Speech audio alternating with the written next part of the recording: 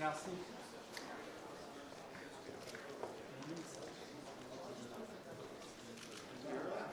Is that your camera? Can I get it here? Am I going to be annoyed? Just like a couple minutes? Just to have one. Hey, how are you?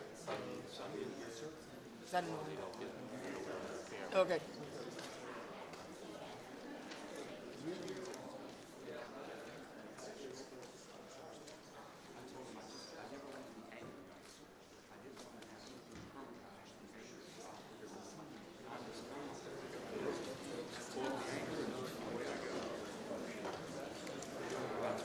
Come on.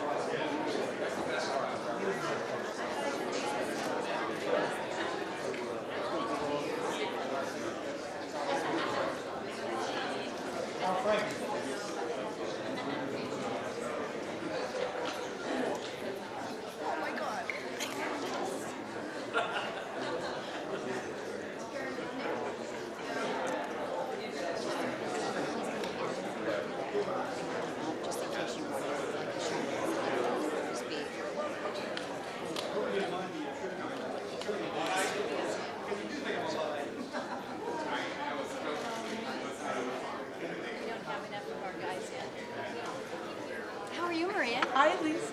Nice to see you. Welcome. Thank you so much.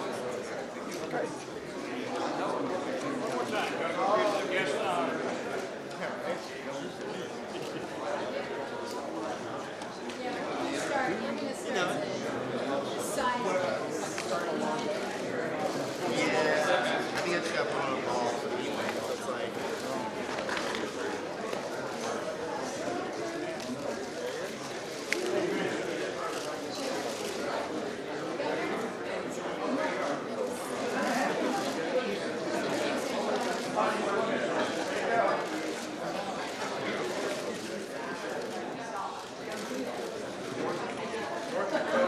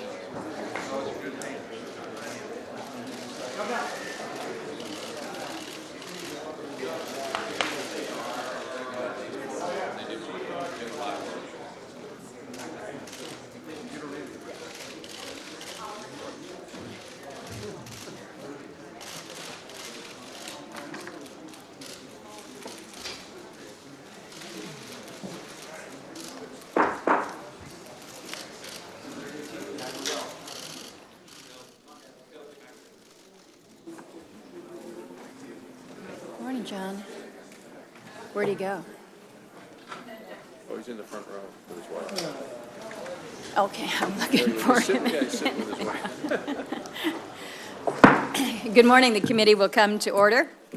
I'd like to welcome you all to our second cabinet level confirmation hearing of this inaugural week. I'd like to start by thanking Senator Cornyn, our senior senator from Texas, for being here to speak on behalf of our nominee. It's always good to have you before the committee. And also our fellow committee member, Senator Manchin from West Virginia, is prepared to also offer introductory remarks for our nominee. Governor Perry, I would like to extend a warm welcome to you and to your family. Know that I appreciate your desire to serve, your willingness to become our next Secretary of Energy. I've enjoyed the meeting that we had together, learning more about your leadership as governor of the state of Texas, including your accomplishments in the area of energy and environment. I'm going to withhold this morning in any reference to Texas size versus Alaska size. We've had that discussion. You won. And I won, yes. But in all seriousness, we know that you are seeking to lead the Department of Energy at both an interesting time and a critical time. DOE has helped make our nation a global leader in research and development by supporting basic research, by encouraging scientific exploration and fostering innovation. And at the heart of these efforts are scientific research funded by the department and the 17 national laboratories that employ the department's greatest asset, and that asset, of course, is the scientists who dedicate not just their careers, but in so many cases, they dedicate their lives to solving some of the toughest challenges that face our nation and really face the world. I'm hopeful that if you are confirmed, Governor Perry, you will take a broad view of the importance of basic scientific research and continue to pursue the significant benefits that will result from it. Done right and in a disciplined manner, a good set of innovation policies will provide us with more energy, reduce the amount of energy that we use, and lower the costs that we pay for energy.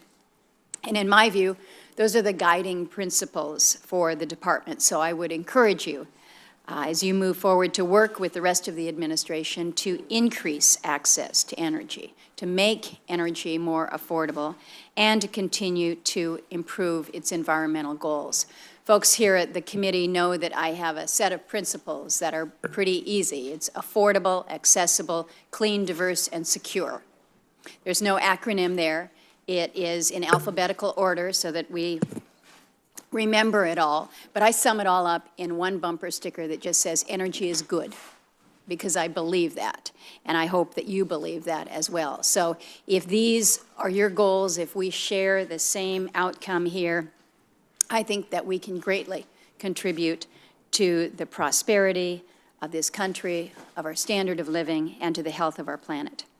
I would also encourage you to ensure that the Department of Energy steps up and becomes an advocate for energy supply within the councils of our government. It seems that in these past years, we've seen other agencies that have been successful in taking resources off the table, regardless of the long-term consequences for the American people.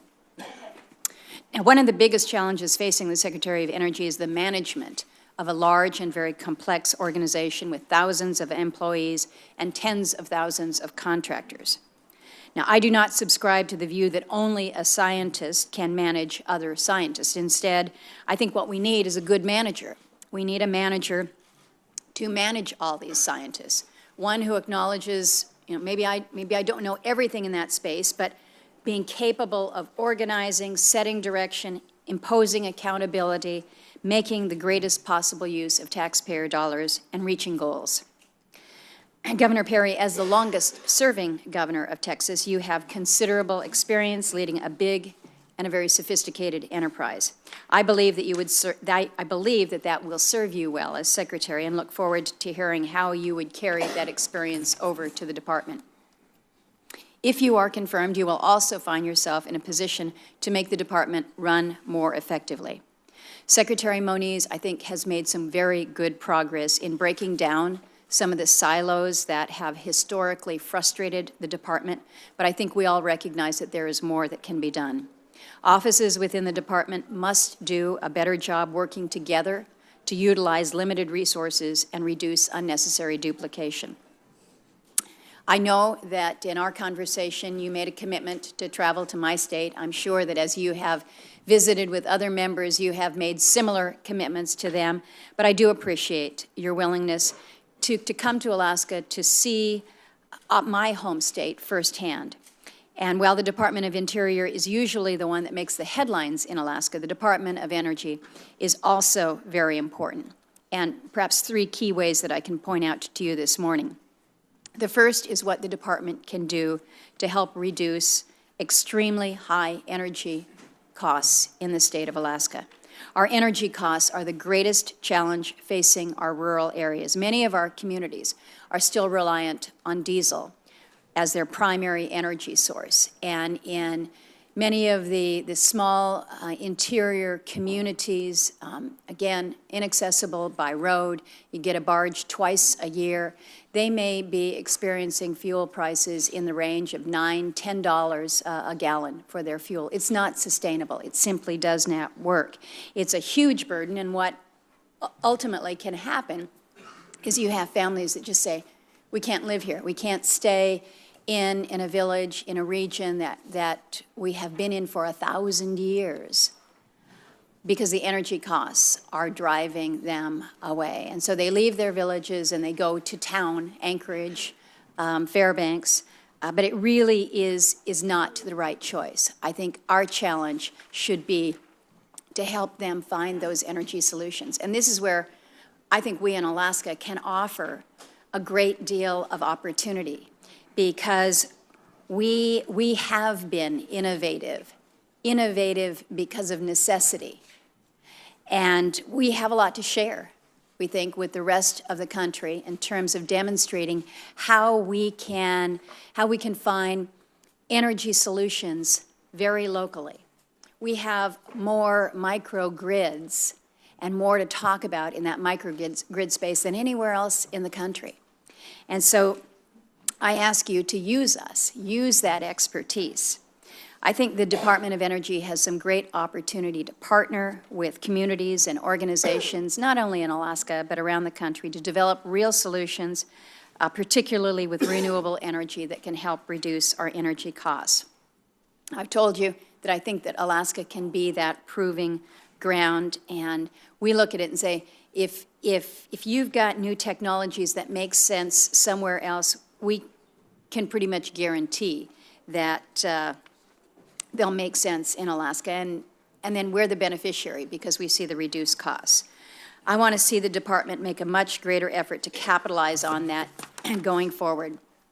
The second way the department can work with Alaska is to help us bring our stranded natural gas to market.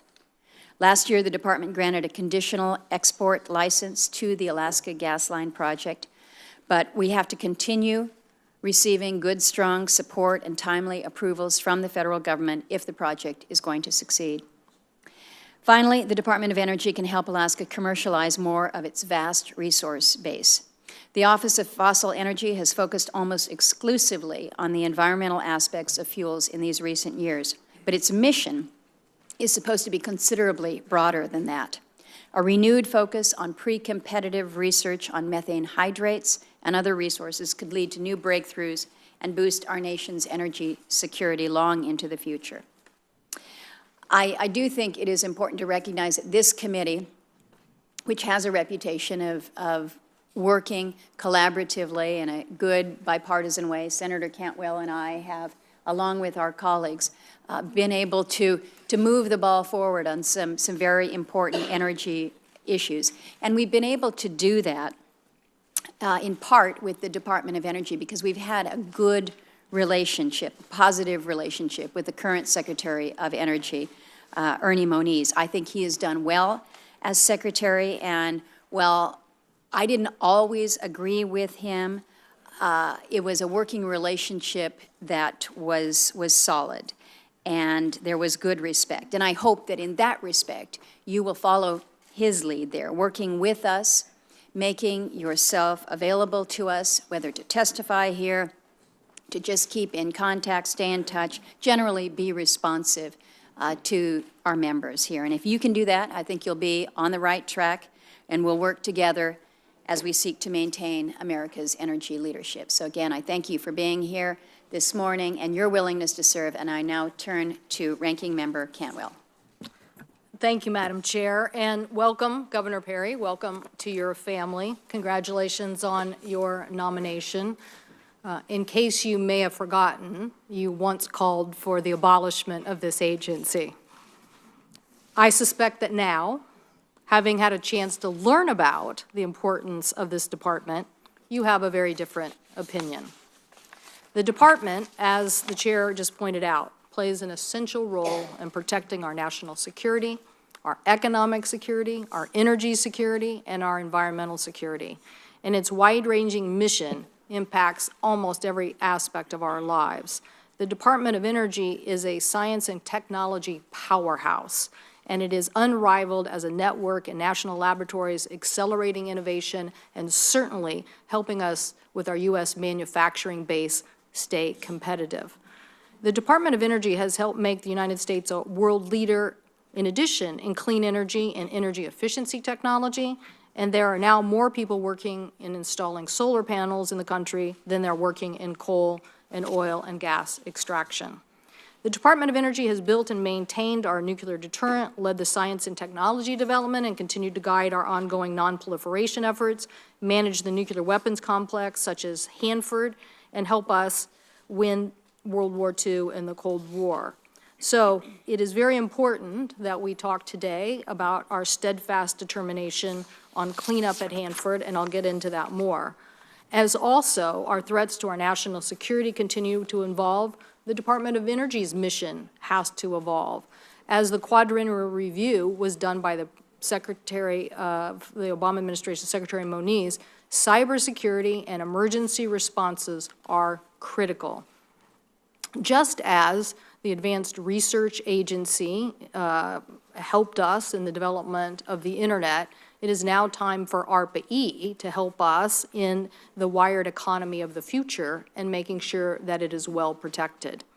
It will be the job of the next Energy Secretary to be a good overseer of these enterprises, to maintain the achievements of the past 40 years and help the U.S. in its increasing competitive global marketplace on clean energy technologies and protect the grid from these growing threats of cybersecurity.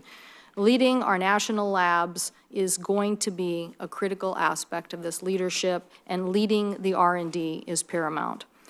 It is our job today to consider how well you will do that job. So like many of my colleagues, I am deeply concerned the things that you have said in the past about climate science, and we will get into that in more detail. I believe it is the consensus of the scientific community that climate change is real, that it is happening now, and it is due to human activity.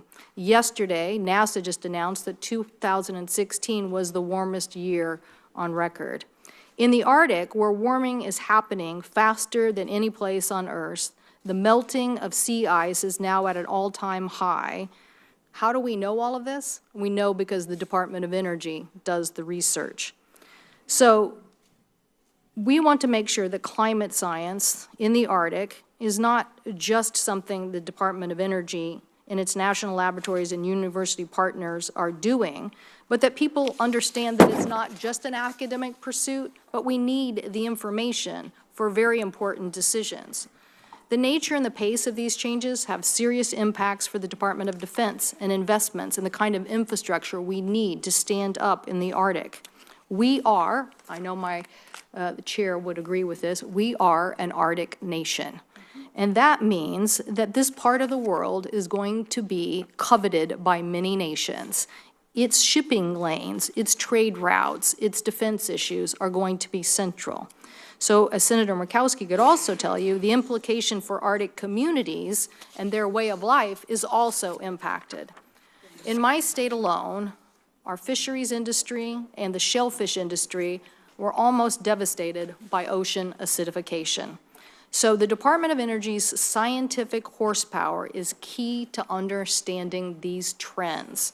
So I hope that you can understand that there is widespread anxiety about President-elect Trump's intention to dismantle scientific capabilities or simply just starve these resources. We hope that you, Governor Perry, will be someone who understands and believes in the science mission of this agency and will lead it to the best of your abilities. Mission innovation, which is the priority of this agency in continuing to move forward on renewable energy, is also critically important. Almost 2 million Americans work in energy efficiency alone, driving double-digit savings to consumers by these advancements. Our quadrennial review estimates that we need 1.5 million new energy jobs by 2030, which will be grid modernization and clean energy related. So what we have seen through the innovation that has happened through Sandia, NREL, Lawrence Berkeley, many University of Washington, many private sector individuals is that the cost of utility solar has dropped 64% since 2008, which has caused solar energy last year to lead all forms of energy and new capacity installation in the U.S. We have seen energy efficiency in buildings give back billions to consumers in savings. More than 115,000 electric vehicles were sold in 2015, doubling the amount of 2012. And the DOE's EERE office helped bring down the cost of EVs through better research on battery technologies. So all of these energy innovations rely on the important investments that are made by the Department of Energy and the labs that support them. So the choice before us, in my opinion, Governor Perry, is pretty clear. The Trump administration can either cling to the fossil fuel industry of the past or continue to lead on the innovations that are going to be the lead technologies in the world and put the U.S. at a clear leadership position. I hope that you will understand that these missions are so important. Along with that is also the mission of nuclear waste cleanup, which is between 10 and 15% of the agency's budget.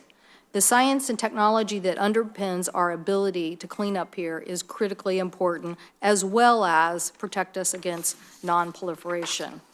And as I mentioned earlier, the quadrennial review could not be more clear on the urgency of cybersecurity. In light of recent revelations about Russian hacking, the Secretary of Energy needs to take very seriously the threats to this nation in our electricity grid. We are becoming more and more and more a wired economy. My constituents spend night and days developing new technologies.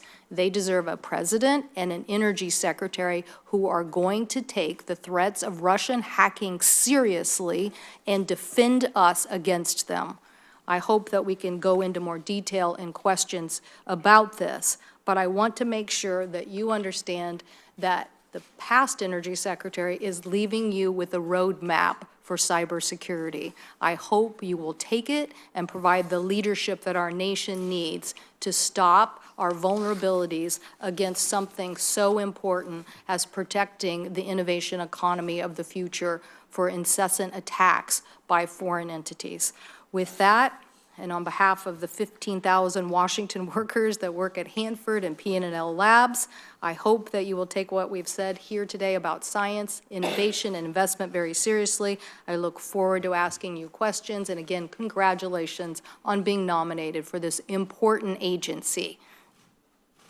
Thank you. Thank you, Senator Cantwell. At this time, we will ask Senator Cornyn to provide his introduction of the nominee, and when Senator Cornyn has completed his comments, we'll turn to you, Senator Manchin, and then we will proceed to hear from Governor Perry.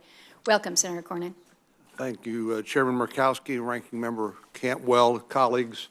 Thank you for holding this hearing to consider the nomination of my friend, Governor Rick Perry, to be Secretary of the Department of Energy and allowing me the opportunity of introducing him.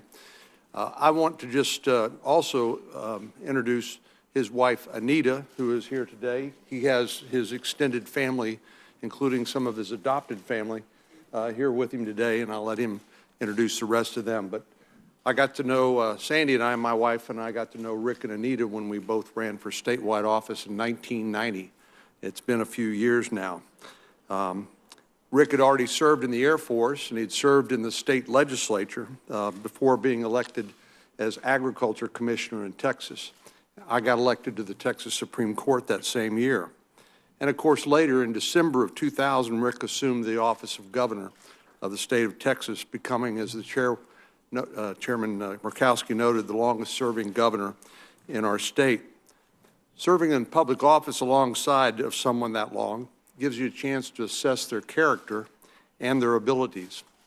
I'm here to say that I know Governor Perry to be a tremendous leader of the highest caliber and a dedicated public servant who is committed to working on behalf of the people of Texas and now on behalf of the nation. Rick Perry is not a status quo kind of guy. He's a leader. He's an innovator. Texans are, by nature, practical people looking for solutions to problems. And Rick has led in that spirit, and I believe the results in our state speak for themselves. We've been blessed by the leadership of Governor Perry. During his tenure, the state thrived, even as much of the rest of the country languished. Texas not only added almost 2 million jobs during his time in office, but was responsible for the lion's share of all job growth across the nation from 2007 to 2014. It's really a remarkable statistic. While he was governor, Texas also became the top exporting state in the country, a title we've held for more than 14 years in a row now. The crime rate dropped, and thousands of miles of highway lanes were added to our roadways. In other words, under Governor Perry's watch, Texas flourished, and he helped give Texans everywhere even more to brag about. But the real measure of a leader is tested in times of hardship and trial. Though massive wildfires in places like Bastrop, to major hurricanes along our Gulf Coast, to the tragic explosion in West Texas fertilizer plant a few years ago, every time Governor Perry demonstrated that he was able to rise to the occasion, make tough decisions, and meet the challenge placed in front of him. And on top of all of these accomplishments, Rick Perry also has a proven track record of success when it comes to the Texas energy landscape, not an insignificant part of our economy. Many associate Texas with the oil and gas industry, and that would be fair. But during Rick's time in Austin, he championed an all-of-the-above energy strategy. Really, an all-of-the-above energy strategy. It wasn't just rhetoric. It revolutionized production in our state and led to more efficient energy use, more jobs, and more innovation.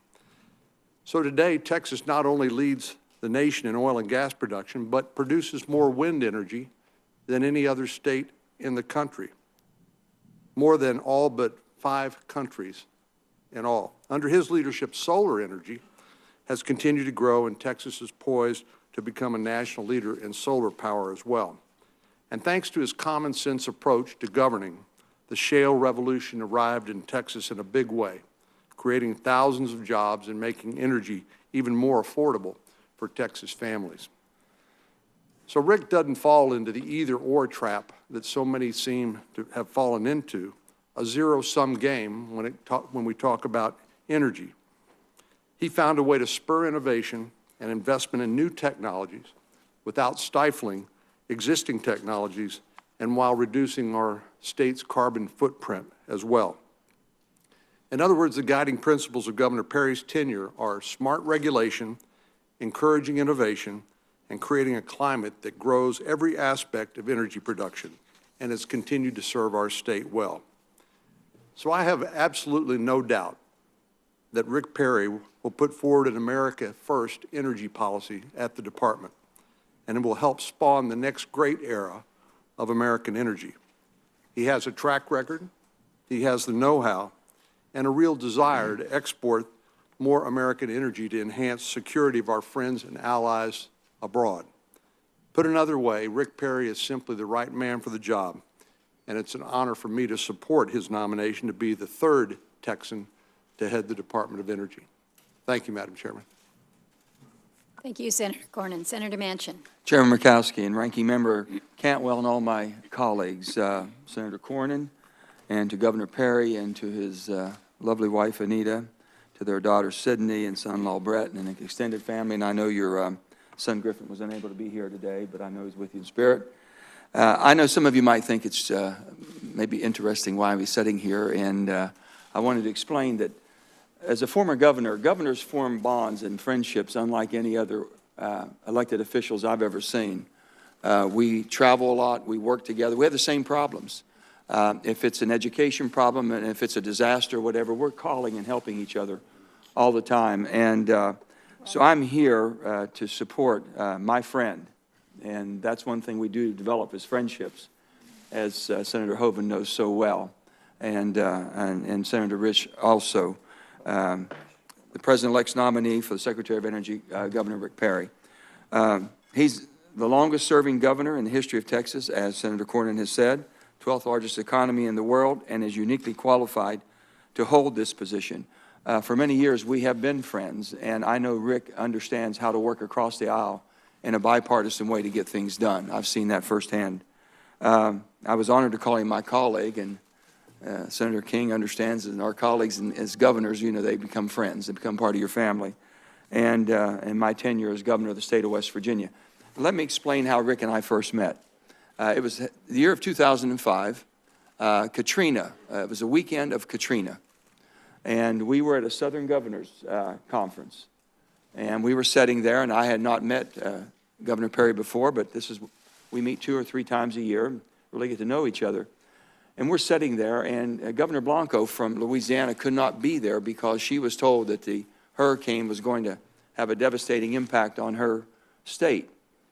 So Rick and I were, that weekend, we're talking back and forth, and we're watching the weather reports and what was going to happen, and, you know, different precautions as governors you want to take to protect all of your citizens, to keep them out of harm's way the best you can. I'll never forget the last day we were leaving. Rick had to get back. I had to get back to West Virginia. Rick was going back to Texas. And I said, Rick, do you think the hurricane what have you heard? Is it going to affect you? He said, Joe, he said, I just talked to our people in Texas, and we think we're going to be spared. We're going to be missed by this hurricane. And it was a blessing. Well, lo and behold, within the next week, did Rick ever have a wide awakening? Because then, with the devastation that hit, over 250,000 people, I think, moved in immediately to Texas. Texas got overwhelmed at that time, and they didn't have the support. And we were waiting for someone to kind of direct us. Well, as governors, we took our own initiative. We are all commanders-in-chief of our National Guard. And I said, Rick, what can we do? He says, I need some help here. We sent C-130s. We sent over 1,200 soldiers to help him, to move in supplies, to help FEMA move supplies, to help move people out because they had nowhere to go. And we moved them into West Virginia, and it was just a collaboration of how government should work and how we all should be working together. So I watched him under that and really tough situation. People were depending on Rick to step to the table, and he did. He took care of them, never missed a beat. And we all reached out to help each other. So throughout those challenging times, Governor Perry's resourcefulness and managerial skills was on display. Someone says, are you ready for these jobs? Well, no one gave us a manual when we became governor. We didn't know everything that it entailed. We had to learn while we were there. And I want to tell you one thing, you have to get up to speed quick. Senator Murkowski, I know you know from your family exactly what we're talking about. This is, you know, so I have no doubt that Rick is going to not only do the job, he's going to excel in the job. That is evident in Rick's achievements in diversifying the Texas energy portfolio, which is remarkable as the #1 producer of crude oil and natural gas in the nation. The state of Texas has done a heavy lifting like West Virginia and so many of your states. People don't ask for much. They'll go and do the heavy work, and they'll continue to provide for this country and make us the superpower that we are with the greatest economy in the world.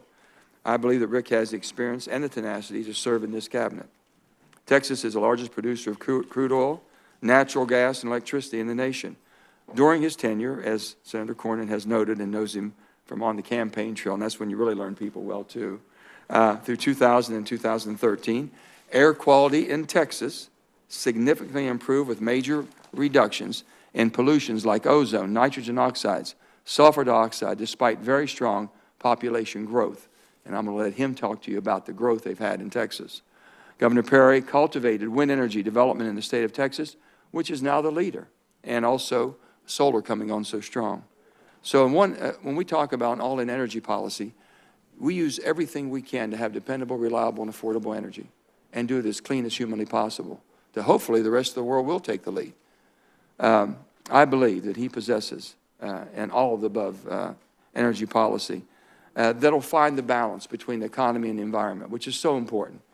I don't need to tell any of you all sitting there and working with you every day, finding that balance is very difficult, but we try. I believe that Rick will be someone that will work with you. We enjoyed very much Secretary Ernie Moniz, just a great man, and he worked across the aisle very well. I think you're going to find that reassurance from Rick Perry. I look forward to Rick serving. I think he's going to do a great job for not only the Department of Energy, but for all of us in America. So with that, I'm proud to support my friend, my colleague, Rick Perry. Thank you, Senator Manchin. We appreciate it. Appreciate the comments of both of you, gentlemen. Thank you for providing this introduction for Governor Perry. And now at this time, I would ask you, Governor Perry, to please come forward.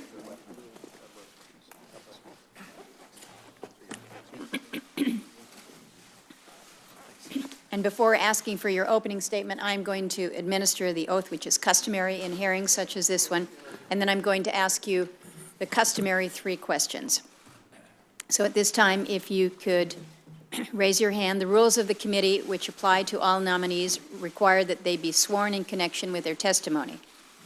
Raising your right hand, do you solemnly swear that the testimony you are about to give to the Senate Committee on Energy and Natural Resources shall be the truth, the whole truth, and nothing but the truth? I do. You may go ahead and be seated. Before you begin your statement, I'm going to ask you 3 questions addressed to each nominee before this committee. The first is, will you be available to appear before this committee and other congressional committees to represent departmental positions and respond to issues of concern to the Congress? I will, Senator. And are you aware of any personal holdings, investments, or interests that could constitute a conflict or create an appearance of such a conflict should you be confirmed and assume the office to which you will be nominated by the President? And are you involved or do you have any assets held in blind trusts? I do not, Senator. Then thank you, Governor Perry. You may proceed with your statement. Is your mic not on? Thank you, sir. Thank you. Already the committee is being wonderfully helpful and supportive here. And I have found nothing but that during my time in each of your offices, so I want to thank you for your hospitality. But Madam Chairwoman Murkowski and I want to say to each of you my great thanks. Ranking Member Cantwell, thank you for your wisdom, your interaction. All the distinguished members of this committee, thank you for allowing me to come in and share with you, to let me listen to your concerns. It's a real honor for me to be here, to be President-elect Trump's nominee for the Secretary of Energy. As I said, this process has been extremely informative and beneficial for me. The individual discussions that we've had in your offices and in some cases over the phone afterwards have been most important. And I will suggest to you the most important aspect of this process for me. I especially want to thank Senator Murkowski, Senator Cantwell again. You both spoke passionately and very frankly about the priorities of this country and for the things that affect energy policy. You may be from different political parties, but as I noted during those meetings, what you have in common, and both of you talked passionately about energy development, about the safety, about the reliability of nuclear stockpile, the vital role of our national labs. critical importance of grid security, unique situations in each of your states. And I might add, both of them talk very passionately about those issues without the benefit of notes. You know well the challenges and the issues that are going to be facing the Secretary of Energy if I'm confirmed. Obviously, I look forward to working with each one of you. Before I go further, I want to recognize an individual that's already been recognized, but I want to add my very strong love and support to an individual that's been my greatest advocate, and a person who's been with me every step of the way since a piano recital, Senator Franken, back in the late 1950s. You didn't know I was a pianist. I wanted to bring that to your attention, sir. And that's obviously my wife, Anita. We've had quite a journey. I grew up on a dryland cotton farm 16 miles from the closest place that had a post office, and a house that had just received electrification, received power from the Rural Electrification Agency, all the way to today, as I'm being considered as the Secretary of Energy. With us today is also one of our pride and joys. That's our daughter, and her new husband, a naval officer, Brett Harrison. I arrive at this appointment with 3 decades of experience in elected office. I was a state representative. I was the agriculture commissioner. I was a lieutenant governor, and for 14 years, the governor of the state of Texas. And during my 3.5 terms as governor, a state that created 2.2 million jobs, we added more people to our population rolls than any other state during that period of time. If it were a standalone country, it would be the 12th largest economy in the world. We're also the nation's leading energy producing state, not just in terms of oil and gas, as Senator Cornyn shared with you, but also wind energy. I have firsthand experience with the shale energy boom that revolutionized American energy with the state-led cleanup efforts to improve our environment as well. As governor, I also learned that the management skills that you gain, as Senator Manchin shared with you, Senator King, you certainly know this, and Senator Hoven as well, of being a governor. I have the executive experience necessary for leading an organization as large as the Department of Energy. From this experience, I learned how important energy is to the American economy and the great responsibility that we have to take care of what we've been given to protect our citizens. I'm also, or I should say, if I'm so fortunate as to be confirmed, this experience will inform my priorities at the department. I'm committed to keeping Americans safe. Nuclear security is the largest portion of the Department of Energy's portfolio, its budget, if you will. I'll be focused on continuing to protect and modernize the nation's nuclear stockpile. As a former Air Force pilot during the days of the Cold War, I understand the deterrent value of our nuclear weapons system and the vital role that they play in keeping the peace. Another aspect of security is ensuring the reliability of our electric grid against cybersecurity attacks. I'm committed to undertaking enhanced security measures where necessary and assisting with recovery efforts if those are required so that Americans can depend on a stable source of power. I'll draw upon my years of experience as governor of a coastal state in organizing emergency response personnel to handle disasters effectively and efficiently. If confirmed, I will advocate and promote energy in all forms, and that certainly includes our renewables. America's been blessed with vast natural resources and the technology to utilize them. I'm committed to helping provide stable, reliable, affordable, and secure sources of American energy. And America First energy strategy is important to create jobs and to grow the economy. I'm a major proponent of maintaining American leadership in the area of scientific inquiry. I support the academic and the government mission of basic research, even when you may not see the results of that for a generation. Our scientists and our labs are the envy of the world. I look forward to visiting those labs this year, and if confirmed, learning even more about the unique work that they do. I have a strong record of aggressively courting leading scientific minds to bring innovation and job creation to my home state. Furthermore, I understand and am committed to the vital role of the Department of Energy that it maintains in environmental cleanup, specifically cleaning up nuclear waste that is the legacy of the Cold War. I have experience of dealing with the difficult challenges of transporting and storing low-level waste in my home state of Texas. I know this is a daunting task. You got 35 states that temporarily are housing waste from various nuclear programs.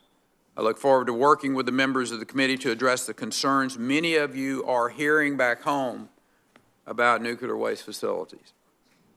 In summary, I'm committed to modernizing our nuclear stockpile, promoting and developing American energy in all forms, advancing the department's critical science and technology mission, and carefully disposing of nuclear waste. Madam Chair, if I may, in my just limited time I have left, I have a couple of other issues that I'd like to touch upon. I have learned a great deal about the important work being done every day by the outstanding men and women of the Department of Energy. I've spoken several times to Secretary Moniz about the operation. I've spoken to his predecessors. And if confirmed, my desire is to lead this agency in a thoughtful manner, surrounding myself with the expertise on the core functions of the department. My past statements, made over 5 years ago about abolishing the Department of Energy, do not reflect my current thinking. In fact, after being briefed on so many of the vital functions of the Department of Energy, I regret recommending its elimination. If confirmed, I will enter this role excited and passionate about advocating and advancing the core missions of the DOE, drawing greater attention to the vital role played by the agency and the hard-working men and women who dedicate themselves in pursuit of these missions. Second, let me speak to the issue of climate change. I believe the climate is changing. I believe some of it is naturally occurring, but some of it is caused by man-made activity. The question is how we address it in a thoughtful way that doesn't compromise economic growth. It affects the affordability of energy or American jobs. In Texas, we've got a record of taking action to address environmental challenges, including climate change. And despite this fast-growing population, and I might add one of the largest petrochemical refining industries in the world, we saw our climate and our air improve during that period of time. We reduced carbon output by 17%, sulfur dioxide by 56%, nitrogen oxide by 66%. We decommissioned 137 of these older, dirty, burning plants, Senator. I mean, we did it by using incentives to move to new technology and clean technology, such as clean coal and carbon capture and underground storage. In Houston, there's $1 billion Petronova plant that's going to be opening soon using carbon capture sequestration. We're also using that carbon that's then injected into wells for secondary and tertiary recovery operations. I signed a law into place to retrofit some 15,000 engines under the Texas Emissions Reduction Plan. and we provided incentives for energy and efficiencies. Our willingness to develop natural gas and tap shale formations have helped not only Texas reduce its carbon footprint, but other states and Mexico as well. But we truly advocated an all-of-the-above strategy, reducing carbon emissions not just through development of cleaner fossil fuels, but through the development of renewable resources as well. During my time as governor, Texas took the national lead in wind energy development, now produces more wind, as Senator Cornyn reminded you of, than 5 countries. When it comes to climate change, I'm committed to making decisions based on sound science that also take into account the economic impact. We need an energy policy for the 21st century that is focused on promoting American energy in all forms. I am committed to working with this committee and the incoming administration to do just that. Senators, this is an historic time for America and for the energy sector, and I would be honored to be a part of that. Thank you. Thank you, Governor Perry. And I appreciate that you addressed, I know, at least 2 matters of concern based on statements that you had made previously, and I'm sure that there will be further questions directed to that. But I do think it's also very important to recognize the work that has gone forward within the state of Texas as you have worked to not only embrace a growing population, provide for jobs and economic opportunity, but at the same time working to address the issue of emissions and how you can bring on additional energy sources, both the traditional and our renewables. So I think it's a good story and a story worth repeating. I want to focus my first round of questions on some Alaska-specific issues and appreciate your attention to them. Senator Cantwell mentioned that I am oft heard stating that America is an Arctic nation, and we are an Arctic nation because of where Alaska sits, and we are proud that we are an Arctic nation. We have been, we've been struggling a little bit because there are some who I think view the Arctic as something in isolation, something that is frozen in time, almost a snow globe that should sit on the shelf and we just shouldn't touch it. But as Senator King knows, as the co-chairman of the Arctic Caucus with me, it is a very, very dynamic part of the world and a very dynamic part of our country. But understanding what is happening in the Arctic is imperative. Knowing the science, understanding the science is an imperative, and we see much of this come out of the Department of Energy. We also recognize that there are incredible resources in the Arctic, certainly that could enhance this country's energy production if we are able to access them. So the commitment that I am seeking from you today is one where you would agree to work with me as well as the people of Alaska and really the country as an Arctic nation to bring industry, to bring science, to bring our local communities together to ensure that the U.S. can continue to be a leader in the Arctic as it relates to our energy production, as it relates to our science, as it relates to understanding all that is in front of us as an Arctic nation. Senator, you have my commitment. Senator, you have my commitment, as do the members of the committee, to focus on the development of various regions. Obviously, you and I had a very lengthy conversation about the challenges that Alaska and the Native Alaskans face from the standpoint of both the economic impact, the environmental impact. It is a unique area of our country. The times I have visited there and the times that I will visit in the future will help develop even better an understanding of the not only the challenges but the opportunities. And I look at this position, if I'm so fortunate to be confirmed as Secretary of Energy, to not only use the agency and the vast the brilliance of our national labs. One of the things since 2012 in particular, when I started spending time understanding our national labs, Texas A&M University, which is in my home state, was brought into a competition to operate Sandia Labs. At that particular point in time, I steeped myself in really finding out about these laboratories and the men and women that are in those laboratories, the extraordinary individuals, the technology side and the science side of the Department of Energy.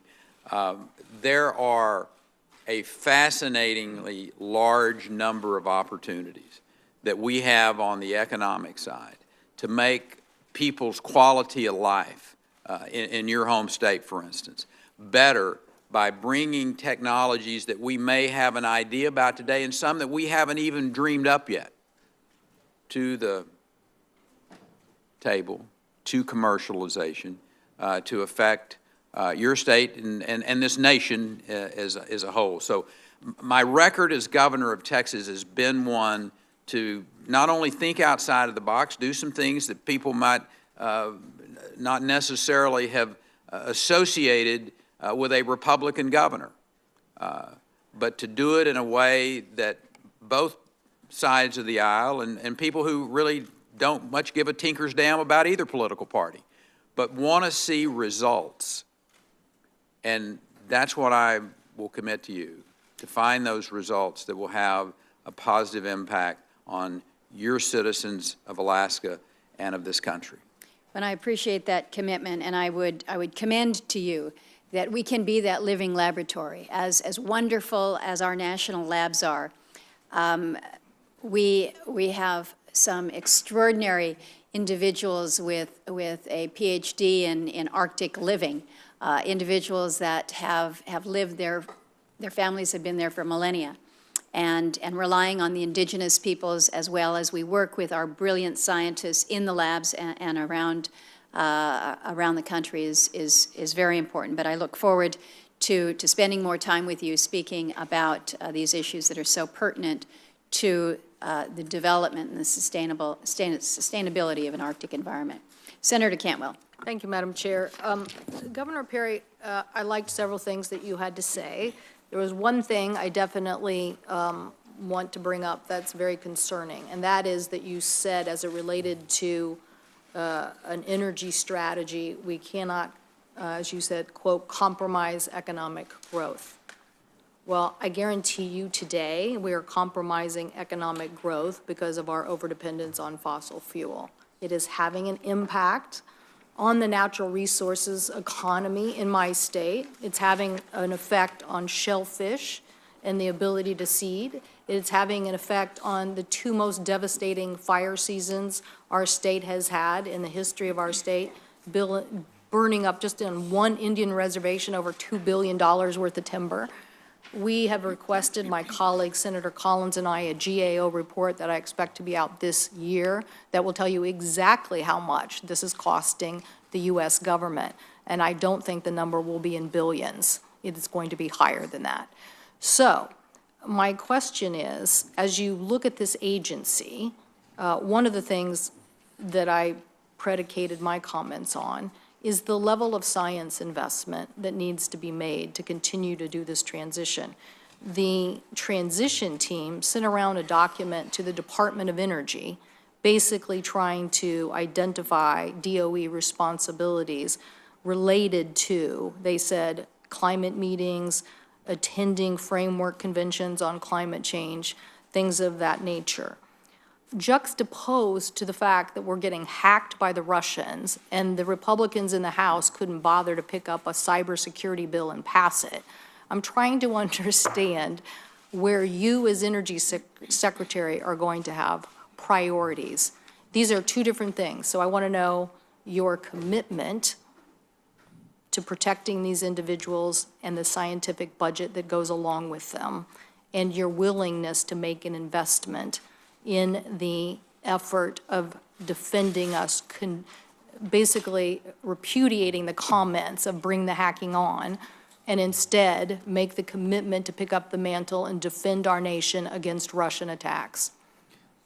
Senator, that questionnaire that you reference went out before I was ever selected as the nominee to sit before this committee.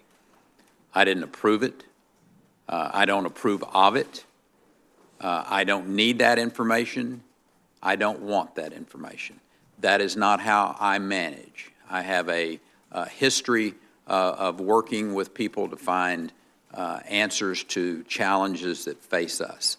My commitment to you and the members of this committee is to obviously not only reach across political aisles, but also to work with the men and women who I have an extraordinary amount of respect for at the Department of Energy, to find the solutions to these many challenges that we have, whether they're on the environment, whether they're economically focused, or otherwise.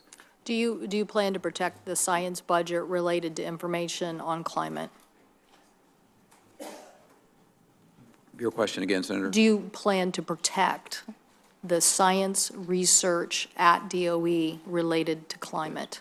I'm going to protect all of the science related to whether it's to the climate or to the other aspects of what we're going to be doing. You ask about cyber, and I will suggest to you DOE has a massive role to play in that.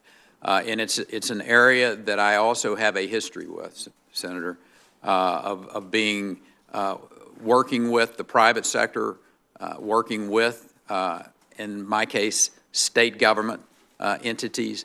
But the DOE will allow me to go to a new level, if you will, of engagement to find the ways to protect. And I'll be honest with you, Senator, I don't care who it is, what players, whether it's a formal state or whether it is a group that is loosely associated, that if they are trying to penetrate into Americans' lives, whether it's private citizens or whether it's at the highest levels of our government, you will see me engaged in activities at the Department of Energy, working across agencies for that matter, working with the DOD at DARPA and our ARPA-E, with ARPA-I, all of those different agencies. I feel very comfortable that we have in our scientific laboratories, in our private sector operations, in the fertile minds of the men and women at the Department of Energy and the scientific side in particular, the technology and the ability to stop the cyber snooping, or for that matter, the intentions to do harm to Americans by penetrating into our electric grids, for instance. Yeah, my time has expired, but just to clarify, you will protect the scientists and the science budget related to climate? Senator, I am going to protect the men and women of the scientific community from anyone that would attack them, no matter what their reason may be at the Department of Energy. Thank you. Senator Hoeven, and you will be followed by Senator Heinrich. Thank you, Madam Chairman. Governor Perry, great to see you. Thanks for your willingness to serve, and to Anita and your whole family, great to see you. And, of course, you're part of that service as well. So thanks so much, and welcome. You know, I appreciate in your opening statement you talked about all the different types of energy that are produced in Texas, because we need an all-of-the-above energy policy for our country. We need one that is focused on empowering states rather than a federal one-size-fits-all, and I know that you understand that. I also appreciate the fact that you brought up that not only are you a leader in Texas in producing fossil fuels like oil and gas and coal, but you're also a leader in renewable energy. And my state, actually, we produce 1 million barrels of oil a day. We're second only to Texas in oil production. But we also produce wind and biofuels and other renewables. And you talked about that. And I want to commend you on that. And I want to bring up something we talked about when you came in to see me, and that is that technology really is the way forward as we develop all these sources of energy, not only to produce more energy more cost effectively and more dependably, but also with better environmental stewardship. And you talked about Petra Nova, a project you're working on to capture and sequester CO2. We have a project, the Great Plains Synfuel Plant, where we take lignite coal, same coal you work with in Texas. We produce synthetic natural gas with that coal. We capture the CO2 and we put it in the oil fields for secondary oil recovery. We want to do more of that. And I know you understand it, and that's why I've asked you to come to North Dakota to see our Energy Environmental Research Center, to see the Bakken, and you talked about the shale play, the new technology there. But we have projects to capture CO2, clean coal technology, on both the front end, called alum cycle. Petra Nova is an example of that. And Project Tundra to retrofit plants as well. We need you to come out there and help us continue to develop and commercialize that technology. And I'm asking you for your commitment to do that, because it's something that doesn't just benefit our states, it benefits our country. And beyond that, as other countries develop this technology, it really is a global type of solution. So talk about that for a minute and your commitment to help make that happen. Senator, thank you. You do have my commitment to not only continue to work on those technologies to be commercialized, and I will come to your home state at the first possible moment. I think I'm going to be spending a lot of time traveling to your states over the course of the next. Well, how about West Virginia? Any chance you'd be going to West Virginia? I just wondering. I think West Virginia thought I was an honorary citizen over there for a while over the last few years. I've been to Morgantown lots of times. So, but back to your salient point, Senator. I'm a big believer that one of the reasons that we have a responsibility to fund our basic research, and a lot of times we don't know what the outcome of that's going to be. We hope we know how it's going to turn out, but Senator Reich, it may be a generation down the road on basic research. But with our applied research, we have a lot better idea about how it reaches fruition, how it can be commercialized. I saw that as the governor of Texas. We helped create a fund, and again, I don't get confused about the difference between federal government and state government. You and I are both strong supporters of federalism. But my life's experiences are going to affect the way that I operate as the Secretary of Energy if I am confirmed. And one of those happens to be about investing in the technology that can be commercialized to improve people's quality of life. One of the things that Senator Sanders and I talked about in his office was that, you know, someday I hope that he and I and a host of other individuals can stand up together with technology that came out of the Department of Energy that we're able to sell to the Chinese to start making the environment in China better. I mean, that's the potential that's there. My home state and your home state were virtually changed in a life-changing way with hydraulic fracturing. And that technology had its genesis at the Department of Energy. So the concept of using that agency, whether it's on cybersecurity, whether it's on new ways to use the natural resources that we have, and the management of that. I mean, one of the things that I bring to you is my 14 years of managing that 12th largest economy in the world from the standpoint of efficiently and effectively putting programs into place and seeing a result of that action. And that's my commitment, Senator, is that on a daily basis, I will have men and women who I trust, who have the expertise and have the authority to be able to implement these programs that can affect the citizens, not just of your state, but hopefully the citizens of this world. Thank you, Governor. I think that's a good description of the opportunity that we have, and I look forward to working with you. Governor, welcome. As I see it, one of the most critical jobs at DOE is the administrator of the National Nuclear Safety Administration.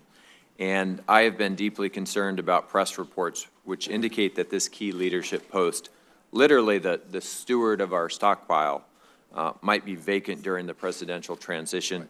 Has the question of interim leadership at NNSA been resolved?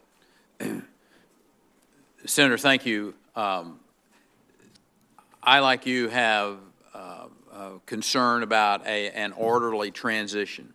The nuclear stockpile in our country is a bit different than almost anything else that's out there.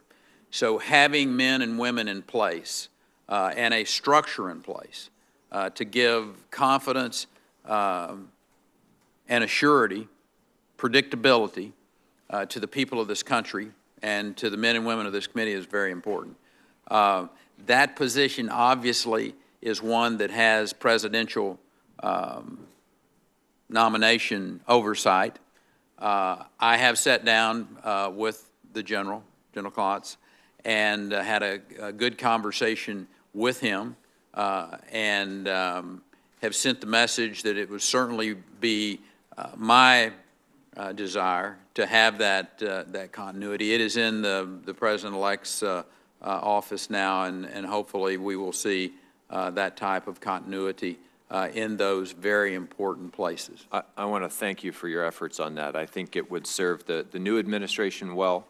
We have about 25 hours and 20 minutes to figure this thing out. And NNSA, other than, unlike other agencies, because of the way the law was written by my predecessor, Senator Pete Domenici, you have to appoint those positions from people who have served 90 of the last 365 days. So the pool is limited, and I think, you know, we all want to see DOE succeed. We all want to see NNSA succeed. Yes, sir. So thank you for your efforts on that.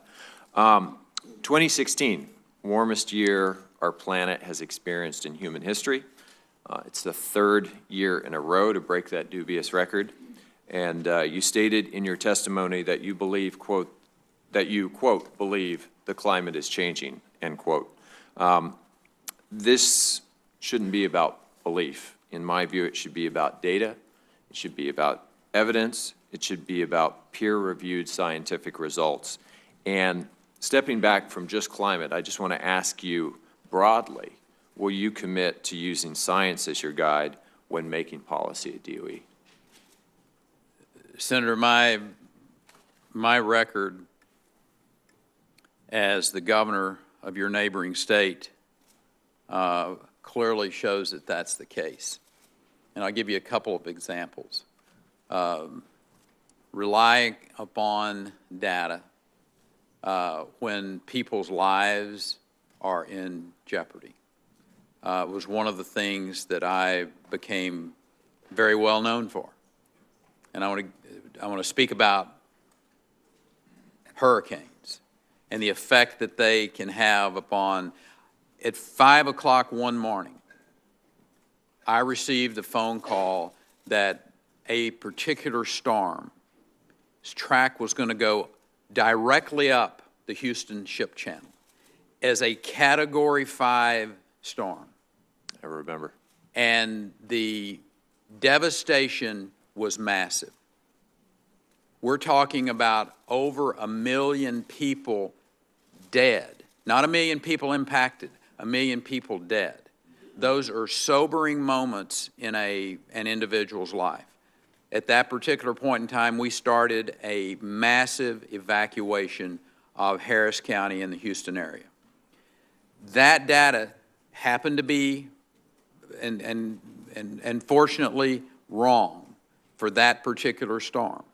But the point is, I made decisions based on the most sound science that I could find. I want to thank you, and I know the chair is going to cut me off if I don't use my time wisely here, but I want to say on behalf of the nearly 25,000 New Mexicans who work at Sandia and Los Alamos, who work at WIP, at NNSA and DOE, I want to thank you for your statement as well of regret for calling for the elimination of DOE.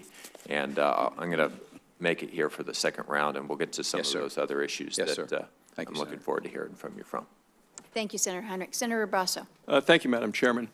Governor Perry, congratulations again. Thanks so much for coming to visit and listening to my concerns about the department. I'd like to ask you about the department's so-called barters or transfers that we talked about of excess uranium, which is certainly a component within the Department of Energy. These are the transactions in which the department trades some of its excess uranium for services that then the department gets for contractors, and we've seen a lot of this under the Obama administration. The department uses this uranium because it refused to ask Congress for the appropriations to pay for the contractors. But in the process, the department has in the past violated a number of federal laws. It's also flooded the market with tens of millions of pounds of uranium. So as a result, the people that are out there producing the uranium in Wyoming, in Texas, and in other states have ended up laying off workers, canceling projects. So, if confirmed, will you consider suspending the department's so-called barters of excess uranium until you can at least review the policy? Senator, I will commit to you that we will follow the law. And as you clearly demonstrated to me in our office, at this particular point in time, there's some real question on whether the law is being followed. I will spend the time becoming very familiar, not only with the law, but the impact that it's happening. You made reference to one of the reasons, from your perspective, that it is happening is because of the budgetary. And again, during my 30 years of public service, both as a young state representative on the Appropriations Committee, and then obviously as the governor of Texas, who had to put forward a budget every 2 years, I understand the budgetary process rather well, and the negotiations that go on, and the prioritization that goes on. So hopefully you will see that type of activity from the Department of Energy from the standpoint of very appropriately engaged budgetary processes where you don't have to see programs that are important to you and the members of this agency being affected because of bad management or because of budgetary negotiations that maybe weren't the smoothest that we would hope for. Well, and I would appreciate if, as part of that commitment, you would meet with the America's uranium producers and essentially come up with a long-term management plan of excess uranium prior to authorizing any additional barters. So Senator, we will work very closely with you and the members of the committee to do just that. Thank you very much. I want to turn to liquefied natural gas, LNG. We talked about that, certainly a lot of it from Wyoming, a lot with Texas. Since 2010, the department's permitting process for LNG exports has been, I would say, unpredictable. Last Congress, some of us here on this committee, in a bipartisan way, including Senator Heinrich, who was just asking questions, he and I and others introduced legislation to expedite the department's permitting process. This committee, the entire Senate, passed our legislation, overwhelming bipartisan support. The House passed a nearly identical piece of legislation with bipartisan support. So if confirmed, will you commit to acting on the pending LNG export applications, because they're all piled up there, and do it in a timely manner? Senator, I will follow the laws. I will follow the clear instruction that I see as Congress goes forward. Obviously, working with the administration, my understanding from having conversations with President-elect Trump is that he truly is an all-of-the-above supporter of American energy, and to support, develop, and promote that energy resource, liquefied natural gas being one of those. Well, we are going to reintroduce the legislation, and I would hope that you would work with me and with others in a bipartisan way, so not just to ensure that you, but your successors also, those that come after you, act on LNG export applications in a timely manner, because we have such an abundance of energy, as we've talked in this country. Putin uses energy as a weapon, a geopolitical weapon. We are an energy force in this country, and I believe that we should be acting like the international force that we are with energy. So I could ask your commitment to help with legislation so that your successors would also follow the law. I will be available to work with you on any given day, sir. Thank you. Congratulations again. Thank you, Madam Chairman. Thank you, Senator Brasso. Senator Cortez Masto. Thank you. Governor Perry, congratulations on your nomination. Welcome to you and your family to the committee. And thank you for taking the time to sit with me and talk with me. And I suspect you know what the first question is going to be right out of the gate. So this year, Senator Heller and I introduced the Nuclear Waste Informed Consent Act. And that requires the Secretary of Energy to receive consent from any state considered for a high-level nuclear waste repository before proceeding with development. And in 2011, at the presidential debate in Las Vegas, you came out in favor of consent-based siting in regards to Yucca Mountain, arguing that if Nevadans did not want it, and I will tell you right now, 58% do not want it, then they should not have it, and that the people of Nevada ought to have their final say. Do you still support consent-based siting for Yucca Mountain? Senator, as you know, in 2011, I was a sitting governor, and I made a statement about federalism. I still believe in it strongly. I think it's important for the Secretary of Energy, in my role, if I'm so fortunate as to be confirmed, to have that good working relationship with as many governors as I can, the citizens of those states. I happen to also be a great believer of following the statutes and laws. So if you pass such, not only will I salute it, I will happily salute it.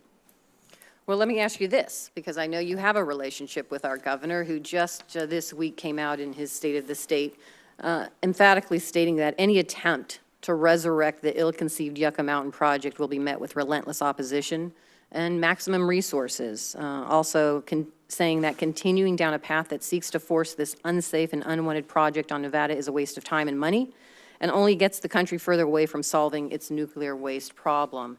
And in fact, on May 8th in 2014 on Meet the Press, you criticized a one-size-fits-all policy out of Washington, D.C.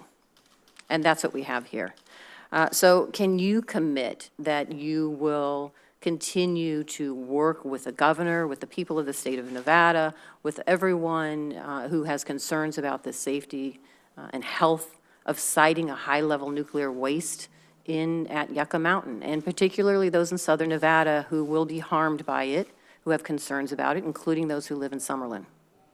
Senator, I am very aware that this is an issue that this country has been flummoxed by for 30 years. And we have spent billions of dollars on this issue.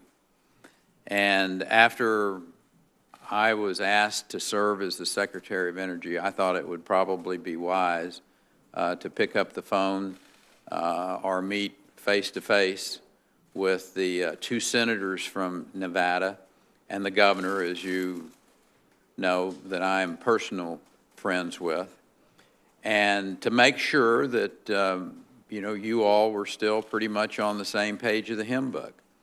And I know it doesn't surprise you at all. You are. And so I respect that position. I understand where you all are coming from. I'm going to work very closely with you and the members of this committee to find the answers to these challenges that we have. And hopefully this is the beginning of seeing real movement, real management of an issue that I think no longer can sit and be used as a political football, one that must be addressed. And I think we can find a solution both in the interim and the long term of our nuclear waste. Well, Governor, and I appreciate your comments, and I'm going to hold you to your word, because here today you said you rely on data when people's lives are at stake, and that you make decisions based on sound science. And I'm hoping in this instance you're going to do the same thing. I know my time is, I'm running out here, but I look forward to another round to ask additional questions, but thank you for your comments. Thank you. Thank you. Senator Cassidy. Hey, Governor, how are you? Fine, Doctor. Listen, this is something that pertains to both our states, and and there's a confluence. We have the Obama administration and Breitbart News on the same page, so I want to ask your opinion on this. There's something in Louisiana called the Lake Charles methanol plant, and the administration just approved some loan guarantees. About half the project is still $1.8 billion, I think, in private capital. And what this does, it takes pet coke, and it takes from the pet coke everything, including carbon dioxide, as opposed to releasing the carbon dioxide into the atmosphere. It catches it, sends it to East Texas for enhanced oil recovery. And using kind of, we know how it works technology, but bringing it to scale. Now, your administration will be taking over, but again, this is something that both the right and the left have seemed to have embraced. Your thoughts on, knowing that you may not know the particulars, but just in concept, the idea that there'd be a loan guarantee that would both create American jobs, but also capture carbon dioxide to enhance oil recovery. Senator, thank you for giving me the opportunity to share with you that I don't know the deep particulars of this. On the surface, it appears to make sense. Your observation that it's both supported by both sides of the aisle would seem to make that a relatively easy decision to continue to go forward with. With that said, I've got that history of investing, working with the members of the legislature in the case of my time as the Texas governor, the speaker, the lieutenant governor, a panel of experts that referred these projects to us for approval or not. And that history, I hope, will give you comfort that I'm a big believer that we have a role to play, both in basic research, obviously, but also in that applied research to bring new technologies, new commercialization, new economic development opportunities to this country. And so you have my commitment to come, take a look at that project, get to know it firsthand. But my instinct is that that's the type of programs that the Department of Energy should be engaged with that have really concrete, successful end results. Let me ask you this, because I'm sorry I was in another hearing. But I understand you've been speaking about Texas's record of both expanding jobs as well as decreasing emissions. One thing my office has been looking at is this direct relationship between worldwide manufacturing moving to China and a worldwide growth in emissions. As one example, since 2004 to 2013, China's share of global manufacturing has risen from 1/12 to 1/4, and they've gone from being the 19th emitter of greenhouse gases to number 1.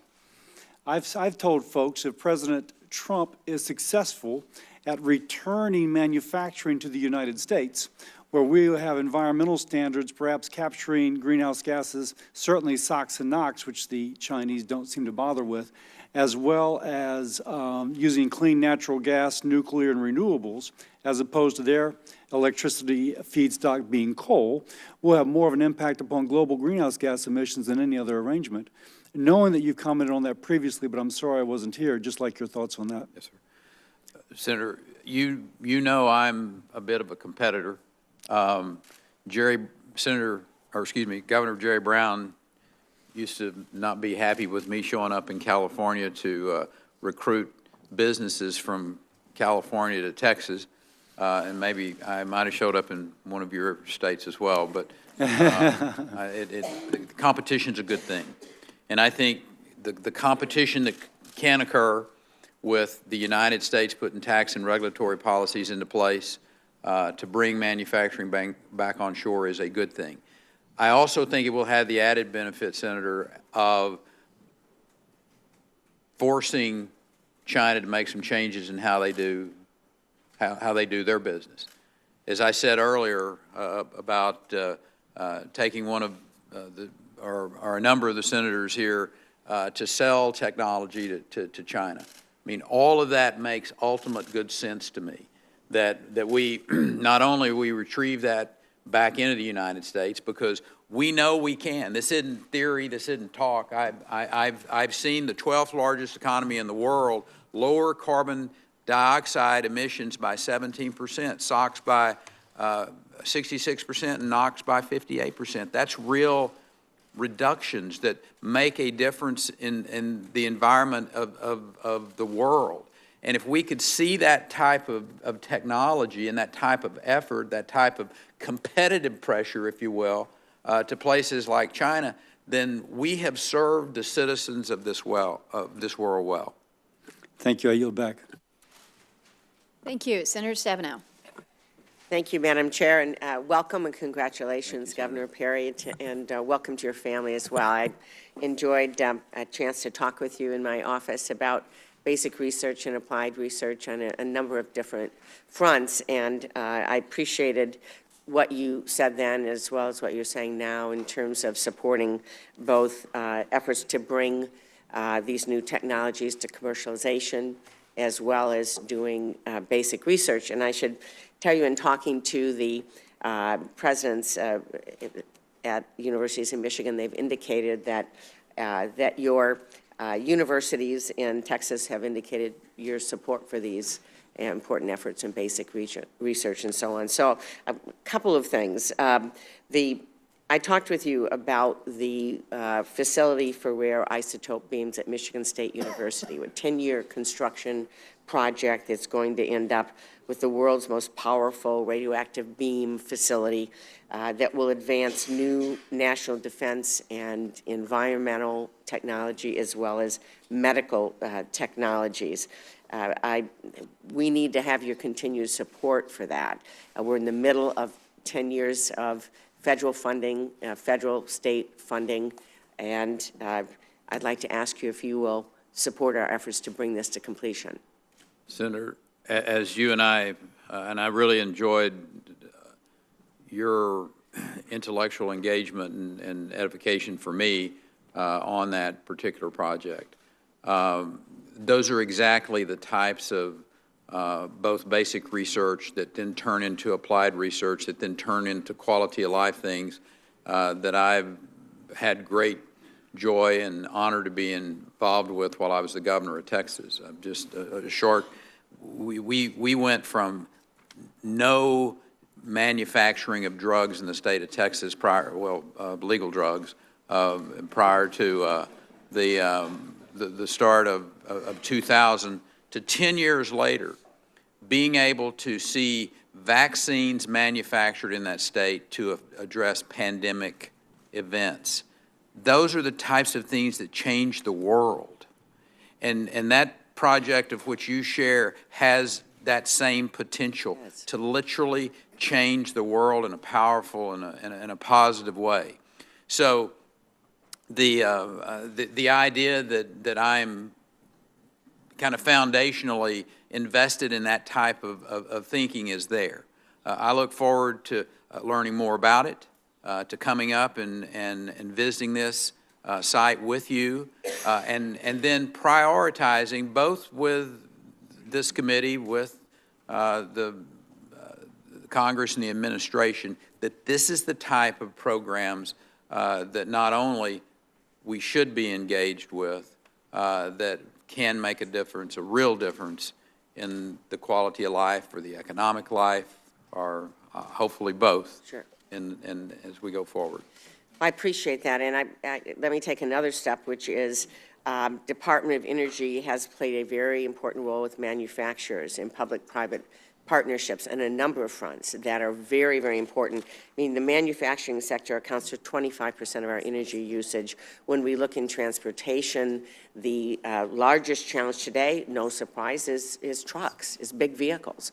DOE has a super truck program because we know that in terms of research and technology development, if we really want to decrease carbon emissions and be able to decrease energy use, you have to go where it is, which is in trucks and so on.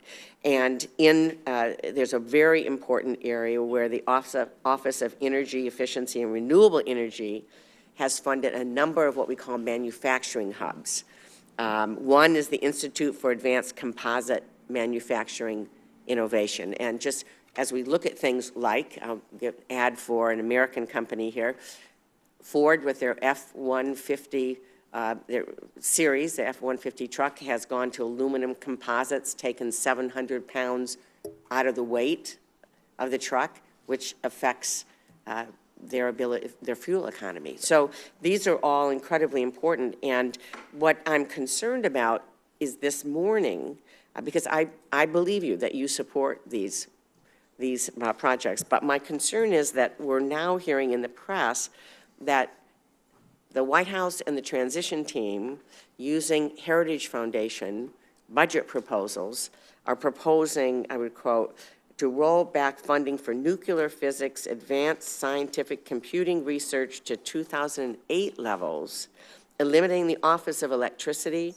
eliminating the Office of Energy Efficiency and Renewable Energy, which I'm just now talking about, and scrapping the Office of Fossil Energy, which focuses on technologies to reduce carbon dioxide emissions. And so square this for me. I mean, how do you see your role? You're coming into a new position where we're talking about massive cuts in the kinds of things that you have advocated for, used, supported in your role as governor that are critical to the future of the economy and lowering emissions and creating more efficiencies. If we're going to really do all of that, it needs to be the kinds of things that you've been talking about this morning, and yet we just have a new statement that we're talking about massive cuts in the energy department. Governor Perry, Senator Stabenow's time has expired, so if you can just respond very briefly so that we can get to the other members. Yeah. Senator, I think all of us, having been in the business that we've been in for the years that we have, know that there are always a lot of statements. Sometimes just because it's on the internet, it's not true. I can't answer whether that's true or not. What I can tell you is that I know that from my perspective, that moving America forward on the supercomputing side, for instance, exascale, is incredibly important for this country's security. And I have no questions at all about whether or not the Trump administration is going to be very supportive of keeping America strong and free. And the technologies that come out of DOE, in many cases, are going to play a very, very important role. I will be an advocate for that. I will be in the room advocating for these types of things. I'm not going to tell you I'm going to be 1,000% successful in that, but I can assure you, and people who know me and who have worked with me know of my commitment to making sound science, economic science, connected together, because at the end of the day, they make great economic sense, and it makes great quality of life sense. Thank you. Thank you. Senator Daines.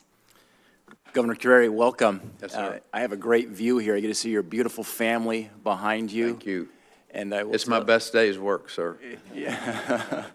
Yes, sir. And I will say, if I was in your chair, I would make sure I had Marcus Luttrell guarding my six as well. So it's great to have an American hero here. And Marcus his twin brother, Morgan, we were over wondering here about on the that. other I'll tell you side. what, you can tell there's a lot of similarities. Just in case. Anyway, well, I have complete confidence, truly, in you're going to work to restore this balance that I think the American people seek between fossil fuel and renewable energy investments and regulation. As they probably would say in Texas, as we'd say in Montana, it's a blend of George Strait and John Denver. That is a melody that we need right now in this nation, and I think that has been lacking, frankly, in President Obama's Energy Department, and you'll, I think, restore that balance. So thank you for considering this nomination. Governor Perry, in our meeting, we discussed what's going on in a small town in Montana called Colstrip. This plant is the lifeblood of this little town, 2,000 people. 767 of those folks directly are employed by that operation. Colstrip generates enough electricity to power 1.5 million American homes. And as you know, Units 1 and 2 in Colstrip are scheduled to close due to environmental litigation, and they're under these job-killing, this EPA power plan. The other 2 units are also at risk. In fact, there was a study done at the University of Montana. They said that the EPA's power plan would kill 7,000 jobs in our state, $500 million in lost revenues, $140 million in lost tax revenues. And we have a legislature right now that's meeting in Montana that once had a $300 million surplus, and now the governor and legislature are trying to sort out how do you make ends meet because the surplus is gone. And Montana, with the closure of these plants, will go from being a net energy exporter to now having to become an energy importer. I think that is a tragedy. And these are regulations coming out of the EPA, but I do believe the Department of Energy under your leadership could do big things to protect its future. As we discussed the Crow tribe in Montana, Governor, they have a 35% unemployment rate right now. We lose those coal jobs in that reservation, that unemployment rate goes north of 80%. And this is poverty in rural America. In fact, we had an energy conference here about a year ago, and we had some protesters that came, and they had big signs that said, "Keep it in the ground," referencing coal. And a little 12-year-old Evelyn Olcoyo, the daughter of the chairman of the tribe, quietly walked up to those protesters and said, "You know, if you keep it in the ground, my people are going to starve." That's what's at stake right now. I'm concerned that if this administration doesn't do anything to protect our existing coal fleet, like Colstrip, many Montanans are going to lose their jobs, our state will lose its tax revenues, and our grid will become less secure and less reliable. I said in our meeting that I would like your personal attention to this issue, and I do appreciate your commitment. I know you're going to be traveling a lot when you are the new Secretary of Energy, but I appreciate your commitment to come visit these communities and see it firsthand. Some of the ways to protect our existing fleet and our base load of energy are to facilitate research that can improve efficiencies at our coal plants and investment in carbon capture utilization and storage technology. I'm concerned that we have a real choice. We can either lead in America with this technology, or we will cede this to the Chinese.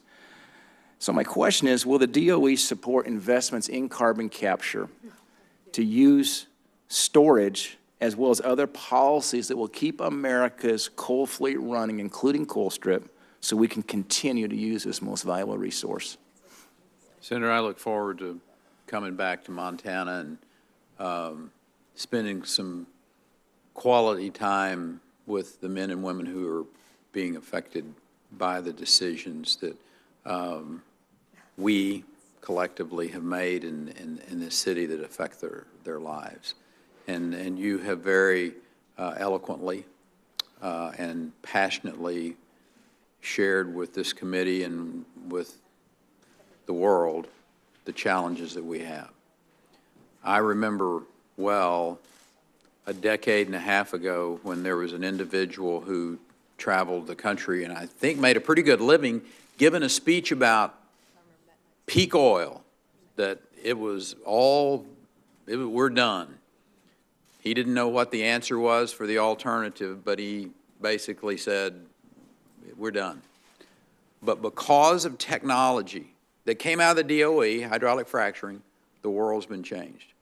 And the world's been given a resource that we've been able to use to help lower the carbon emissions. I'm talking about natural gas. I mean, I will suggest that sometimes we get siloed in our thinking, and we go, it's either or. And so, you know, coal's bad, leave it in the ground. When the fact is, I'm certain, I feel positive that some scientist, some incredibly capable man or woman, either at the DOE or in one of our universities' laboratories, has technology to be able to use coal in a way that is friendly, that is appropriate, and that can keep that little girl's family fed and warm and with a hope for the future. I mean, to me, that's what we're all about. I mean, we signed up for this to make a difference in people's lives. And you have passionately talked about that today. That is my commitment, not just to you, but everyone in this room and on this committee, that I'm going to do everything I can to push the envelope, to think outside of the box, to come up with for the answers to the challenges that we face as a country. That's obviously one of them, and that's a big one. Making sure that the people out at Hanford know that that's being managed, and they're starting to see some things really happen out there, and giving them hope that it's not just going to be another 30 years of the federal government kicking the can down the road. That's what I'm committed to, Senator. Thank you, Governor. Thank you, Governor. Senator Hirono. Thank you, Madam Chair, and aloha to you, Governor, and your family. Fortunately, you and I have more than 5 minutes when we met, but unfortunately, I only have 5 minutes. So I framed my questions to elicit yes or no responses from you, and I hope that you'll stay with that kind of a format. Thank you so much. Governor, you have talked about pursuing an all-of-the-above energy strategy, and as Senator Stabenow just mentioned, and of course I also am aware that just this morning we learned that the Trump transition team intends to propose eliminating the Department of Energy's Office of Energy Efficiency and Renewable Energy, Office of Electricity, scrap the Office of Fossil Energy, which focuses on technology to reduce carbon dioxide emissions, and make other massive cuts to your department. It's hard to see how we can pursue an all-of-the-above strategy if so much of the department's all-of-the-above capabilities are eliminated. My question is, do you support these cuts? Yes or no? Well, Senator, maybe they'll have the same experience I had and forget that they said that. But we're counting on you. We're counting on you to educate the incoming president. Moving on. So you also stated, having educated yourself, I believe the climate is changing, and that when it comes to climate change, I am committed to making decisions based on sound science, and that also takes into account economic impact. We've heard a lot this morning about making sure that there's a balance between what we need to do with regard to our energy future. I want to ask you, does the economic impact include the costs of not doing anything to address climate change? absolutely, and that's the reason that Great. I took those steps I took as the governor to lower those emissions, Senator. Thank you. Hawaii, as recently as 2006, relied on imported fossil fuel for 92% of its energy needs. So research, technical assistance, and grants, particularly the State Energy Program from the U.S. Department of Energy, have been instrumental in supporting Hawaii's shift towards locally produced renewable energy. In fact, Hawaii has the most ambitious renewable energy goals in the entire country because we want to become 100% energy self-sufficient for electricity by 2045. Can the state of Hawaii count on your continued support from the Department of Energy as it seeks to become energy independent and a leader in the clean energy economy? Yes. Thank you. Finally. I'm very troubled by recent news reports that the President-elect's transition team has not asked the Administrator and Deputy Administrator of the National Nuclear Security Administration, the NNSA, to extend their service past January 20th. This would be the first time in NNSA's 16-year history that senior leadership will not be kept possibly on for the incoming administration. And I know that you said you wanted a smooth transition, but I'm wondering whether this is an area that we can afford to not keep these people on. So will you commit to a continuity of staff to ensure the Department of Energy's ability to protect and manage our nation's nuclear weapons stockpile? Senator, I am not concerned that the continuity of protecting our stockpile is going to be in place. As I said earlier, we have sent the message, we have interviewed the existing staff. I don't think anyone would sit here, I hope not anyway, and say you will keep every person that there is over there without interviewing them, having interaction. I will suggest to you my 14 years of governing Texas and being the CEO of that 12th largest economy in the world. I know something about identifying good talent, putting them into place, and I will interview appropriately. But as I shared with Senator Heinrich, the administration has the final decision on a presidential appointment. We're quite comfortable that. Well, Governor, you managed to get away from a yes or no answer. Thank you very much. Well, that one I can't give you a yes or no on. I understand.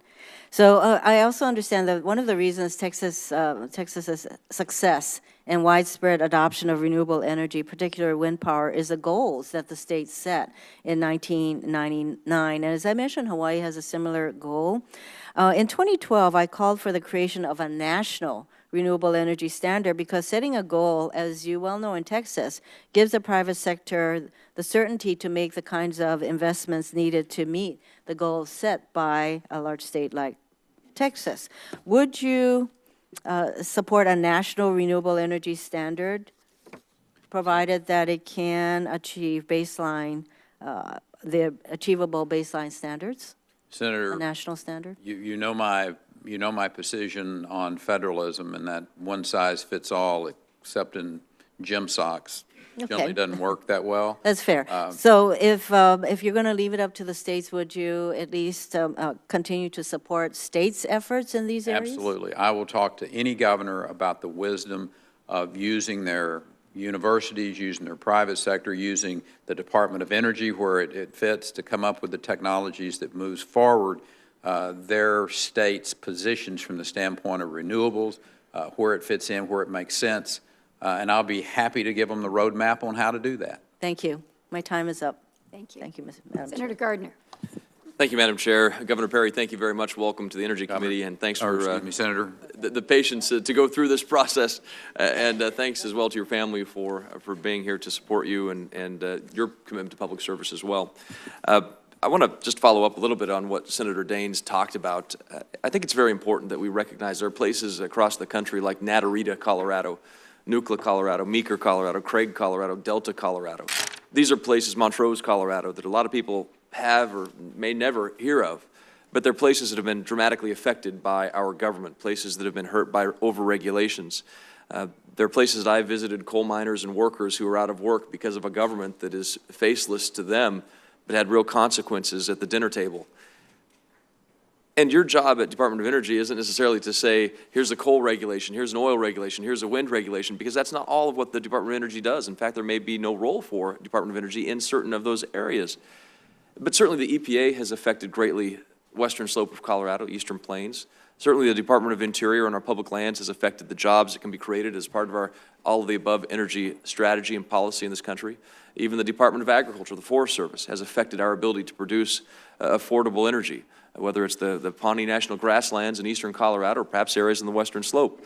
And so I would encourage you, as you sit in the cabinet and you talk about the goals for this country, that when we talk about the impact that this government has, know that one agency has a tremendous impact on the work that another agency is doing, and that it shouldn't just be the EPA that's out against this part of Colorado and the Interior Department that's affecting this area, that they all together layer up in a big way that has real impact on the people of our country. And so thank you for your commitment to work through those tangled webs of government overreach that has put people out of work and hurt people in my state of Colorado. We all recognize the need to protect our great outdoors. We spend a tremendous amount of time in this committee talking about how we can protect our great outdoors, making sure that it's better tomorrow than it is today. But we also have to recognize that those people in Nucla, those people in Natarita, those people in Montrose can't all be trained to install solar panels in Meeker, but they have to do work right at home as well. So just want to talk a little bit, you and I have had a lot of discussions about an all-of-the-above energy policy. It's extremely important for this country. Colorado is, if you look at the statistics, we're the 7th-ranked state in terms of crude oil production. We're the 6th-ranked in natural gas. I think over the past couple of years, we've even been higher than that. We're also the 10th-ranked in production and installed wind capacity. We have 14 wind manufacturing facilities. We're at the leading edge of turbine manufacturing, blade manufacturing, tower manufacturing. It's incredible to see what we've done with an all-of-the-above energy policy in Colorado. That being said, I want to make sure that we keep an all-the-above energy policy successful. One key component of that is the National Renewable Energy Laboratory in Colorado. This is nearly $1 billion economic impact nationwide on the country. For every $1 that's invested at the Department of Energy through NREL, secures about $5 additional in private sector funding. It's a facility that's known for its commercialization, taking projects from the lab to the marketplace, ready to be a part of our diverse energy sector. After you travel to Hawaii, I'm sure that may be the first state on the committee that you visit. I hope that you'll come to Colorado and visit National Renewable Energy Laboratory to see the important work that they are doing there. And so please know that you have an early invitation to visit NREL, and I would like your commitment to working with me to understand the work that's done and how it's a part of our all-the-above energy mix. Yes, sir. Senator, I look forward to coming, to visiting I won't dwell on this, but you were very enlightening to me from the standpoint of what they do there.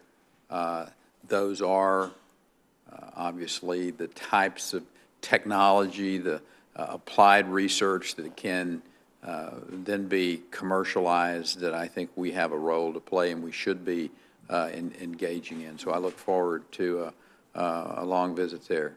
Thank you. And obviously, some of the work they're doing at NREL deals with grid modernization efforts. The computers, the supercomputers that they have at NREL and the national laboratories across the country focus on grid modernization, energy efficiency.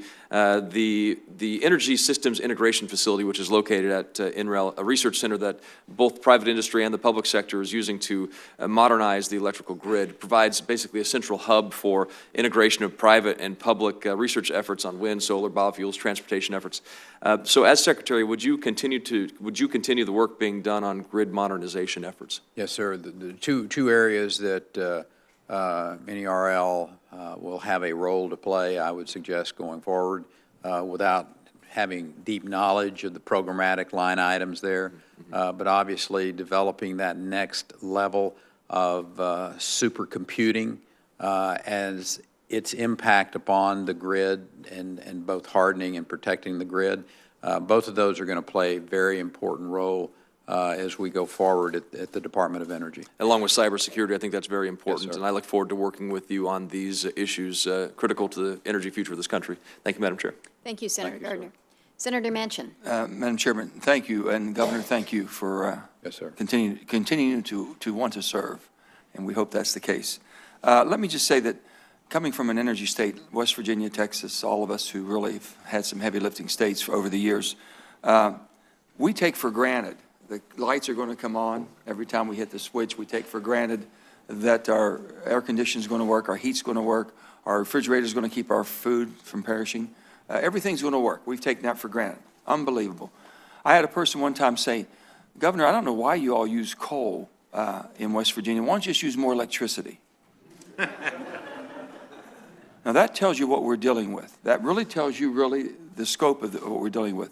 And I want to put it in perspective because I'm on sitting where I sit and trying to defend basically an all-in energy policy. I'm for everything. I'm for all the wind, solar, renewables, and everything. But you have to be rational and practical.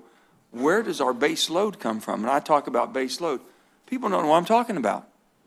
I said, just everything I talked about. Your lights come on when you want it. Your refrigerator works when you want it. You can wash your clothes when you want to. You've got to have something that will work 24/7. You've got to have base load.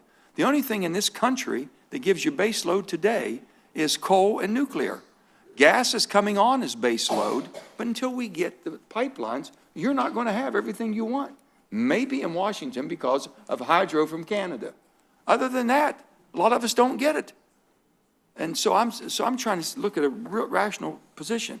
So I said, here, and we're talking about all the cuts and everything, and I really, really appreciate your answers. Thought they were very good. And with that, you're going to look at whatever you have, whatever money you have to work with. All I'm asking for is proportionate of how you're going to spend in research and technology. And I would say this to you.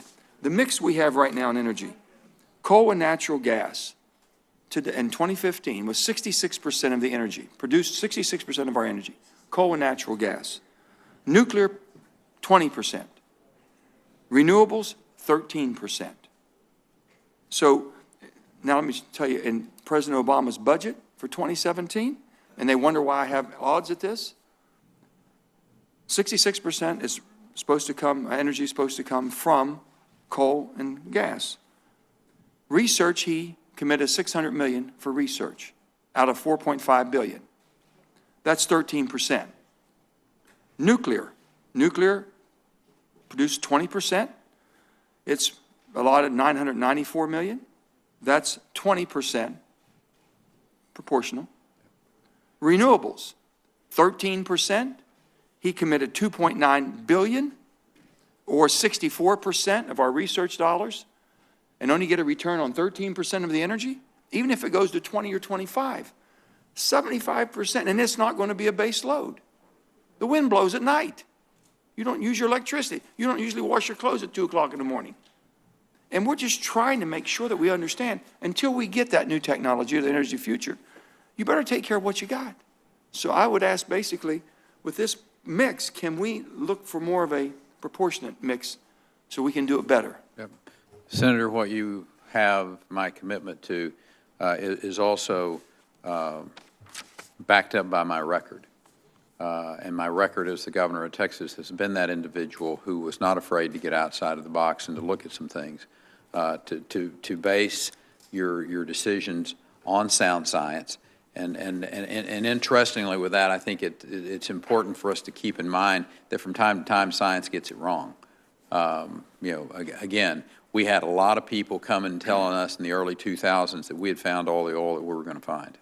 And we found out that wasn't the case. Yes. And had we completely made all the changes in our in our operations, we would probably be in a bit of a sling right now.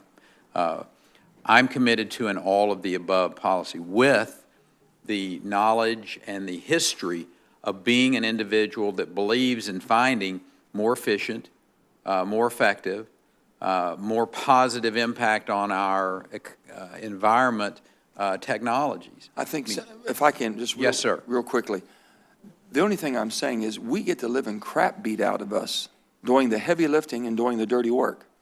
If you do the coal, which we do in West Virginia, we do the natural gas, and nobody likes it, but they sure as heck use it. Yeah. Okay, and that's all I hear about. And then they want us to make it cleaner, but they say we can't make it cleaner. Well, when you don't have any commitment from the federal government to do what they say they want to do and give us the money to find the next technology, the next research, or research through technology that we can get to that next level, then don't continue to berate us, because you're not going to do it any other way. You need us, you just don't like us. We'll do it better if you'll work with us. Don't get me confused with the previous administration. So from the standpoint of... Trust me, I won't. From the standpoint of being an individual who has promoted those sources of energy that can drive an economy and at the same time help our environment. I have a record of doing that, Senator, and that you can expect, if I'm so fortunate as to be confirmed by this committee, that same commitment, but also that same action and activity. I appreciate that. Look forward to working with you. Thank you, Senator. Thank you. Thank you, Senator Manchin. Senator Flake. Thank you. Thank you, Governor Perry. It's been great to hear from you and meet in the office. And I just wanted to follow up on a conversation we had there as well. As you know, there are 4 power marketing administrations that fall under the purview of DOE, and I often hear from Arizona electric consumers that are frustrated with the Western Area Power Administration, WAPA. A good number of WAPA customers in Arizona are rural co-ops and irrigation districts that really need to keep their electric rates low. They've been concerned with transparency at WAPA, that some of the spending that's been going on and some of the unobligated trade balances, or I'm sorry, unobligated balances that they have, and why those haven't resulted in lowering of rates. Just yesterday, I sat down with WAPA Administrator Gabriel for an update on their unobligated balances and the numerous internal audits to ensure fiscal responsibility. Can you commit to work with me to make sure that Arizona customers get the lowest rates possible from WAPA? Senator, we will commit to work with you to make sure that the Department of Energy follows the statutes and the laws and the Constitution and not go outside those bounds. And if you ever see the agency participating in something like that, I know I can expect a phone call from you. All right. Well, thank you. I appreciate that. As you know, Arizona is home to the nation's largest nuclear plant. And so obviously the nuclear policies of the department are of interest to any of us in Arizona. The nuclear power industry needs a resolution to the long-term storage problem that we have. What will DOE do under your leadership to bring some kind of resolution to that issue? Senator, as I've made in some earlier remarks, both to the ranking member and to the members as a whole, that the time of kicking the can down the road on dealing with this issue, my goal will be that those days are over, that we can have a thoughtful conversation, a productive conversation, a conversation where that the citizens of your state and those that have these 35 different states that are repositories today, not by their desire, but by the inaction of the federal government over the course of the decades, that we can, in fact, number one, by making good decisions here, looking at alternatives, by making a real commitment to clean up the environment in these states and truly find both the interim and the long-term storage answers to this extremely difficult situation. All right. Thank you. I'm encouraged to see that research is being done around the U.S. in terms of the future of nuclear energy, new technology, particularly the small modular reactors. In what ways can DOE work with the private sector? I know there are companies, NuScale Power. Obviously, you need to work with the Nuclear Regulatory Commission on this. How can DOE further this research and speed the adoption of some of these new technologies? And again, I think my historical engagement with universities as a governor, and obviously the relationship with, I think there are 11 senators who were governors, and their counterparts in their states. Hopefully we can find not just the private sector and DOE, but also a third partner that I think is very important, and that's our universities and the scientists and men and women that are there. So I find the entire concept of the small modular reactors as a fascinating, as one of the alternatives we need to have a conversation with. But again, I will go back to say that none of these are going to move forward with the expedition that we would like until we find the answer and are willing to address this issue of dealing with the waste that we have in the states today. Thank you, Madam Chair. Thank you, Senator Flake. Senator Franken. Governor, Senator, thank you so much for coming into my office. Did you enjoy meeting me? I hope you were as much fun on that dais as you were on your couch. Well, May I rephrase that, sir? Please, please, please. Oh, my Lord. Oh, my Lord. Well, I think we found our Saturday Night Live soundbite. Let's move on. One of the fun things on the couch was when you said that the shale energy boom owed a lot to the Department of Energy. And this is something I think my colleagues on the other side have almost gotten sick of me saying. But you seem to, you make a great validator, and you will, and we talked about this, so I know that you agree that the Department of Energy was an enormous factor in the shale boom. Is that right? I will suggest to you that there were technologies that were moved forward at the DOE that both our universities and the private sector then took and implemented together that allowed for the shale revolution to occur. But there, you know, the private sector had a substantial amount to do with that. George Mitchell, who was a Texas geologist, was a great example of an individual who heard scientists, and I'm sure his private sector friends time after time say, you're wasting your time and wasting your money. But he believed in it.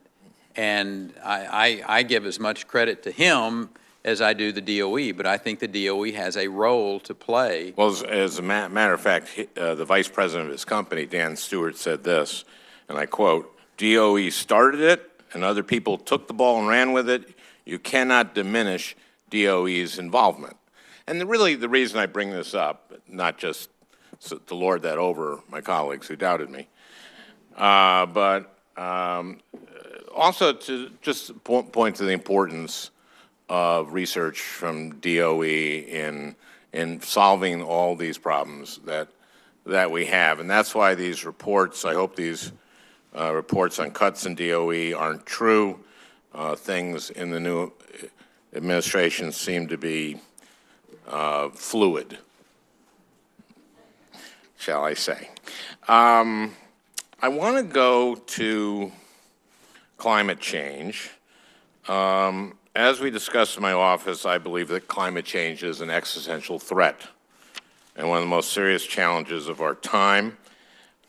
In your 2010 book, you claim, quote, we have been experiencing a cooling trend.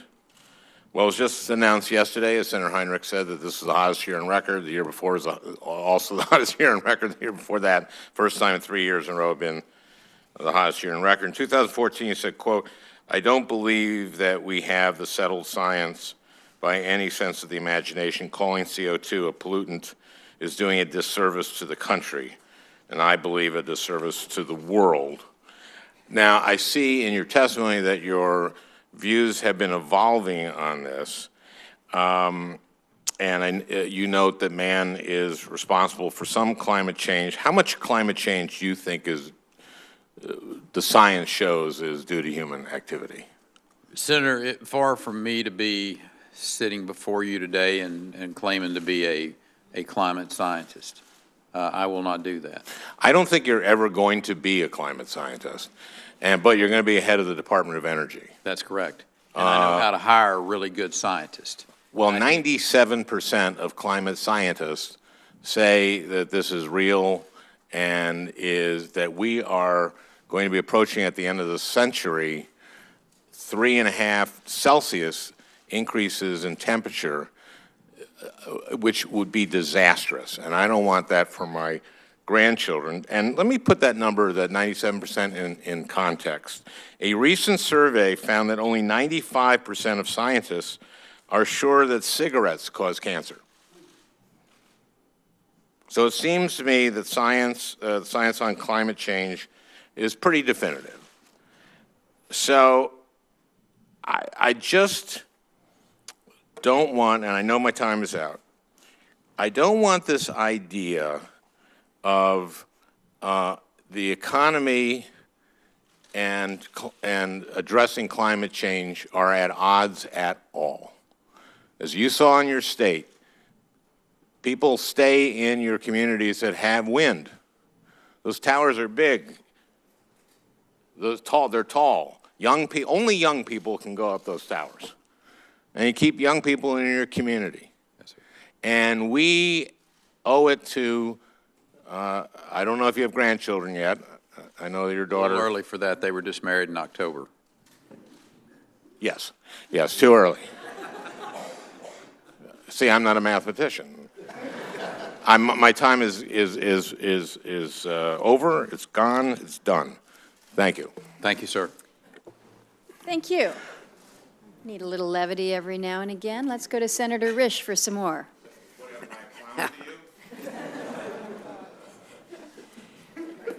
We're going to ignore that, Senator. Governor, thank you for being willing to do this. First of all, you earlier apologized for raiding for businesses in other states when you were governor. You know, there's 4 governors, former governors on this committee, 2 and 2. And in that regard, I would say you don't ever have to apologize for that. We have all sinned in that regard in our former lives, some quite successfully, I might add. So no apology is necessary. You know, arguably, you're taking over arguably the most complex and broad-reaching agency within the government. Now, you might say that DOE's maybe got a broader span in different ways, but as far as reaching Americans' lives, this is probably as broad-reaching as it gets, and it is incredibly complex. Your soon-to-be predecessor was a nuclear physicist, as you know, and we actually got along with him quite well. He was very intimidating when he started talking about nuclear physics. But in any event, my contention would be you don't have to be a nuclear physicist to run this agency. As Senator Manchin adequately described what happens when you become governor, nobody hands you a manual. Your success or failure depends upon your own ability to manage an incredibly broad-reaching range of services and issues for the people of your state. And it all depends on the people that you bring around you, obviously, because you've got to have experts around you. And believe me, in this agency you're taking on, you're going to need lots and lots of experts to help you do that. We have, everybody's talked about their states, we have in Idaho, the Idaho National Laboratory, which is the birthplace of nuclear energy in the world. The first light bulbs were lit by nuclear energy, were done so there at the lab. And it is today the lead laboratory on nuclear energy. And I got to tell you, after I met with you, I was really impressed with how you're getting your arms around this. There's a lot of different laboratories in the country. Most Americans have no idea what they do or the complexity of them.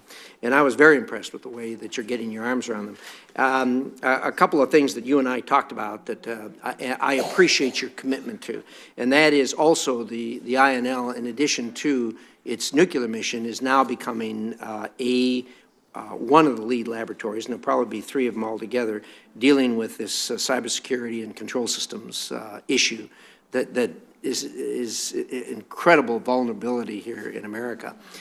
You and I talked about that a little bit. Can you tell me your thoughts on that publicly? We talked about it privately. I think you should have the ability to talk about this publicly. Thank you, Senator, and thank you for relaying the interesting juxtaposition that governors have when it comes to managing kind of complex issues that they face. And again, I go back to, I think that is a very good prerequisite and foundation. Ernie Moniz and I are good friends. I mean, we've known each other. Bill Richardson. Interestingly, I think in the history of the agency, there have only been 2 nuclear physicists that were the heads of the agency. There's been a governor or 2. So the issue from my perspective is being able to manage and prioritize what is important and finding those individuals who are some of the best in the business. You may not be able to bring them into government, but you can draw them into the process. A great many times because of their patriotic commitment to this country. And so on the cybersecurity side, that will be my intention, is to go find men and women in the private sector, in our universities, at the DOE. And as you know, our national labs they're the repository of some of the extraordinary brilliance in the world. They truly are crown jewel of this country from a intellectual and particularly a scientific standpoint. And putting together a team, obviously working with other agencies. DARPA is going to play an important role, I would suggest to you. There are many other areas, but to coordinate cross-agency, I think, Senator, is going to really be important as well. And to have the support not only of the administration, but of Congress and the private sector on what I consider to be one of the great challenges that we have in the short span. Because this arena is going to change, it's going to change in a hurry. Just like the supercomputing side. And we've allowed ourselves to get a bit behind in supercomputing. Matter of fact, that's one of the areas that I think dovetails in to the cybersecurity side, is our ability to move forward to that next generation of supercomputing, the exascale models that are going to be out there. So you will see the same commitment that I made, that I had, that we had a success in my home state, of going literally from zero to the manufacturing of vaccines for pandemic events. I mean, I know that we can do this, and I know we have the expertise. We need the management, we need the resources, but we can successfully put into place cybersecurity practices that not only secure our private conversations from that matter, but to the more important side of things as our electrical grid and our military capabilities. Thank you. Well said, Governor. My time is up. I'm sorry we didn't get a chance to talk about the small modular reactor. I know you're a real fan of that. That's being developed at the INL, and also, of course, at the INL, we develop all the space batteries and produce the space batteries that actually go out on these missions. We'll talk about that some more. My time's up. Thank you, Madam Chairman. Thank you, Senator Rich. Senator King. Governor, at the risk of beating the fraternal order of governors subject into the ground, I remember meeting you 16 years ago tomorrow on the steps of the Capitol, standing next to one another at George W. Bush's inauguration. So the amazing thing to me is that neither one of us have aged a day. It's extraordinary. I also want to caution you that this is the only committee around here where you can use the word sequester and expect a positive response. Nowhere else do you get that. Yes, sir. People have talked about these cuts. You are going to be called upon to lead in the next several weeks and months. The cuts that are being proposed, if indeed the media reports of this morning are correct, are devastating, and they go to the heart of what we've been talking about today. I hope the people that are proposing these cuts are watching this hearing, because they heard Senator Hoeven use the term technology really is the way forward. You've talked about it. We've talked about the role of the Department of Energy in fracking research, and just moments ago you were talking about advanced computing. That's one of the items on the cutting board, apparently, which is absolutely beyond me. Eliminate the Office of Electricity, Office of Electrical Efficiency and Renewable Energy, Office of Fossil Energy. This is absolutely nuts in terms of the future of energy in this country. It seems to me DOE has essentially two functions. One is the nuclear enterprise, which you've discussed. The other is research. and basic research that then can be taken by the private sector and turned into the revolutionary changes that are changing our society, whether it's in fracking or in renewables or offshore energy, whatever it is. And you're gonna have to really do some hard pushing back on this, because assuming this is true, I find it's almost self-parody to be cutting energy research at this moment in time. But will you commit to me that you're going to be lion-hearted in this endeavor to protect your agency, because they're cutting the legs out from under you? Senator, I have a rather interesting background, not unlike yours, of defending budgets, both from those who are in the know and sometimes people who don't. It's hard for me to believe that the people that are recommending these cuts are in any kind of know. I'll allow your statement to stand. My point is, I know what the Department of Energy should be good at. I have spent enough time making myself aware, both talking to individuals inside the agencies, individuals who have been there before. I'm going to have to cut you off because the chair is so rigorous about our times, but I really hope you will be strong in this, and I think you've indicated that you will. It's an entirely different subject. We've talked several times today about LNG exports. Here's what's of concern to me. We have now got the total production of natural gas in the country is about 75 BCF a day. We've already approved 14 BCF, which is about 20% of the total production for export. In the queue is 71% of the production for export. If that happens, there is no way in the world, this Congress cannot repeal the law of supply and demand, and there is no way in the world that that will not drastically and significantly affect domestic prices, which has been one of our advantages vis-a-vis the rest of the world in terms of bringing manufacturing back and sustaining our economy. The Natural Gas Act back in 1938 says that for the Department of Energy to issue a permit, it has to be in the public interest. My request of you is to be sure that the public interest definition includes effect on domestic prices. Will you give me that commitment? Senator, what I will commit to is finding ways to make sure that we don't artificially affect supply and demand. What I will suggest to you is that there are decisions that have been made in Washington, D.C. that have artificially affected supply and demand, and it's been on the supply side.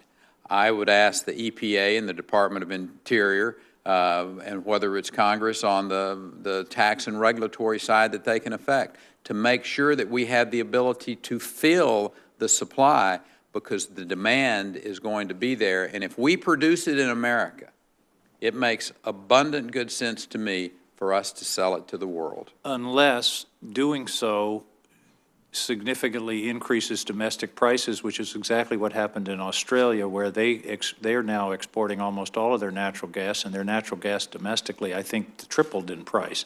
That would be a disaster for the economy of this country. And I totally understand that, but my point is that when we look at this entire issue globally, we need to make sure that we're not making decisions here that is affecting the ability to supply, so that you can keep the demand addressed in a thoughtful and a fair way that does not drive up the cost to where a manufacturing base, for instance, of which we are trying to bring America back in a strong and powerful way, would be affected in a negative way. And low-price natural gas is an advantage we have I'd hate to lose. Thank you, Madam Chair. Yes, sir. Thank you, Senator King. Senator Portman.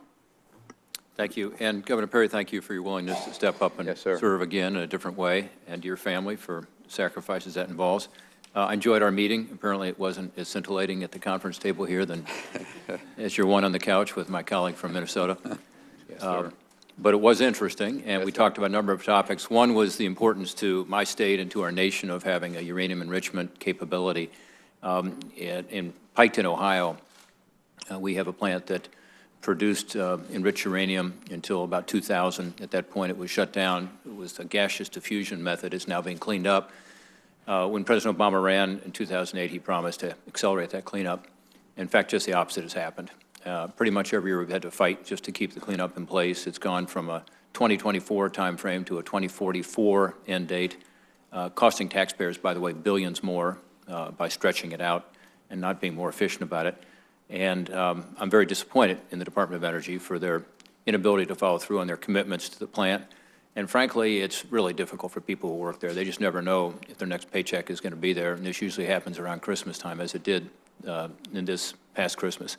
So one question for you, would you be committed to looking at this cleanup effort in a more logical way, helping to ensure we have the funds necessary to be able to expedite that cleanup, which again provides security to these families, but importantly, lowers the cost for the taxpayer by getting this cleanup done?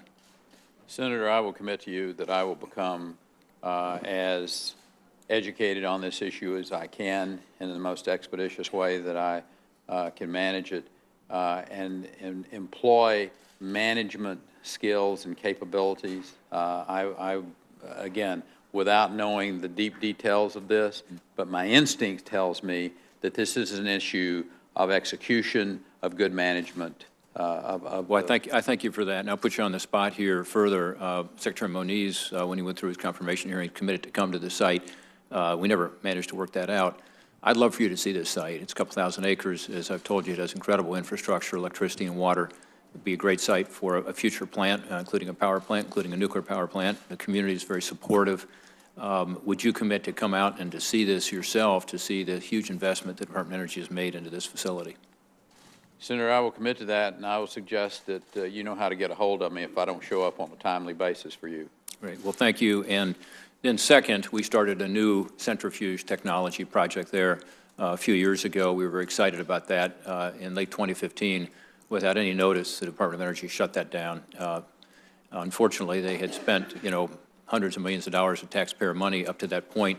Those centrifuges are still there. They're not spinning anymore. They're apparently going to be sent to the desert, which is an enormous waste of taxpayer money. We have no ability to enrich uranium in this country. We have to rely on foreigners at a time when we have an increased volatility globally, and at a time when, ironically, we're telling Iran they can go ahead and enrich uranium for their domestic purposes. We as Americans don't have the ability to do that. My question for you there is, would you also be willing to look into this issue?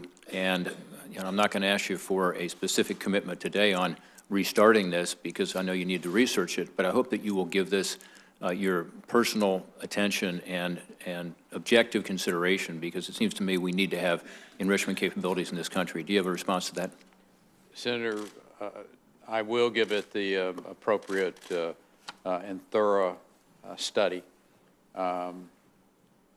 In addition, I will say that the enrichment of uranium in the United States is a national security issue, and one that I take very seriously.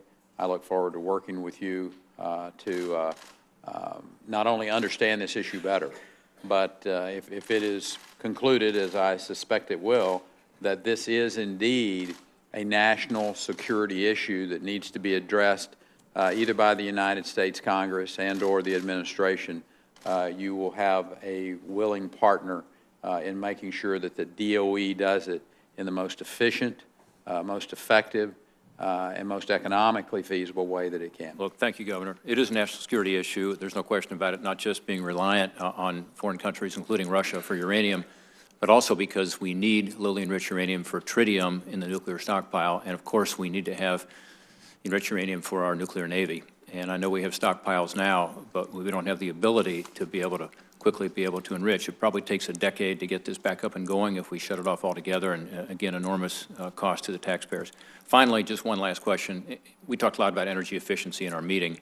I told you about the fact this committee overwhelmingly had voted out an energy efficiency bill equivalent of taking 22 million cars off the road by 2030. We also passed it in the entire Senate, 82 to 12, 82 to 15, as I recall. Both the ranking member and the chair have been at the forefront on this issue. I would like your commitment today that you'll work with us on energy efficiency and help us to get that legislation across the line. Yes, sir. Use me as you see fit. Thank you, Madam Chair. Thank you, Senator Portman. Senator Duckworth. Thank you, Madam Chair. Thank you for being here, Governor Perry. I look forward to your visit to two of the DOE's crown jewels, Fermilab and Argonne National Laboratories in Illinois. Governor, while I served in Iraq, I risked life and limb, as did so many brave young Americans, protecting diesel fuel supply lines. And I saw firsthand the painful price this nation pays because of our reliance on foreign oil.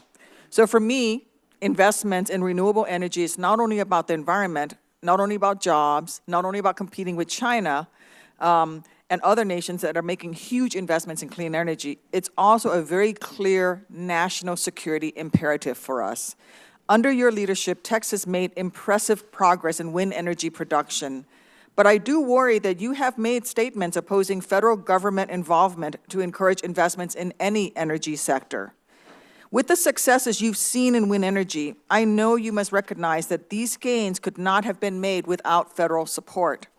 Our nation's wind industry would not be where it is today without the federal government, and I want to replicate the success in wind energy that you saw in Texas under your leadership.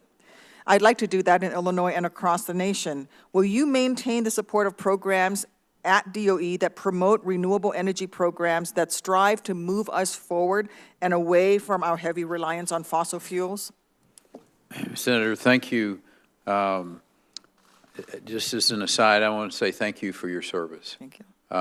There are few people in this room that have made the commitment to this country that you have. Thank you. There are some in this audience that have. But we collectively thank you for your service.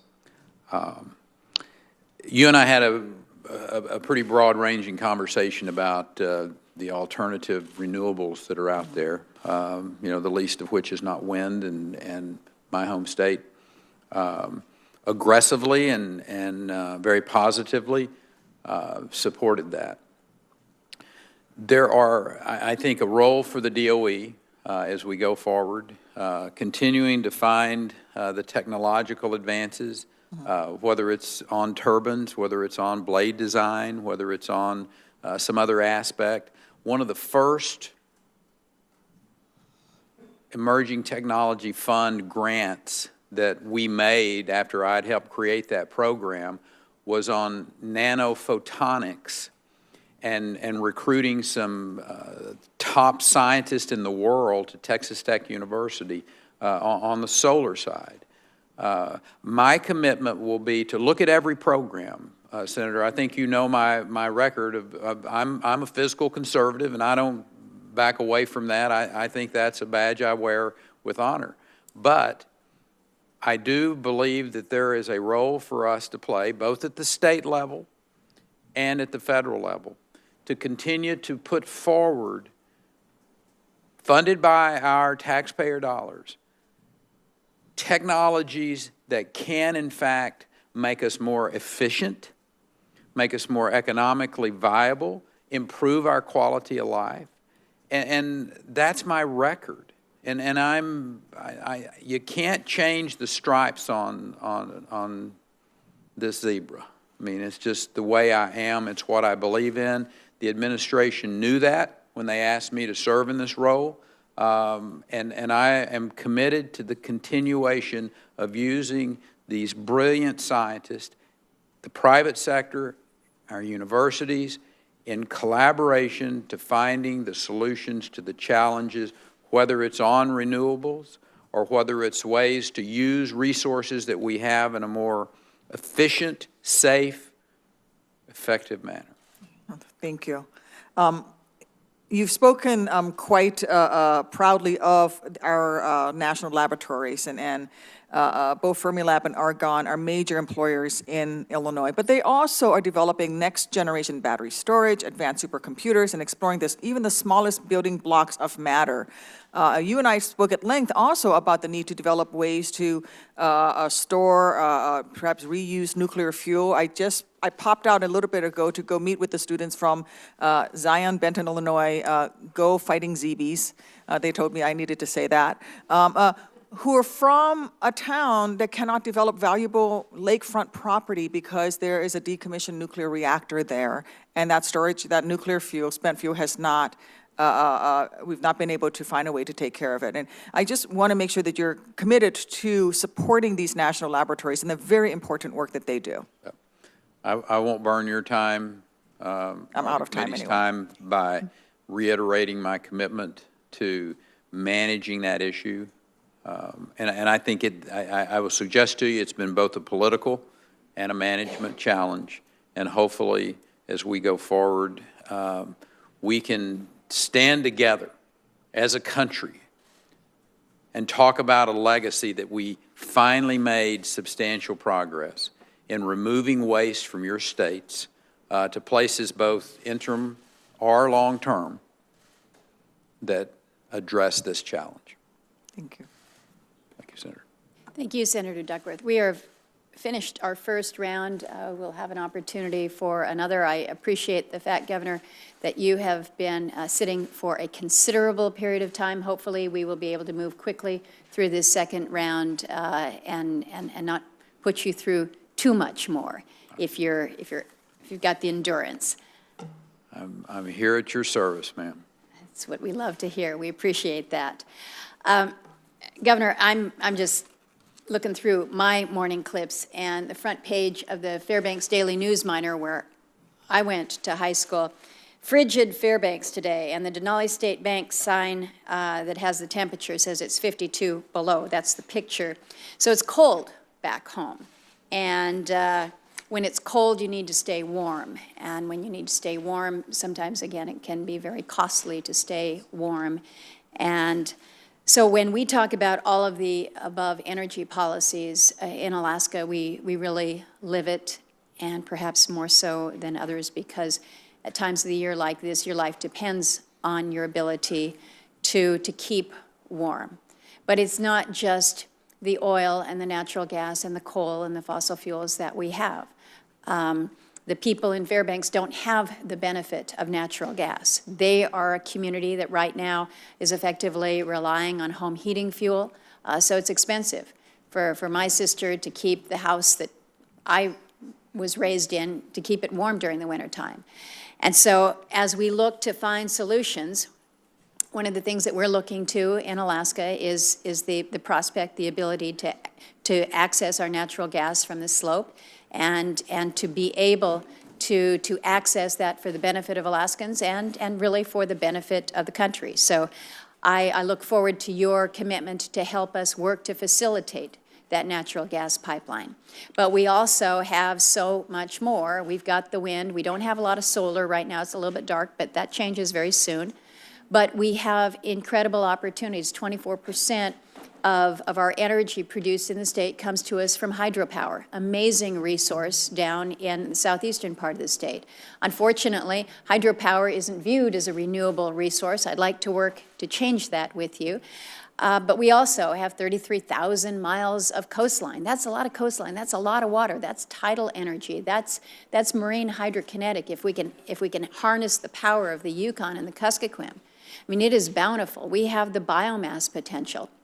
We have, again, pioneered in so many different ways. We want to be able to utilize microgrids, but right now the definition of microgrid says that you have to have the ability to connect and disconnect from your grid. Well, if you don't have a grid in the first place, then you don't count as that. So we need to work with you as the incoming secretary to make sure that we're not standing in the way, that our own federal government isn't standing in the way of this innovation that's coming from our national labs, that's coming from the innovators on the ground as we're working to help facilitate this. So we need you to help us cut through a lot of what has been put in place that hold back the innovation, that keep the people in Fairbanks right now that are trying to stay warm, and it's costing them a pretty penny to do so, to give them the assurances that they've got options. So I look forward to working with you on some of those specifics. One of the things that we don't have in Alaska, as in all of the above state, we don't have any nuclear. We got a small population, you know that. But the prospect for what small modular nuclear reactors, and Senator Risch almost got to his question here, and so I'd like to have you address that as you talk about the broader panoply of energy options. But the potential for small remote communities, or whether it is our military installations up there at Eielson, for instance, a good example, some of our forward operating base outposts, but as Senator Duckworth made the point, and I think appropriately so, reliance on at-risk fuel supplies can be life-threatening. So the potential that we have with micro and small modular reactors, including the more advanced reactors, I think hold great prospect for us. Can you speak to how you view the role for advanced nuclear and small modular reactors? I'm not sure I can do it any more eloquently than you just have, Madam Chairwoman, but the point is, those are exactly the types of focus that the Department of Energy should be engaged with, should be funding. I will share with you that I will help you in any small or other way if there needs to be legislation that changes federal laws on the microgrid issue. I'll be more than happy to help you do that, because it makes abundant good sense that, again, this is that old classic of one size doesn't fit all, that it really hadn't thought through. Maybe a really great idea. My home state happens to not be attached to the federal grid either, and it works pretty well for us. But we're a diverse country.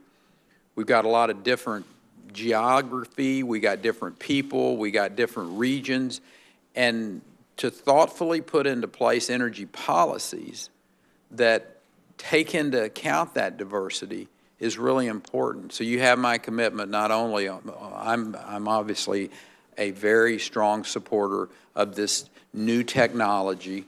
Obviously, we want to look at it from a safety standpoint. We want to look at it from the standpoint of being able to secure it properly of these small modular nuclear reactors. But there are places, Senator Duckworth and I had that conversation, that particularly from a military application to power those bases, of which you have a number of in your home state, may be a good starting point on those, and then plug them in, if you will, to the nearby neighborhoods and have that alternative form of energy that can, in fact, make it available and affordable. Good, thank you. I know we said we're going to second round, but Senator Sanders hasn't had an opportunity to ask a question yet, so we will turn to him. Thank you. Welcome, Governor. August 17th, 2011, CBS News, quote, Republican presidential candidate Rick Perry said Wednesday morning that he does not believe in global warming science and suggested it is grounded in scientists manipulating data for financial gain. He said the climate is changing, but it has been changing, quote, ever since the Earth was formed, end quote. Perry added that, quote, the issue of global warming has been politicized, end quote, and argued that America should not spend billions of dollars addressing, quote, a scientific theory that has not been proven, and from my perspective, Governor Perry's, is more and more being put into question, end of quote. That position is at variance with virtually the entire scientific community that has studied climate change. In fact, the scientists that I hear from believe that climate change is the great planetary environmental crisis that we face, and that we need to move forward aggressively to transform our energy system away from fossil fuel to energy efficiency and sustainable energy. Do you still hold the views that you expressed in 2011, number one? Number two, Governor, do you agree with those scientists that it is absolutely imperative that we transform our energy system away from fossil fuel to energy efficiency so that we can leave this planet in a way that is healthy and habitable for our kids and future generations? Senator, I believe the climate is changing. I'm believe some of it's naturally occurring. I believe some of it is caused by man-made activity. The question is, how do we address it in a thoughtful way that doesn't compromise economic growth, that, quite frankly, doesn't affect our energy affordability? Senator Murkowski talked about the individuals in her state. Governor, I don't mean to be rude. We just had a short period of time, and I apologize. Yep. But Senator Cantwell made, I think, an important point on this, and that is we are in danger of spending God knows how many billions of dollars to repair the damage done by climate change. Drought is becoming a major crisis, will impact agriculture in a very significant way. And basically what I'm asking you, let's get beyond the rhetoric, and you don't have to agree with me. The scientists that I talk to, I think the majority of the scientists who study this issue feel that climate change is a global crisis. It's not a question of balancing this and a balance in that. It is a global crisis which requires massive cuts in carbon and the transformation of our energy system. How do you respond to that? I like getting past the rhetoric, sir. And getting past the rhetoric is looking at the record. No, yes, sir, but I think it's important for us to talk about the 12th largest economy in the world while I was the governor, because you're asking me, what am I going to do I'm asking you, economic I'm asking you if you agree with the scientific community that climate change is a crisis and that we need to transform our energy system to protect future generations. And Senator, I will respond that I think that having an academic discussion, whether it's with scientists or whether it's with you, it is an interesting exercise. But do I have a record of affecting the climate in the world and in this country? And the answer is yes. When you lower carbon emissions by 17% and sulfur dioxide by 66%, and NOx by 58%, 56, don't you think that is a good thing? Well, I think what would be a better thing is for you to say right now that you recognize that we have a global crisis and that the United States of America should help lead the world, working with China, Russia, countries around the world to transform our energy system. Let me change subjects, another area. As you mentioned in your opening remarks, more than 60% of DOE's budget deals with nuclear energy. I think many Americans were concerned about President-elect Trump's remarks regarding allowing or supporting more countries around the world to get nuclear weapons. The United States, under Democratic and Republican administrations for many, many decades now, has been strong in saying that we want not to be testing nuclear weapons. Can you give us some assurance that you are within the mainstream in saying that testing of nuclear weapons is a dangerous idea? Senator, what I can tell you is I think it's really important for the United States to have a nuclear arsenal that is modern, that is safe, and, at this particular point in time, I think if we had General Klotz here, he would tell you that that's probably the case, that he's Question was dealing with nuclear testing. Yes, sir.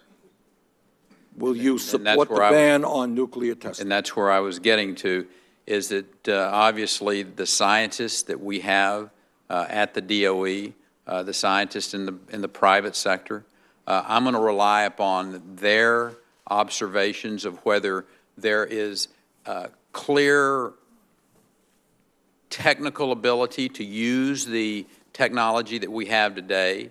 I think anyone would be of the opinion that if we don't ever have to test another nuclear weapon, that would be a good thing, not just for the United States, but for the world. Thank you. Senator Lee. Thank you, Madam Secretary. Thanks so much, Governor Perry, for being with us. Yes, sir. And thanks for your willingness to be considered for this position. I want to talk to you about a couple of things that relate to the department that you'll be heading if you're confirmed. One of them relates to uranium, something that Senator Barrasso mentioned a little bit earlier. I always worry whenever government gets involved in any marketplace, especially if it gets involved and distorts the marketplace. In some instances, it gets involved in a way that picks winners and losers, often favoring large, wealthy corporations over newer startups who, by their very nature, tend to have a harder time gaining access to capital, whether it's from government or private sector sources. In other instances, government gets involved and occupies a market, takes over the whole market.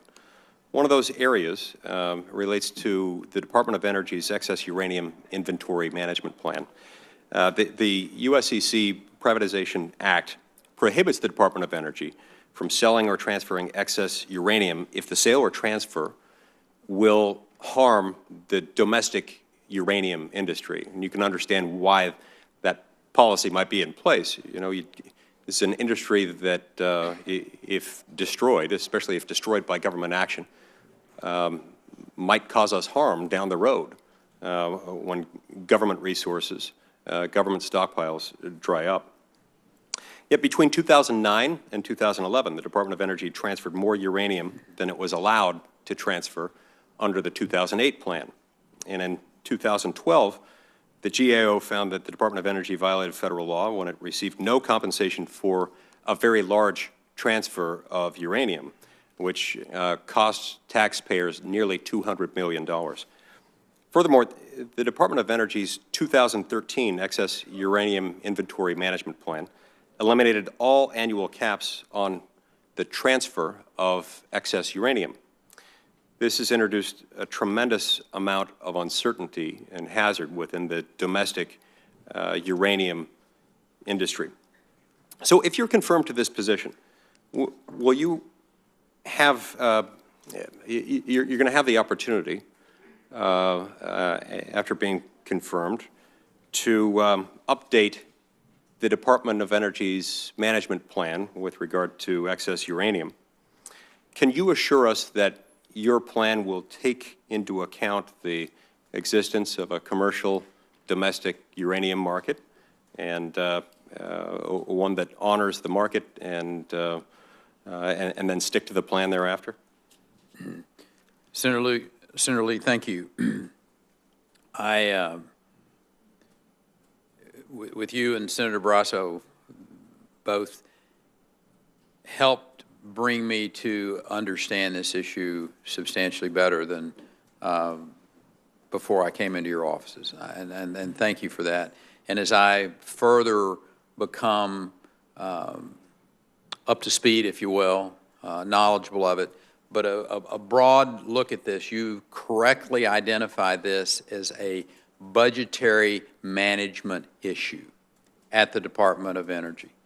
And again, I just like to remind folks that for 14 years I've delivered a budget to the Texas legislature. We negotiated those budgets, we prioritized, and that's my commitment to you, Senator, is to manage this agency, understanding how the budgetary process works, working with the Office of, with the OMB, working with the members of this committee, the Finance Committee, to find the dollars to accomplish the goals that we have at the Department of Energy, this obviously being one. The law clearly states that this does not, cannot, should not happen. Thank you. To manipulate the uranium supplies where it has a negative effect. I will follow the laws of this country. Thank you. I appreciate that. I've got a few seconds left, and I want to get out one more point.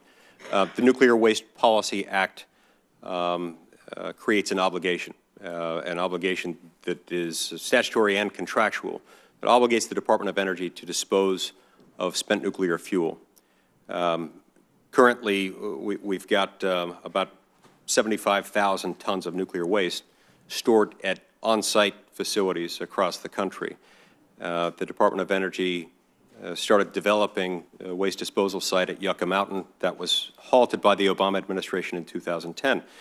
But in the meantime, the government's breach in this regard, its failure to finish this and to provide disposal options at Yucca, have cost taxpayers $5.3 billion in damages, and those damages could mount up to $24 billion in the next few years. I'd like to know what you plan to do about that and to move forward with Yucca. Yes, sir. Senator, not addressing the issue of Yucca directly. I want to ask for the privilege to really come up to speed from the standpoint of both the DOE and the legal aspects of this.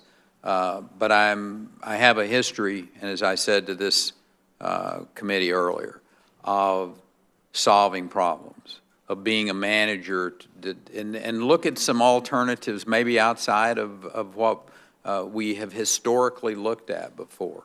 But my commitment is, and my hope is we have as a legacy of us, this committee, this Congress, this administration for Americans, that we finally, after 30 years of kicking the can down the road, whether it's for whatever reason, but start seeing clear, definitive evidence of addressing this issue and moving to temporary and/or permanent siting of this nuclear waste.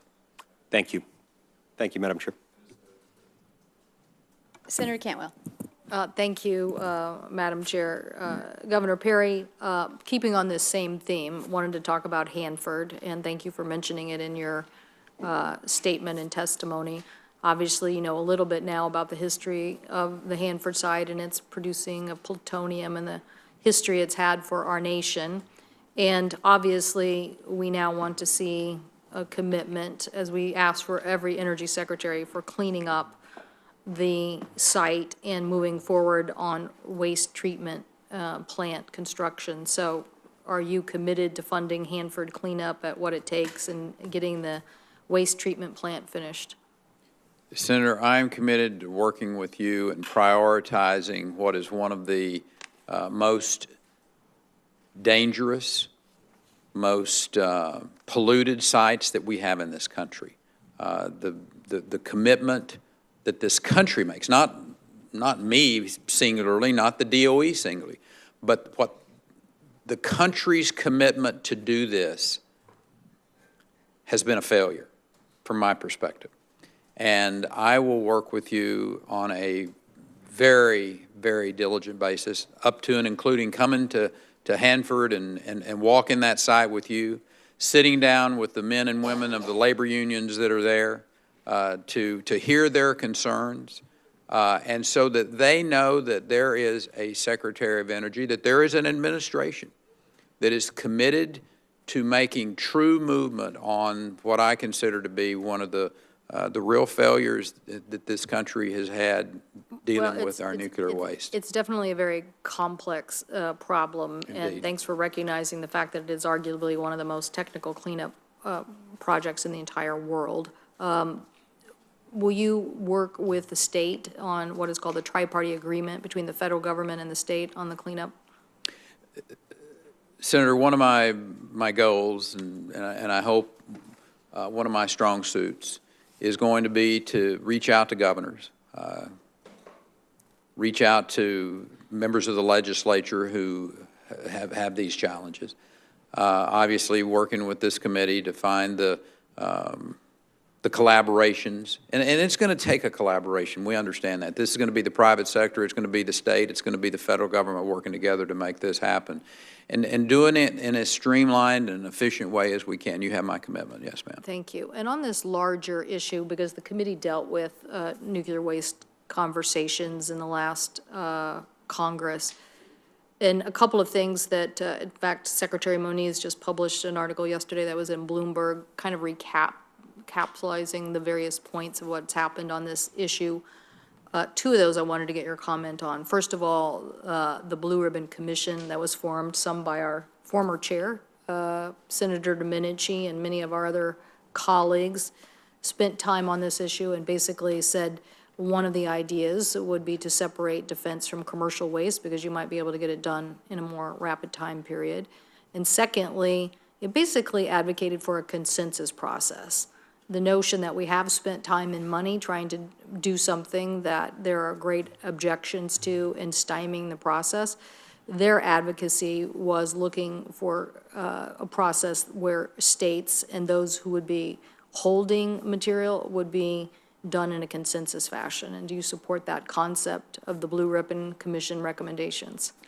Senator, until I have the opportunity to sit and truly go over it, I think it would be a bit unfair for me to tell you absolutely without having read it at length. But as a general rule and a general observation of what you've talked about, working with the states, having been in public service now for 30-plus years, finding consensus is what I did. It makes ultimate good sense to do that. Understanding that from time to time, sometimes consensus just it's really hard to reach. And I know the complexities of this issue relatively well, not as well as I will as we go forward. Well, it's a very big part of the budget, as I mentioned, 10 to 15%, and just on the Hanford site. So I think, notwithstanding the comments, my colleague from Utah, I think the committee, at least in the Senate approach, has been with our colleague Senator Alexander from Tennessee and our colleague from California and the legislation they've endorsed as appropriators on the other side of this equation, has been to say, let's look at the discussions with states, whether it's New Mexico or whether it's Texas or whether it's some who are on their way or planning various activities of trying to plan for low-level waste. Not the whole equation, but isn't that a faster way to get solutions, get sites cleaned up, get processes moving than, contracted battles forever? So the Blue Ribbon Commission really was a bipartisan group of experts, Brent Scowcroft, I'm trying to think of Lee Hamilton, a whole variety of people who made these recommendations. And Senator, I will be open to having those conversations and finding the solutions to the challenges. And just one easy one, I know since you guys have that don't mix with Texas kind of attitude when it comes to the grid, will you make sure that BPA is protected and not privatized or ridiculous concepts of? You and I have had that conversation that our grid is. Again, I really look forward to coming out there, not just to see Hanford, but also the Bonneville Power Agency and what they're doing. The labs. Talking to the, yes. Yeah, and I'm sorry, one thing I wanted to say about Hanford, you also support, this is a long conversation, the workers and making sure that the workers are safe during the cleanup of Hanford waste.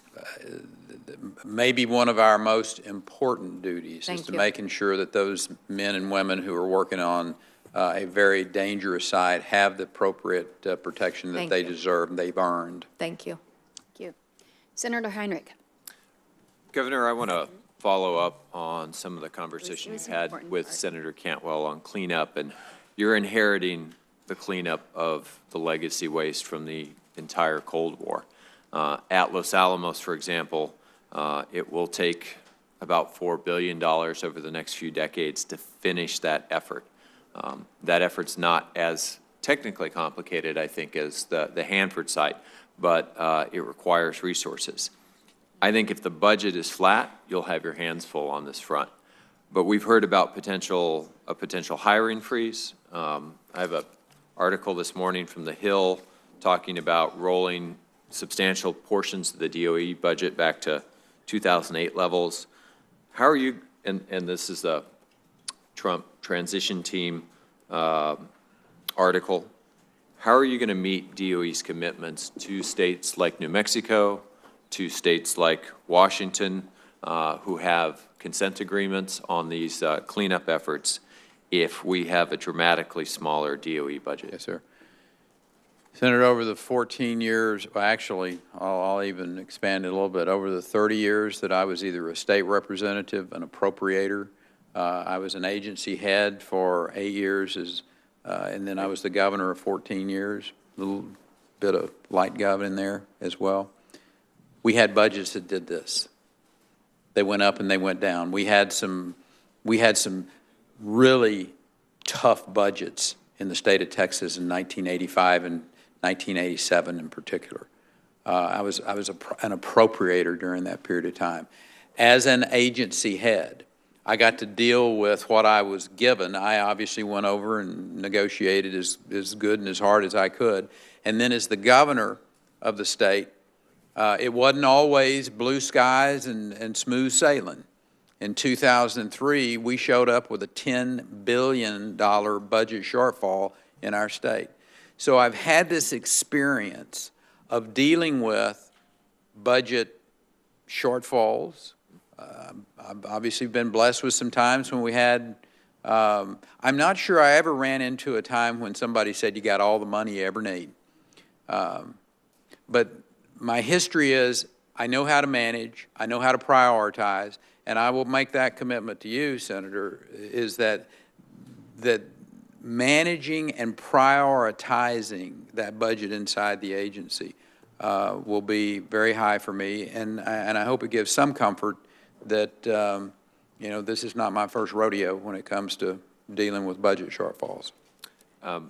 Related to that, Governor, and I want to thank you for your comments on that, I also want to ask you about the waste isolation pilot plant, the WIP facility in Carlsbad, New Mexico. You may know that WIP is the nation's only deep geologic repository for transuranic waste from the weapons program, and it's a very important part of the cleanup effort. WIP was closed for nearly 3 years as a result of 2 serious accidents. We just reopened it this last month. The investigations into those incidents cited lack of proper management and oversight as one of the root causes. I want to ask you to assure me, but more importantly, to assure the people of New Mexico that the safe operation and proper maintenance of WIP will be a budget priority and also a management priority. Sure.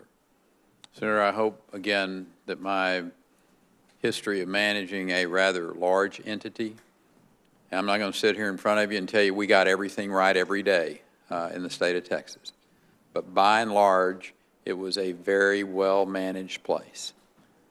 When there were mistakes made, I held people accountable because the people of the state of Texas were holding me accountable. I consider my accountability not only be to this administration, to this committee, to this Congress, but also to the people of this country and to the people of your state. I want my neighbors in New Mexico, or our farmer neighbors in New Mexico, to know that there is a Secretary of Energy who not only will come to that site and to hear their concerns, whether they're employees of WIP or whether they're people who live around the communities there, that every reasonable, every thoughtful effort will be made to make sure that not only does that site stay open because of the powerful economic impact that it has on your state, but also that the people who work there are going to be safe. And you've got my commitment to that, sir. That's exactly what I want to hear, and I very much appreciate your willingness to spend the first few months of your tenure getting to places like the labs and the WIP facility. I think that means a great deal to the community. Yes, sir. Thank you, Governor. Thank you. I think as with the nominee that we had for Secretary of Interior, these folks are going to be doing a lot of traveling in the first 6 months, which we appreciate. Yes, we ma'am. appreciate. Senator Cortez Masto. Thank you, Governor. I know in our meeting, you committed to coming to Nevada as well, so I appreciate that. Staying on the line of questioning here, because you're going to have a lot on your plate when it comes to the cleanup and disposal of high-level and low-level nuclear waste. One of the DOE sites for cleanup is the Nevada National Security Site, which was established in 1950 to perform nuclear weapons testing activities. And there are right now 3 main areas of focus for the DOE for cleanup on that site, which is groundwater contamination cleanup, low-level radioactive waste disposal cleanup, and environmental monitoring and reporting. And I just want to know, are you committed to continuing the cleanup of the Nevada National Security Site? Of course, Senator, and as I shared with Governor Sandoval and Senator Heller, you know, I hope we can, again, as the chairman mentioned, I'm going to be traveling a lot, and I hope that I can, and I won't be coming to Nevada just to see my daughter. Might do that as an aside, but. Thank you, Governor. But we will be there to go to that site to take a good appraisal of it and continue to prioritize these cleanups. I think everyone on the committee will agree that one of the main priorities, obviously keeping that arsenal safe, modernizing that arsenal, but prioritizing the funding and managing that funding in an appropriate way to clean up these waste sites is going to be very, very high on the priority list. Thank you, Governor. And then, based on the conversation and what I'm hearing recently, I'm going to try one more time. Do you support storing nuclear waste at Yucca Mountain? Senator, I'm not going to have a definitive answer that, absolutely no way in hell. I heard that from Senator Heller, Governor Sandoval, and you pretty loud and clear. But I think what you need to hear from me is I'm going to be looking at the alternative ways to be able to address this issue. We have not for 30 years been able to address it. And if there are legitimate alternatives that keep the people of Nevada happy, well, that's even better. But I think I will not sit here in front of you in a committee hearing and tell you absolutely no way is Nevada going to be the recipient of any high-level waste. But what I will tell you is that we'll work with you every day. And as I think a number of the other senators have said, there are some other places in this country that are willing to have this conversation. And I think we need to have an open conversation. I was for bringing high-level waste into the state of Texas while I was the governor. I seemed to manage to get reelected every time I ran. So the issue is one that if we're wise, if we're thoughtful, if we're respectful, that we use good science, we can find a solution to this, Senator.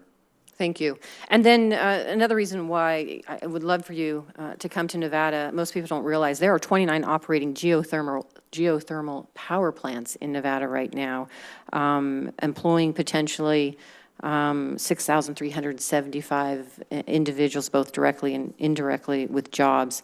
And we've been able to do so and create these job-producing clean energy power plants with the support of DOE's Geothermal Technologies Office. And what I'd like to know is, will you commit to pushing for adequate funding for the Geothermal Technology Office to continue researching geothermal energy innovations? All of the above, Senator.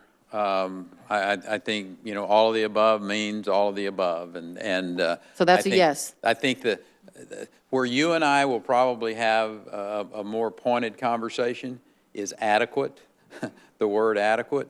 And as I shared in my remarks earlier, prioritization and good management of budgets can go a long way. Good. There is another project that's on the horizon called the Forge Lab project, and Fallon is a potential host for it. I would ask for your commitment and support in considering that as well, continuing to support those types of projects. As I become more knowledgeable of that operation there, my son-in-law has been at Fallon a few times, so he can easily point it out to me. Thank you, Governor. Thank you. Senator Franken. Thank you. Governor, as you know, 2/3 of the Department of Energy budget is dedicated toward our nuclear weapons program. Now, the United States already has the world's most formidable nuclear arsenal. We currently maintain a force of approximately 4,000 nuclear weapons, a number that is much bigger than we need to maintain an effective deterrent, and yet we are on track to spend more than $1 trillion over the next 3 decades to sustain, replace, and refurbish delivery systems, warheads, and their supporting infrastructure. This plan was launched in a different budget era, and I can tell you that numerous very distinguished national security experts believe that this investment will significantly hamper the ability of the United States to respond to conventional and unconventional threats that we may face. If you are confirmed, would you be open to altering the pace and scope of the current modernization plans if it is clear that significant taxpayer savings can be achieved while still meeting the deterrent requirements? Senator, I will address your remarks by saying that I understand my role as being the Secretary of Energy, being the manager of that agency.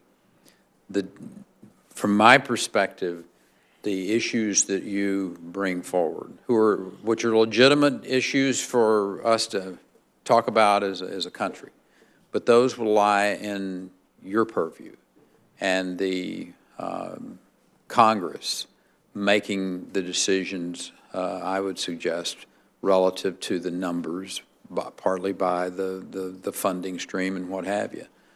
So I will be following the statutes and the laws that the United States Congress put in place relative to those issues. Well, you may have influence in this debate, so just let me alert you to this. These are weapons we're never going to use, we hope, and $1 trillion over 30 years. Yes, sir. Real money. Yeah. While we're on the topic of nuclear weapons, I want to turn to the Iran deal. As you know, your predecessor, Dr. Moniz, played a key part in negotiating the Iran deal and its nuclear limits, which have blocked Iran's potential to amass nuclear material for a nuclear weapon. In a January 2nd, 2017 letter to President-elect Trump, 37 of the nation's top scientists wrote that in sum, the JCPOA has dramatically reduced the risk that Iran could suddenly produce significant quantities of nuclear weapons material. They concluded that their, quote, technical judgment is that the multilateral JCPOA provides a strong bulwark against an Iranian nuclear weapons program, unquote, and urged Trump, quote, to preserve this critical U.S. strategic asset. Specifically, as a result of the Iran deal, Iran's uranium stockpile was cut by 97% to 300 kilograms, a fraction of the amount needed for a single nuclear weapon. With further enrichment, Iran reduced its installed centrifuges by 2/3.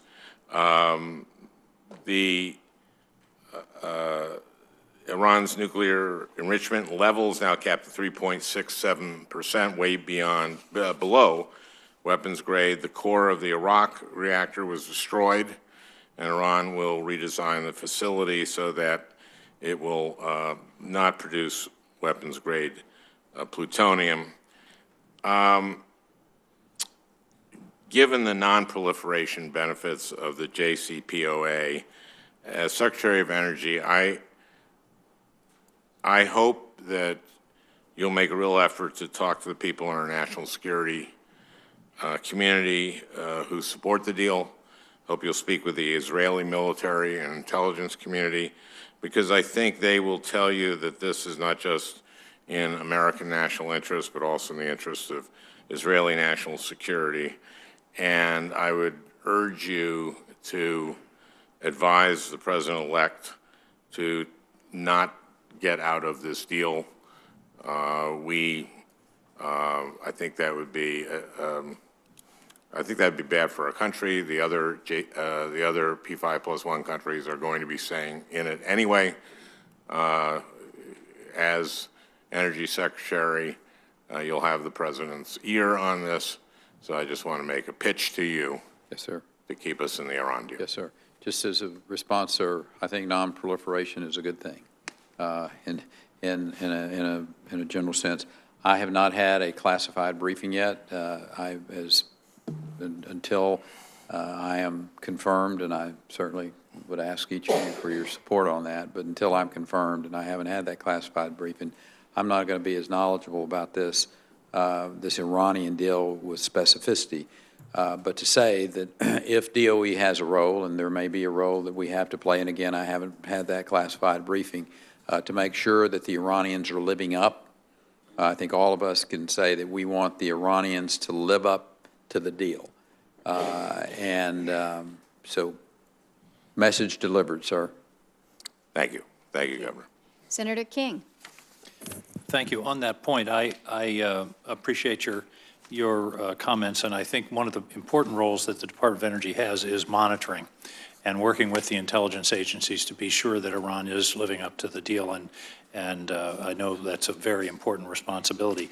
In terms of the arrangement itself, I view it as the fact that Iran has gotten their benefits from the deal, which were the release of the sanctions.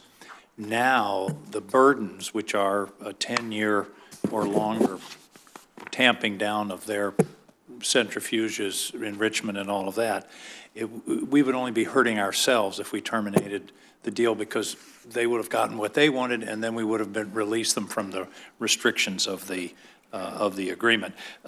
Two things, very short, and all you need to do is say yes twice. One of them is, as all of my colleagues have. Sounds like a wedding. It was yes, exactly. In your case, it appears to have worked out beautifully. Yes, sir, it did. Is to invite you to Maine, particularly the University of Maine. Our university has a relationship, as you mentioned, we talked about Texas Tech, to the Department of Energy labs, particularly Oak Ridge. In fact, Senator Collins and I are going to be there next week, a week from tomorrow, with people from Oak Ridge. It's an amazing engineering school and engineering facility, offshore wind, testing facility, nanotechnology, 3D printing, and I think you would find it very illuminating. So I'd love to have you come up, and if you want to come in more like June or July than February, I'll accept that. Yes, sir. Thank you. Thank you. Yes, sir. I'll be there, Senator. That was the right answer. The second issue, I just want to commend to you, we've talked a lot today about energy sources. One of the most interesting developments in energy in the last few years is what's called distributed energy, which is homes making their own energy, storage, demand response, energy efficiency. And by the way, the cheapest, cleanest kilowatt hour of all is the one we don't use. And so there's enormous potential there. The department has been doing research, and I just hope you will continue to pay attention to that, as part of the all of the above strategy includes distributed energy and energy that's produced at the homeowner level or at the factory level, but also things like efficiency, storage, demand response. Yes, sir. And Senator, when you talk about the connectivity issue and the distributive issue, are you talking about issues like smart meters? Exactly. Yes, sir. Enormous potential there. Yes, sir. We had a program in my home state of which we helped fund and gave incentives to the installation of those, and it's been quite successful from my memory. So those are the types of thoughtful engagement, the type of, frankly, investment that I've historically been very supportive of. Thank you. Thank you, Madam Chair. Thank you very much, Governor, by the way, Yes, for sir. your testimony Thank you, and Governor. your patience over a long morning. Thank you. Thank you, and we do appreciate your endurance, your patience. We were just visiting here about how long these nominations hearings go, but they're longest for those that are sitting on that side of the table, and we appreciate it. You're welcome. I have no further questions. Senator Cantwell had a clarification Yeah, I that just she wanted wanted to make. So I am certainly. going to file a couple of things for the record, if we could get your response on smart buildings and energy efficiency. These have been very, very successful programs that have saved millions of dollars for those who own the building facilities and for homeowners, and we definitely want to get some response on that. But I was out while you were dialoguing with Senator Stabenow. I was running back and forth between the Treasury nominee hearing and this hearing. And I think you gave her a commitment on the Office of Electricity, but I just want to make sure, given all the discussion we've had this morning in the press, that you understand that office's capabilities on storage, on cyber, on transforming the grid, on all of those things, and are committed to that office. Most important aspects of the agency, Senator. Cyber, I hope I've made a deep impact on the committee about finding the solutions, particularly on the cyber side. There's some work that we're going to be able to do on supercomputing side as well. So The Office of Electricity you support wholeheartedly, I guess that's you know, whatever the name of the committee, or excuse me, the name of the agency needs to be. I'm sometimes, you know, there's renaming, and I don't intend to do that off the top of my head. But to those functions that are under that agency today, there is great support in general for that. As we dive into this agency even more, obviously working with your office and the rest of the committee, I look forward to lots of successes. And Senator, if I might, just thank you for the opportunity to be here. You said something about the length of these things, but this is important work, and this is important business, and this is an important agency. And if I'm so fortunate as to be confirmed, and I hope I could get the support of each and every one of these senators as we go forward. But I am committed to working with you, to being a partner in this process, and to truly making America being an energy independent place that has extraordinary future for our children, for our country, for our environment, and in turn, the world.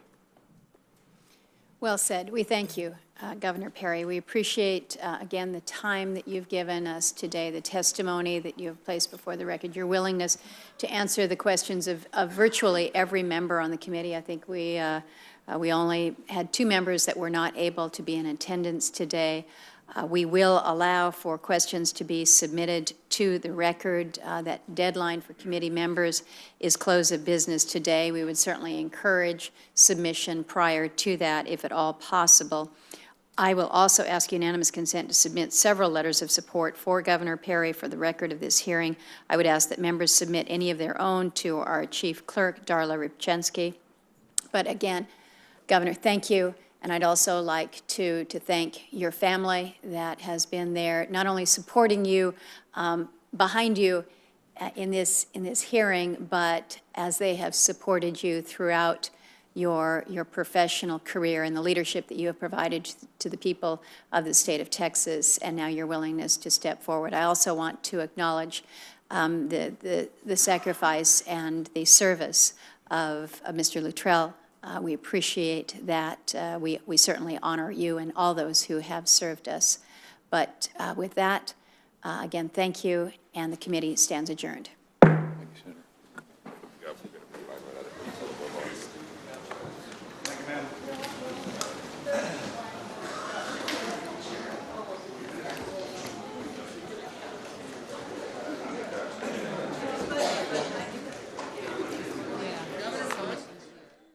Okay, everyone, that wraps up the Rick Perry hearing. We're going to take you live now, also Washington, D.C., outside the Trump International Hotel.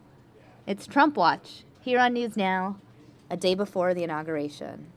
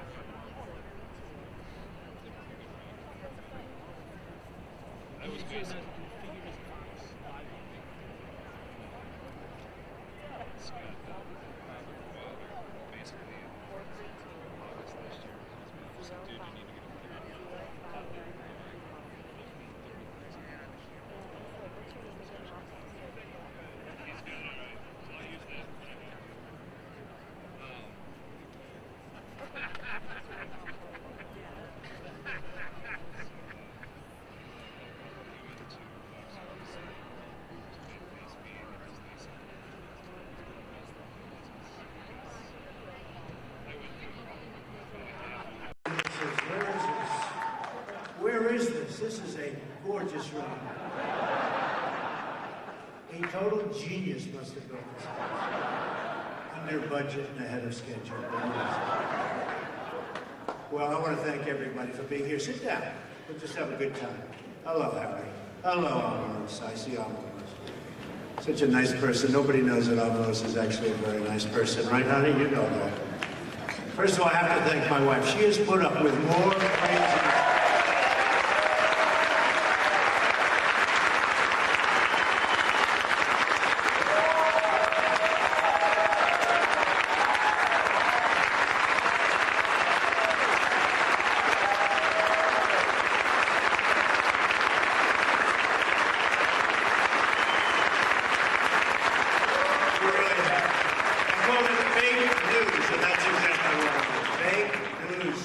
So I just want to thank you, honey. You've been amazing.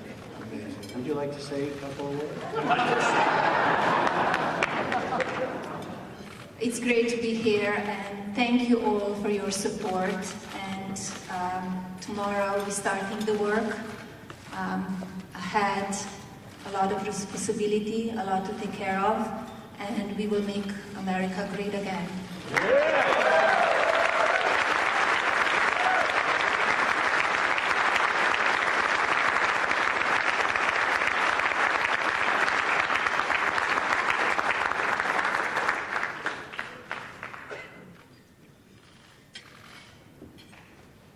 She didn't want to sit with you, Phil. So anyway, I want to thank you all. Honey, sit right here, Phil. Right. See, she believes in barriers. We don't. That's great. So, I want to thank everybody. We've had such great support in this room. And we have, I think Mitch is here. Where's Mitch McConnell? There he is. Hi, Mitch. Oh, sitting next to the ambassador. Woody Johnson, Port of St. James, congratulations, Woody. Congratulations. Mitch knows who to sit next to. It's done very well. Good. Thank you, Mitch. John Cornyn's here, Senator. Where is John? Thank you, John. John would come to my office for years, and always raising money for the senators. And he raised, a lot. He had a way of asking for a lot. I didn't even know him, right? And once a year, I'd get a call, and I'd say, oh no, it's John Cornyn. And I'd walk in, hi, Mr. John. I said, okay, John, so how much is it? Could you go $250? I said, I don't even know you again. But for years, I didn't know him. Then when I ran, he wasn't great to me. But these are, that's the way politics is. But he's good to me now, and he's a great guy. And I think we're going to have a fantastic relationship, and I appreciate it, John. Thanks for being here. I want to... Cory Gardner's here. Cory? Where's Cory? Cory's here. Cory, hi, Cory. I saw you on television yesterday. Great representative, I will tell you that. Thank you, Cory. Kevin McCarthy. Where's Kevin? There's my Kevin. Kevin is amazing. Kevin would call me in the heat of battle, right, Kevin? And I'd be fighting with Paul. I love Paul. I don't know if Paul's here. He's not writing legislation because he's got so much legislation to write. He's never had it so good. And he's actually got somebody that's going to sign it. But Kevin and Paul and I starting to really, really love Paul. We're doing I just want to let the world know we're doing very well together. We agree. I had one thing, he called me up, he said, do me a favor, maybe, and this was like 2 days ago, he said, let's not talk about the taxes publicly because we want to do this one first. We're going to work on health care. It's very complicated stuff, and I said, I know that. But the problem is I gave an interview about 5 or 6 days before to the Wall Street Journal. So I said, absolutely, I think you're right. I'm not going to talk about taxes. And the following morning, this was an evening call. The following morning, it came out, Trump on taxes, talking about that. So I called Paul, I said, believe it or not, that interview was given 5 days ago. But Paul Ryan's done a great job. And Kevin, during the heat of battle, was there for us, and I appreciate it, Kevin. Thank you very much. Steve Scalise. Steve. Where's Steve? Hi, Steve. Great. All my friends. Patrick McHenry. Patrick, what a name. That is the name of a true patriot. Where's Patrick? I see somebody in the audience, too, by the way, who's become very famous lately. The legendary Jeff Sessions.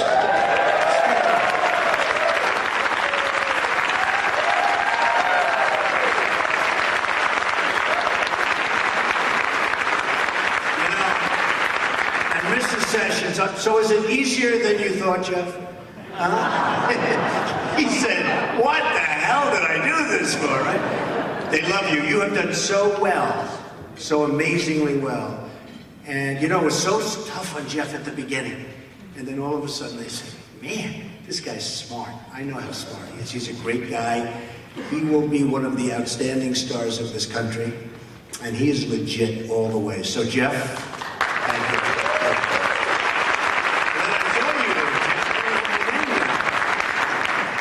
Anyway, and so many others. Kathy McMorris Rogers. Where's Kathy? Where's Kathy? She's around here someplace. Hi, Kathy. So we also have Steve Mnuchin is right now getting grilled. He's getting grilled. He's doing a good job. You know this, right? He's out there doing what you were doing 4 days ago. But he's doing a fantastic job. And I will say, all of our folks, the cabinet members, I think Nikki's here someplace, Nikki Haley, a lot of the cabinets who are working a good job today, a great job. Oh boy, when I send her over to speak to China, and when I send her over to speak to everybody, I think we're going to do a lot of great things, Nikki, right? So thank you for going through this, but you did a fantastic job. Thank you. Tom Price. It was so nice to Tom, right? Where's Tom?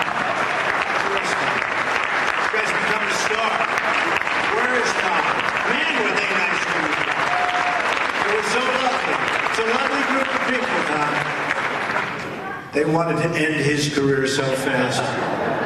And then they found out, man, he's smart. We have a lot of smart people. I tell you what, one thing we've learned, we have by far the highest IQ of any cabinet ever assembled.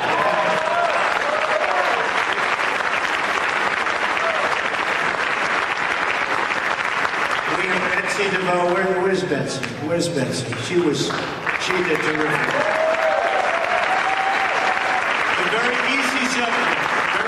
It's called education. Very, very easy, right? It's we have a little different take on it, right, Betsy? A little take. It's called We Want Our Children Educated. That's our take. I will get them educated. So we're #1 in the world in cost per pupil, #1 in the world, and we're ranked number 18 in the world In fact, in some charts, we're much worse than that. 18 is, that's on a good day, Betsy. I saw one the other day where we're 28 out of 30. All right, everybody, you can see that the pool camera is leaving that event there where Donald Trump is speaking to kick off inauguration weekend. We're going to take you now live Senate hearing for Trump's pick for Treasury. Let's go there live here.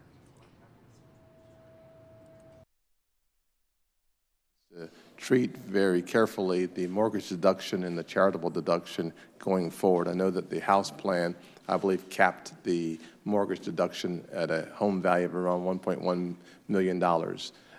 I saw, at least in your political document, that the approach that you guys were taking had more to do with the interest that you pay and not the actual value of the home. So I would don't need a comment right now, but I would hope that you would take seriously the importance of those two deductions from my perspective.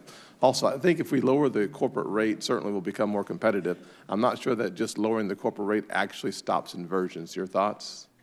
I think it absolutely has a huge impact on stopping inversion. So I think there's some other things that we may be able to do, but I think the biggest issue that creates inversions is the incentive for much, much lower taxes abroad than we have here. Well, there's no question that if we can get our 35% highest in the world corporate tax down to something that's competitive, that would be wonderful. But absolutely. To stop the inversions, we're probably having to go to a place we can't get to be competitive with Ireland at 12.5%, or the innovation boxes at 10%. Whatever we can do to become competitive will be helpful, but I do believe that we're going to have to look for other remedies outside of the tax code in order for us to sell perhaps that the haven of America is a great place to do business beyond the tax code itself.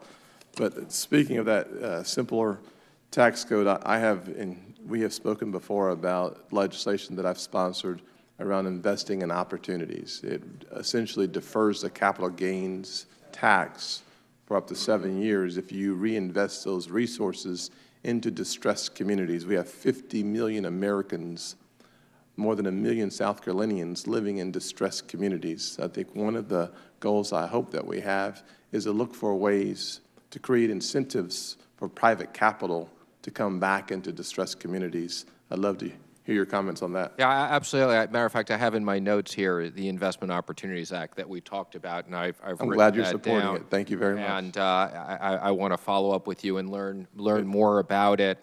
And whether we use that or whether you use other tax incentives, I think it's absolutely critical that the areas that are most struggling, that we use the appropriate incentives to get business to go there. So I will definitely look forward to following up with you on that. Just one more question, Mr. Chairman. Thank you, sir. I thought that was a ringing endorsement for the Investing in Opportunity Act. I'll just take it as that from my ears, not necessarily what you said. On the trade policy, South Carolina has been a place of a provocative position on trade. We were a haven for manufacturing 100 years ago. We are today a haven from a high-tech manufacturing perspective. Trade agreements are a very important part of what makes us successful, attracting brands like Boeing, Michelin, Bridgestone, Caterpillar, BMW. So trade is very important to the state.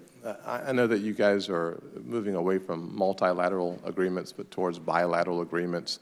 I hope that that bilateral approach will include some of the countries in the growing markets around the world, specifically within the TPP footprint. Absolutely. And as I said, President-elect Trump absolutely believes in trade. He just wants better deals. So he wants us to grow exports, and he wants better deals. All right. Thank you, Mr. Chairman. We have 2 more to go here. Can we finish up with? Absolutely. Let's keep going. Okay, and Please. then we'll take a short break and then give you a little bit of time, and then we'll come right back. Senator Portman and then the senator from Washington. Thank you, Mr. Chairman. And Mr. Mnuchin, thank you for being here. But I think it's your kids who deserve the award for stamina.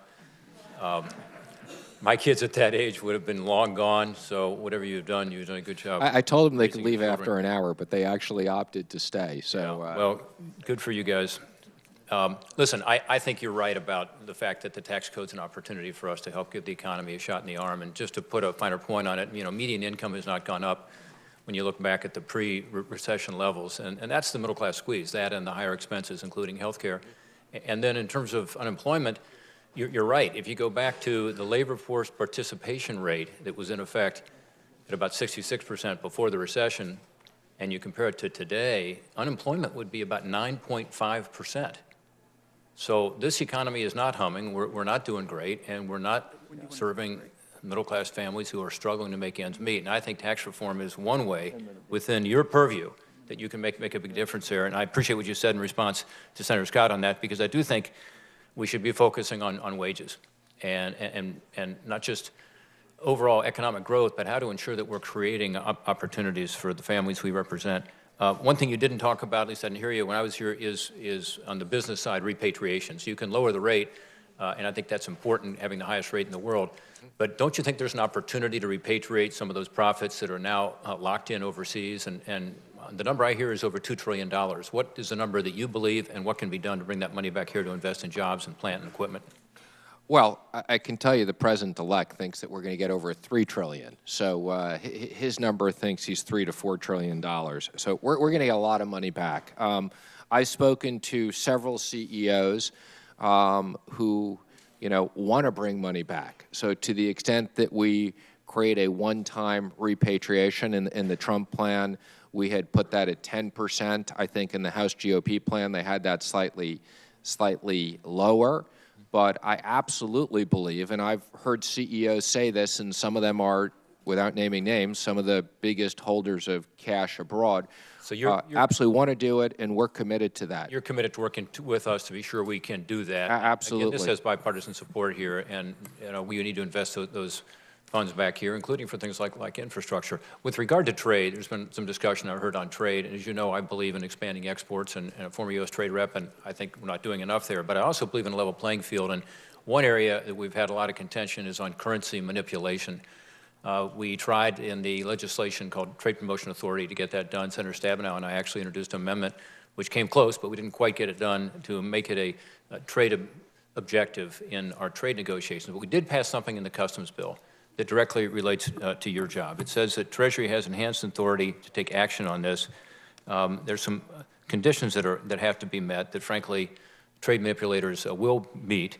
And at the end of the day, if a country fails to change its policies, the Treasury Secretary can recommend the President take action, such as prohibiting the federal government from procuring goods or services from that country, calling for formal consultations on findings of currency manipulation at the IMF, International Monetary Fund. If confirmed, would you commit today to take full advantage of that enhanced authority that we've given the Department of Treasury? Absolutely. I think that's very important. And in particular, I just want to point out and thank you. I know you've taken the opportunity to meet with me several times, and I enjoyed our working lunch yesterday in your office, and we've talked a lot about these issues, and I'm absolutely committed to work with you on this, and this sounds like a very important issue.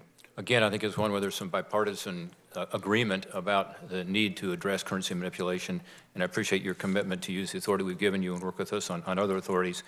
Another topic I wanted to touch on was the IRS. I understand there was some discussion when I had to step out to another hearing regarding funding for the IRS. I heard what Senator Burr said about some of the examples of IRS poor management, including promotion policies. Obviously, we know that there was politics involved in the IRS, that they're making decisions based on political matters, which is totally inappropriate for a tax collection agency. So the IRS has created huge problems by the way it has not performed in a way that anybody would expect as a taxpayer. On the other hand, by understaffing and underfunding the IRS, taxpayer service has been eroded. And that affects my constituents in very, very direct ways. Are you committed to trying to fix these problems at the IRS, but also working with us to ensure that there's adequate funding and support so that the tax system can work better, hopefully under a very simplified tax code?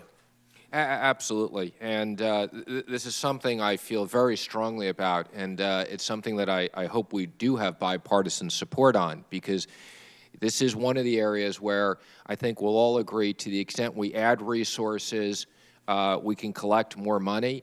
One of the things I've heard is one of the reasons why we have technology problems is because, based upon the guidelines, we can't afford to hire technology people internally. While I think there's some external technology, I think we need to have internal expertise in the IRS to manage our own technology systems.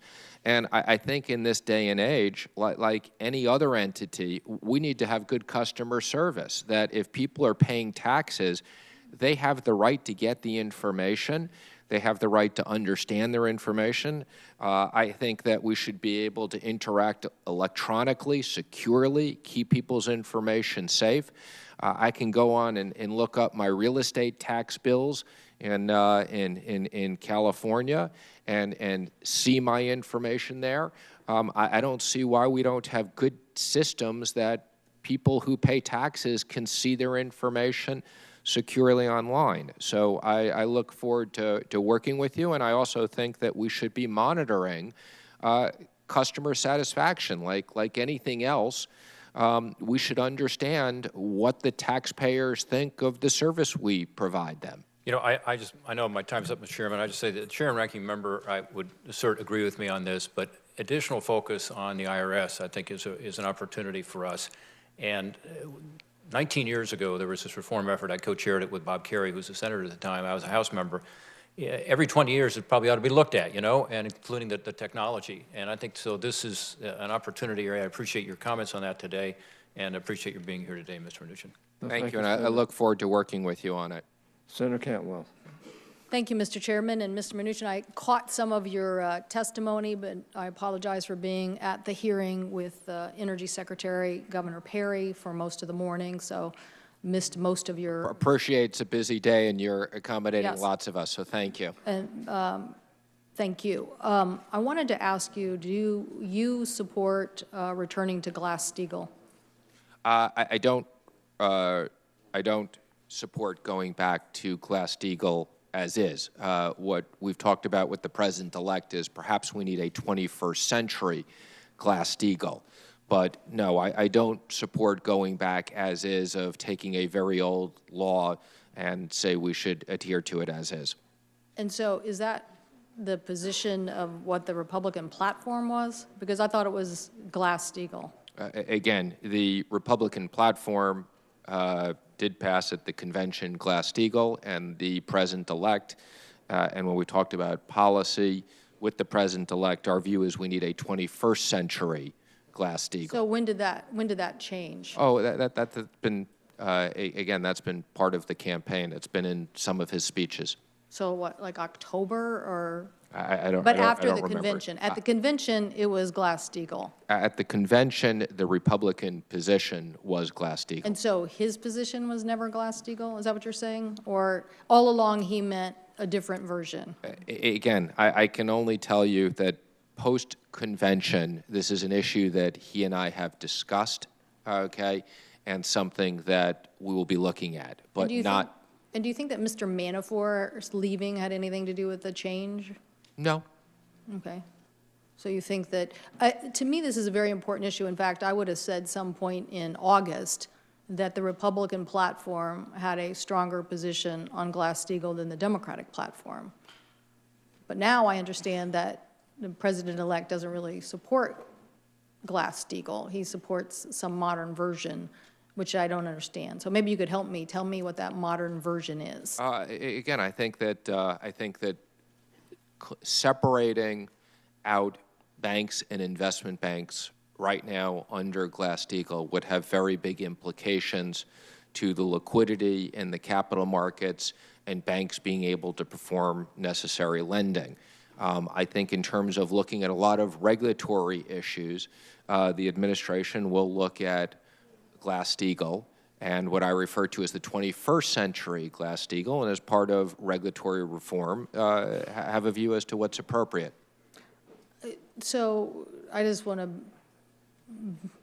be clear, because I think in your testimony that I heard, you did allude to the damage that was caused by the implosion of our economy brought on by toxic financial instruments that did not have the backing that they needed. According to the Dallas Fed, it's $14 trillion hole in our economy. So I think you alluded to the damage that caused in your. So now, what I think you answered, at least some of the notes I have here about to some of my other colleagues, that you believe in the concept of proprietary trading did not belong with a bank. That's correct. Okay. So where does that go then? So you're saying you don't think that today there's a clear prohibition and you want to see a clear prohibition? No. What I said is that in the Volcker rule, today we have a prohibition of proprietary trading in banks. With loopholes. The problem that we have is that the definition of that was left to the regulators to decide. And so the first issue is, and again, I'm a believer in proper regulation, but I'm also a strong believer in people need to understand the regulation. So we need to be able to explain to banks what's proprietary trading and what's not proprietary trading. I think we would all agree if we were all sitting in this room and just betting on things that's proprietary trading. What I referenced is that the Federal Reserve had their own independent report on a lack of liquidity in many of the important markets. So what I'm in favor of is that we have clear definition around the Volcker rule and that the regulators come out with that and do it in a way so that it doesn't eliminate liquidity in many of the important markets. So you would basically just tighten what you think are the rules that are out there. So you would lessen the rules that are already passed in Dodd-Frank. No, that's not what I've said. I want to be very clear. What I've said is that I support the Volcker rule, but there needs to be proper definition around the Volcker rule so that banks can understand exactly what they can do and what they can't do, and that they can provide the necessary function of liquidity in customer markets. And again, I'm referencing a problem that the Federal Reserve has independently raised. Well, I think, to me, I think this election was a lot about the frustration of the American people on the implosion of our economy and the fact that they haven't recovered. And I think that the president-elect, whether he directly or meant to, or I was pleased that his party adopted coming up with a very bright line of separating commercial from investment banking. So now, I think where we are today, we're not sure. Hopefully we'll get a chance to vote on this, all our colleagues. Now that our colleagues have to answer to platforms and committees, hopefully we'll get an answer where our colleagues are on this. But I will tell you that not only is this an issue of people wanting to see a bright line and be protected from this ever happening again, when it comes to the tax code and the tax policy, the American people have not recovered. So lowering the corporate tax rate without getting a plan for the average American who lost pension, couldn't send their kids to school, maybe lost their home. What is the tax policy that the president-elect and you are going to pursue that is going to help restore them from that major implosion and protect them from this ever happening again? Well, let me just tell you, from having traveled with the president-elect for the last year, I absolutely understand why he got elected, and that is because, as you point out, the average American worker has gone nowhere. The unemployment rate is not real. The average American worker has gone nowhere, and President-elect is committed, as am I, as his economic advisor, to work for the American people and grow the American economy so that the average American worker does better. And that's why I've been willing to sell all my investments, okay? I've been willing to give up my businesses. My desire is to work for the American people to create a better economy, and I understand that. I've traveled for the last year. I've seen this, and the president-elect understands that very clearly. And so just one question on that. I know my time has expired. So did you mention in your what tax break policy you would give to that American worker? Absolutely. We've specifically said that the objective is to create a middle-income tax cut and to create business taxes that incent businesses to grow and make businesses more competitive and hire more people and create more jobs here. Not specific to education or pensions or anything, a broad tax break to Well, as we've talked, as we had a chance to talk about, I think pensions are a very important issue. Thank you. And I'd be happy to work with your office another time. Okay, I think that the people who have earned pensions absolutely deserve to have those pensions maintained and be safe.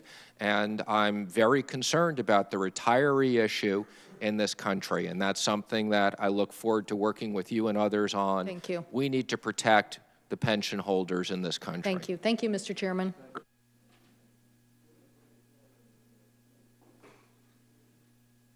We're going to take a 10-minute break here. My friends on the other side have requested a second round, and we're going to grant that. And so let's just recess for about 10 minutes, maybe, or a little longer.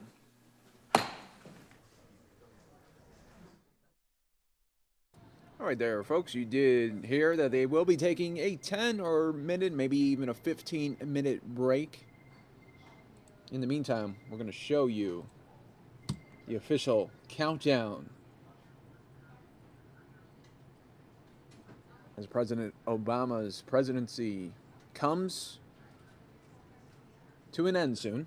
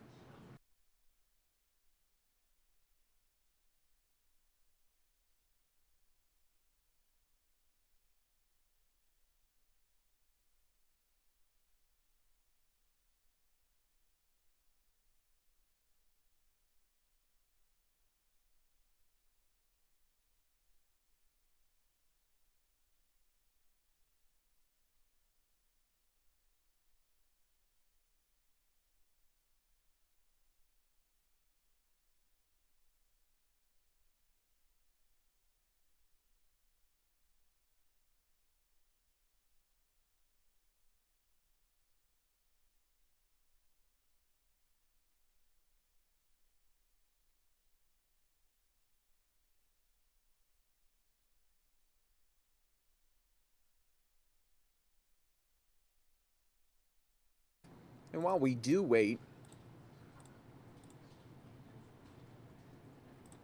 for that hearing to resume, the corner of your screen you are going to see from earlier today President-elect Donald Trump's incoming press secretary holding his first news briefing.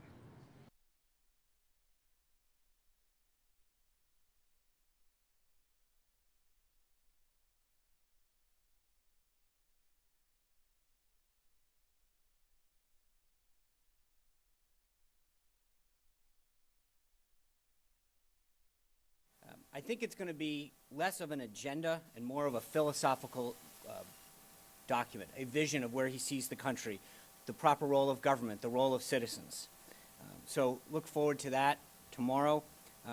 With respect to the action on Capitol Hill that the Vice President-elect was mentioning, I think the nominees continue to go up to Capitol Hill and impress the American people and the United States Senator with the caliber and quality of people that the President-elect has chosen. Shelby Moore Capito of West Virginia said of Scott Pruitt, he's the best choice for the EPA. He'll help restore the EPA to its original lawful mission. As Leader McConnell mentioned of Wilbur Ross that he's experienced to help turn the country around. John Thune said his business know-how will make him a great Commerce Secretary. Senator Marco Rubio of Florida said Governor Nikki Haley will stand up for American values at the UN. Arizona Governor Doug Ducey said that Dr. Tom Price is someone that Americans can finally work towards a patient-centered health care. Today, we've got more activity up on Capitol Hill. Energy Secretary nominee Rick Perry and Treasury Secretary Stephen Mnuchin will both be up there on Capitol Hill testifying. I think no one understands the intersection of the American economy and the American industry, energy industry, than former Governor Rick Perry of Texas. He's well known to the Senate and to the American people. There's a great deal of reform coming to Washington, and nothing sends the message stronger that nominating a leader like Rick Perry to take the helm will do. Over his 30-year career in finance, Stephen Mnuchin has established a reputation of being a solution-oriented leader, a dedicated team builder, and an excellent communicator. These qualities will serve him well as he works with Congress and the administration to hamper out a tax package that will spur economic growth, create jobs, and help hardworking Americans and allow businesses to compete on a global basis. I mentioned yesterday, but we will have further staff announcements today, both on the commission staff, the special assistants, deputy assistants, and assistants to the president. We'll also release some of the non-commissioned support staff as well. This morning, As the Vice President-elect noted, we have officially filled the cabinet with the announcement of Sonny Perdue as the next Secretary of Agriculture. A few more staff announcements, personnel notes that I want to get through. We will announce today that Dab Kern will remain at the White House as the Deputy Assistant to the President and Director of the White House Military Office.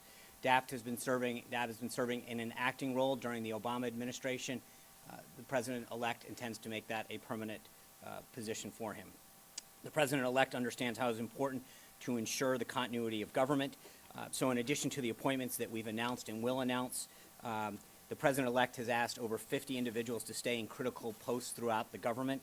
Included in this group are Robert Work, currently the Deputy Secretary of Defense, Chuck Rosenberg, the DEA Administrator, Nick Rasmussen, the Director of the National Counterterrorism Center, Tom Shannon, the Undersecretary of State for Political Affairs, Susan Coppage in the Department of State, which is the Office to Monitor and Combat Trafficking in Persons, Brett McGurk, who is the Special Envoy for the Global Coalition to Counter ISIS, Cody Kinsley, the Assistant Secretary of Management, Department of Treasury, Adam Subin, who is the Acting Undersecretary for Terrorism and Financial Intelligence at the Department of Treasury, are just some of the individuals who will be staying aboard for the through the time being until a replacement can be named.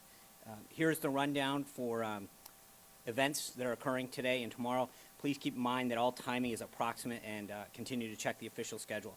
Today at 12:30, the President-elect, Chief of Staff Reince Priebus, Mr. Tom Barrack, the Chairman of the Presidential Inaugural Committee, Sarah Armstrong, the CEO of the Presidential Inaugural Committee, Senate Majority Leader Mitch McConnell, White House Majority Leader Kevin McCarthy, and cabinet designees and White House senior staff will attend a leadership luncheon at the Trump International Hotel. That's a pool event. At 3 p.m., there will be the President-elect, the Vice President-elect, and their families will attend a wreath-laying ceremony at Arlington National Cemetery. At 4 p.m., the President-elect, the Vice President-elect, and their families will attend the Make America Great Again rally and concert at the Lincoln Memorial. Tomorrow, big day for everyone. It's the next inauguration day. It's inauguration day. It'll begin with the President-elect, his family, the Vice President-elect and his family, cabinet designees, family and friends attending an 8:30 church service at St. John's Church, located at 1525 8th Street, right across from the White House. At 9:30, the President-elect and his family, the Vice President-elect and his family, will attend a White House tea on the south portico of the White House. At 10:30, they will travel to the Capitol for the swearing-in. At 11 o'clock, the President-elect, the Trump family, Vice President-elect and his family will attend the swearing-in on the west lawn of the U.S. Capitol. At 1 p.m., the President-elect, the Vice President-elect, First Lady Melania Trump, Second Lady Karen Pence will attend a joint congressional inaugural committee luncheon at the U.S. Capitol. At 2:30 p.m., they will attend the military review located at the U.S. Capitol on the east front. And at 3 o'clock, they will attend the inaugural parade in stands just outside of the White House. At 7 p.m., President Trump, Vice President Pence, First Lady Melania, Second Lady Karen Pence will attend the Liberty and Freedom Ball at the Washington Convention Center off Mount Vernon Ave. Following that, they'll attend the Military Ball, which is at the National Building Museum. On Saturday at approximately 10 a.m., the President, the Vice President, and their families will attend the National Prayer Service at the Washington National Cathedral. Over the weekend, the incoming staff will be located here at the PTT to help support the transition. On the eve of the inauguration, one point that's important, we have over 536 beachhead team members. These are the individuals that are being placed into agencies and departments throughout the government. They have been identified to support those things. This is an unprecedented number of individuals that are going to be ready on day one, as far back as we can see. And I think that is important, as well as the individuals I mentioned earlier, to ensure continuity of government and to ensure that we're ready on day one to get things happening. We intend to have the first briefing at the White House on Monday in the James Brady briefing room. Time will be announced. As a logistical note, I would just say that during this weekend, we've worked with the White House Correspondents Association to ensure that a pool camera is located here. Should there be a need for any briefing, this would be the location where it would take place in order to facilitate much easier logistics of getting in and out. I know some of you are interested in getting your passes. We're working with the current White House. They've been very helpful. make sure you email our team. We'll help facilitate reporters who don't have hard passes to get in and out of the White House complex throughout the weekend and on Monday.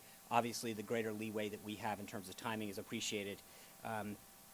With respect to the cabinet, before I turn it over, I think that there's no question, we've noted before, the high quality and caliber of the individuals that the President-elect has selected to lead his government.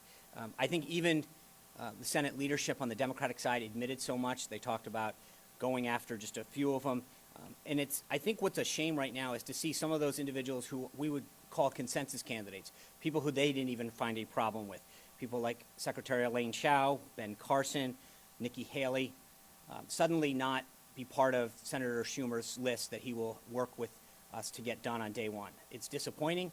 These were people that are highly qualified, that were considered quote-unquote consensus candidates prior to a few weeks ago.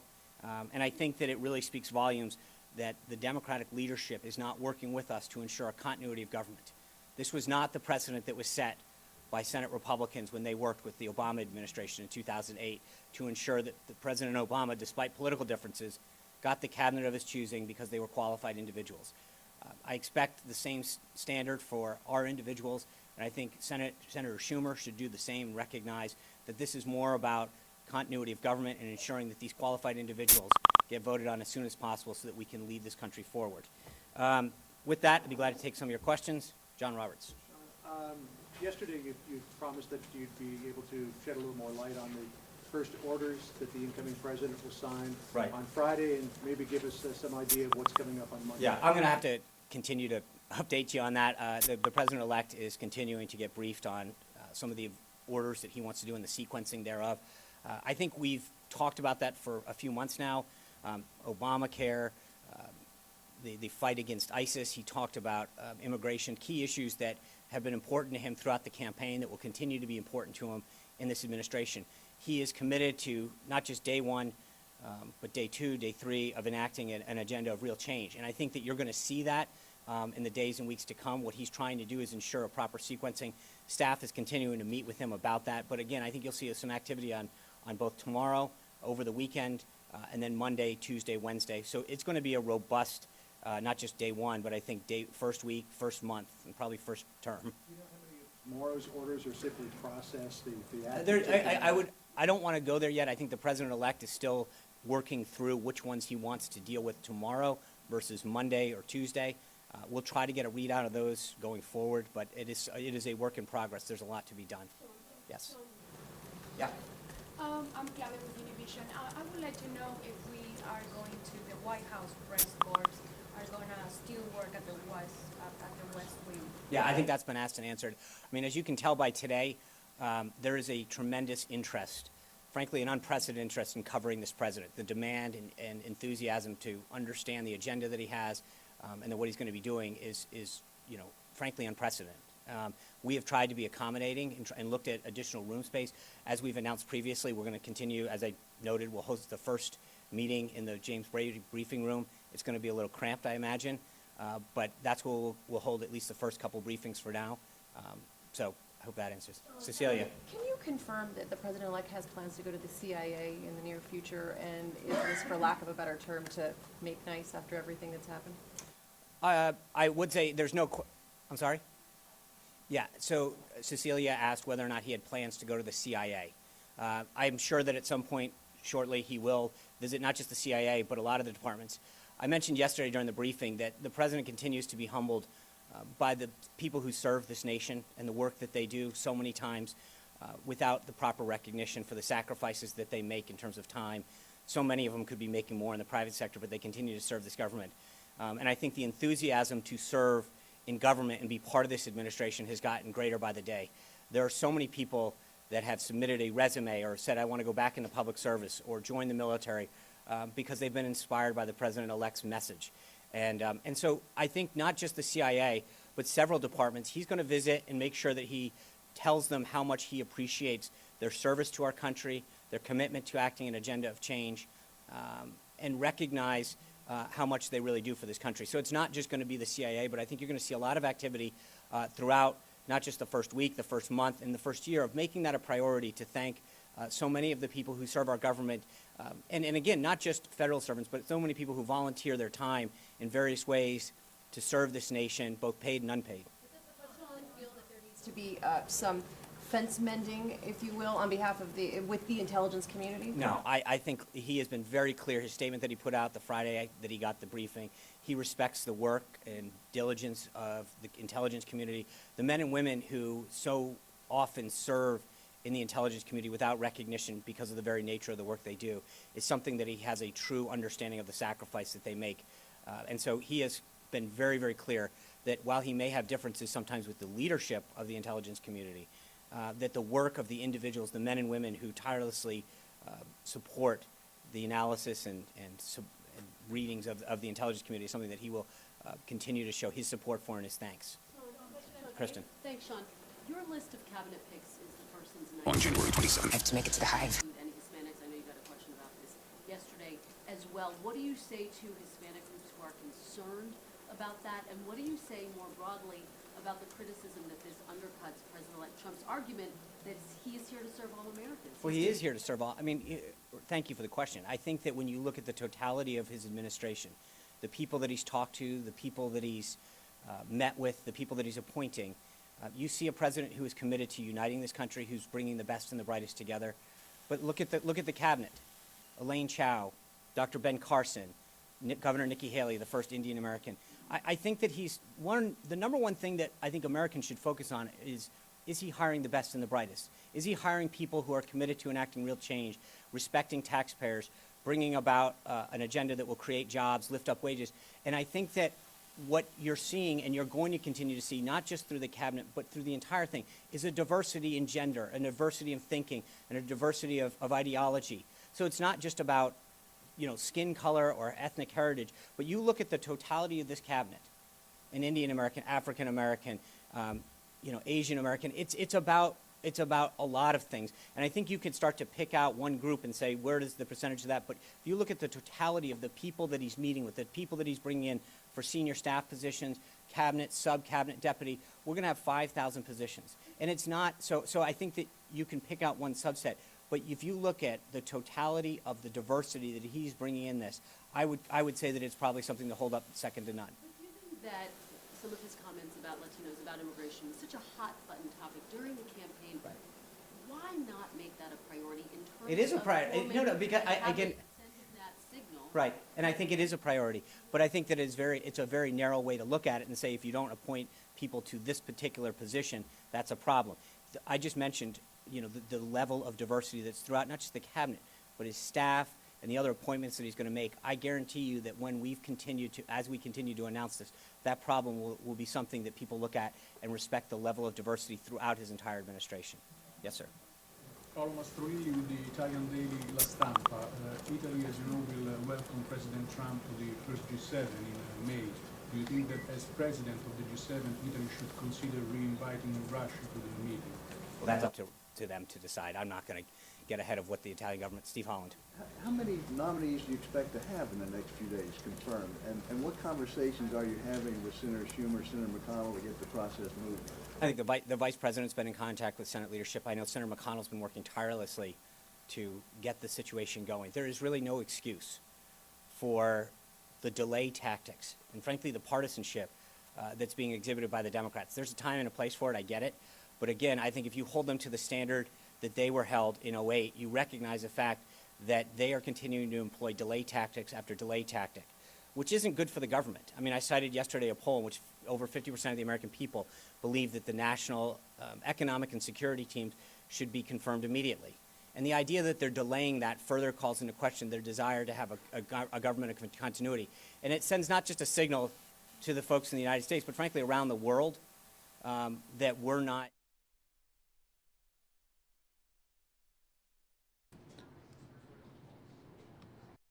All right, everybody, what we're going to do now, back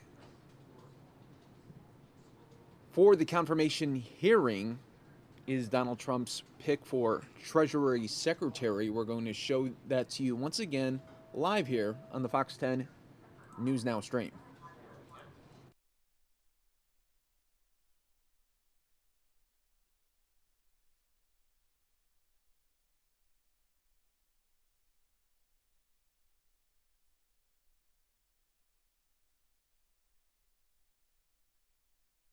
it for a reason. I don't want to have to repeat it. If you have a policy that cuts payroll and investment for the top 1 or 2% while eliminating the credits for those who are low and middle income, doesn't that violate the Mnuchin rule?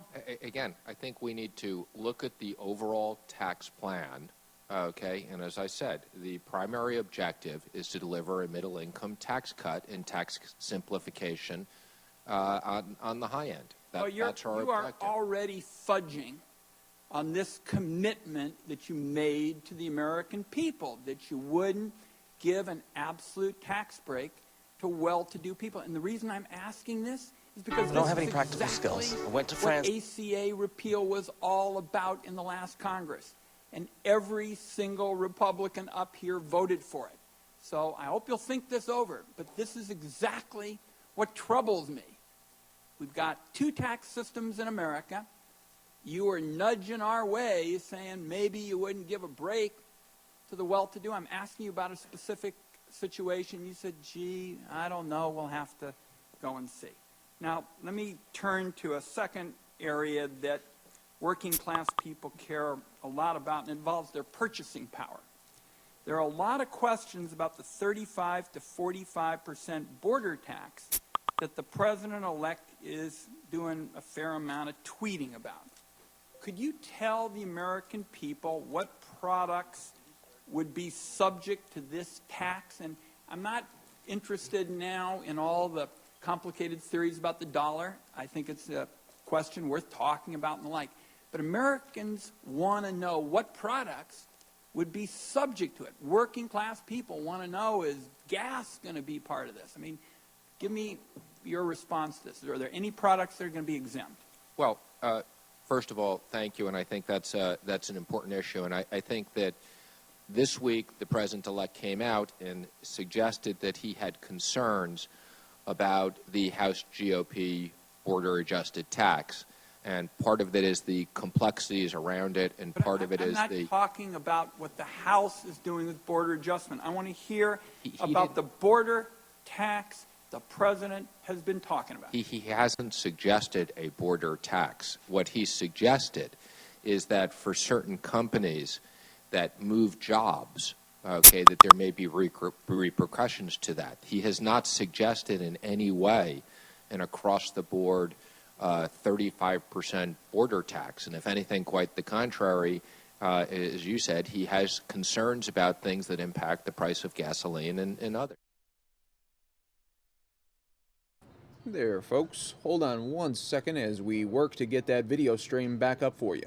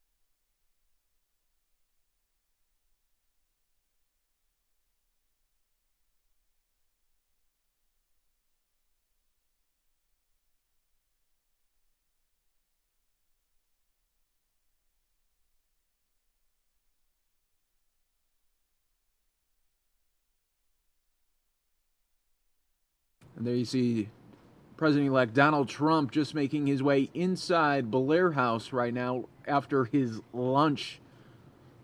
Watching that all unfold live right here on the Fox 10 News Now stream. And see where we can agree on bipartisan solutions. I think as it relates to any specific component of this, I think we need to look at the overall tax reform that we're going to put through and where things fit in it. But I would welcome the opportunity to follow up with you and work on that. Mr. Mnuchin, again, and I want to be respectful on this point. Because you have not been involved in these policy fields in the past, and I respect that because there's lots of leadership that a person still can provide. When I asked about Medicare, you'd be the managing trustee. You really didn't have any thoughts on that. I just asked you about the earned income tax credit. Tremendous interest among Democrats and Republicans. I gather you're not aware that the Speaker has long been advocating some improvements that Democrats are interested in. And I will tell you, we're going to have, I guess, the chance to go into some other questions. I'm very troubled about the fact that on these basic tools that you would have if confirmed, you seem almost unscathed by the subject. So thank you, Mr. Chairman. Well, I'm sorry that you're troubled by that. I hope I earn your support and respect that you aren't troubled going forward if I'm confirmed.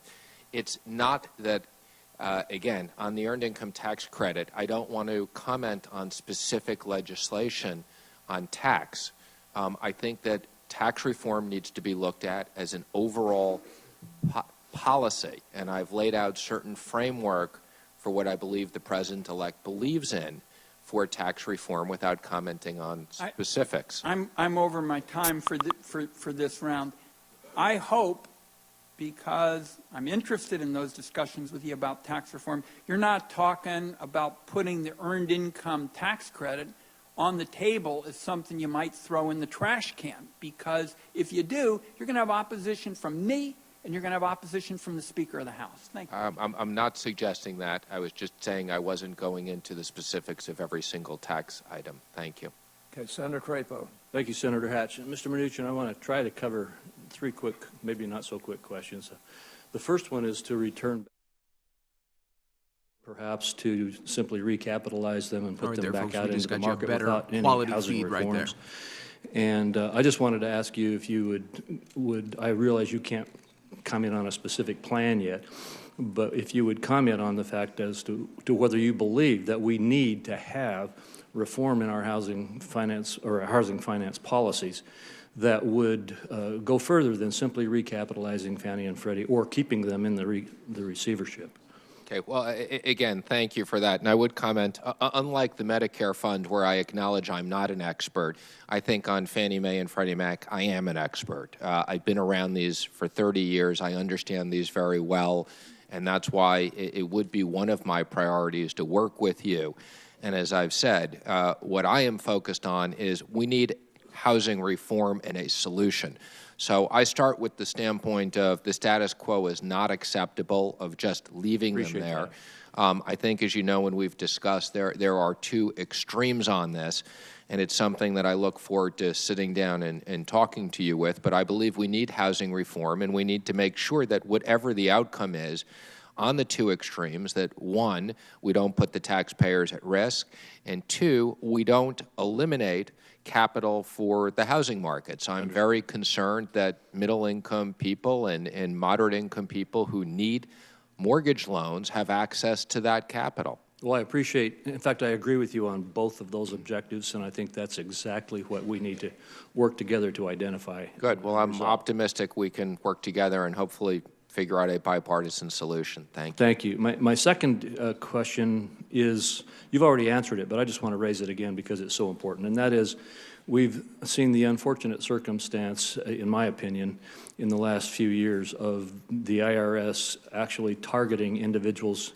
because of what they believe and how they advocate in our society. And you've already talked about this, but I would just encourage you to make a high priority that not only the IRS, but all of the federal functions under your jurisdiction as Secretary of Treasury, which I'm sure you will be confirmed to be, are stopped from that kind of targeting of American citizens who are conducting perfectly legal business and engaging in perfectly free and legal speech. You have my 100% assurance that I will do that. I think there's no place in not only the Treasury but in other agencies for us to be having people act that way. All right, thank you. Then my last question in this round would be back to the tax issue. One of the big issues that I think we must grapple with, and I would just like your ideas on it, is that, as I'm sure you know, a huge percentage, in fact, a significant majority of the business entities in the United States pay tax through the individual income side of the code rather than the corporate side of the code. And as we reform, as we should, our corporate code and engage in individual tax code reforms, I'm concerned that we don't end up with a significant bifurcation between different business entities in the United States as to the tax burden and the tax rates that they pay. Could you comment on that? Sure, and I too think that that's an important issue. And again, let me just, for large companies that are in pass-through form today, the reason why large companies are in pass-through form is because they look at the personal income tax rate and they compare it to the corporate rate and the dividend rate. So I think for many large companies that are structured as pass-throughs, they will opt to take the business tax, and we will figure out a simple, non-bureaucratic, you check the box, you get the business tax, you leave the money in the company, you grow your company, you get the lower business tax. If you distribute it out, you pay dividends.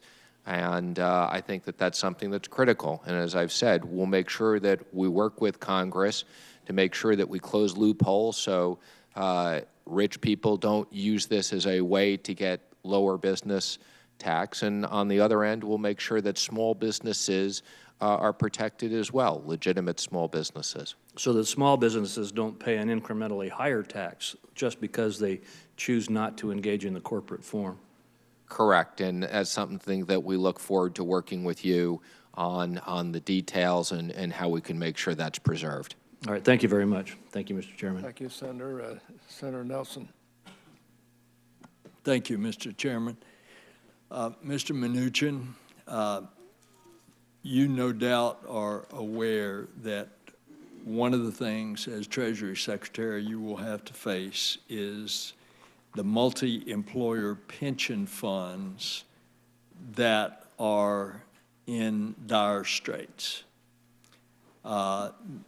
These are ones that have become unstable, and they're pension plans for people like truck drivers and carpenters and miners. And the Treasury Secretary has the authority to temporarily or permanently reduce the pension benefits if the plan is projected to run out of money. Therein, there are two bad outcomes. One, it's running out of money, and you are going to be faced with the problem of what to do about it. These are folks that are living on the edge, and a reduction of the pension is going to mean something that they have to go without. What do you think about this, and how would you approach this heart-wrenching issue? Well, I appreciate your concern, and we had the opportunity to talk a little bit about this when we met, and I believe your office followed up and sent me some information on this. So it's something that I look forward to working with you on. And let me first say, I think that people who have worked very long periods of time and have built up a pension deserve to get their pension. That is very important. On the other hand, we have to be careful that on the other extreme, we don't have a bailout of the entire pension industry and bankrupt the guarantee fund. But I commit to work with your office. I understand these issues. I understand the sensitivity of these issues, and I share your concerns that cutting truck drivers' pensions and other people's is a very significant outcome, and we should go to great lengths to figure out if there's other solutions before we do that. Since folks like you and me have been blessed, we haven't often had to walk in the shoes of folks like that are living on the edge. I completely understand. And I ask that in your position with this awesome authority as Treasury Secretary, that you put yourself in those shoes. Another financial disaster is what's happening in Puerto Rico, not only because of what they are at fault about, but also in the unequal way that they have been treated by the law, quirks in the law that I do not understand how they ever got that way. They're not treated the same on bankruptcy laws. They're not treated the same on Medicare and Medicaid laws. And they have a particularly tragic situation where they were given a block grant of Medicaid money. That's running out this year, while at the same time, 1/3 of the island's residents are infected with Zika. And we know that 15% of those infected with Zika, if they are pregnant, there's a 15% chance that they're going to have a deformed child.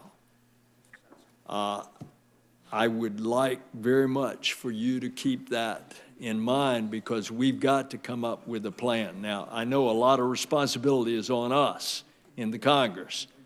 The chairman led an effort, and we tried to get some things passed in December, but the big things like Medicaid are coming up in the future.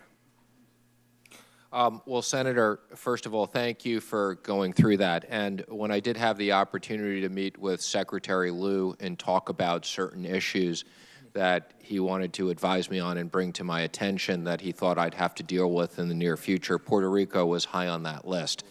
So I must say I wasn't an expert on Puerto Rico before the last 30 days. I've started studying this issue.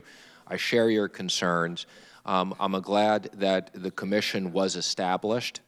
I think that I understand that the Treasury has been staffing the commission. I have someone who I've already asked internally who's going to be working with me to start working on and get debriefed by the Treasury staff on this. And this is going to be something that we need to figure out a bipartisan solution.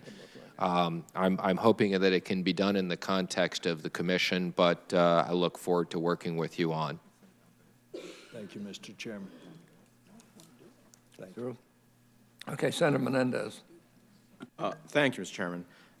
Mr. Mnuchin, I've listened to your responses to my colleagues defending One West's more than 50,000 foreclosures on your watch, and I understand you bought a bad book of loans. And I don't think we're saying that you had to save every single homeowner, but by taking the FDIC's backstop, you had an obligation to at least try. So do you believe that you made every effort to prevent foreclosures and keep families in their homes? I do, and I actually brought with me, which if you want to make part of the record, the FDIC asked the Inspector General, the OIG, to come in and look at the loan modification program. So you believe you did? And they independently reviewed that, and that was verified by the OIG. Well, I don't know that their determination is that you made every effort. Let me just say, Excuse me, what Senator, about... without objection, we'll make that part of the record. Thank you. What about one of your vice presidents actually admitting to robo-signing 750 foreclosure documents a week without even reading or reviewing them? How can that be considered making every effort to prevent foreclosures? Can you honestly say your bank made every effort to keep families and seniors in their homes when they were robo-signing one foreclosure document every 3 minutes? So, Senator, yes, I can absolutely say that we made every effort. And again, our loan modification programs were audited by the Treasury, the FDIC, the OCC. You can imagine, as being a private equity person who bought a bank, we lived in a glass house and we were constantly viewed by the regulators. Now, the comment that you're making, there was an industry issue, okay, which had nothing to do with loan modifications, which had to do around the processing of foreclosures. That was a procedure that was started at IndyMac. It was continued under the FDIC ownership, and in the beginning of our ownership, okay, we unfortunately didn't change certain procedures. As I've said, the industry, it was solved. Okay, I'm not worried and we about were the industry. only I'm bank. worried about what your direction at your bank did. You keep referring to entities. The Office of Thrift Supervision hit you with a consent order because you were actually putting homeowners on a fast track to foreclosure. And that was part of that 750 foreclosures a month. You also had an independent government audit of One West foreclosures in 2009 and 2010 that alone identified more than 10,000 homeowners who were owed $8.5 million in damages. And among those homeowners were 54 incidents over the course of just 2 years where the bank violated the rights of active-duty military servicemen and women, those defending our country across the globe under the Service Members Civil Relief Act. So if you did all of that, how is it that you feel that you can honestly say here in sworn testimony that your company did everything? Okay, so first of all, Senator, and I appreciate the issue, and as I said before, we highly regret the extent that we made even one error, whether especially to the servicemen. And yes, we had all those loans reviewed. We paid $8 million. Many, many firms paid billions and billions of dollars, but we regret any issue there. What you were referring to with the OTS and the independent foreclosure review, it was one and the same. So as I've referenced in my testimony, we were one of 14 banks that signed a consent order. Basically, the 14 largest servicers signed consent orders. At the time we were under the OTS, it was later taken over by the OCC, who took over the consent order, and we were the only bank that actually completed that independent foreclosure review, and we are proud of that. And the fact that it was completed at the end of the day ultimately showed that your company took people out of their homes and created consequences for them they should not have had. So I'm not sure which one is to be proud of. Do you know a woman named Sylvia Oliver? I do not. I didn't think so. She is from Scotch Plains, New Jersey. She is the sister of the immediate past Speaker of the New Jersey General Assembly. She received a loan from IndyMac in 2008, and after her employer cut her hours, she ran into difficulty paying for her mortgage. She wanted to be a good borrower. She tried 8 times for loan modifications, which I believe she would have qualified. Every time your bank denied each and every one. She's been fighting to save her home for 7 years. She nearly lost her home yesterday. Thanks to her tenacity, she has a 30-day reprieve, but that's no guarantee she won't lose her home next week. So I look at her, and Mr. Chairman, I'd like to have the testimony of several individuals who face these realities be included in the record at this time. Well, without objection, if they pertain to the record. They certainly pertain to the record. They pertain to having been foreclosed on and ultimately having tried to seek loan modifications unsuccessfully, even though they should have qualified for them. I think they're more than eligible for the record. So let me just say in closing, I see this as an example of privatizing profits but socializing losses. In the darkest days of the financial crisis, it seems to me that you and your friends were looking for stores to raid, and you found a gem in IndyMac. And with the government subsidizing the risk, you engineered a highly lucrative equation that made billions off the backs of homeowners, seniors, minorities, military men, and women.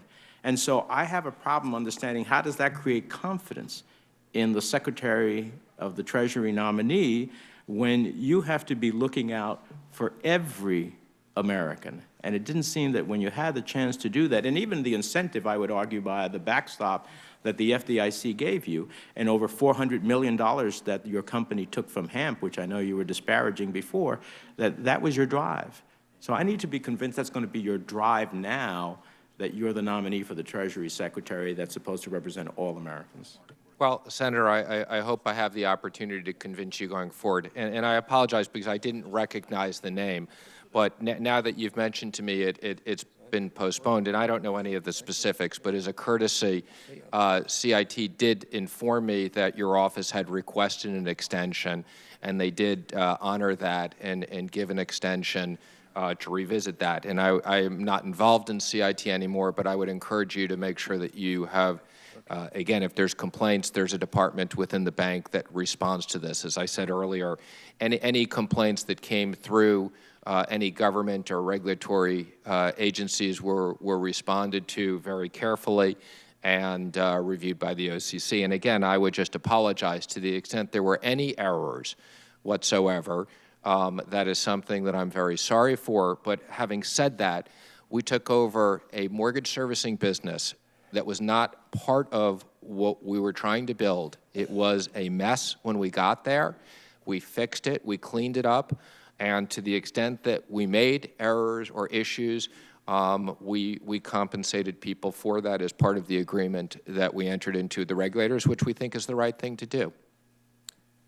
Okay, Senator Carper. Thanks, Mr. Chairman. Mr. Mnuchin. I know you introduced your dad earlier, and he's sitting there, still sitting there behind you. How old is your father? How old is he? 83. He's 83. Oh, you're blessed to have him with you. Thank you. I feel that way. He looks pretty good for 83 is all I can say, and I'm in a position to say that. I'm glad you said that. That is true. My parents are both deceased. There a couple of things they used to say to my sister and me when we were growing up over and over and over again. I don't know if your parents ever did that, hoping that it would somehow sink in. But one of the things they're always saying is figure out the right thing to do, not the easy thing. What's the right thing to do? Just do it. They'd say treat other people the way we want to be treated, golden rule. My dad was always big on doing things well, doing everything well. I like to say, if it isn't perfect, make it better. And my dad always used to say, just use some common sense. He said it to my sister and me a lot. We must not have had any. But can you just think of a word of advice that your dad or maybe your mom have given you over the years that you could have used or should have used with respect to the foreclosures that you were facing and what you did? Just very briefly. Just a word of advice from them. Well, again, first of all, thank you. I agree with those many things that you were told. And as I mentioned, not only has my father had a big influence on me, but my mother who's passed away and my grandparents and understanding the importance of hard work. Again, I can tell you. Give me just one good thing that your mom and dad that applies to what guided you in this mortgage foreclosure. Absolutely. And I think kind of as you've suggested that treat people as you'd want to be treated, be sympathetic, be empathetic to those people and understand what they're going through. Good. The other thing I would add to that, everything I do, I know I can do better. And I think you've acknowledged that as well. It sounds like you guys tried, but you can, we can always do better. I want to go back to the issue of how to create a nurturing environment for job creation, job preservation with respect to growing exports, making sure that we get our products to markets across the world. The President-elect has, I think, several times, at least I've heard him talk about support for a duty on items imported from China. I think it's like 45%, 35% duty on items imported from Mexico. I think he may have also considered an executive order imposing a 5% tariff on maybe on all imports. And I have a question with really three parts. And first, if the administration chooses to pursue such policies, how would you prevent those countries affected from imposing similar duties on American exports? Second, Mexico is, as you probably know, our second largest export market for goods. The top three exports in 2015 were machinery, electrical machinery, and autos, vehicles. If Mexico were to impose a 35% duty on American exports, any idea what would be the impact on our manufacturing? And third, what role would our government have in assisting those maybe small businesses that were harmed, and even not so small businesses harmed, the workers that might be displaced by the closing of international markets to our domestic manufacturers? Well, first of all, those are all good issues. And let me assure you from my conversations with the President-elect on trade, and I have discussed a lot of the trade issues with him. I've also had the opportunity to work closely with Wilbur Ross over the campaign, who's also very involved in trade, as well as Peter Navarro, who will be in the White House. And trade, I think, as you know, at least certain enforcement issues of trade cut across both the Treasury, the Commerce, and the USTR. So I would be working with the other people on a unified position on trade. Where the president-elect has talked about, I've never heard him talk about 30 or 35% tariffs across the board. I have heard him specifically say, well, if certain companies want to move their jobs, we're going to specifically put a tariff on them, okay? Now, I think that that's something that needs to be looked at, and I don't think that that's a plan that's going into action. I share your issues with this is as much about growing exports as it is about growing imports, and specifically with Mexico, I think most people acknowledge NAFTA was negotiated a long time ago, that we should reopen this agreement. Well, actually, we did, and we did it in the context of TPP, as you know. I understand that. And my hope is that when we all get settled in, that you'll go back and when you're thinking about renegotiating NAFTA, make sure we understand what's already been done. I would hope that the starting point is the work that you've done, and I'm optimistic that we can renegotiate that deal that's both advantageous to us and advantageous to Mexico, that it's a win-win for both countries. Good. Last thing, when you're mentoring and giving advice to the president-elect, another word of advice from my parents to my sister and me, and it probably works on the tariff, the imposition of tariffs, is what goes around comes around. I mean, we want to keep that in mind. Thank you. Just to clarify the record, I'm not mentoring him. He's mentoring me. I'm not so sure. But I do give him advice. I wouldn't clarify that as mentoring. Senator Cardin. Thank you, Mr. Chairman. I want to get to the tax issues for a moment, because we had a chance to talk about that in the office. And I think we all would acknowledge that our income tax rates, personal and corporation, on global competition puts the United States at a disadvantage. Oh, I'm sorry. And something we need to deal with. I apologize. We also recognize that from a business tax point of view, it's not just the corporate rate, it's also the individual rate, since 90% plus businesses pay the individual rate. I want to talk about two standards that I hope will judge the review of tax reform, so that we can have a simplified tax structure, one that's fair to the American people. One, I would hope that you would agree that we do not want tax reform to increase the size of the federal deficit. I'm taking notes. I don't know if you want me to answer them one at a time. The second is that tax reform should be at least as progressive as our current tax code. That is, middle-income families should not be asked to pay more in regards to our tax code. So, and again, in both those issues, and I share your concerns. On the first one, again, we do believe in dynamic scoring, and with the appropriate growth, I think we want to make sure that tax reform doesn't increase the size of the deficit. And in regards to the second issue, as I've said in my discussions with the President-elect, he is very interested in us providing a middle-income tax cut. That is his priority. And I would just urge on the first part that recognize that we have to be disciplined as we deal with the federal budget. And I would hope we would have consistent rules in regards to both spending and tax cuts as to the dynamic nature of those types of activities. It's a lot easier for us to use the current rules because they're objective and we have professionals who give us the ground rules. When we start using subjectivity, it could be abused. At the end of the day, we could have much larger deficits. But your point is you do not want to add to the deficit of the country. That is correct. Through tax reform. And secondly, you want to make sure that middle-income families are not disadvantaged by the tax code. Now, so here's the challenge. We also believe we should be competitive globally because you want to grow our economy in regards to exports.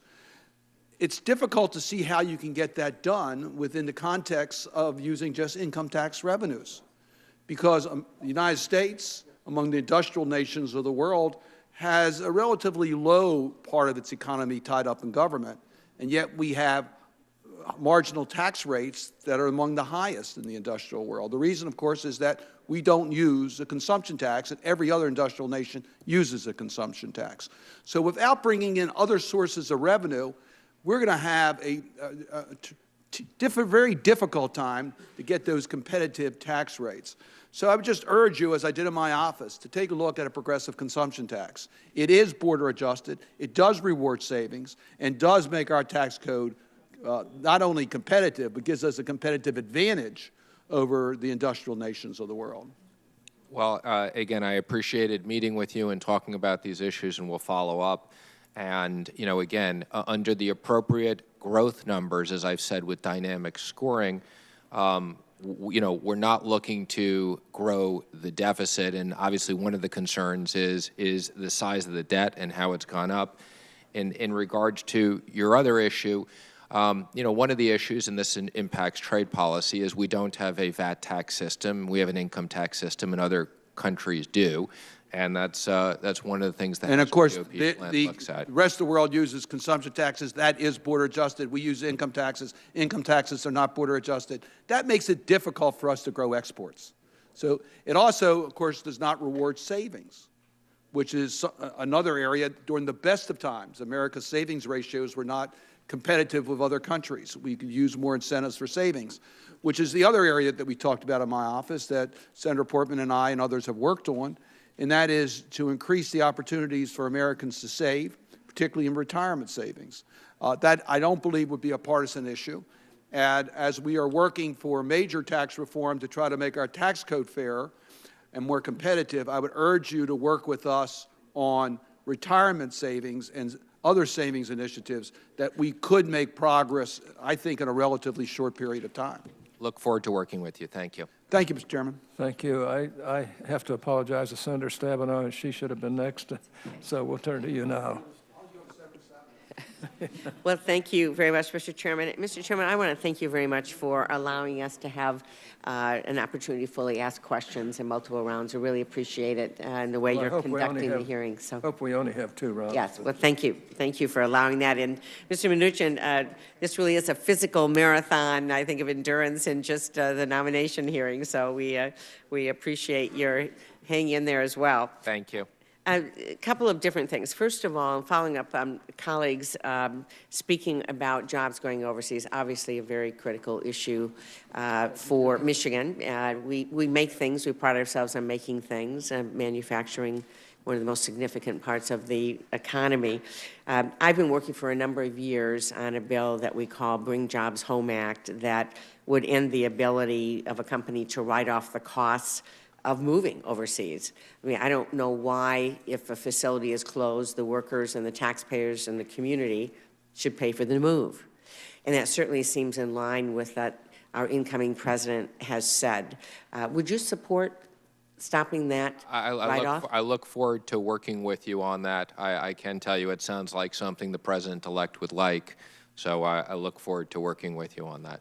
Well, I think it's important that we take step one of all of the loopholes that are there. First one is we shouldn't pay for the move. So I appreciate and hope that that's something that will be embraced.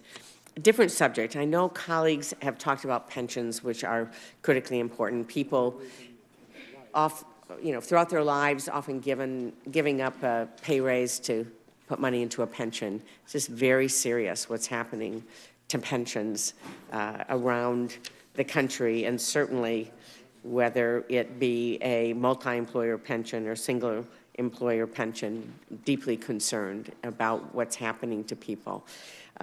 We know that we've heard that from the GAO in 2013 that if there was a multi-employer pension fund to become insolvent, a very large troubled plan, then we could see an estimated benefit paid by the PBGC to be reduced less than 10% of the guaranteed level.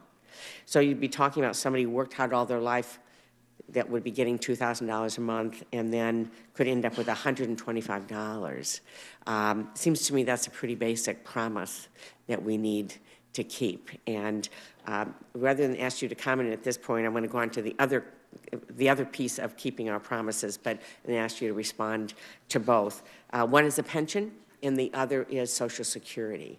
And as Treasury Secretary, you will be a trustee, a very important position. And I'm I think it's important to know if you're committed to upholding the new president's promise in May of 2015 that he would not support cuts to Social Security.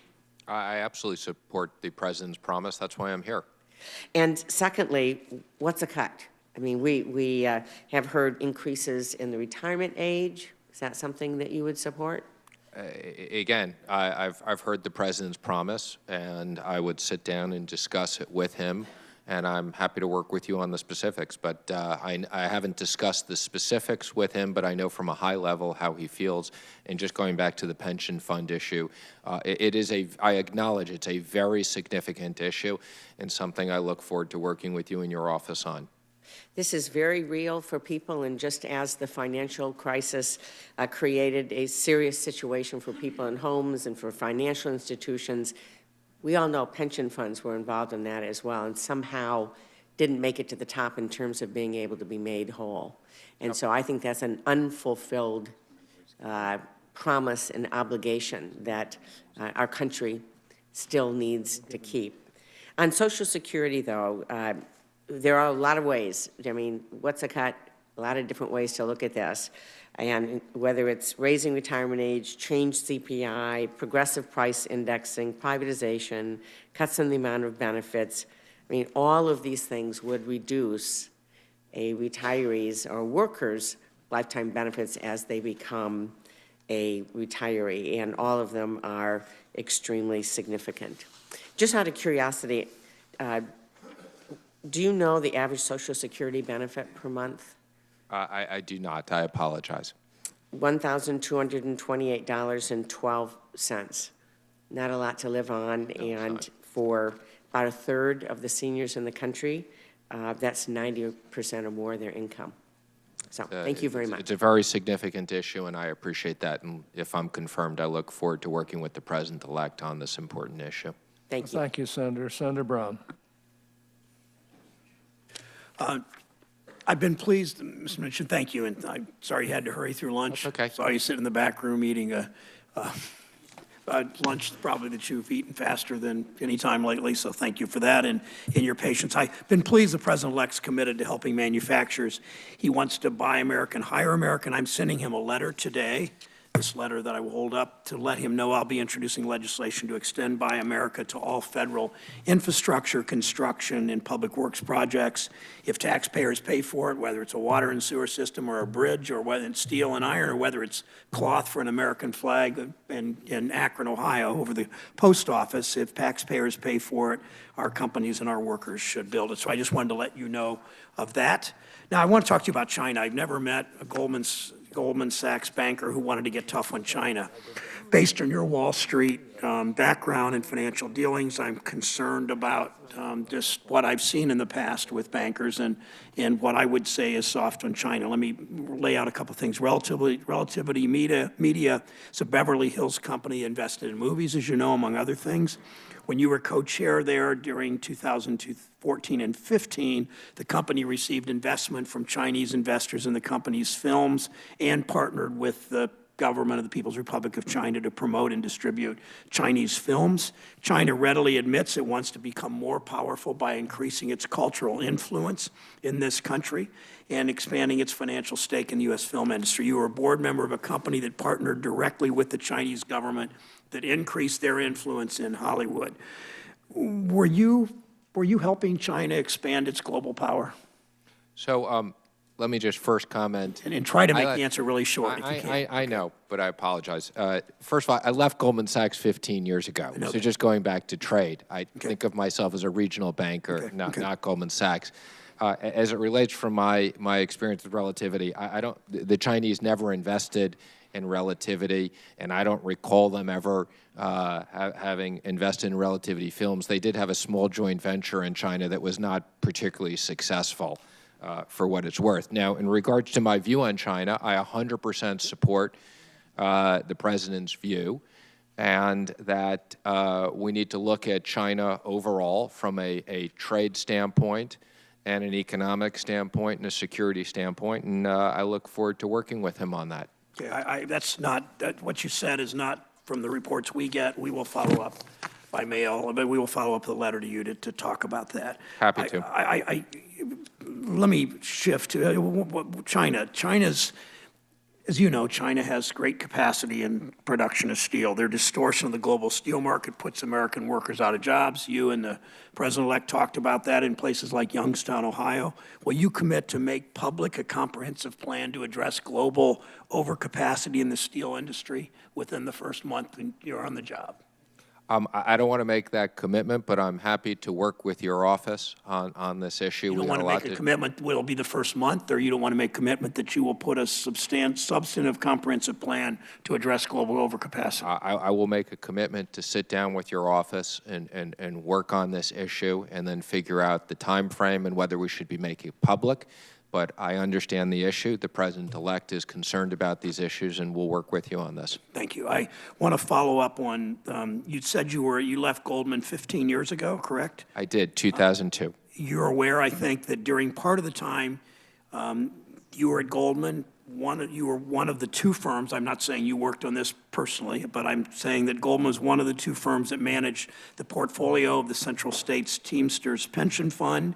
And I think you're aware that while Goldman was a manager of the funds of Central States, the plan lost 40% of its value, more than double the average losses for a defined pension benefit plan during that period, due in part to those losses, in part due to Goldman Sachs' I would call it mismanagement of that plan. The Central States Teamsters Pension Fund, as Senators Stabenow, Nelson, and McCaskill said, is in distress and at risk of becoming insolvent. There's a certain irony that if you're confirmed, you'll be a member of the board of the PBGC, as I think you know, and responsible in many ways for protecting the pensions of more than 400,000 working families. You, I assume, don't know who Butch and Rita Lewis are. They're constituents of mine and Senator Portman's. He worked as a trucker for 40 years. He was a Teamster. He led the Southwest Retirement Pension Committee's fight against cuts to their earned benefits. He passed away on New Year's Eve due to a stroke, which doctors have attributed, at least in part, due to the stress he faced over the proposed pension cuts. He and his wife, she lives in Southwest Ohio. She's taken up his fight. She will lose almost her entire pension. So I know you said you aren't for finding a way to make these pensions whole, but understand that this Congress bailed out Wall Street banks, including Goldman, and I hope that you'll change your mind on helping make these pensions whole. And I appreciate the significance of the pension issue, and I can assure you I had nothing to do with that issue when I was at Goldman Sachs. I know that, but I also, whatsoever. but that doesn't make Rita Lewis feel any better whether you did or not. I completely understand that, Senator. I appreciate that. I just know there's an ideological antipathy in this body from its more conservative members to help the Wall Street banks, but not to help workers like Rita Lewis's husband. Well, that's going a little far. I don't know anybody who wants to do that. I don't know anybody on, okay, Mr. Chairman, I'll finish my comments. One more point I wanted to make. Last year, I worked with some manufacturers concerned that a metals warehouse owned by your former employer, Goldman, was driving up aluminum costs. The Fed proposed rules to rein in merchant banking authority that allows banks like Goldman to own these metal warehouses. We've done some hearings on that. Will you make it a priority to help the Fed finish its merchant banking rules and to use Treasury's authority to address these unfair practices? Absolutely. I'd be happy to look into that and work on that. Okay, that you understand. Thank you. I understand Treasury has joint rulemaking authority in merchant banking, so they have a role, you have a role, and I hope that you exercise it. Thank you. Thank you, Mr. Mnuchin. Thank you, Senator. I guess Senator Warner. Or excuse me, Senator Heller. I'm sorry. Mr. Chairman, thank you. And Mr. Mnuchin, thanks for your patience. It's a long day, but I hope it's only one day. I want to talk. I don't question the President-elect's desire to repeal and replace Obamacare. He said it, and I don't doubt it. What I do question is what his positions are on all the taxes. And as you know, there were a dozen or more taxes in Obamacare, $1 trillion, new taxes on middle-class America. Can you clarify to me the President-elect's position on the taxes that went along with it? Does he want to keep them? Does he want to repeal them? Give me your best thoughts. So first of all, again, I just want to again apologize that we didn't get back to you on that information, and I assure you, I've read my staff the riot act that this will be our top priority when we leave today. In regards to Obamacare, I haven't been as involved in the specifics of the repeal and replace or replace. As it relates to the taxes, my understanding is to get rid of the surcharge on that. Obviously, there's a number of controversial taxes in there. The medical device tax, of course, being one, Cadillac tax being another. And I want to kind of hone in a little bit on this Cadillac tax, because as you're well aware of, it's a 40% excise tax on what they consider or deem to be Cadillac taxes. And most people that have what would qualify as a Cadillac tax doesn't come anywhere close to high-end healthcare programs. This would affect 1.3 million Nevadans, 120 million Americans. We're talking seniors, unions, public employees, go down the list, that are going to hit by this 40% excise tax. Give me your feelings on this and your desire to repeal a tax of this nature. I agree with you, and as I said, I'm not as close to the whole Obamacare discussions right now, but I will definitely follow up with you on that, and I agree with your view. It was postponed 2 years to 2020 from the work of Senator Heinrich from New Mexico and myself. And we're working hard. What I just want is a commitment to work with you as we go forward on this, and hopefully we can repeal what I consider to be a very onerous tax. It sounds like what you're saying makes absolute sense, and you have my commitment to work with you on that. Thank you. I want to talk also a little bit more about housing. 17% of the houses in Nevada are currently still underwater, 17%. I want to talk about the mortgage debt tax real quick. The IRS deems it a gift today, that if you bought your house for $250,000, today it's worth $200,000, you sell it for $200,000, they deem that $50,000 as a gift and want to tax you on that. Now, Senator Stabenow, Isaacson, and Menendez, we have worked closely on this, and it expired as of January 1st. We have reintroduced that legislation to try to eliminate this burden on the taxpayer. I'd like to get your understanding of this, your feelings on it, where your support would be on this particular piece of legislation. Yeah, you have my commitment to work with you. If it's not bad enough that the person lost their home, but then we got to send them a tax bill, I agree with you on that. I appreciate your support. Mr. Chairman, that's all I have. Senator Warner. Thank you, Mr. Chairman.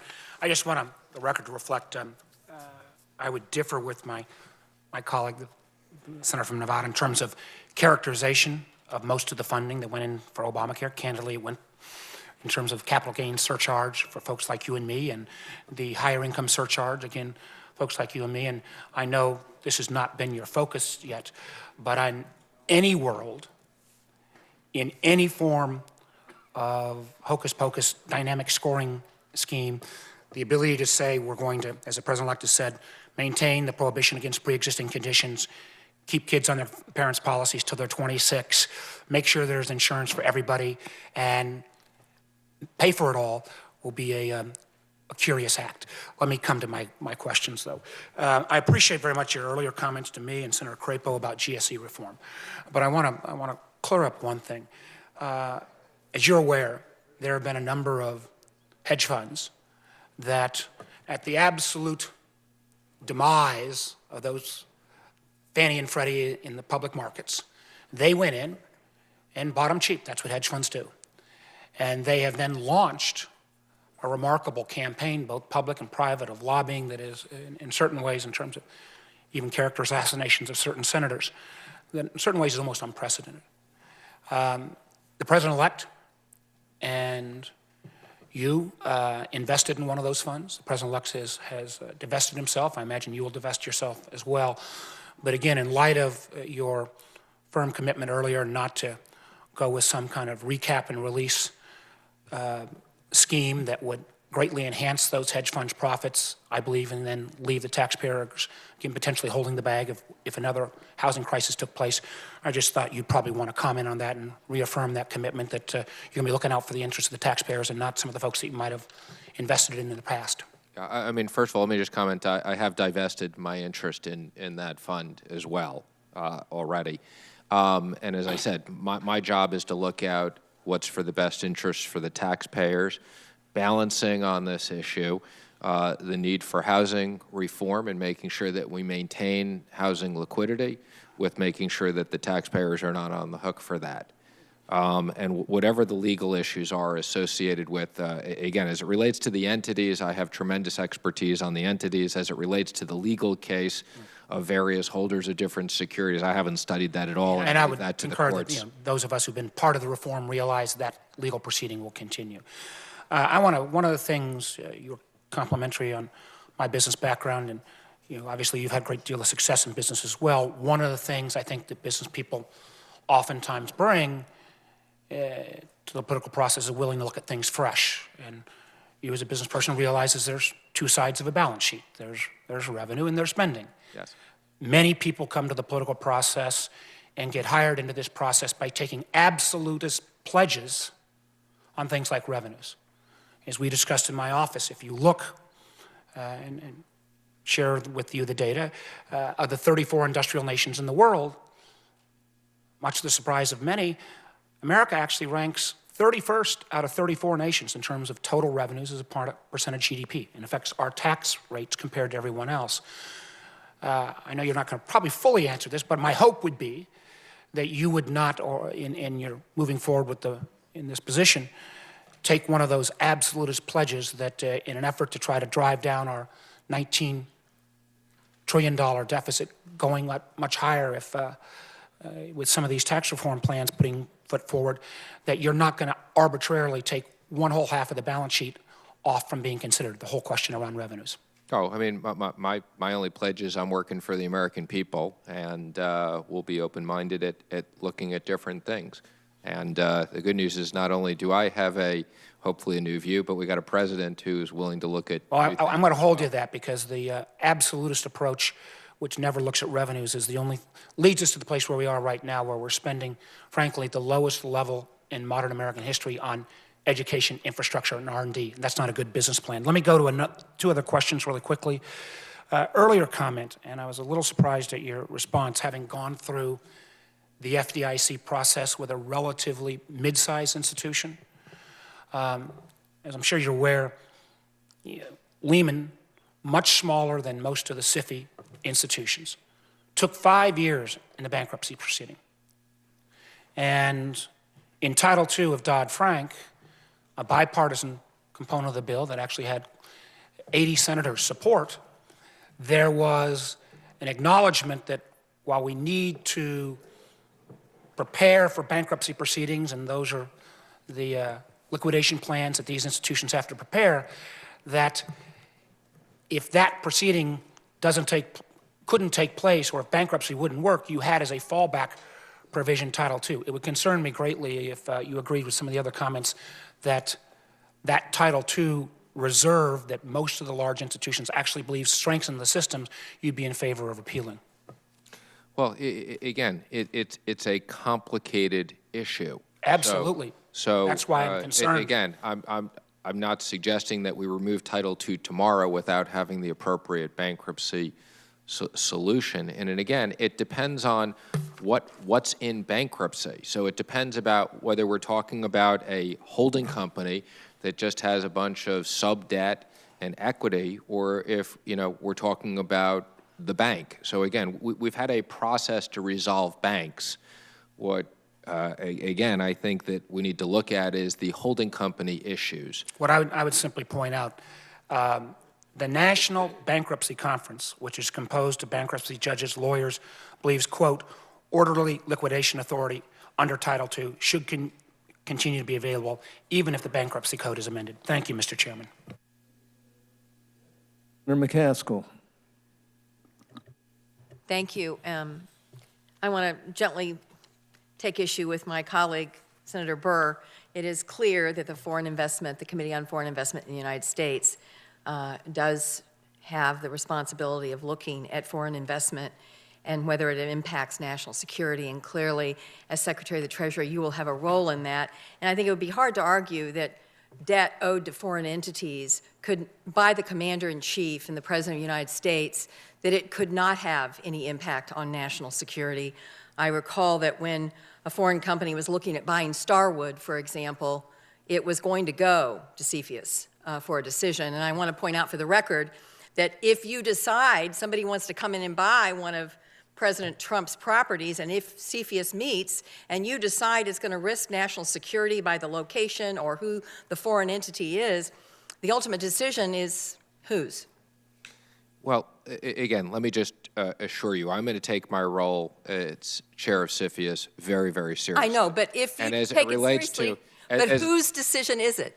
Again, Mr. Mnuchin. as it relates to these different views on the president's business, again, you know, I will consult with the internal counsel at Treasury and the ethics area in Treasury and determine, and by the way, the general counsel at the White House, and we'll figure out the right Do you solution. know and come whose back to you. decision it is ultimately? Under the law? Yes, And whose is it? It's mine. No, it's not. It is the President of the United States. You make a decision, and then it goes to the President, and the President gets to decide. I understand. The same but guy that I think is going to hire his own ethics expert. I need to make a decision for it to go to the president. Okay, So, but if you make the decision that it should go to the President, I just wanted to point out for the record that ultimately it is his call. It is not your call, but you have a chance to make a recommendation to him. I think we can all acknowledge that we're in a little bit of a unique situation, that we haven't had a president like this that owns these types of businesses, and someone who is willing, again, to come into government and serve the country as president. And I assure you, we will come back and talk about these issues. I know there's different views here. We'll work with the chairman on this as to the purview of the committee and the appropriate lawyers on this. So thank you. That's terrific, and it is different. And if we think in history that we got the annulments clause because a foreign government gave a jeweled snuff box to the President of the United States, that almost seems kind of de minimis in light of how complicated the international aspect of the holdings that the President is going to stay with through his presidency. So I do think you're inviting a lot more questions down this line. And while we're on this subject, besides being a former prosecutor, I'm also a former auditor. So when I heard the President-elect's pledge about profits from foreign governments going to the Treasury, my ears perked up. Because as you well know, you benefit from income to your business, even if it's not profitable, correct? How do you benefit of income if it's not profitable? Well, let's say you're the Trump Hotel by the White House and you're losing $1 million a year, and a foreign government comes in and buys a suite of rooms for a year, which brings your balance sheet much closer to a loss of $200,000 a year. Haven't you benefited from that income of $800,000 a year? I'm following your reasoning. Okay. So first of all, I think he has to, in order to make good on a pledge to do this, he has to pledge to give all of his income from foreign interests unless there's going to be an auditor. Who is going to decide if and when Mr. Trump's businesses that he has not divested from are profitable from foreign involvement? Who's going to make that call? Is that going to be his family? Is that going to be his ethics officer? Are there going to be is there anybody who works for you that is going to take a look at how he is determining whether or not he is profiting off foreign involvement in his wide variety of interests across the globe? Again, I think you've raised some very interesting comments, and I'd be happy to follow up with you. And I'm sure the President-elect will put out more information on this, and I'm happy to inquire with him. So I understand your issues. Mr. Mnuchin, is there anyone who has income under $200,000 who will receive even a dime from repealing of Obamacare and the tax cut that goes with it? Again, I think we're looking at overall tax reform, okay? My question's about repealing Obamacare. In repealing Obamacare, you're going to repeal the taxes that are in Obamacare that strengthen Medicare and do all those things. You're going to repeal, if you repeal Obamacare, it will be a tax cut. My question is, will anyone who makes less than $200,000 a year receive even a dime from that tax cut? Again, I think we're going to look at tax reform as overall and what it does, and no different than when Obamacare was put in, it was a tax hike on those people. People who made over $200,000 Yes. a year, no question. I mean, most of it was on people who make more than $1 million a year. So the answer is not one dime of the tax cut that the Republican Congress is about to do on the repeal of Obamacare will go to one American who makes less than $200,000 a year. Finally, let me talk about pensions. You supported the bank bailout, so did I. You support the stimulus, so did I. We talked about this in my office. I think we both agreed it was necessary in light of what our country was facing. But to the pensions, you have an incredibly important role in the stability of guaranteed pensions in this country in the new job that you seek. I have 32,000 people in my state that worked hard for decades, most of them driving trucks. And they planned their lives around their pensions. My question to you, we can find the bailout for the banks and we can provide stimulus, we can do an awful lot of things around here to help a lot of people who have a lot of money.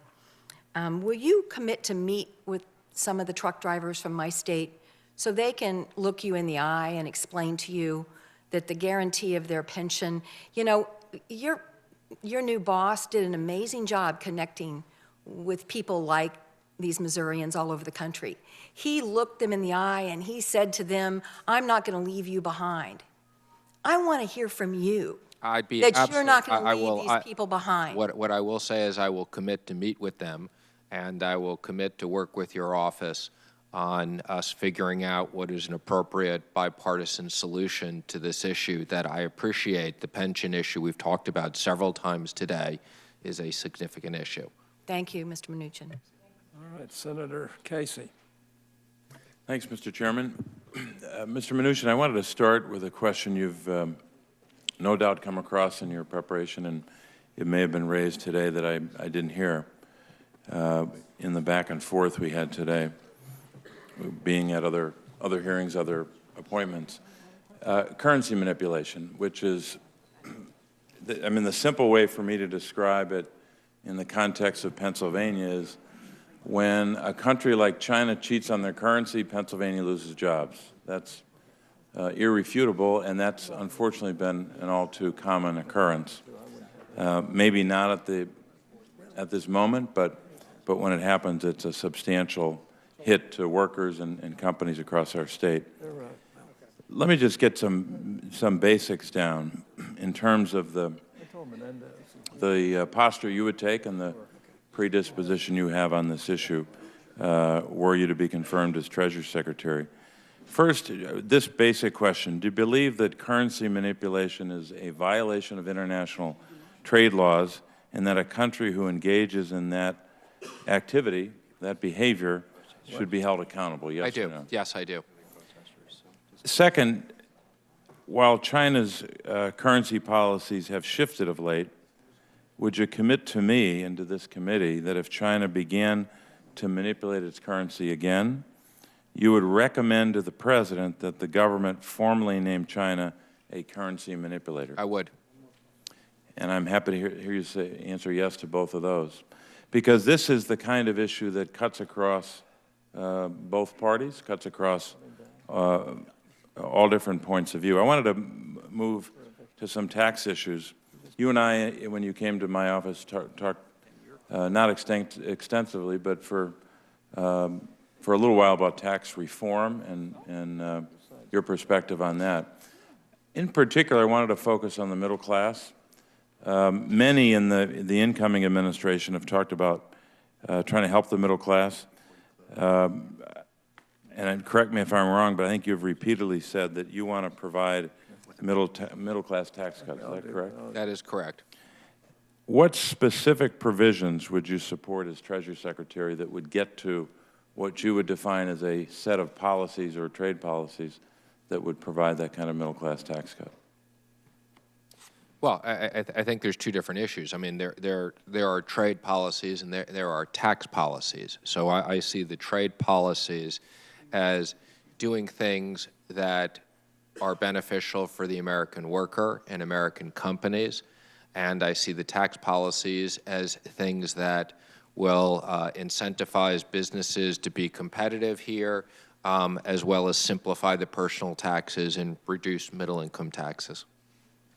Well, I hope we can be more specific, because I think the American people need to know that when any deal is reached in this town as it relates to taxes, whether it's tax reform or whether it's something more limited, that the middle class doesn't get left behind, as they often have in tax policy. I shared with you that piece from the New York Times this August. Neil Irwin, I think it was August 12th, I remember the date because of how stunning it was, where when he did the analysis of then-candidate Trump's tax proposal, which was really an embrace of the Republican House tax plan, the middle class got 0.2%, big bonanza there. The top 1% got 5 full percentage points of addition. Now, you may debate and say Neil Irwin's piece was wrong or other analyses are wrong, but I hope that at the end of a period of time when this incoming administration is working with the Republican Congress has had an agreement on taxes, I would hope that we would not see that kind of a bonanza, a giveaway, almost an unfettered giveaway to the very, very wealthy. Last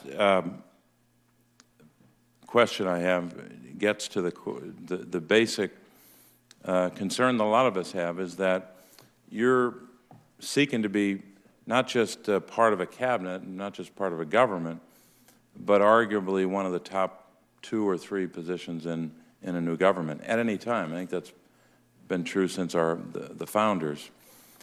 And one of the reasons why a lot of us have concerns about your record or concerns about your work and concerns about your views is that you haven't been through the scrutiny, frankly, that public officials go through, or even appointed public officials. I know you're in the midst of that now, and I know it's a lot. Tell me, in terms of your whole, either life experience or work experience, what qualifies you or what has prepared you, not just to fulfill the duties of the office. That's one question, and that's worth a significant review, as we've tried to do here today. But tell me what prepares you and what part of your life is relevant to the question of preparing to do public service in one of the most complicated departments of the most complicated government on the planet Earth, the federal government of the United States. Some people would point to experiences they had outside of their normal day-to-day job. But tell me what you think prepares you to do public service in addition to the duties of a Treasury Secretary. Well, let me first comment on, I do think I've gone through an incredible amount of scrutiny on my investments in my private life as part of doing this. So that's part of the deal. And I mean, that's part of. I'm just saying, that's right. part of the deal, and I've fully disclosed everything, as you know. I consider it a great honor to be able to serve the country, and I think going back from the beginning of time, the idea is that citizens would come into the government and serve the people, and that's something I'm doing, and that no different than the president-elect, Trump, okay, has been a businessman, and he decided to step away from his business and serve the country, and he spent the last 2 years campaigning and being on the road because he wants to serve the American people, and I share that desire. In regards to what's prepared me, I've had several different careers. At Goldman Sachs, I had tremendous experience in both the financial markets and in technology. I think both of those are very important things and expertise for a Treasury Secretary to have. After that, I've been in the investment business, and more importantly, I've been a regional banker. I think that being actually a regional banker who's lent money, I think that I have actually a unique combination, unlike Hank Paulson, who just ran a big investment bank. I ran a big part of Goldman Sachs. I had trading experience very similar to what Bob Rubin did, who was at Goldman Sachs and served to the country. And on top of that, I've had the added benefit of actually being a regional banker and lending to companies. And that's something that I've been doing. And on top of that, I've worked very closely with the President. I think one of the important parts of this job is the Treasury Secretary has to have a close relationship. I view my job as serving the President and being a conduit between the President's mission and between the Senate and the House. And I think I have a unique set of skills, and that's why he's chosen me for the job. Well, I would add to my earlier comments in this way. This is public service. It's not just being able to fulfill a duty or a job. You're a servant of the people. There's an inscription on a building in the state capitol in my home state of Harrisburg. It's a building I worked in for 10 years. It describes public service the best way that I've ever seen. It says, public service is a trust given in faith and accepted in honor. And that accepted in honor part is challenging for all of us. So I just hope that you bear that in mind were you to be successful in the confirmation process. Thank you. Mr. Chairman, thank you. Senator Menendez has one more question he'd like to ask, and hopefully he'll be the last one to ask. Well, thank you, Mr. Chairman. You've heard a lot about pensions here, and I care about American workers and their pensions. And you served as director of Sears Holdings, which is the parent company of Sears and Kmart, for about 12 years. You served on the Finance Committee, which was tasked with reviewing investment policies of the retirement plans of the company and its subsidiaries. Is that correct? That is correct. And as the chairman and CEO of Sears Holding is a gentleman named Edward Eddie Lampert, who I understand is your former college roommate. Yeah, actually, the benefit of he's here with us today. Okay, good. So you're also an investor in the hedge fund, ESL Investments, which you're choosing not to divest yourself of, as I understand from your disclosure. The hedge fund is also run by Mr. Lampert. You earned up to $26 million from the hedge fund last year, according to your disclosures. That same hedge fund currently holds 29% of its portfolio in Sears stock, and Mr. Lampert himself effectively owns 49% of Sears stock, according to public SEC filings. Is that all fair statements? I think actually I've invested close to $26 million. I didn't make $26 million. I won't equivocate with you. Now, Sears has been performing poorly, and as a result, forced to sell assets to cover operating costs and to contribute to its pension fund. Interestingly, several of the most valuable assets that have been sold in part to Mr. Lampert's hedge fund, including Land's End, Sears Canada, and most of Sears real estate. The real estate was sold off to a different entity whose largest shareholder is Mr. Lampert's hedge fund. And that seems to have resulted in a shareholder lawsuit, according to SEC filings. The Pension Benefit Guarantee Corporation initiated an agreement with Sears to protect the pension benefits of more than 200,000 plan participants after the real estate deal and significant cut to pensioners' health subsidies that occurred during your watch. Unfortunately, the agreement with the PBGC puts the plan's pensioners behind Mr. Lampert's hedge fund in the ability to get assets from Sears in any bankruptcy proceedings. Because of this, because Sears has received at least $800 million in secured loans from Mr. Lampert's hedge funds, some of them secured by Sears properties, the Sears pension fund currently faces a $2.1 billion funding obligation gap.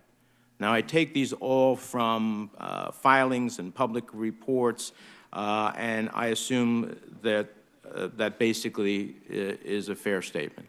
That sounds about right, but let me get to my question, okay, and then I'm happy you. to hear your answer. Are you aware that if you are confirmed as Treasury Secretary, you would become one of 3 board members of the Pension Benefit Guarantee Corporation that has the power to either accept or deny a pension plan termination application such as that could occur with Sears bankruptcy, making the federal government cover Sears pension tab? Do you recognize that you're going to be part of that board? You do. Now, so here's where my concern is, and maybe you can elucidate it for me. You were a director at Sears for 12 years, where you had oversight over the administration and investment into the pension fund. That pension fund has been underfunded. Its benefits were cut during the time period that you were there. It now faces a $2.1 billion funding obligation gap. Sears has sold off some of the most valuable assets while you've been on the board.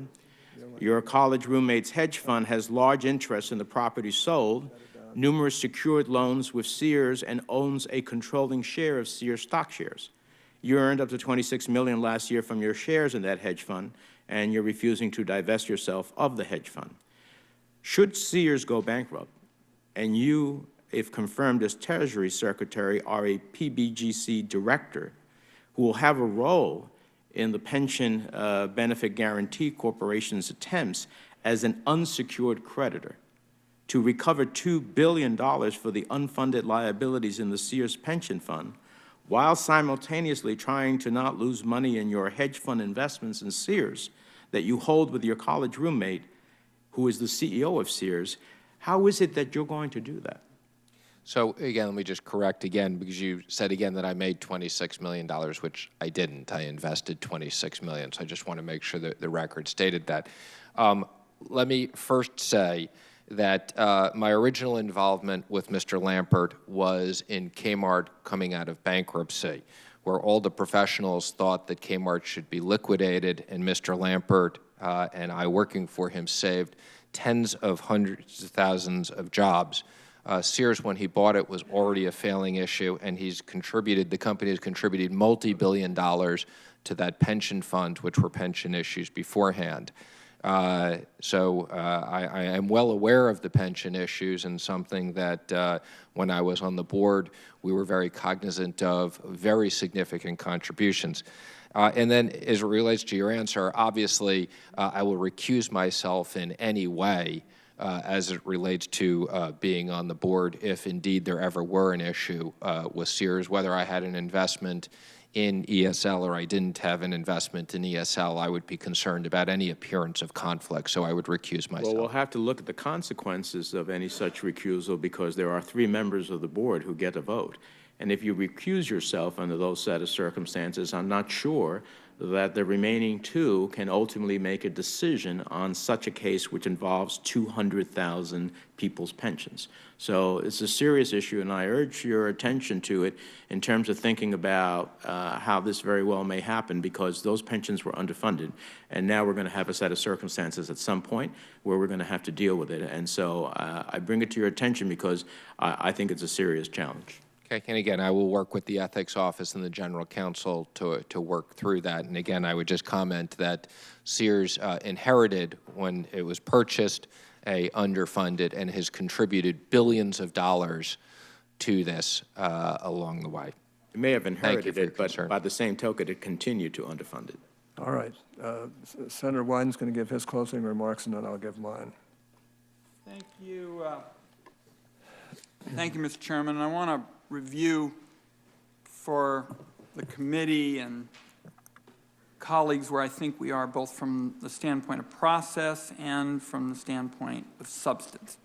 Now, Mr. Mnuchin, a month ago, you signed documents and an affidavit that omitted the Cayman Island Fund, almost $100 million of real estate, 6 shell companies, and a hedge fund in Anguilla. This was not self-corrected. The only reason it came to light was my staff found it and told you that it had to be corrected. Now, I hope you'll make another correction based on what I heard today. When we talked about the Anguilla Fund, and I asked about whether you pursued this for the 0% tax rate, you said that it was really all about helping churches and pensions. Your words, not mine. I have an SEC document that indicates you are helping a lot of private investors as well. So I hope that you will take the comments that you have made today, which I think led most people and all who listened in that you were helping just churches and pensions, that they will get the exact facts, and the SEC document lays that out. Now, from the standpoint of substance, the Mnuchin rule sounded promising to me when you said it, the first time. No absolute tax cuts for the wealthy. So and senators, I thought Senator McCaskill was very good, probably considerably more eloquent than I, asked about the ACA, because when you look at the ACA, it's really a Trojan horse for tax cuts for the well-to-do. And both she and I pointed out that well-to-do people would get payroll tax cuts and would really be paid for by the working class losing benefits. And throughout the afternoon, when anybody would ask a question about tax policy, Senator McCaskill, myself, and others, you said, well, it's all got to be considered as part of this big tax architecture. Your words, not mine. And you said this pretty much in response to any policy question. I'm not clear whether you knew anything about the earned income tax credit, for example. And certainly if you did, you can include that for the record as well. But your point there was as well, it's got to fit into the overall tax architecture. Well, the Tax Policy Center, which is the center that does the objective analyses, indicates that the Trump plan, which you have been part of, would add billions to the, trillions to the debt, and would disproportionately, provides a tax cut to everyone, but it would disproportionately favor the well-to-do. And that really gets me to my last point, the point that I'm really walking out of here with. I feel very strongly about the tax system in America just being a broken, dysfunctional, rotting economic carcass. My wife usually says, stop there because you're just going to frighten the children. So I am interested in fixing this. And I can tell you're interested in fixing it as well. And I think I mentioned to you in the office that with Republican senators, including one who the president-elect wants to have run the intelligence field, Dan Coates, wrote a bipartisan bill. But the hallmark of that bipartisan bill is it would give everybody in America the chance to get ahead. It wouldn't just be stacked all in favor of the most well-to-do. And as far as I can tell, with respect to your views indicate that you don't share that commitment to the kind of bipartisan tax approach that Dan Coates, Judd Gregg, Mitch McConnell's economics lieutenant, and I all put together. That's what I'm walking out of here thinking about. I'm open to being persuaded. Certainly, if I've missed something, wouldn't be the first time. But it sure looks like that tax world, where there's one set of rules for the cops and the nurses, and another set of rules for people who are well-connected, who can pretty much pay what they want, when they want to, and maybe nothing at all, that system is still going to be pretty much alive and well with your approaches to taxes. So I appreciate having had this chance to discuss it today, and thank you for the time, Mr. Chairman. Well, thank you, Senator. For the good of the order, I want to note that I have numerous letters and hundreds of signatories in support of Mr. Mnuchin's nomination. The support includes representatives in the banking industry, from small community banks to the American Bankers Association, letters from groups of small business owners, to the National Asian American Coalition, to the National Diversity Coalition for Families for a Better America, individuals from churches, nonprofits, and businesses, business associations serving predominantly minority communities all over the U.S. are also included in the support for Mr. Mnuchin for the position of Treasury Secretary. Now, several of the letters, with some from people who are not personally acquainted with Mr. Mnuchin, applaud, among other things, Mr. Mnuchin's loan modification efforts when he had ownership in One West Bank. Now, without objection, the letters of support shall be included in the record, where I think they should be. Now, let me just say this. I want to thank my colleagues on the committee for their participation here today, and I especially want to thank Mr. Mnuchin for his patience and willingness to go through this long ordeal. If nothing else, Mr. Mnuchin, I think you should be commended for your endurance. As is typically the case with cabinet nominees for an incoming administration, the timeline for written questions is going to be somewhat abbreviated. So, well, I hope everybody pays attention to this. I ask that members submit their written questions for the record by 5 p.m. on Saturday, January 21st. I'm appreciative of you and your family being here and others who are in great support of you. And frankly, I think you've handled yourself very, very well with very difficult questions by some of my colleagues. Some of them really well thought out, very interesting and good questions. But you handled yourself very well as any nominee for Treasury that I've seen in the whole time I've been on this committee. And we've had some really good people who have been well-known and are still well-known and who brought a lot to the table. I don't know that anybody's bringing as much to the table as you are. So I'm just hoping that you can help this country to get through its ordeals that it's going through right now, especially the economic ordeals.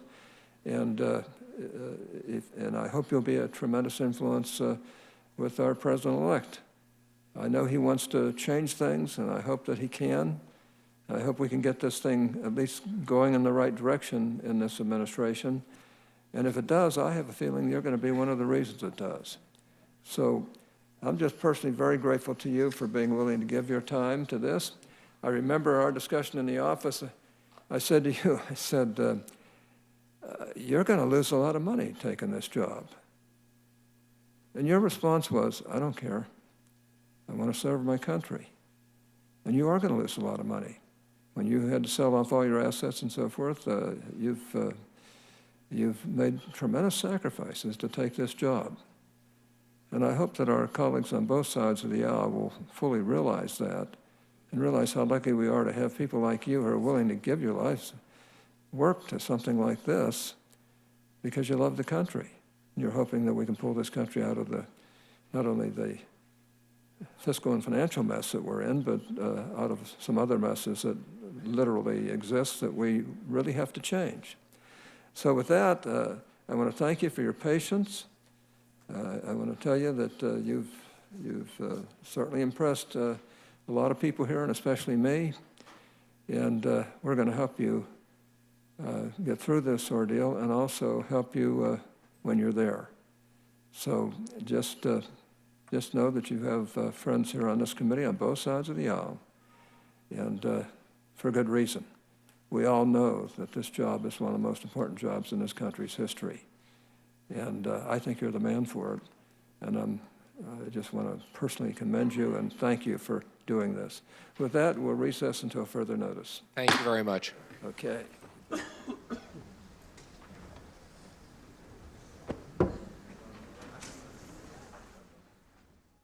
All right, everyone, that wraps up the Stephen Mnuchin hearing. Donald Trump's pick for Treasury Secretary. Again, Stephen Mnuchin facing the Senate.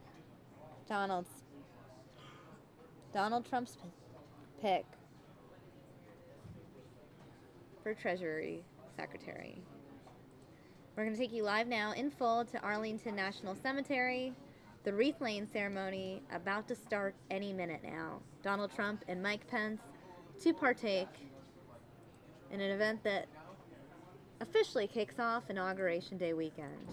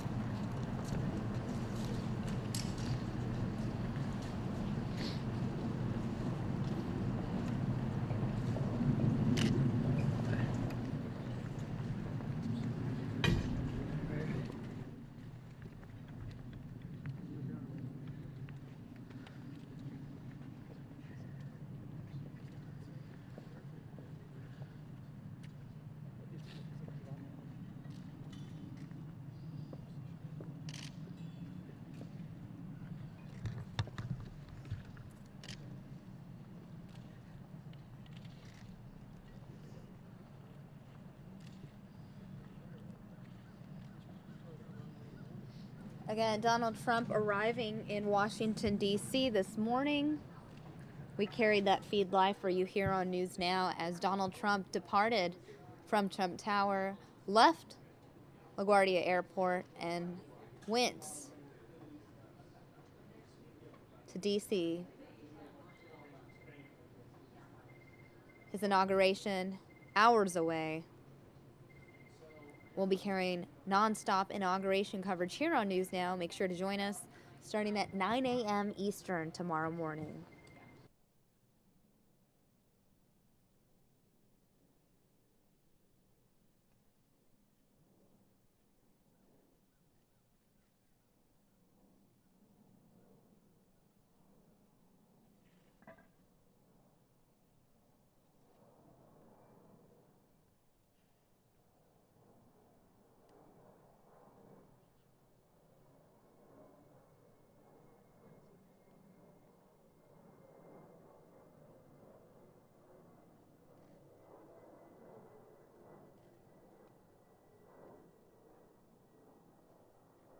Now, Donald Trump made the rounds in Washington, D.C. today during his final hours as president-elect, thanking his congressional allies during a luncheon at his namesake hotel after completing his cabinet lineup by tapping former Georgia Governor Sonny Perdue to lead the Agriculture Department.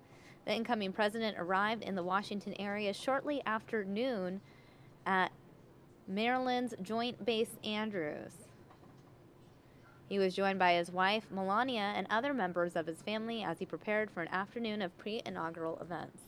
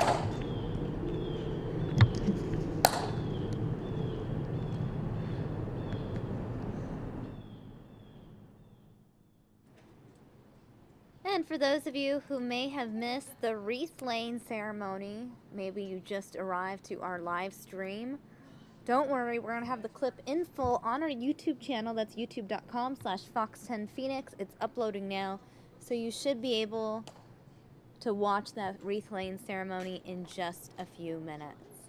Yes, he is, but he is doing a special project, so he won't be until around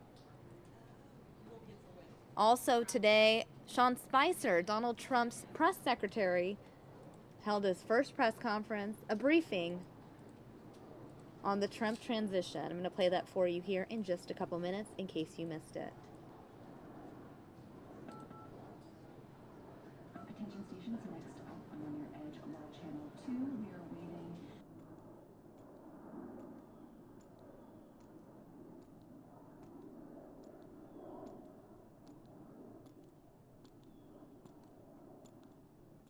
All right, guys, it looks like we are going to cut out of this because we have a live feed from Donald Trump's Make America Great Again event. He is just about to arrive here, so we're going to wait. And in the meantime, I'm going to replay that Spicer press conference for you in the corner of your screen.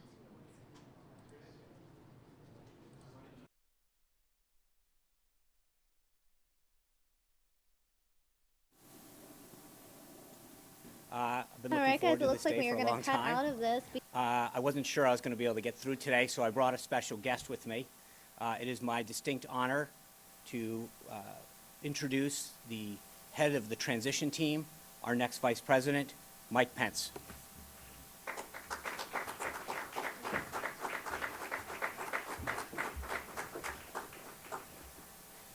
Thank you, Sean, and good morning.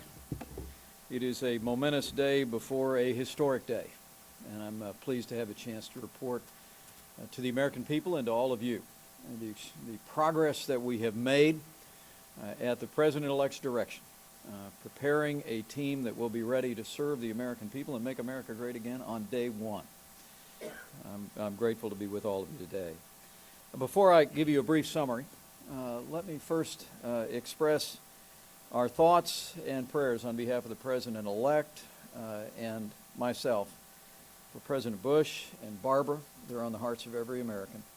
This morning, we understand they had a good night last night, but we encourage every American to remember President Bush and his wonderful wife, Barbara, in their prayers. 72 days ago, we elected Donald Trump to be the 45th President of the United States of America. 71 days ago, Donald Trump set an ambitious schedule prior to this inauguration, and he asked me to chair the transition effort. And I was grateful and honored to be given the opportunity to do just that. When we took over, I was impressed, frankly, with the work that Governor Christie and the transition team had done prior to the election. More than 170 interviews had already been done prior to Election Day. And I'm pleased to report that as of this morning's announcement for our Secretary of Agriculture, all 21 cabinet nominees have been named. 27 total individuals have been named that require the consent of the Senate, and we have 536 beachhead team members that will be reporting for duty at agencies following the inauguration bright and early on Monday morning. There are many people to thank in this regard, and I'm really here just to do that. There is a memorandum that will be in your possession by the end of this briefing that I'll be conveying to the President-elect today to give him a full report on the transition efforts and the progress that we've made, but allow me to give you a couple of top lines. In addition to the hundreds of interviews and meetings that the President-elect has conducted in the course of this transition, I'm pleased to report that the Presidential Appointments team has conducted more than 170 interviews prior to the election. More than 200 people since the election have sat down with what we call our Tiger teams for full vetting and full review. I'm happy to say the interest of the American people in this administration has been overwhelming. More than 86,000 resumes have been submitted to the transition and over 4,000 candidate referrals. And on the eve of the inauguration, as I mentioned, our beachhead teams are ready to land and go to work in these various agencies of the incoming administration. On legislative affairs, we organized more than 90 volunteers to create and execute a confirmation strategy to support the 27 publicly announced Senate confirmed nominees. Designees attended so far more than 370 visits with senators, and will continue to work very, very closely to support their efforts as they move toward confirmation. There's been work on agency action, as I mentioned. Policy implementation, though, has also been very brisk in the course of this transition. Specifically, we focused at the President-elect's direction on a Day 1, a Day 100, and a Day 200 action plan for keeping our word to the American people and putting the President-elect's promises into practice. 14 policy implementation teams attracted over 110 active team participants. Additionally, 90 experts have been serving in an advisory capacity as we formulated executive action and legislative policy to pursue the goals of this administration. In addition to that, we've been listening.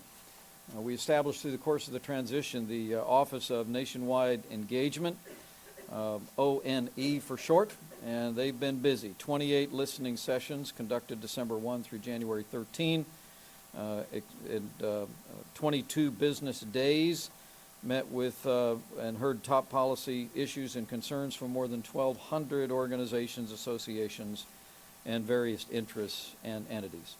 There's an awful lot of people to thank, and there's more details that you'll see in the memorandum that I'll be conveying to the President-elect today. But let me begin by expressing my appreciation first and foremost to President Barack Obama and Vice President Joe Biden. The cooperation that the outgoing administration has extended in this transition effort would make every American proud. And I know the President-elect has expressed his appreciation, not just for the hospitality, but for the collaboration of this administration in supporting our team's transition efforts, and I would reiterate that today. Also very grateful to the GSA Administrator, Denise Turner-Roth, and her outstanding team here at GSA for the work that they've done to support our efforts. Also grateful for the vice chairs and the executive committee of the transition effort who have put in very long hours. A number of them are with us today. Ben Carson is with us, Rudy Giuliani, Jeff Sessions, Marsha Blackburn, Tom Reed represent a part of the vice chair team, and we express our appreciation on behalf of the President-elect for the many, many hours that you put in helping us to assemble this Day 1 team. We also express appreciation to the members of our executive committee who donated literally hundreds of hours in assisting us in preparing the recommendations to the President-elect over the course of this. Lastly, I've just two more things to mention. And number one is just to thank my team. You know, there's There's an old saying that when you see, back in Indiana, when you see a box turtle on a fence post, one thing you know for sure is they had help getting there. And I can tell you that while it's been my privilege to chair this transition effort, the team that we've had around us and the extraordinary 7-day-a-week hours that they've put into this effort is greatly to their credit. I want to specifically thank the Executive Director, Rick Dearborn, who's done a masterful job. Extremely grateful for the energetic leadership of our incoming White House Chief of Staff, Ryan Priebus, incoming General Counsel at the White House, Don McGahn, literally working almost around the clock in supporting the efforts of this transition effort. For our team here, Bill Haggerty on presidential appointments, Ron Nickel on agency action, Otto Machito and Andrew Bremberg on policy, Jamie Burke and Elizabeth Pinkerton on personnel, Eric Euland on legislative affairs, and a balance of a team that would make anyone proud. The progress that we have made in the course of this transition and the extraordinarily brisk pace with which it's been conducted is a tribute to the integrity and the work ethic of these men and women. And I know the President-elect is grateful for their efforts, and as chair I am as well. Ken Nahagian is taking over as Executive Director to wind down the transition. The Office of White House Personnel will take over the official duties as we continue in the weeks and months ahead to fill out the balance of the administration. But this is the team that got us here to this day at the direction of the President-elect. Lastly, I'm especially pleased, and I know the President-elect is especially pleased, that we're wrapping up this transition on schedule and under budget. We will actually return some 20% of taxpayer funding back to the U.S. Treasury, and that is just exactly in keeping with the President-elect's expectations going forward. He is a businessman that knows how to sharpen his pencil, and I'm very pleased to report today that we were able to do that and restore those dollars to the Treasury. Let me say I've been very honored to serve as chair of the transition effort, but all that we've accomplished here, credit goes to a great team, our volunteers, literally hundreds and hundreds of volunteers who've put in hours and hours to support this effort, our executive committee, our vice chairs, our staff, but really the credit, I can tell you, goes to our President-elect. Sometimes people stop me on the street and they say, how are you holding up? I can't imagine how busy you are. And I just tell them, well, you just have to understand that the energy and the enthusiasm of Donald Trump is contagious. And it's been his energy and his expectation that's driven this transition effort. I'm proud to say to be at a place where we've named our entire cabinet before we reach that historic day tomorrow. Our job really was to make sure the President-elect had the opportunity to make decisions, to assemble the team around him that will make America great again, and I'm humbled to have been a small part of that. Our job is to be ready on day one. The American people can be confident that we will be. So let me say to all of you, we look forward to seeing you tomorrow. It's going to be a very humbling and moving day for the President-elect, his family, and for mine. But let me tell you, we are all ready to go to work. In fact, we can't wait to get to work for the American people to make America great again. So thank you very much, and we'll provide that information for you at the end of the briefing. Thanks.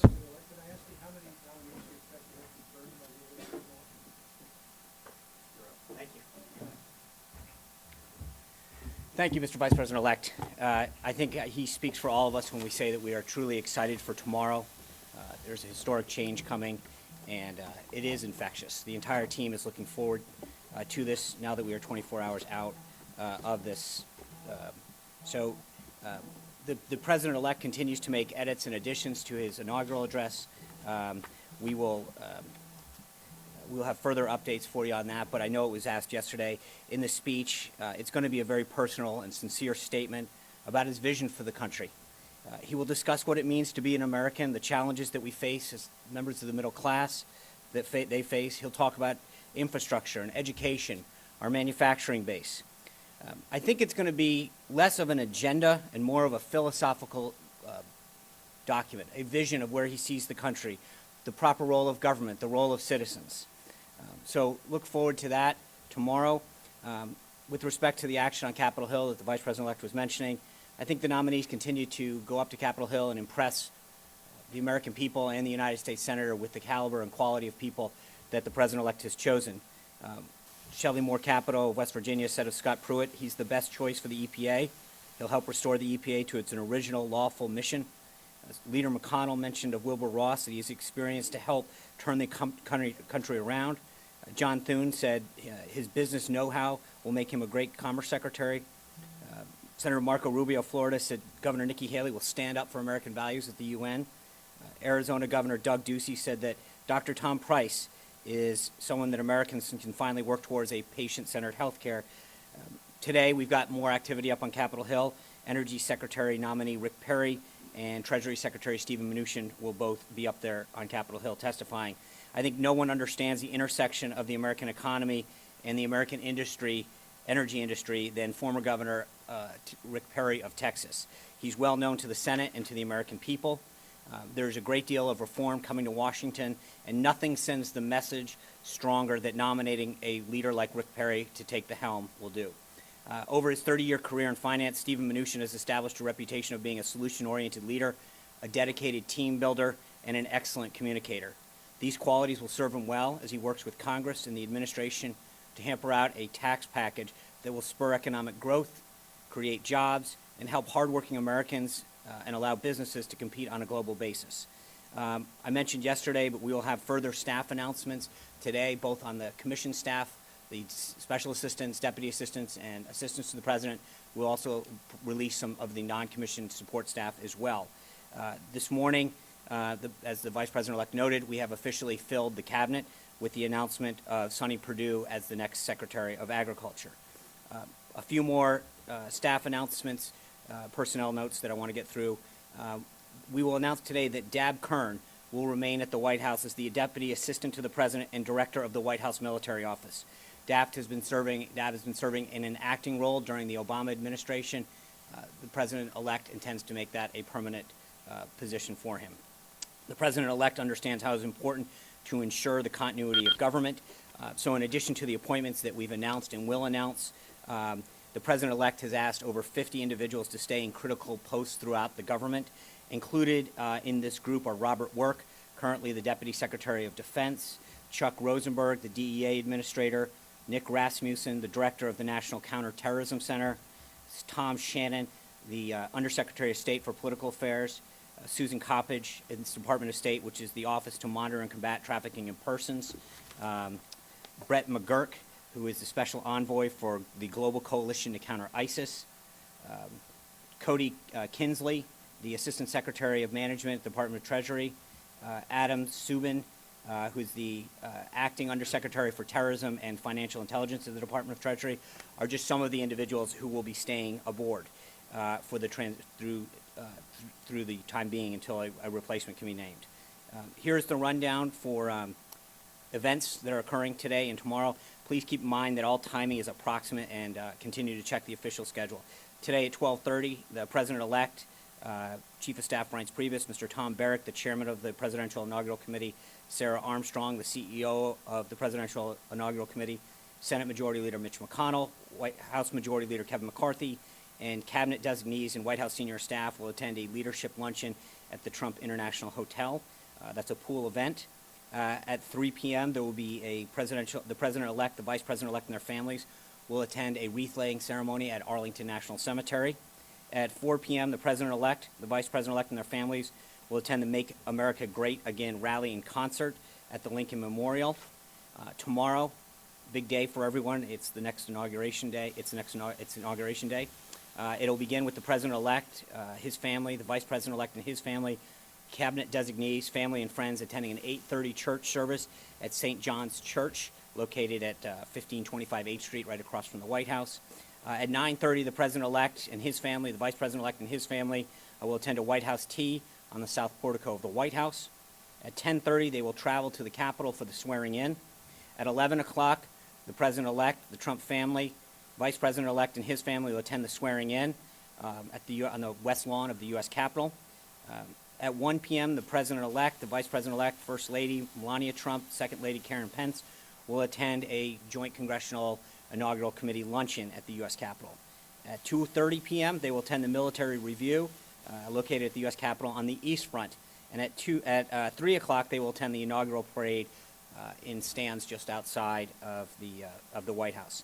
At 7 p.m., President Trump, Vice President Pence, First Lady Melania, Second Lady Karen Pence will attend the Liberty and Freedom Ball at the Washington Convention Center off Mount Vernon Ave. Following that, they'll attend the Military Ball, which is at the National Building Museum. On Saturday at approximately 10 a.m., the Vice President and their families will attend the National Prayer Service at the Washington National Cathedral. Over the weekend, the incoming staff will be located here at the PTT to help support the transition. On the eve of the inauguration, one point that's important, we have over 536 beachhead team members. These are the individuals that are being placed into agencies and departments throughout the government. They have been identified to support those things. This is an unprecedented number of individuals that are going to be ready on day one, as far back as we can see. And I think that is important, as well as the individuals I mentioned earlier, to ensure continuity of government and to ensure that we're ready on day one to get things happening. We intend to have the first briefing at the White House on Monday in the James Brady briefing room. Time will be announced. As a logistical note, I would just say that during this weekend, we've worked with the White House Correspondents Association to ensure that a pool camera is located here. Should there be a need for any briefing, this would be the location where it would take place in order to facilitate much easier logistics of getting in and out. I know some of you are interested in getting your passes. We're working with the current White House. They've been very helpful. Make sure you email our team. We'll help facilitate reporters who don't have hard passes to get in and out of the White House complex throughout the weekend and on Monday. Obviously, the greater leeway that we have in terms of timing is appreciated. With respect to the cabinet, before I turn it over, I think that there's no question, we've noted before, the high quality and caliber of the individuals that the President-elect has selected to lead his government. I think even the Senate leadership on the Democratic side admitted so much. They talked about going after just a few of them. And I think what's a shame right now is to see some of those individuals who we would call consensus candidates, people who they didn't even find a problem with. People like Secretary Elaine Chao, Ben Carson, Nikki Haley, suddenly not be part of Senator Schumer's list that he will work with us to get done on day one. It's disappointing. These were people that are highly qualified, that were considered quote-unquote consensus candidates prior to a few weeks ago. And I think that it really speaks volumes that the Democratic leadership is not working with us to ensure a continuity of government.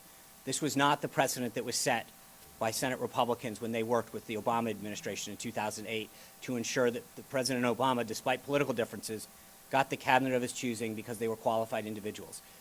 I expect the same standard for our individuals, and I think Senator Schumer should do the same and recognize that this is more about continuity of government and ensuring that these qualified individuals get voted on as soon as possible so that we can lead this country forward.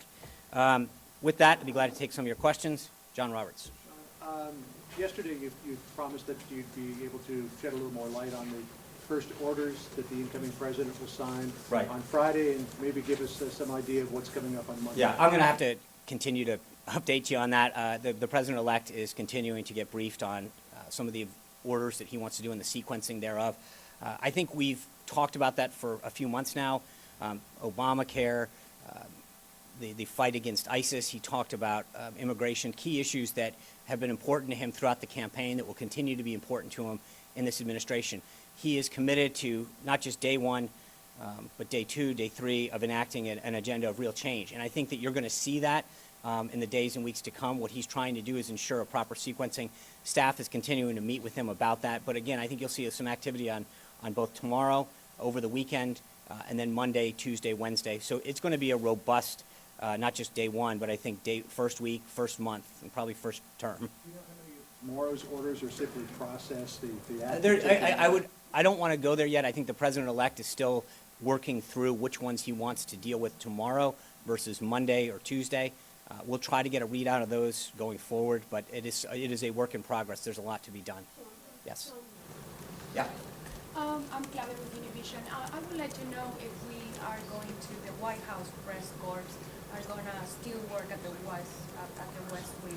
Yeah, I think that's been asked and answered. I mean, as you can tell by today, there is a tremendous interest, frankly, an unprecedented interest in covering this president. The demand and enthusiasm to understand the agenda that he has and what he's going to be doing is frankly, unprecedented.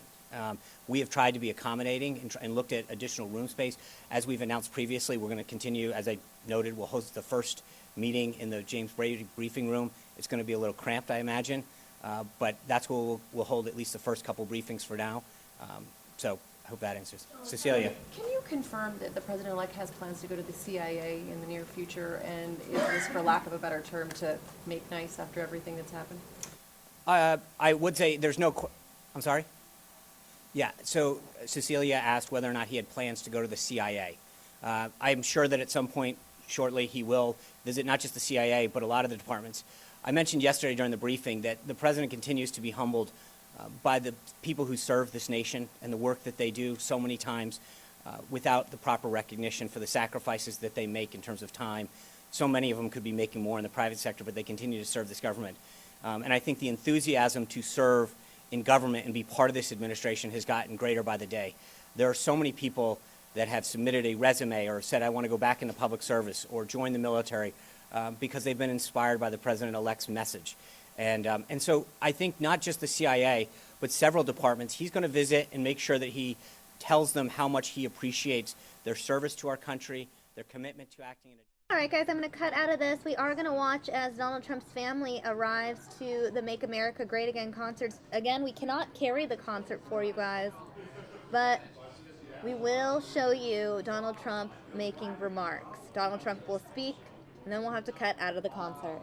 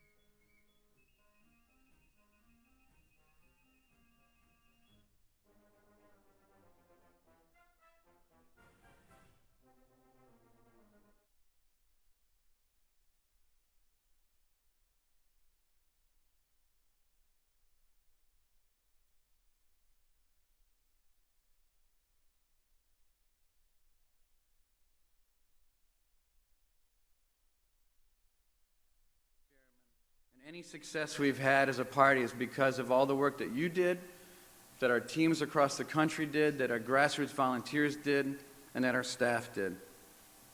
But specifically, I want to thank Jeff Larson, Mike Shields, and Katie Walsh. None of these successes would have been remotely possible if they were not so highly dedicated to these endeavors. From the bottom of my heart, I want to say thank you to the staff of the RNC, and I'll miss you all. Lastly, I want to thank my wife, Sally, and my kids, Jack and Grace.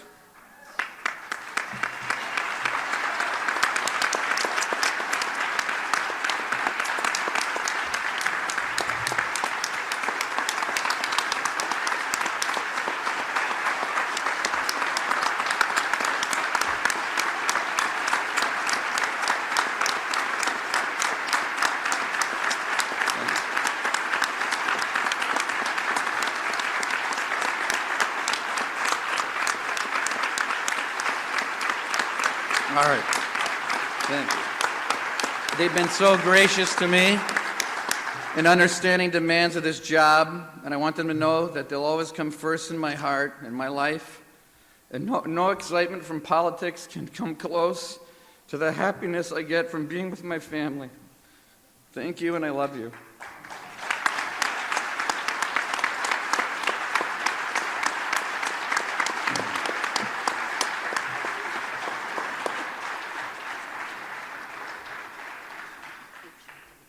I'm leaving an organization that has become almost a second home to me, but I'm not concerned about what's going to come of it, because the RNC is in the best possible hands with our new chairwoman, Ronna McDaniel, and our new co-chair, Bob Paduchik.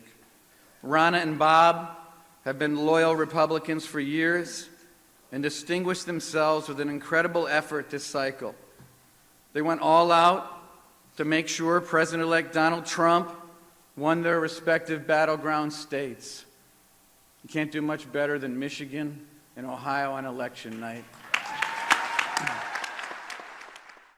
All right, guys, we are going to go back to the Make America Great Again concert. We are awaiting Donald Trump's speech.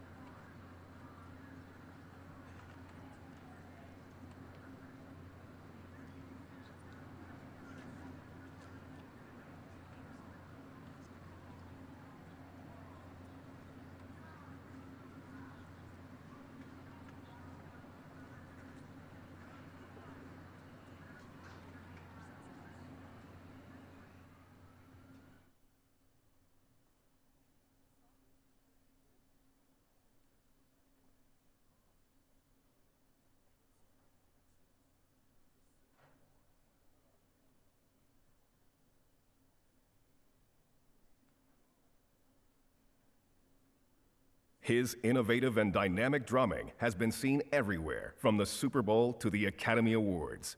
Please welcome the rhythmic beats of Ravi Drums.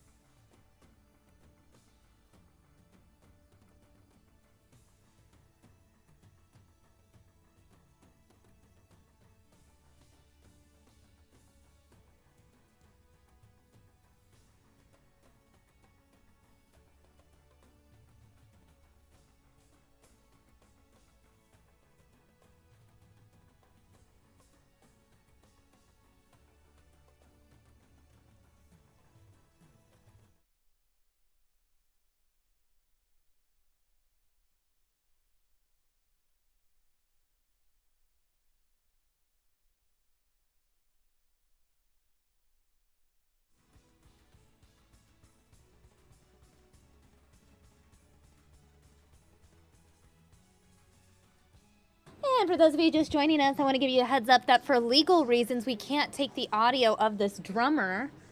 We are just carrying this event live for you to show you Donald Trump's speech as he makes remarks at the inauguration concert. However, we will not be able to give you the official feed of the concert for legal reasons.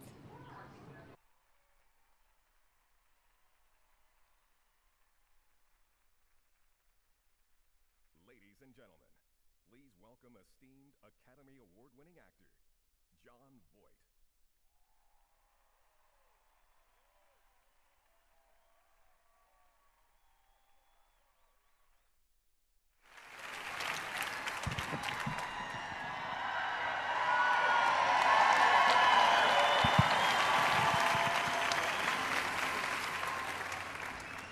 This is some day.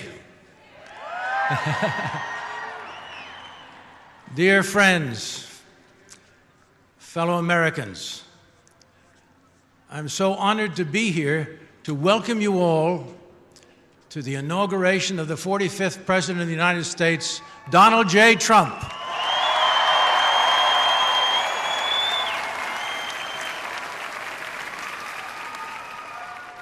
We have all been witness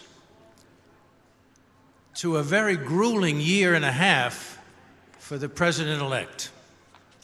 We have been witness to a barrage of propaganda that left us all breathless with anticipation, not knowing if God could reverse all the negative lies against Mr. Trump, whose only desire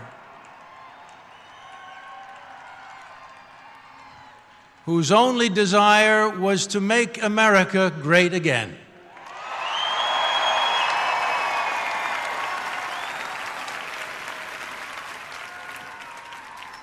He certainly didn't need this job. And yes, God answered all our prayers. Because here it is. We will be part of history. All of us. And President Lincoln, who sits here with us, I'm sure is smiling, knowing America will be saved by an honest and good man who will work for all the people, no matter their creed or color.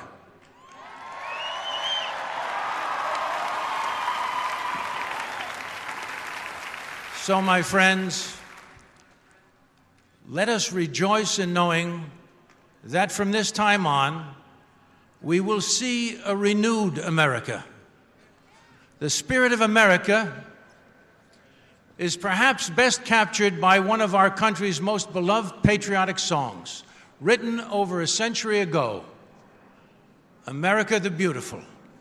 And here to perform his own version of this truly American classic is a Grammy Award-winning Rock and Roll Hall of Fame member and a soul music legend. And it gives me great honor to introduce the legendary Sam Moore.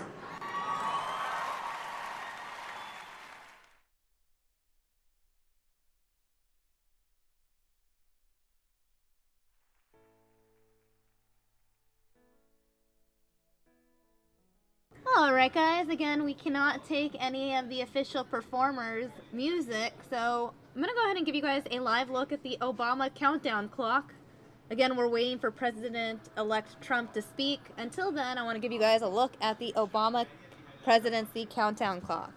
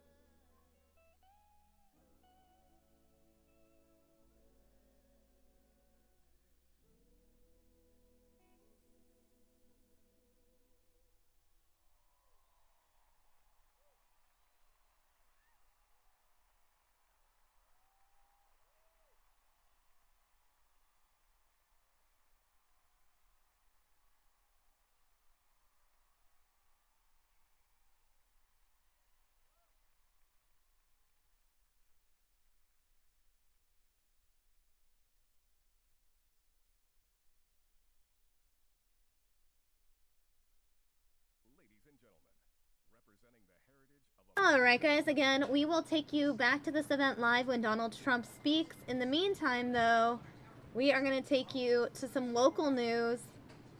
Snow watch here on News Now. An intense look at the snow on the way to Flagstaff.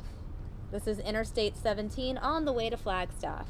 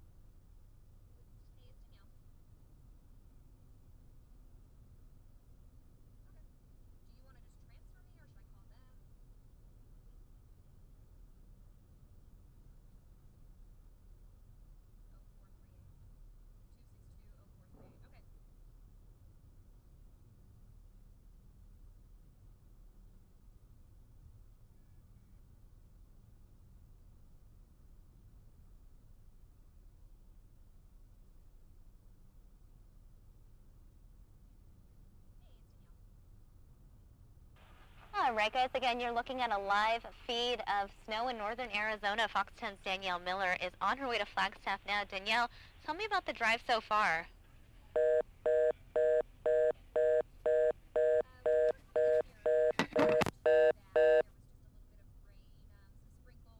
Well, guys, as you can see, we had some technical difficulties. Looks like we lost the connection with Danielle. Hopefully she'll call back in just a second. We'll be able to get that live conversation for you. Again, Fox 10 Danielle Miller on her way to Flagstaff. Hopefully she calls again.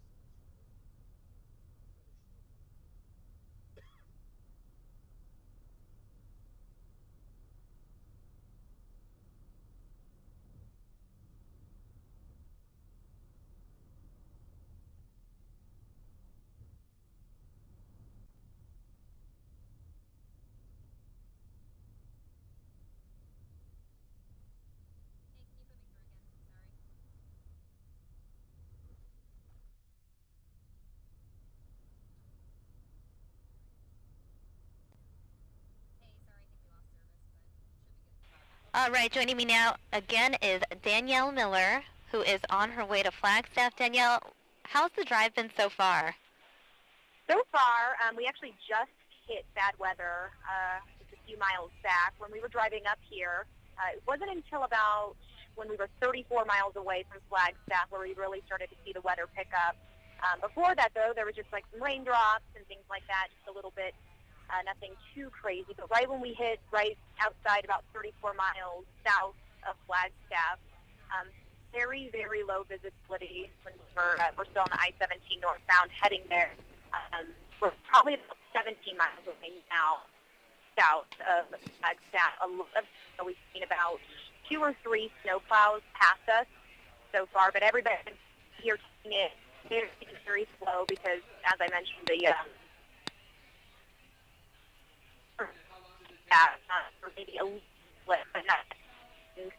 Maybe, like I said, there was about 3 to 4 plows that passed us, so it looks like they're keeping on top of it so far. Right, and Danielle, the connection is going in and out. I just want you to repeat this. I don't know if you've mentioned it, but at what point on Interstate 17 did you start to notice snow falling? It was right around when you're about 34 miles outside of Flagstaff, and then it really started to pick up when we're about 17 miles south right now of Flagstaff on the I-17 north, and it's pretty bad. Visibility is pretty low, and a lot of snow falling at this time, and roads are a little slick, but there are a lot of plows out here staying on top of it. Right, right. And how are other drivers driving? Obviously, they're probably driving slow. Have you noticed any crashes on the road as of right now? No, luckily I haven't seen any accidents so far on either side, northbound or southbound. So that's a good thing there. Drivers are taking it pretty slow, especially when you hit the really low visibility, because it kind of comes and goes. So when you're driving along, there's low visibility, and then it kind of pops back out, and you can see a little bit better than people tend to speed up. But everybody is taking it slow, but luckily no crashes. So hopefully it stays that way, and I think everybody's pretty much prepared. All the overhead signs have been warning people, and I think everybody's paying attention to those. Right. And what's the plan for you guys once you get to Flagstaff? So we are heading there now, and we are going to try to talk to, I'm not sure if we're going to be talking to ADOT or just find some people outside. We're going to be live with an update at 5 on Fox 10, and we're also going to be live at 6, 9, and 10 o'clock tonight, and we're going to be staying here for the next couple of days to check it out and see. I know tonight's supposed to be a pretty big, heavy snowfall. Friday, I think it's supposed to taper off, and then Saturday it's supposed to hit big again. So, and I think they're obviously forecasting for quite a bit of snow out here. So we'll be here covering it all. Right, and I'm getting a lot of viewer comments in our YouTube chat advising you guys to drive slowly. I got a message, Danielle, drive slow, from one of our viewers. I wanted to relay that message for you. Got it. I'll let the photographer know who's driving. All right, Danielle. Well, thanks for checking in, guys. Again, guys, if you want to hear more from Danielle Miller, you can hear her on the 5 o'clock newscast that you can watch on fox10phoenix.com. And looks like we got disconnected right there. So glad we were able to wrap up that conversation with Danielle. Again, the connection a little spotty as you travel up I-17 between Phoenix and Flagstaff.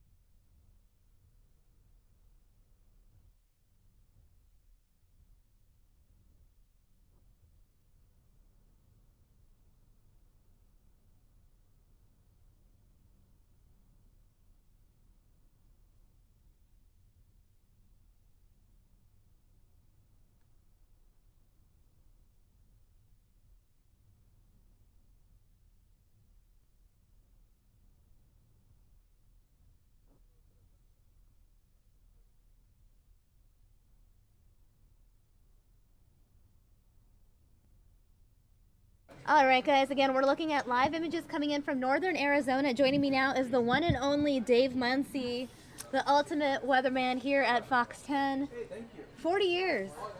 41. 41 years of expertise now. You're right, the 40th anniversary wasn't even this past, it was the year before. Yeah, I've been here too right. long. I know, you know what? I'll tell you, that 41st came up on me so fast, I understand what you're saying. It wasn't, it's end of October, right? Yeah, it was the last day of September. Oh, last day of September. But yeah, that I was surprised when the 41st came up.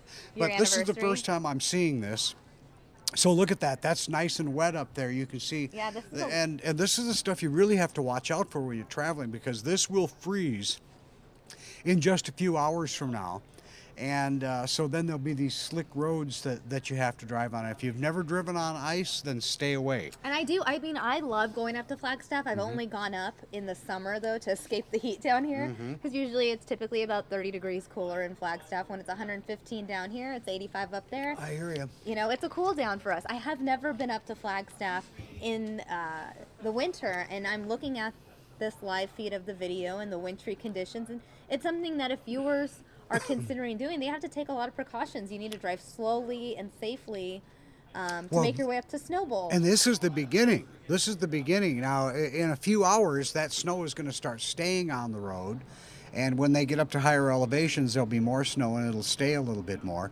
And then finally, you'll see some tracks, and you'll make tracks in the snow, and that's how much you'll be. And pretty soon, you won't even see. You'll just see white on the sides of the roads. You won't even see a lot of the ground cover there.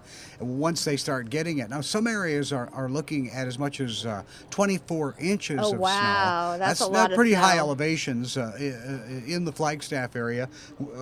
I forget exactly what we're talking about there, but we could see, I think, 12 to 18 was one of the forecasts I saw for that area. But I do have some radar here that we could Let me pull that up. look at too, and you can see the track that they're taking up there is certainly going to have more moisture in it.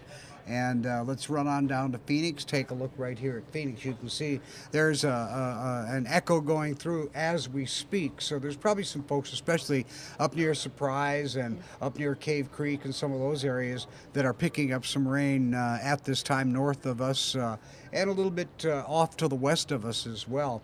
And in fact, we'll get down there and take a little closer look at the city and kind of watch that moisture come through.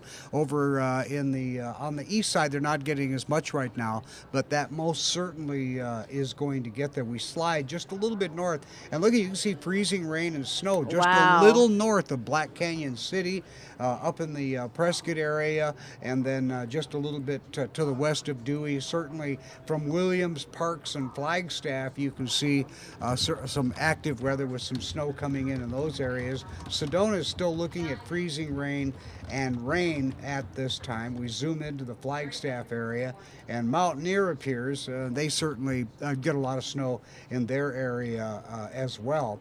And then, let me see, there we go. I wanted to back off here and give you a look at that whole area up there is under a winter storm warning at this time, and those winter storm warnings are going to be with us through Saturday. There's a couple of different warnings up there for different time periods. We also have wind advisories. With wind advisories with snow, that's always a tough one. And then we have winter weather advisories up there as well. So when you're looking at that, that's probably going to put a little bit of snow with all of that. And then when you take a look at the West Coast, Oh, and wow. you see how wet that is and all Oh, the my snow goodness. that they're getting over there and continuing to get. You have to remember, they've had a lot of snow and a lot of rain What in drought? the last couple of days. Well, I saw another look at the drought chart today, and it has changed quite a bit. Right. And as we put this map into motion, you can kind of see more active weather. Look at that's a pretty good weather storm right there coming into San Francisco.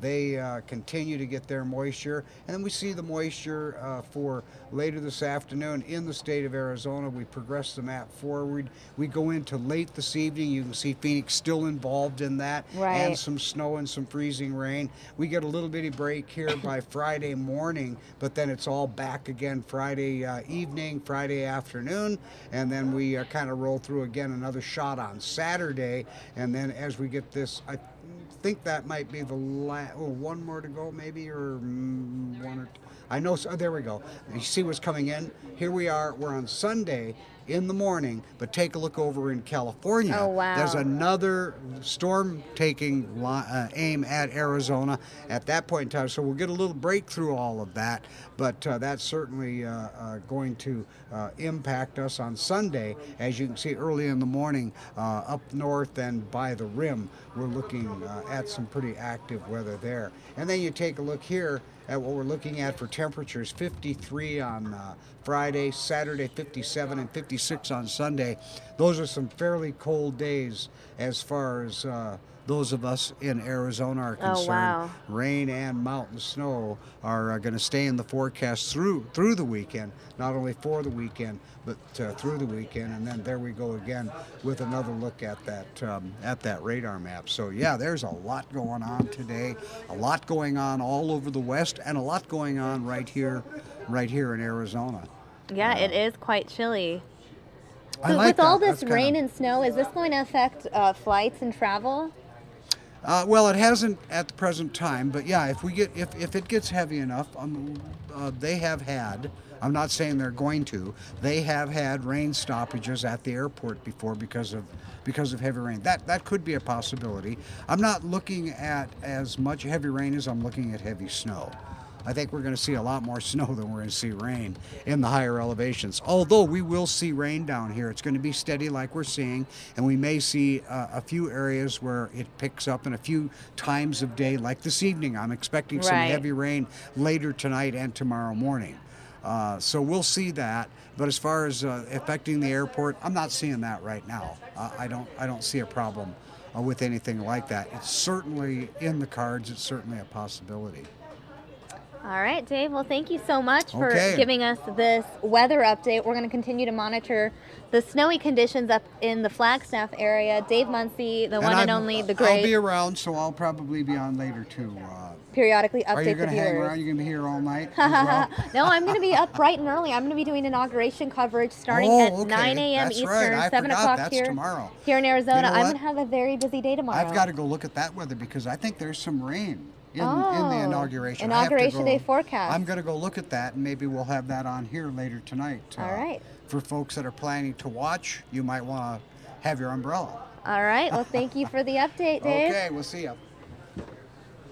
Again, that was Dave Muncy giving us a weather update here on News Now. We will take you to D.C. as Donald Trump makes remarks at the Make America Great Again concert. There he is. He has arrived with Melania Trump and the rest of his family in attendance. Again, when Donald Trump makes remarks, we will carry that live for you here on News Now.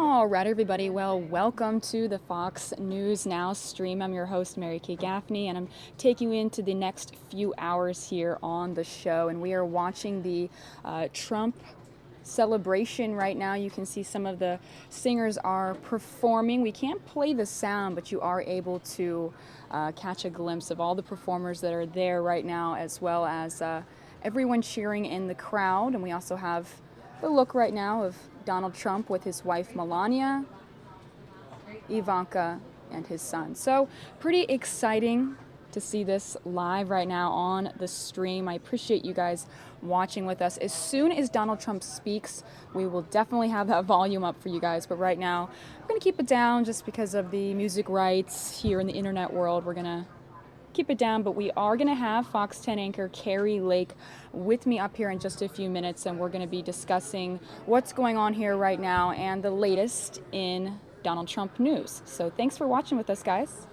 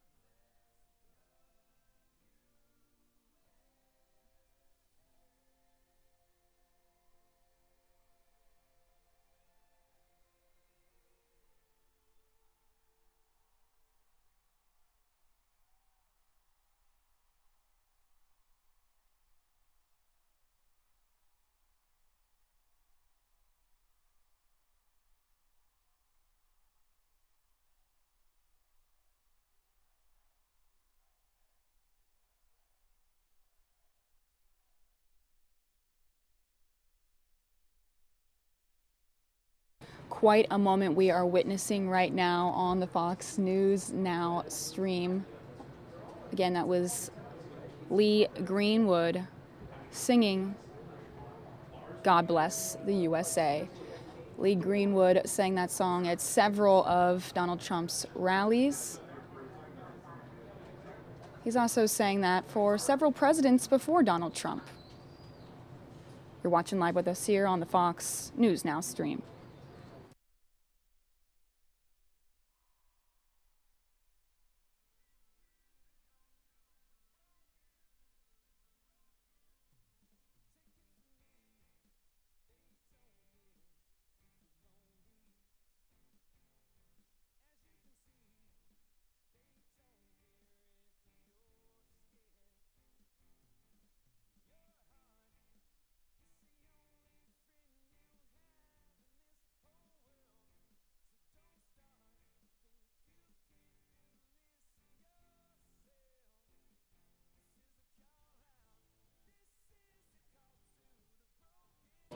Singer Lee Greenwald said, quote, "I consider it a great honor to be there," singing "God Bless the USA."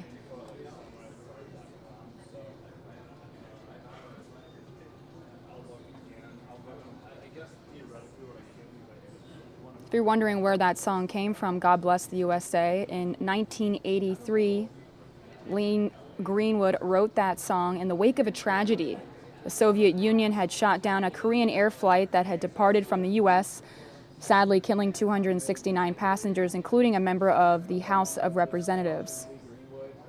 Greenwood said, quote, "That event made me pay attention to international news, but I'd want to write USA for an awful long time."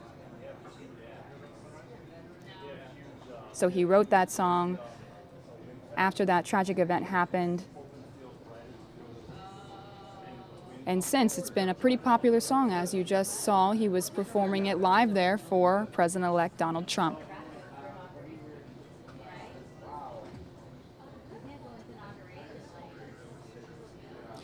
Lee Greenwood also said, quote, "And then it was because Ronald Reagan became president and the use of that song for the campaign, but it was not necessarily for the Republican Party because I really didn't want it to be used politically and still don't." Interesting, too, that Ronald Reagan used that song because Donald Trump has really modeled his campaign after Ronald Reagan's. As you know, Ronald Reagan's slogan was "Make America Great Again." You're watching live with us here on the Fox News Now stream.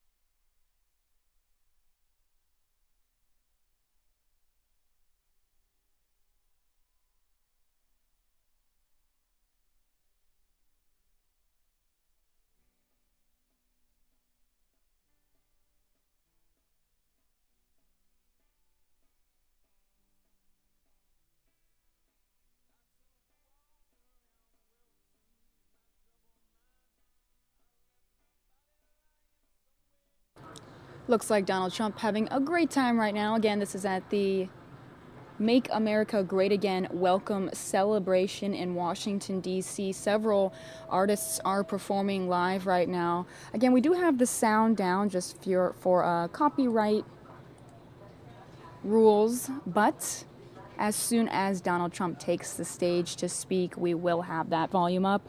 We appreciate your patience here, and we get to watch this all live right now on the Fox News Now stream. You can see Donald Trump sitting next to his wife, Melania.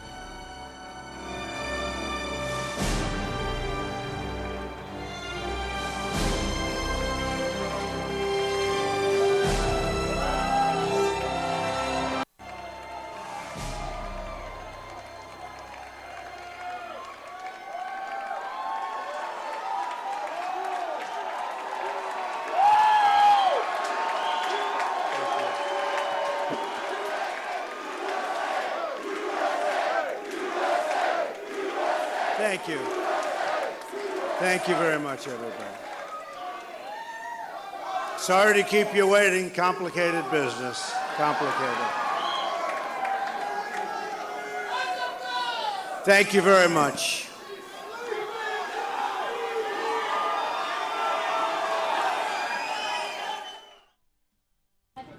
I'm going to play in the background of this Donald Trump's thank you speech after he won the election. A call from Secretary Clinton.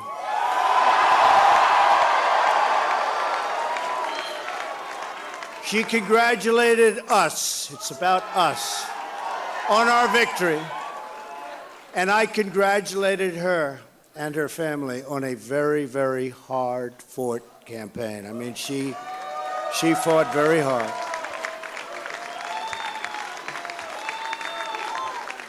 Hillary has worked very long and very hard over a long period of time, and we owe her a major debt of gratitude for her service to our country.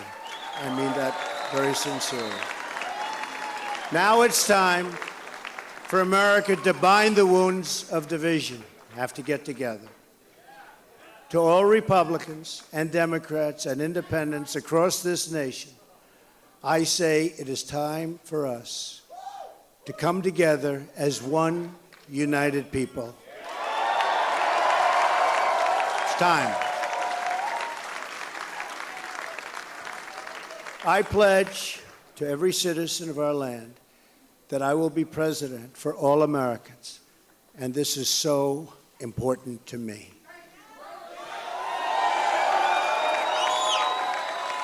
For those who have chosen not to support me in the past, of which there were a few people, I'm reaching out to you for your guidance and your help so that we can work together and unify our great country.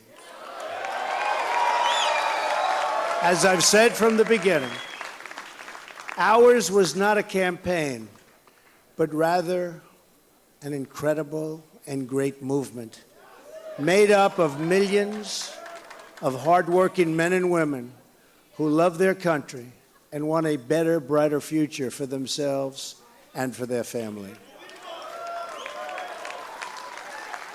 It's a movement comprised of Americans from all races, religions, backgrounds, and beliefs who want and expect our government to serve the people, and serve the people it will.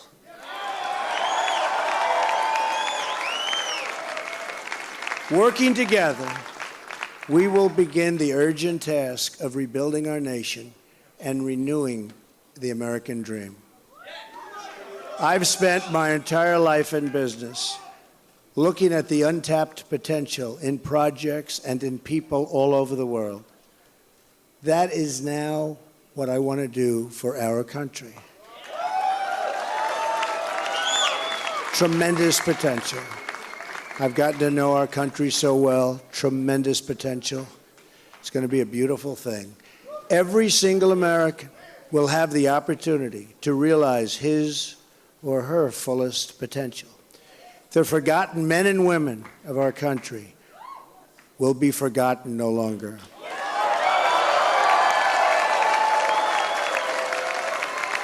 We are going to fix our inner cities and rebuild our highways, bridges, tunnels, airports, schools, hospitals. We're going to rebuild our infrastructure, which will become, by the way, second to none. And we will put millions of our people to work as we rebuild it. We will also finally take care of our great veterans. We've been so loyal, and I've gotten to know so many over this 18-month journey. The time I've spent with them during this campaign has been among my greatest honors. Our veterans are incredible people. We will embark upon a project of national growth and renewal. I will harness the creative talents of our people, and we will call upon the best and brightest to leverage their tremendous talent for the benefit of all. It's going to happen. We have a great economic plan. We will double our growth and have the strongest economy anywhere in the world. At the same time, we will get along with all other nations willing to get along with us. We will be. We'll have great relationships. We expect to have great, great relationships. No dream is too big, no challenge is too great. Nothing we want for our future is beyond our reach. America will no longer settle for anything less than the best.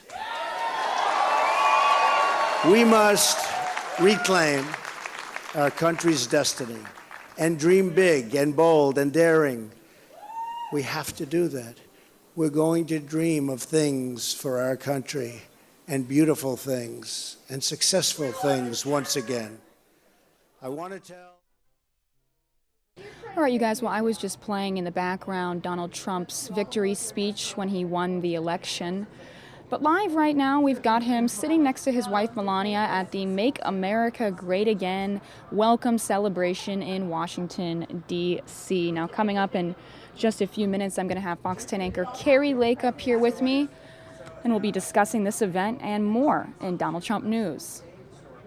Thanks for watching with us here on the Fox News Now stream.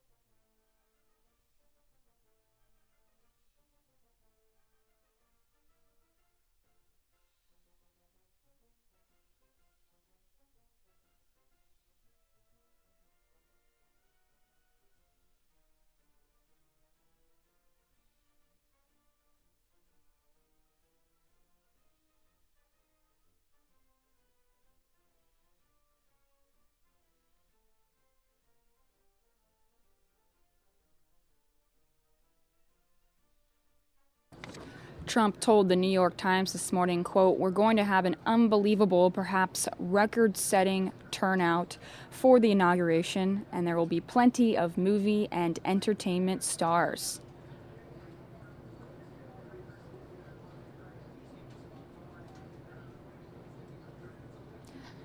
Some of the headlining events include the swearing in, of course, the parade, and the inaugural balls, which all take place tomorrow near the Lincoln Memorial. Right now, you guys are watching the Make America Great Again welcome celebration. You can see Donald Trump sitting there with his family, and in the upper right-hand corner, that's what they're seeing right now, all of the different artists playing for the president-elect.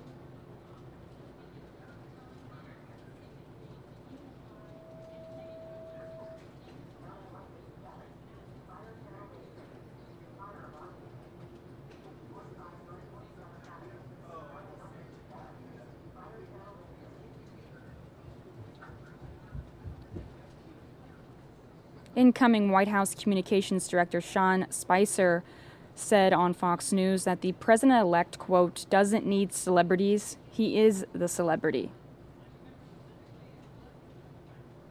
And in late December, Trump advisor said the inauguration was, quote, "not a summer jam." This is all in defense to the many celebrities who came out saying they refused to perform for President-elect Donald Trump, including one of the Rockettes.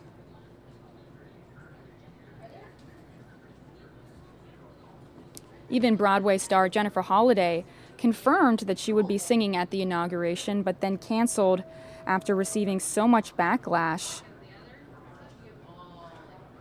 She was even receiving death threats when it was announced that she would be performing, so she did back out for safety reasons.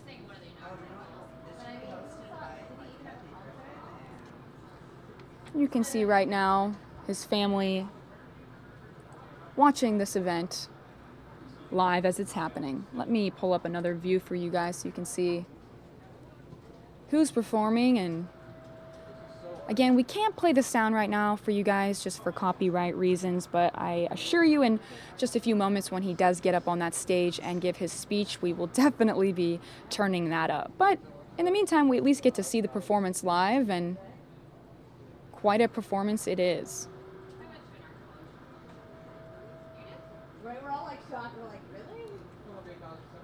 Let's put in the upper right-hand corner Donald Trump and his family.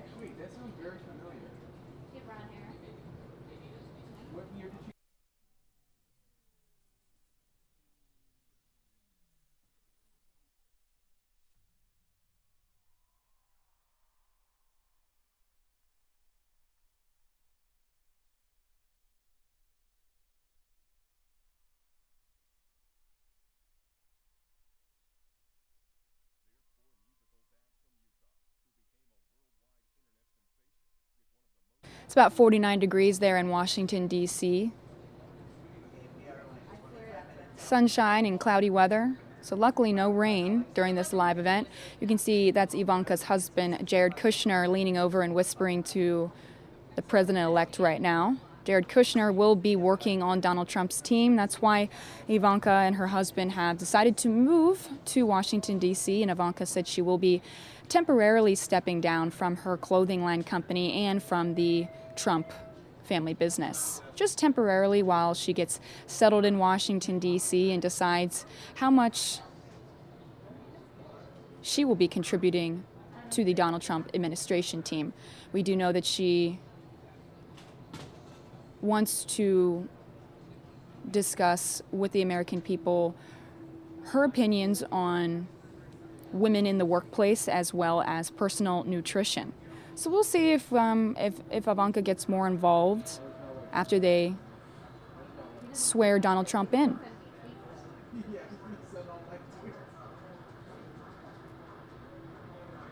Ivanka Trump also said she never brought a boyfriend home until she was absolutely sure that he was the one.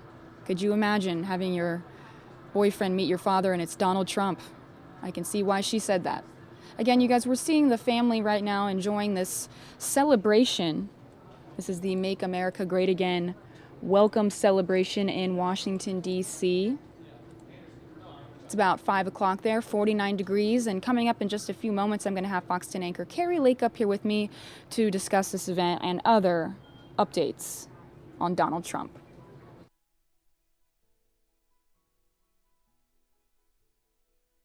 That was Ivanka's daughter, Maribel, I should say, that just came over.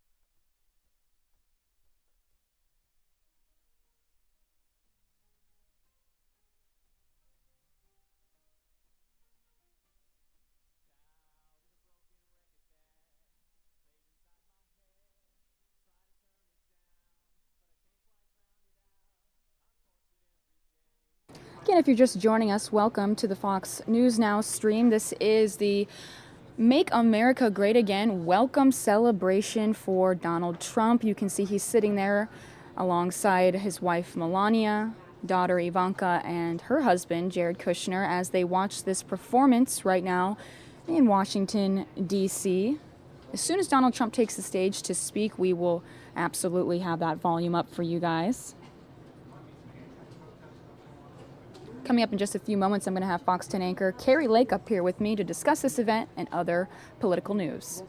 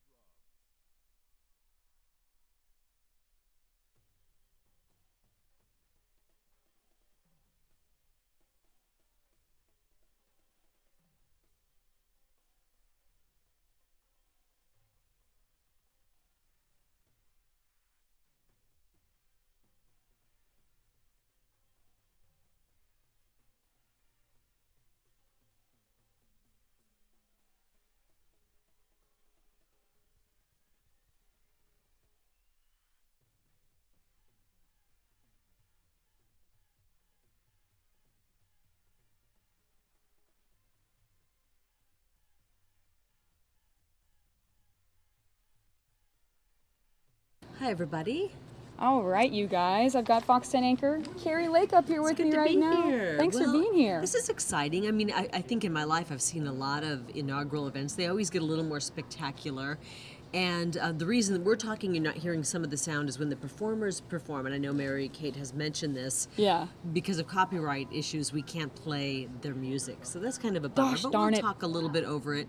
And you're watching right now, this is what we're seeing right here. Yeah. We're watching President-elect Donald Trump and his wife Melania. You're seeing Jared Kushner there, and you're also seeing his daughter Ivanka enjoying the concert, enjoying the fruits of their labor. And when you think about what Donald Trump has accomplished, whether you love him or don't, it is practically a miracle. It is nearly a miracle that this man is standing there on the eve of becoming our nation's 45th president, looking over this crowd. I wish I could get into his mind and just, I wonder what he's thinking. I know. He looks like he's in a great accomplished the mood. insurmountable, you know? Well, did you see his face when they announced that he won, and when he was in the hotel room with all of his, people? He looked shocked, and not shocked, Well, but just everyone sort of was nervous. telling him and- from the minute he jumped in back in June of 2015 that he didn't No have chance. a snowball's chance in hell. Yeah. And he managed to defeat 16 other tough candidates in the Republican field. Yeah. He went on to defeat Hillary Clinton, and as he says, he defeated the crooked Clinton campaign, and then he says the Crooked Hillary. media, which was not very friendly to him. No. The fact that this man is standing here and that he was able to accomplish what he did is astounding. And if he can now accomplish what he says he wants to accomplish, I mean, I hope people aren't doubting him anymore, because He's already accomplished some things, Isn't that crazy? If you're doubting that this man is going to do what he says he's going to do, then you probably have been living under a rock for the last year and a half, because he's done a lot of the things that everyone said he couldn't do. And here he is standing there just out steps away from the Lincoln Monument, which is such a spectacular sight, looking over the throngs of people who did show up.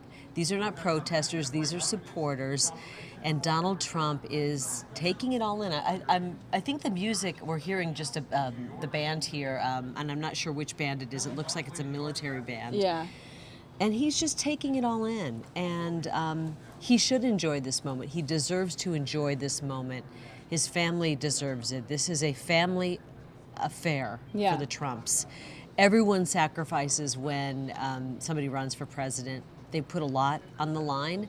And I hope they're enjoying this event. I know that a lot of Americans are enjoying it, and then there's some who aren't as well, but they're probably not watching. So, but I have to admit, when I saw some of the patriotic bands perform, I got a litlittle bit of a lump in my throat. I'm a patriotic person. Yeah. I always have been. So, hearing It's Lee emotional. Greenwood perform, and Donald Trump is sitting there, I want to get into his mind, and I want to know, what is he thinking? I know, that Lee Greenwood song, every time. He even said he wrote that song and he didn't want it to be used politically originally, because he didn't want it to be, one-sided of a song that you would play. And it's played at other presidents' inaugurations. Right. So, but I think it gets you every time, doesn't it? Well, the cool thing about that song is it's a modern day song. We all know the national anthem. We all know You're a Grand Old Flag. Some of these older songs that are from yesteryear and before that. This is a modern day song that has become kind of an anthem for patriotism. So that's pretty cool. I like it. And the people who wrote and performed originally some of our older patriotic music aren't even alive today. They've been gone for generations. So that we have a gem like Lee Greenwood, who is alive and well and kicking and able to perform his song, which is really an anthem for American patriotism. That's pretty cool. I think it's really cool, and it's cool to just see him standing here with his family. I think whether you are a Republican or a Democrat, it's inspiring to see somebody who everyone said wouldn't win fight until he got what he wanted. Well, on either side, I think what's really important to remember, especially if you're critical of Donald Trump, is that a lot of Americans are struggling. A lot of Americans in all parts and all corners of this country voted for this man. And I believe that a lot of people feel that he is their last hope. And many of them, I've seen many interviews with people who said, I voted for Barack Obama twice. Yeah. My world is not getting better. I don't have a job. You know, they're struggling. And I think for a lot of people, they feel some ownership with Donald Trump. They feel like this is a movement that they're part of. And they are paying very close attention to what he does, who pushes up against him, who tells him no. They're paying attention. You've got people who aren't even political beasts who are paying attention to every hit, run, and error here. And I think he's got that momentum and that force behind him. And the average American person is a powerful force when you gather enough of them together and when you look at them as voters. So I think there's a lot of people very excited today. And I'm hoping that as a country we can come together. This is a very unique thing that happens in our country, in a democracy, and for a long time we've had this peaceful transition of power. I know. Where we go from one elected leader to another. And for many who were hoping it would be Hillary Clinton, there's still some wounds to lick. Sure.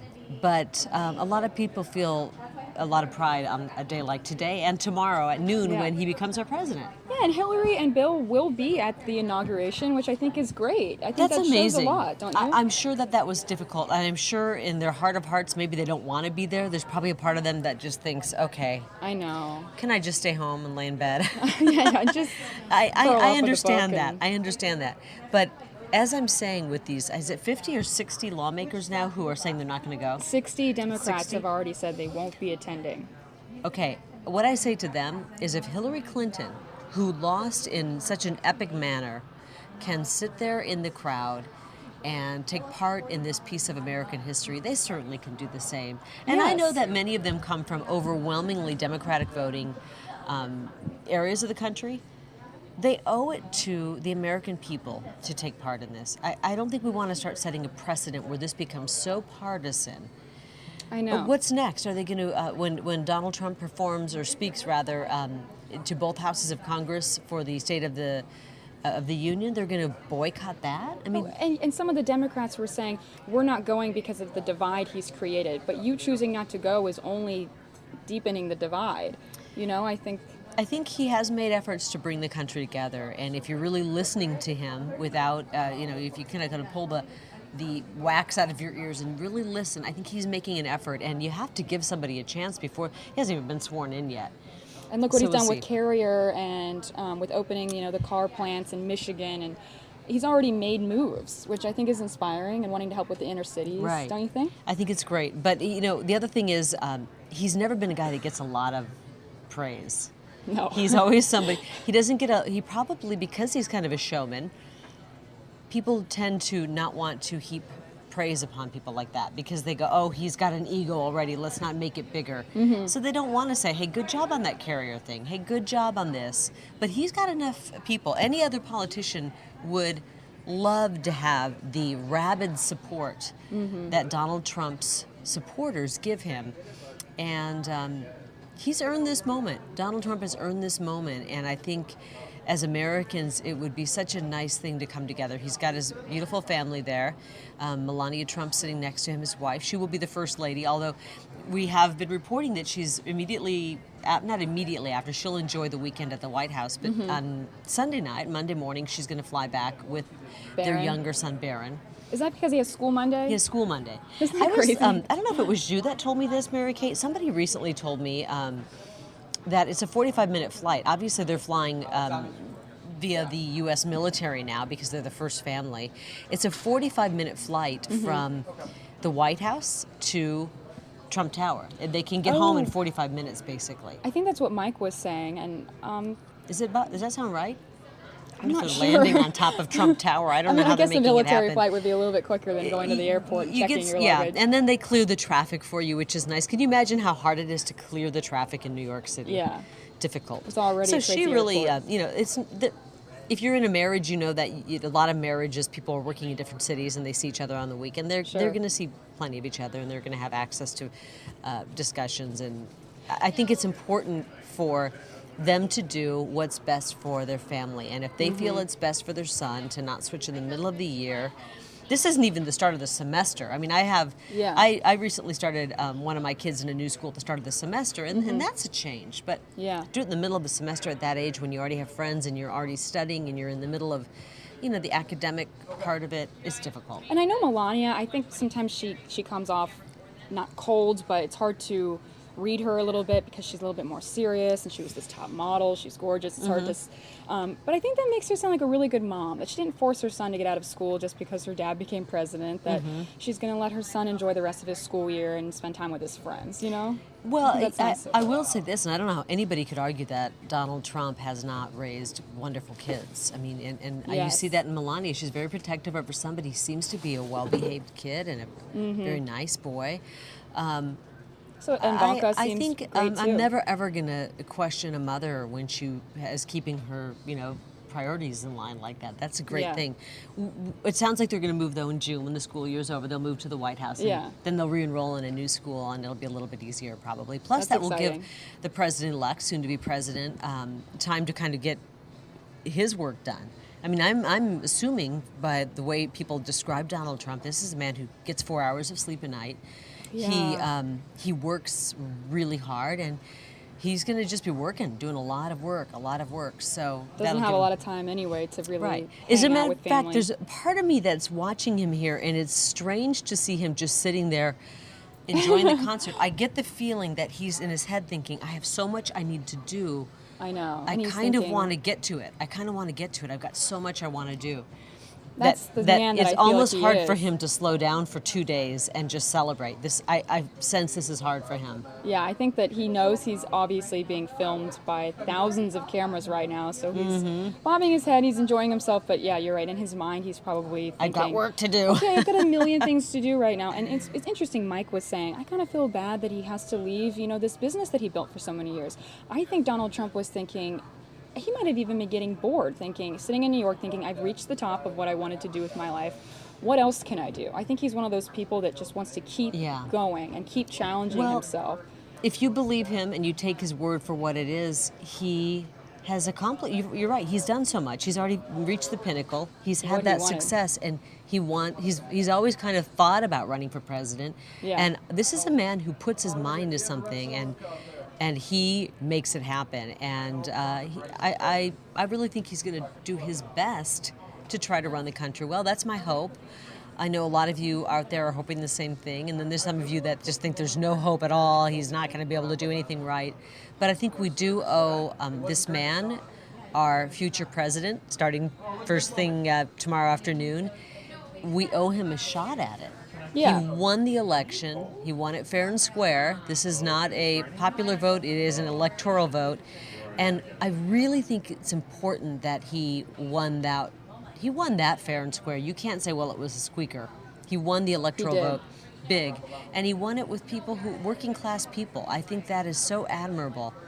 It wasn't people who were donating, $100,000. These were people who, if they did scrape up money for a donation, it was a small donation, and it was a struggle to donate it, but they feel that much a part of this movement, this Donald Trump movement. And they really feel that he's going to lead them to some sort of prosperity that they don't have right now. I think that just goes to show you that money can only go so far in a campaign. The Clintons actually spent more on their campaign than Donald did, but it's really By a about how you ton. connect with the people, not what celebrities are performing at your events, and not what money you're spending. It's really about how are you connecting and how do you come off to the American people. Do you come off real or do you come off forced? I think out of the corner of my eye, I just saw a red Solo Cup. Is this the red Solo? Is he singing Red Solo Cup, Mike? Mike. I'm going to find out because we can't hear it. Hey, Mike, is he just singing Red Solo Cup? That is Ivanka's daughter, Maribel, right now, talking to her mom. Is that coming up? Okay, I just got an update. He wasn't singing that song yet, but he may be. Oh, is this singer what's here? What's so great is there's a lot of country bands here, and country music speaks to a segment of the population, and I know them well because I grew up with a lot of people. And he is holding a red Solo Cup right now, by the way. Oh, I wish we could hear this.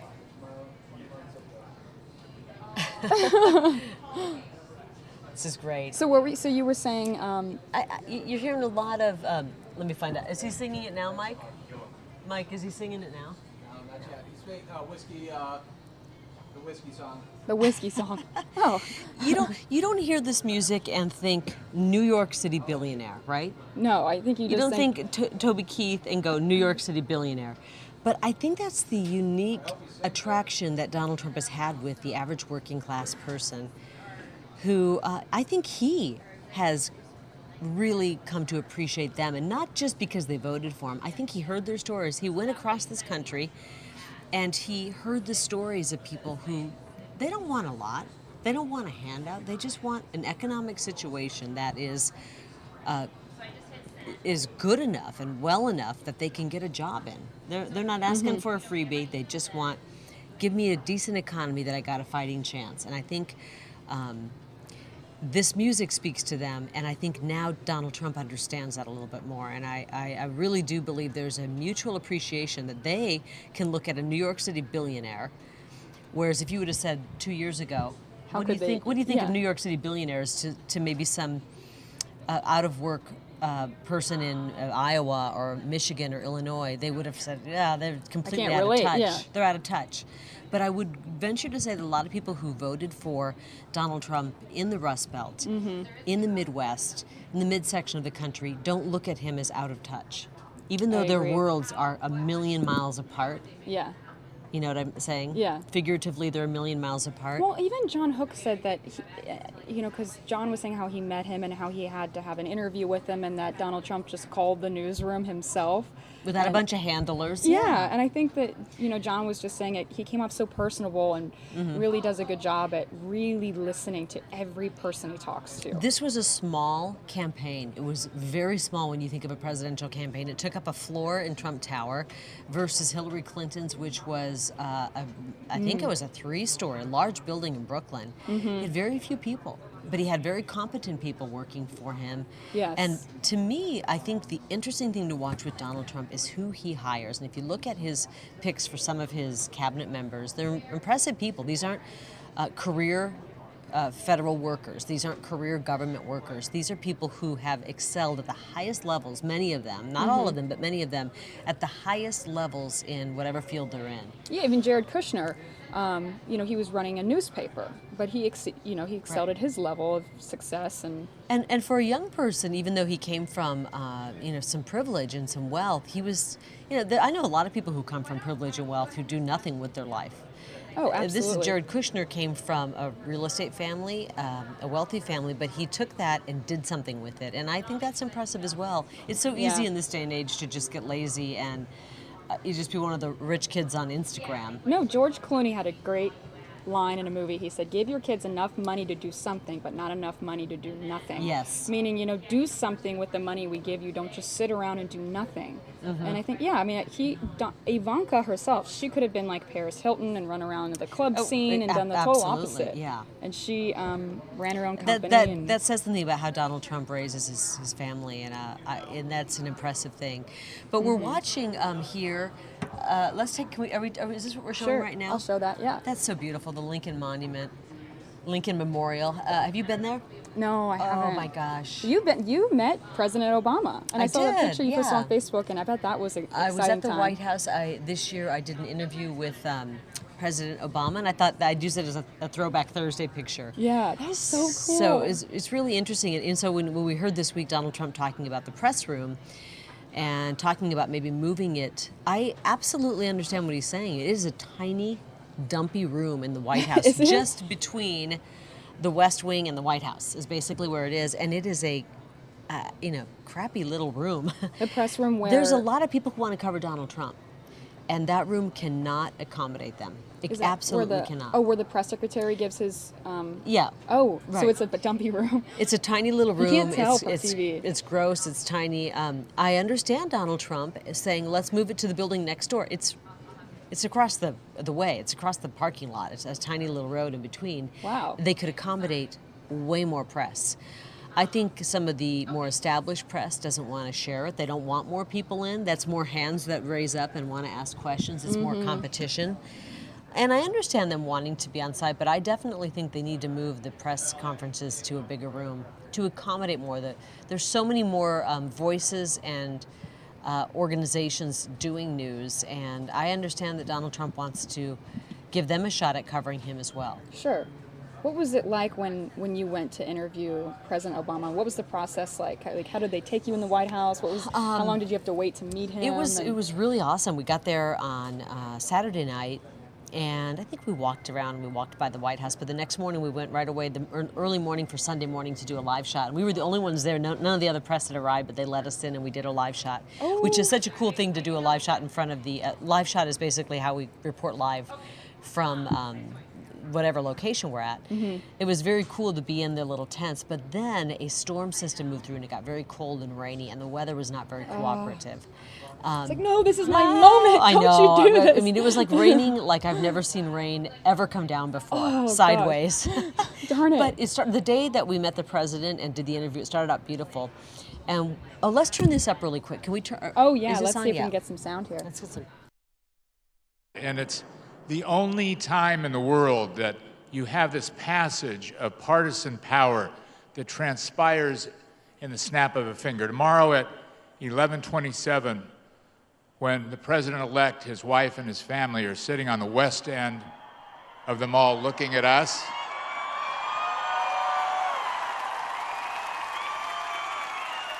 and that power of the free world transcends with respect from what was a great man doing his best to do a great job to the anticipation of a new president as the global leader of the world. In 3 minutes, you have reflection and you have expectation. And every president puts their own fingerprints on an inauguration. And this president-elect was very specific about what he wanted. And what he wanted was a you. He wanted it to be of the people. And when I say you, he meant the united you. And set in this setting of this reflection pond that sits between three unbelievable monuments of three of our profound leaders. And what you see are these incredible stone, beautiful, incredible tributes that stand above us for the purpose of reflecting, of thinking, of what was it, what went before them. But what really stands out, and you can hear it in the silence amongst you at the moment, is the mortar. Not the stone, not the granite, not the marble. It's the thousands of lives, it's the millions of hopes, it's the 10,000 aspirations of all the people, of all the themes that went into these great men. And along the road, we've had 45 men that have left their footprints and their fingerprints throughout the mortar and in the middle of this tidal basin. So as you reflect on those who came before us, and as you have expectations before you, I would like you to pay a tribute to the courage, to the stature, to the strength, to the commitment, to the loyalty of a man who is going to lead you with his footprints to diversity, to put the campaigns behind us, to unite behind one man as one America. He will show the rest of the world that we can argue, we can fight, we can debate, and tomorrow at 11:30 we're one country, and he will be the 45th president of the United States of America, Donald Trump.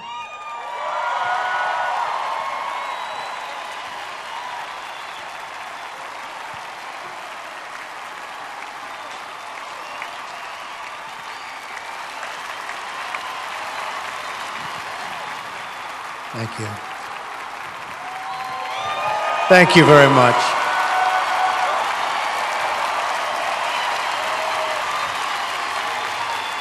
Thank you very much, everybody, and thank you, Tom. I'd like to congratulate our incredible entertainers tonight, Toby and Lee Greenwood, and all of the great talent. It was really very special. I also have to thank our incredible military talent right here. Thank you. Stand up, please. You guys were great. Thank you very much. Thank you.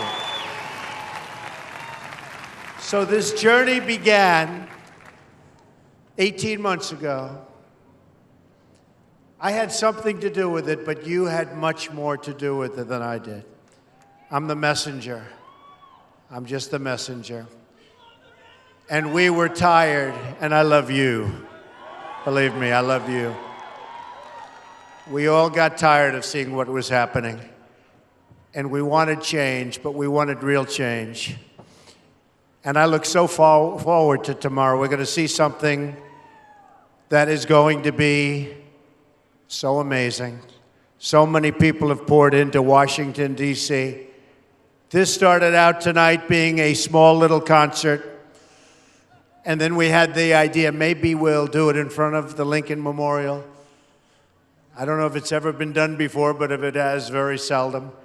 And the people came by the thousands and thousands, and here we are tonight, all the way back. All the way back.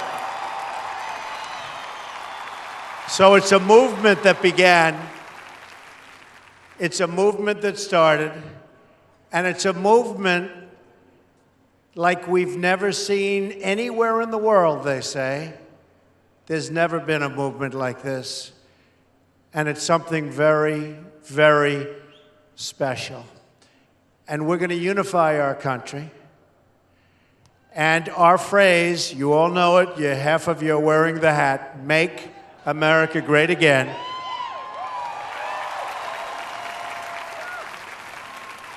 But we're going to make America great for all of our people, everybody throughout our country. That includes the inner cities, that includes everybody. And we're going to do a special job, and I can only tell you that 18 months ago, we never knew, a lot of people didn't know, some people had a feeling. A lot of people didn't give us much of a chance, but we understood what was happening. And that last month of the campaign, when I traveled around to every place that you can imagine, state after state after state, speech after speech, and we had 10,000, 20,000, 30,000 people. There was never an empty seat, just like tonight. We didn't know if anybody would even come tonight. This hasn't been done before. And you look, it was the same way. And we all knew that last month of the campaign. I think a lot of us knew the first week of the campaign. But that last month of the campaign, we knew that something special was happening. And I can only tell you this. The polls started going up, up, up, but they didn't want to give us credit because they forgot about a lot of us. On the campaign, I called it the forgotten man and the forgotten woman. Well, you're not forgotten anymore, that I can tell you. Not forgotten anymore. So I want to thank my great family, my incredible wife, Melania. They've been so supportive, and it wasn't easy for them, but they have been so supportive. I want to thank you most importantly, and I promise you that I will work so hard. We're going to get it turned around. We're going to bring our jobs back. We're not going to let other countries take our jobs any longer. We're going to build up our great military. We're going to build it up. We're going to strengthen our borders.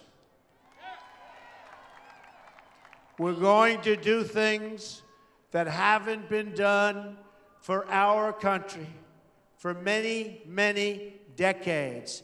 It's going to change. I promise you, it's going to change. So, I'll see you tomorrow.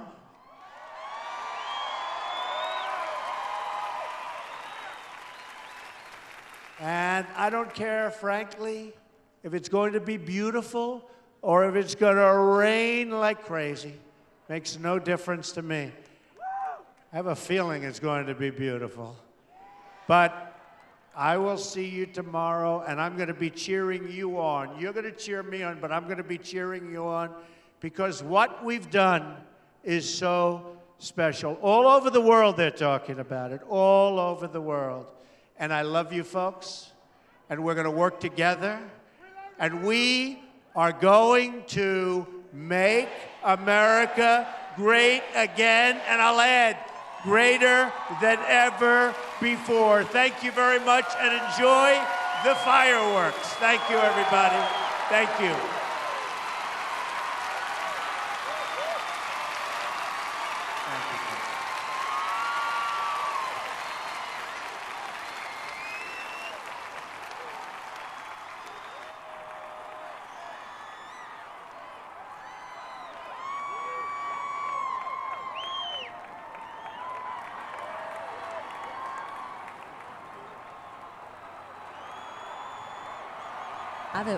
Should we keep the sound up a little bit? Yeah, we'll keep the sound up just a little bit. You just heard from future President Donald Trump, President-elect Donald Trump. Tomorrow at noon, he becomes the 45th President of the United States of America, and he's flanked by his family here, a lot of military and law enforcement there as well. And this is the pomp and circumstance of all of this is quite special. Oh, and they have fireworks going off right now, too. Let's Look watch. at Yeah, let's turn this up and watch real quick. Okay.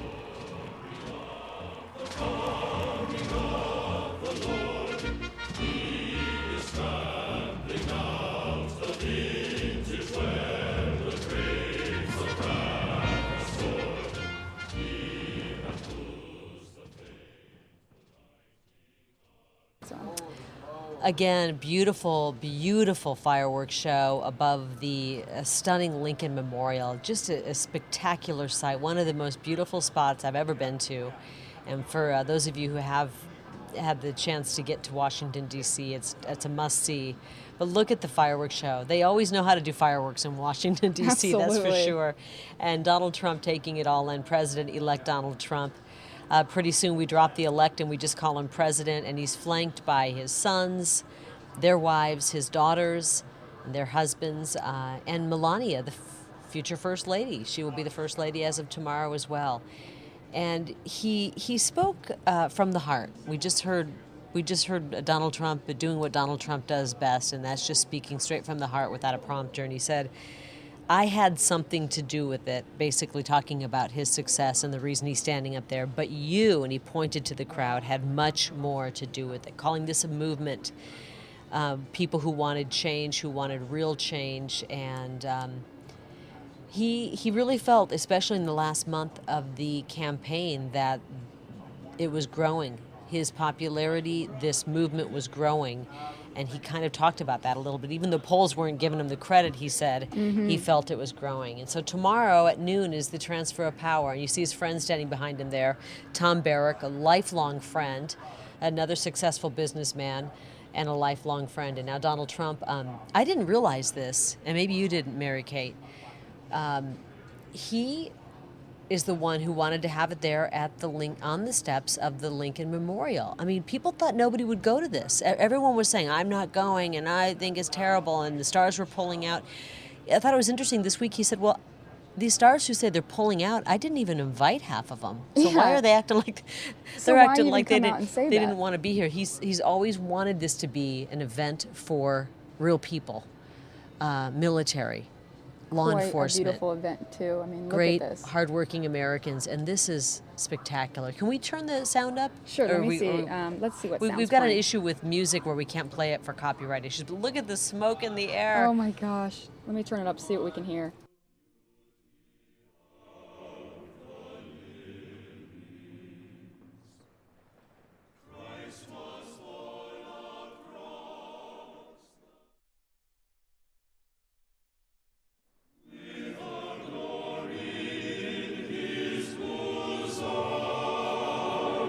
Transfigures you and me, as he died to make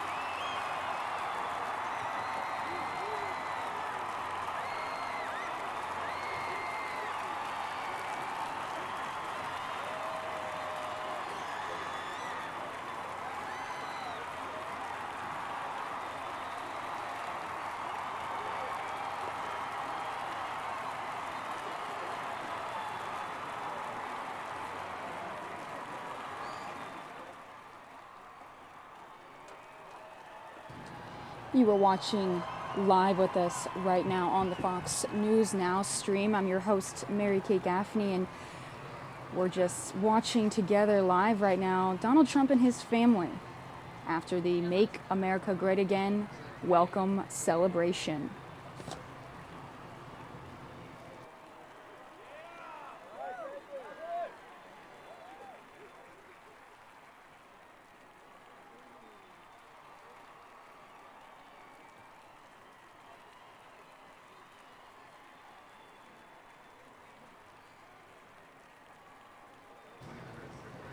Thank you for joining me here on the Fox News Now stream.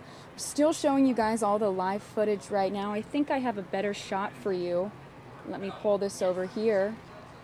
And we're able to see Donald Trump and his family right now celebrating his presidency. He's going to be sworn in tomorrow on Inauguration Day. That's January 20th, and we will be streaming that live here on the Fox News Now stream. Again, quite an event to watch this live.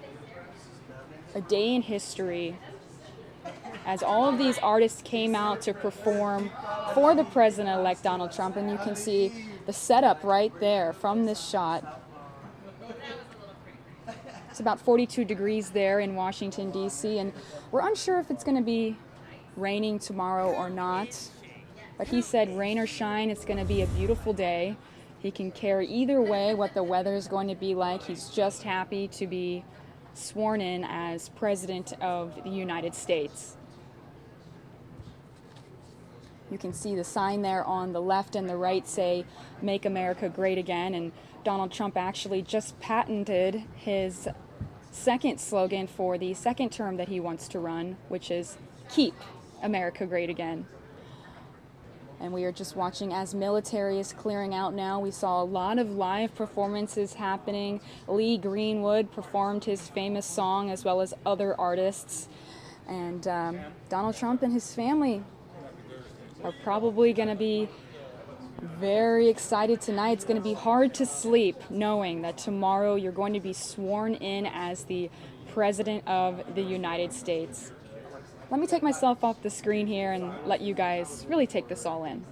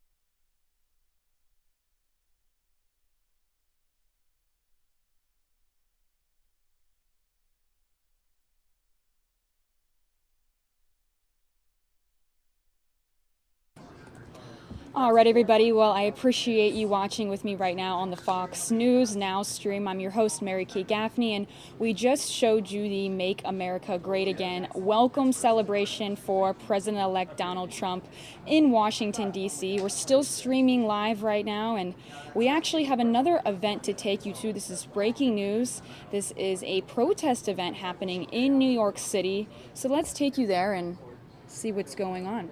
Looks like somebody is singing at this rally right now. Let's see what this is all about.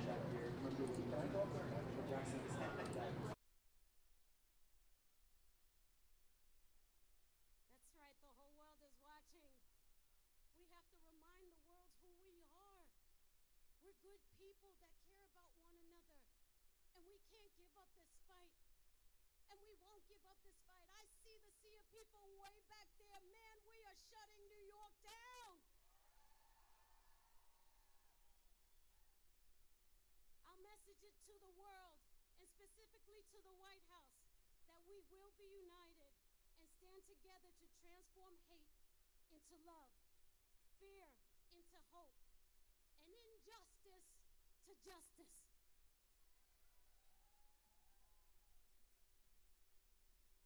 All right. Vote for mayor, no, darling. That's not my job. We already have one right here. It's going to be up in a minute. So, without further ado, I would like to kick off the evening.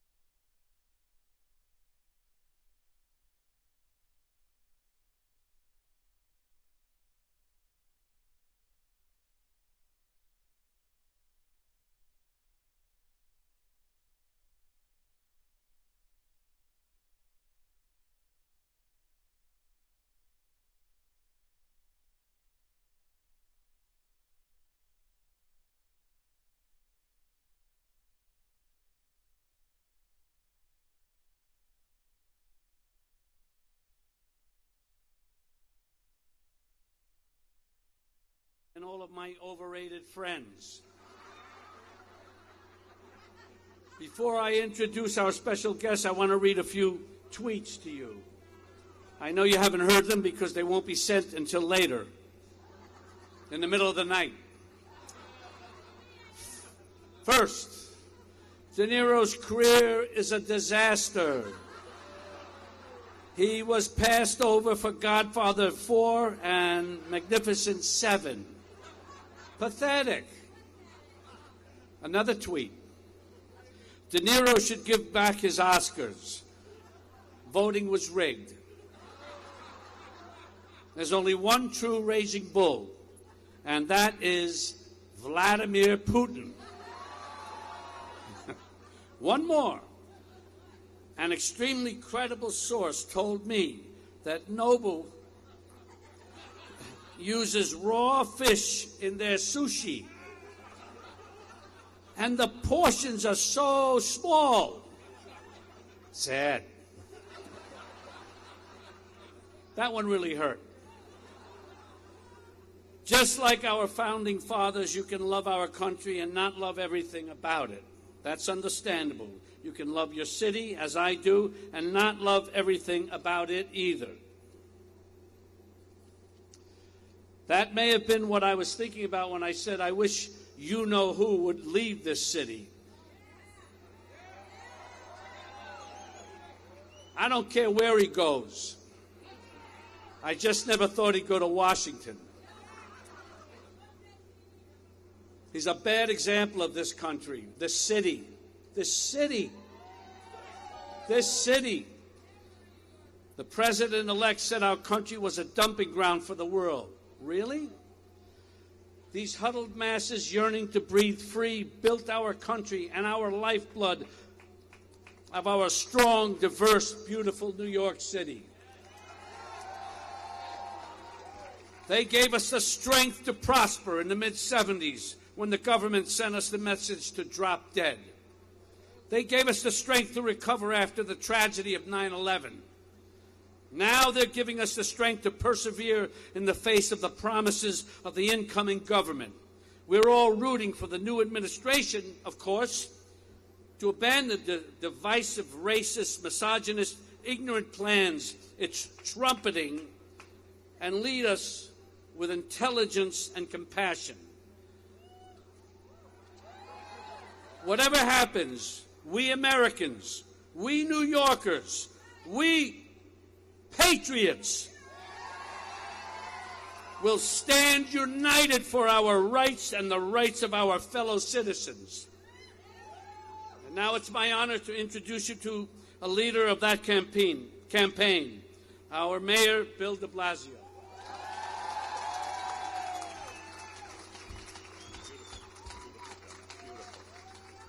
My friends, let's salute one of the greatest New Yorkers, Robert De Niro.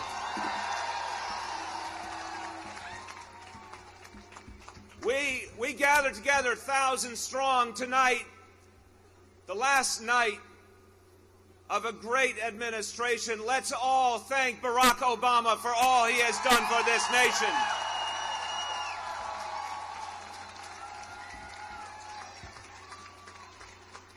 Tomorrow, there there will be a peaceful transfer of power. Tomorrow, Donald Trump will have power. But tomorrow, you will have power as well. Donald Trump may control the agenda in Washington, but we control our destiny as Americans. And tonight is an example of people coming together to make clear what we believe is the future of our country and how we will fight for it. Remember, the country doesn't reside in Washington, D.C. It's every city, it's every town in America where change is made. And we are resolute that we will keep making our cities and our towns better, regardless of who's in Washington, D.C. Now, my friends, we're here tonight, and we should not let anyone define us just by what we're against. We want to be defined by what we are for, what we believe in. We believe in health care for all. We believe there should be opportunity for people regardless of what they look like or where they come from. We believe in a society for the 99%, not just the 1%. We believe in healing the wounds between our police and our community and making us all safer together. And we believe in protecting our precious earth from the scourge of climate change. And we can do something about it in every city and town in America while we fight the fights in Washington, D.C. Right now, here in New York and all over the country, people are getting together to sign up their fellow Americans for health care under the Affordable Care Act because it is still the law of the land in this country. And you can help to get more and more people insured, to help protect their families, and to make it harder to ever take away the right to health care in this country. Here in New York City, join our Get Covered NYC campaign to make sure that more and more New Yorkers have the health care they deserve. Join our efforts to sign up New Yorkers for ID NYC, regardless of who you are, where you come from. You're a New Yorker, and we honor and respect you. And we stand together in making sure there is no discrimination, there is no hatred in our city or any city. If you see an act of hatred, if you see a bias crime, report it immediately. Stand up against hatred. Today, we recognize that we are building something. You know, Donald Trump always liked to say he built a movement. Well, now it's time for us to build our movement. And that starts tonight, and it's all over the country. Tonight, tomorrow, in the days to come, a movement building to protect all the gains we've made and protect the rights of our people. My friends, mayors are gathering from all over the country in a common cause. They've signed a pledge to defend the progress we've made, to make sure our cities and towns represent the best of America, from one part of this nation to the other, from the Liberty Bell to the Gateway Arch, from the Great Salt Lake to the banks of the Rio Grande River. Mayors all over the country are signing this pledge for common action, that the next 100 days will be days of action together.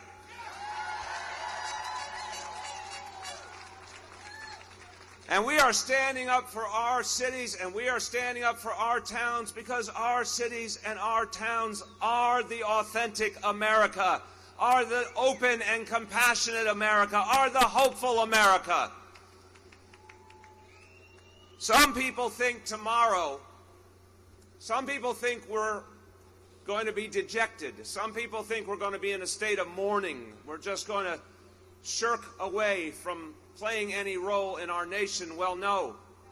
Tomorrow we begin to organize. Tomorrow we gather together. Look at the thousands here tonight, and this is only a beginning.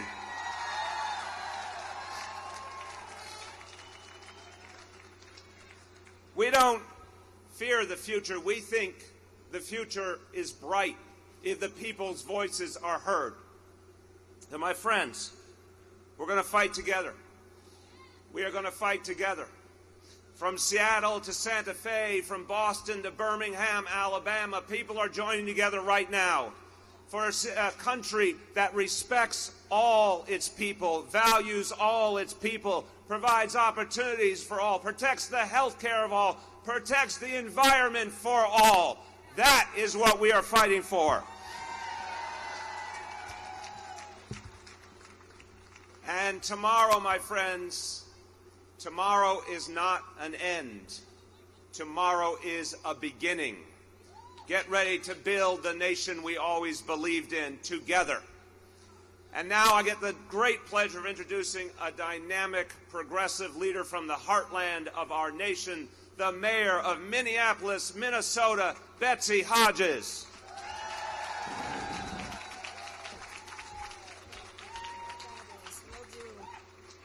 Oh, New York, you look great. You look just like America.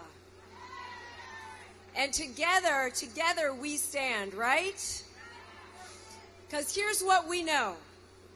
Tomorrow, at this time, Donald Trump will be the President of the United States.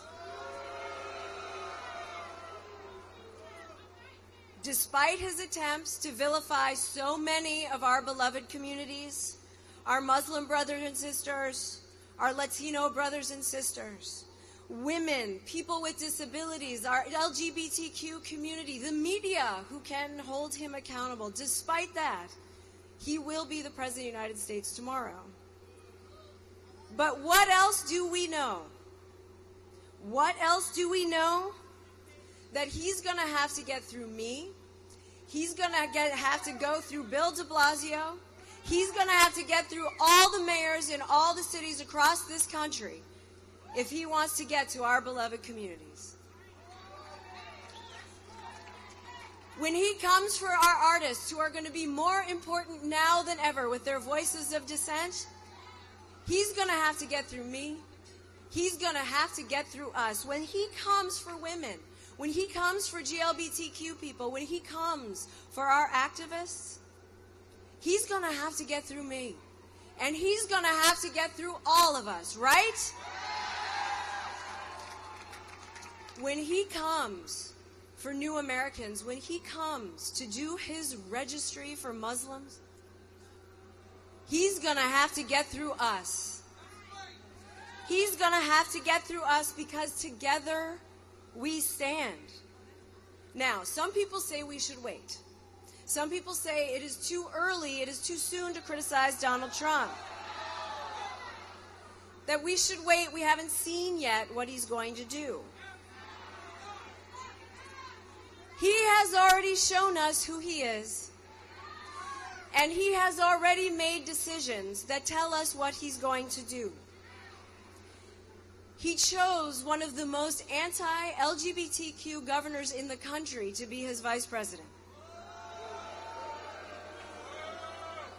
He chose the leading voice of white supremacy as his chief strategist. He chose a woman who vilifies public schools, who has ties to conversion therapy, to be the head of the Department of Education. And he chose a man who calls Islam a vicious cancer to be his national security advisor. These things are enough to know about Donald Trump and what he intends to do as president for us to begin our resistance to those policies and to what he brings forward.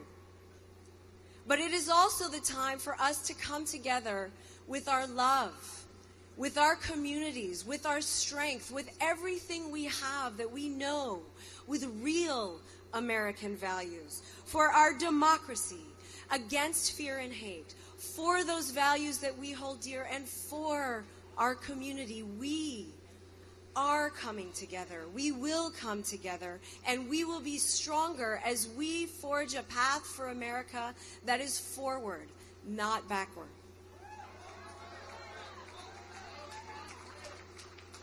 So the time is now, the time is ours to stand together, to resist together, to love together, and to take care of one another. And I know that that's true for mayors across this country. I know it's true for Mayor de Blasio. It is true for me, and I know that it's true for you. So thank you for coming out tonight. Thank you for being awesome. Thank you for standing with me and people across this country as we face the next 4 years together stronger. Thank you.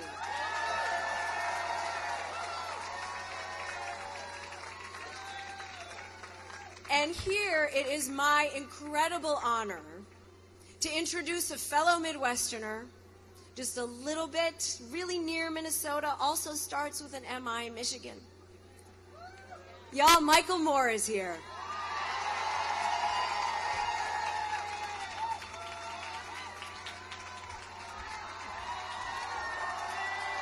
Thank you. Thank you, Mayor Hodges. Thank you. Thank you, Minnesota. Thank you for giving us Al Franken, the Coen brothers, Garrison Keillor, F. Scott Fitzgerald. Okay, enough about Minnesota. New York! Thank you for giving us Donald J. Trump. Now, first the bad news. I know. As bad as we think it's going to be worse. That's the truth, my friends. I'm sorry to have to begin on such a depressing note, but here is the good news. The good news is there's more of us than there are of them. That's the good news. She not only won by 3 million more votes, there's another 7 million who voted Green or Libertarian. They also didn't want Donald J. Trump. That's more than 10 million voters that said no to Donald J. Trump. What Mr. De Niro said about this great city and how sad it is that this man represents not just the city now, but the country. He does not rule with a mandate. There is no mandate. Keep this in mind in your moments of despair. You are not alone. We are the majority. We are the majority. Don't give up. I won't give up. Don't give up. Don't give up. No. No. No. See you. We'll appreciate that. Wow, this is an incredible crowd here. You can't see, but they're still trying to get in from Columbus Circle. It's packed back there. They're pushing them over to Broadway to go all the way down to come in from the back. It's incredible that everybody turned out here tonight. This is the beginning of our 100 days of resistance. 100 days of resistance. And that's just the first 100 days, but I like to think positively that it's only going to take us 100 days. Tens of thousands of people are watching this right now on live stream all across the world. Welcome, all of you, to New York City. I want you to get out your devices, whatever you're carrying. If you're at home, go to 100daysofresistance.org. And there you can sign up, and we are going to have missions and different things we're going to be doing here in these first 3 months. Everybody, there's lots of groups, lots of people involved, whether you're a group or an individual. Everybody has to commit to doing something every single day now. Every single day. You don't have to quit your job. You don't have to drop out of school. It's just something very small you have to do. Every day, You have to contact your member of Congress or one of your two senators every day. It takes 3 minutes. Wake up, brush teeth, make coffee, contact Congress. That's the new morning routine. The phone number is 202-225-3121. You call that number any time of the day or night. A human being answers it. There's an actual 24/7 switchboard. Call that number. If you don't know who your congressperson is, that's okay. Just give them your zip code. Everybody knows their zip code. Give them your zip code and they'll go, oh, well, your member of Congress is Jerome Nadler. May I put you through? And they'll put you right through. In fact, you can say, no, I'd like his private line. Can I have a direct number? They will give you the direct number. Each of you have one representative and two senators. They only work 3 days of the week, Tuesday to Thursday. If you can't do it all 5 days on those 3 days, call your rep one day, call your senator the next day, and call your other senator the next day. And every day we'll be posting what we need to be pushing for. We need to stop Rick Perry. We need to stop Betsy DeVos right now. I know her from Michigan. She's helped to destroy our public schools. Who here promises to call Congress every day or at least 3 days a week? Who's going to do it? What's the number again? 202-225-3121. You're paying for the phone. You might as well use it.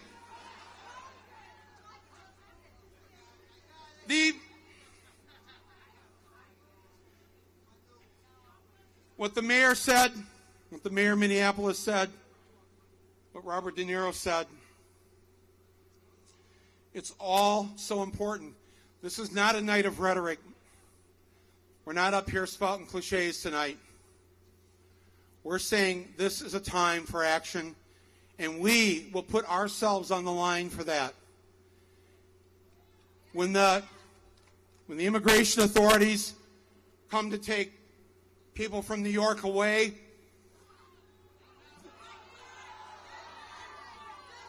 the mayor has said that's not going to be a cooperative venture.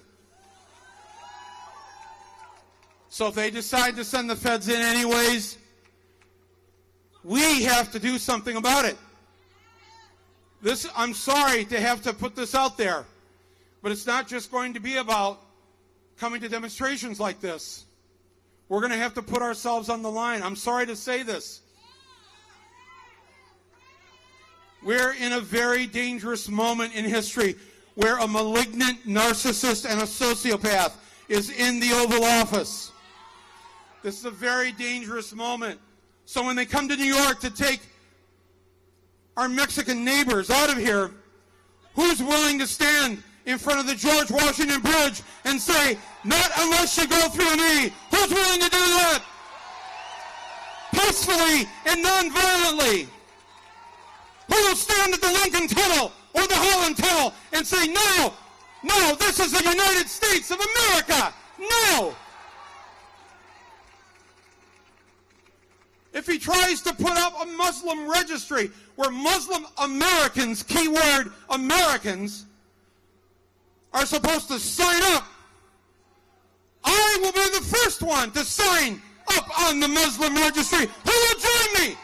Who will join me? Will who sign up? Who will sign their name? Let's all sign our name.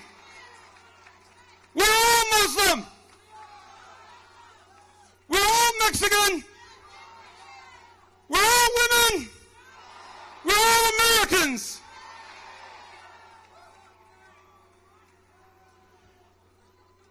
Yes, and we are all gay and lesbian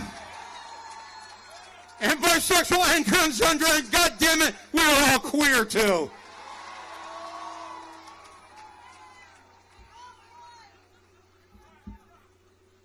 We're going to win, folks. A little bit of pain, a little bit of discomfort, but a lot of work on our part will stop this man. He will not last the 4 years. It's a dangerous combination, a narcissist and a public official, because it all is about what's in it for me. Me. And when they think like that, that's when they break the law, and that's when he'll go down. I have one other idea. I have one final idea. Some reporter was just asking me, well, what's the point of all this? Because no matter how much bad news he creates or there is about him, doesn't seem to affect him. I said, right, yes, that's right. He's not affected by the bad news when he talks about his sexually assaulting women. He's not affected by the bad news that comes out of him calling Mexicans rapists and murderers. That's right. He's not affected by that. What's he affected by? He's affected by comedy. He has the thinnest skin of any bully I've ever met. If you make fun of him, if you ridicule him, or if you just show that he's not popular.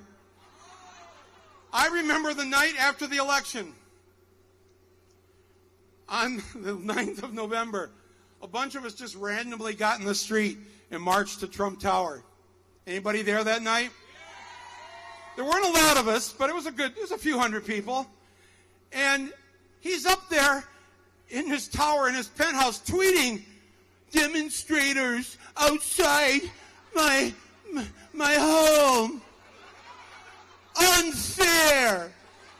Unfair. Why are they protesting me? Wrong. Wrong. I'm telling you, my friends, this is how he'll implode. It's his Achilles heel. And we don't need to just depend on the comedians to do this for us. Everybody here has a sense of humor. Use it. Use it. Participate in the ridicule and the satire for the emperor who has no clothes. Do this for me. Let's form an army of comedy, and we will bring him down. And my friends, is there anyone better at doing what I've just asked us all to do than our general, the general of the Army of Comedy, ladies and gentlemen, Mr. Alec Baldwin!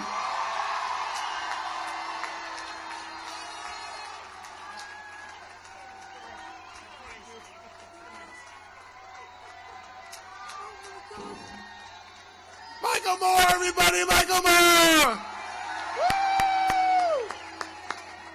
First, I want to find out the Comedy Army. Where do I sign up for the Comedy Army?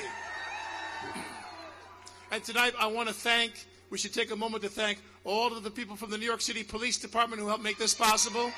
Let's have a thank you. I just want to say, I've been standing out here in the freezing cold for a long time. I have to go to the bathroom. I have to pee. But I'm holding it in. I'm holding it in. I'm not going to pee. I'm going to a function at the Russian consulate tonight. I'm going to hold it until I get there. And then when I get to the Russian consulate, I'm going to have a really, really long pee. Like the biggest pee I've ever had in my lifetime. I want to say three things really quickly because we've got a lot of people that want to come up and say hi and say some things. Number one, Donald Trump and Steve Bannon and Mike Pence and all these people that are part of the Trump administration, they think that you are going to lay down Are you going to lay down? The one thing that they don't realize is that New Yorkers never lay down. You say whatever you want to about this city, and New Yorkers never lay down. Are you going to fight? Are we going to have 100 days of resistance? Fantastic. Now, the number two, I want to say this idea from that the government, that the mayor's office has been talking about, other people have been talking about ID NYC. That's a great thing. And I want all of you to spread that word through social media, through your friends, anybody you know that needs that kind of help. They go to idnyc.gov. idnyc.gov. Remember that. Just like Michael Moore said, what's that number? 202-225-3121. Thank you. Thank you. It's Michael Moore's agent over here, his publicist. But spread that around. idnyc.gov. I'm listening to National Public Radio, and the guy gets arrested for a crime. They don't know whether he committed or not, and immigration's waiting outside the courthouse, and they arrest him. He's in jail, detained for a year. He's here working. He's illegal. He's here working in some kitchen in Manhattan, and he's got kids at home, and he's got a wife at home, and he's been detained for a year now. We've got to provide this ID NYC thing to as many people as we can. We've got to spread that around. idnyc.gov. And the last thing I want to say is about our children. My wife and I have 3 little children. And for all of you out there who have children, to a degree, I mean, I'll let you be the judge of that. They're never too young for you to start to teach them about what's going on here. They're never too young for you to teach them what a real American is. And an American wants full participation and full transparency of their government. And we've never been further away from that than we are now. These people are a disgrace. They are a disgrace to everything you and I believe in. But there is hope, and the hope is us and us fighting. 100 days of resistance. 202-225-3121. idnyc.gov. You take your pick. Whatever you want to do to stay involved, stay strong. God bless you all, and God bless New York City, and thank you. Now, it's time to get inspired. It's time to get inspired. I'm going to go to the Russian consulate right now and take a piss. A really super, super strong one. But before I do that, it's time to get inspired. I'm going to bring up one of the most inspirational New Yorkers I've ever met in my lifetime, the Reverend Al Sharpton.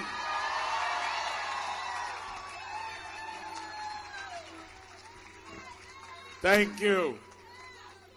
Let me break in the comedy hour. And let me say to people watching us around the world, this is Donald Trump's hometown. But the hometown folk do not behave like Donald Trump. Look tonight at thousands upon thousands of us, of different religions, different races, different sexual orientations, different genders, that stand together saying that we may have seen you win an election, but we have not lost our minds. We come together in the town Donald Trump was born to say that we don't need to make America great. America is great when we respect each other and stand with each other and unite with each other and defend each other's rights and stop the harassment and oppression of each other. You might have missed it, Donald, but America's already been great, and we're going to make it even greater.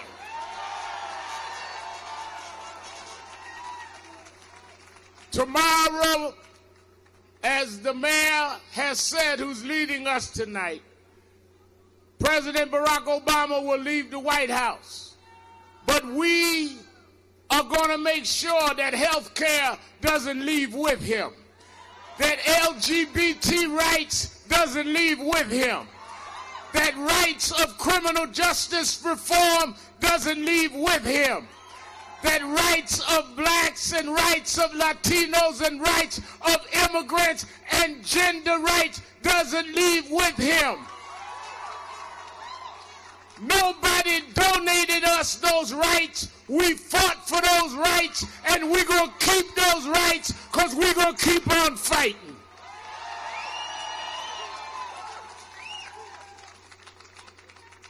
You want to register?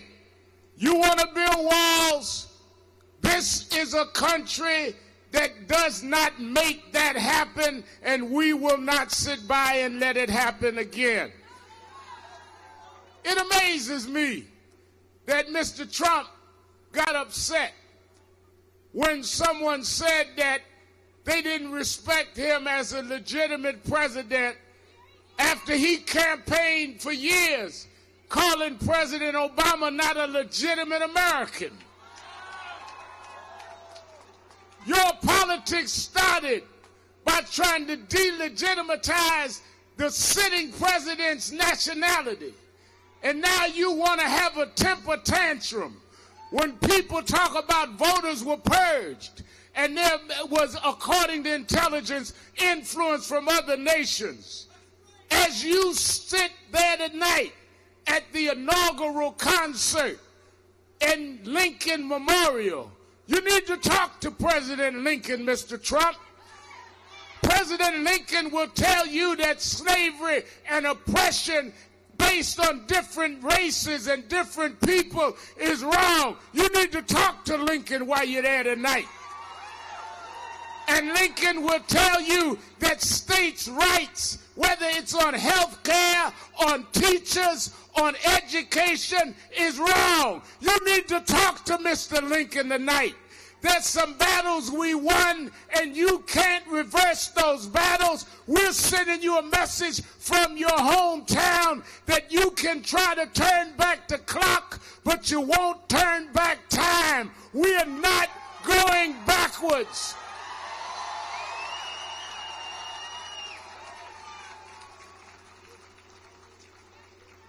Tomorrow at high noon, Donald Trump is scheduled to put his hand on a Bible and be sworn in the 45th president. Well, I hope he opens that Bible and reads the Bible. Go to the New Testament. There's a story that I'll tell you as a Baptist preacher where Jesus talked about a man who was laying by the side of the road. He'd been wounded. He'd been robbed. And he laid there in desperate conditions. A man of his race walked by, looked at him, and kept walking. Another one walked by that was of religious standing. He looked at him and kept walking. But another man came by, and he reached and helped him. He didn't ask him what his race was. He didn't ask him what his gender was. He didn't ask him if he was transsexual. He didn't ask him what nation he was born in. He helped him. What makes a good Samaritan, Mr. Trump, and a good American is when we lift each other up rather than beat each other down. We come to lift the nation up tonight. So we say, they're saying that there was hackers that hacked all over the country during the election. Well, I made it easy. I brought my smartphone. Hack this tonight. We're going to love, not hate. Hack this tonight. We're going to stand united, not divided. Hack this tonight. There'll be 100 days of resistance. Hack this tonight. Voter rights won't stop. LGBT rights won't stop. We will not stop. We will not go back. You can hack a message and tell the world that the election is over, but the movement has just begun.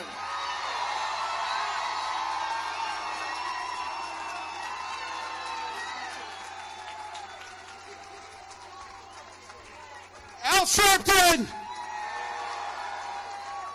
God bless you, sir. Our next speaker is the founder of the Muslim Democratic Club of New York City. She's born and raised in Brooklyn, and she's here tonight because she's one of the main organizers of the Women's March on Washington, D.C. on Saturday. Please welcome Faiza Ali.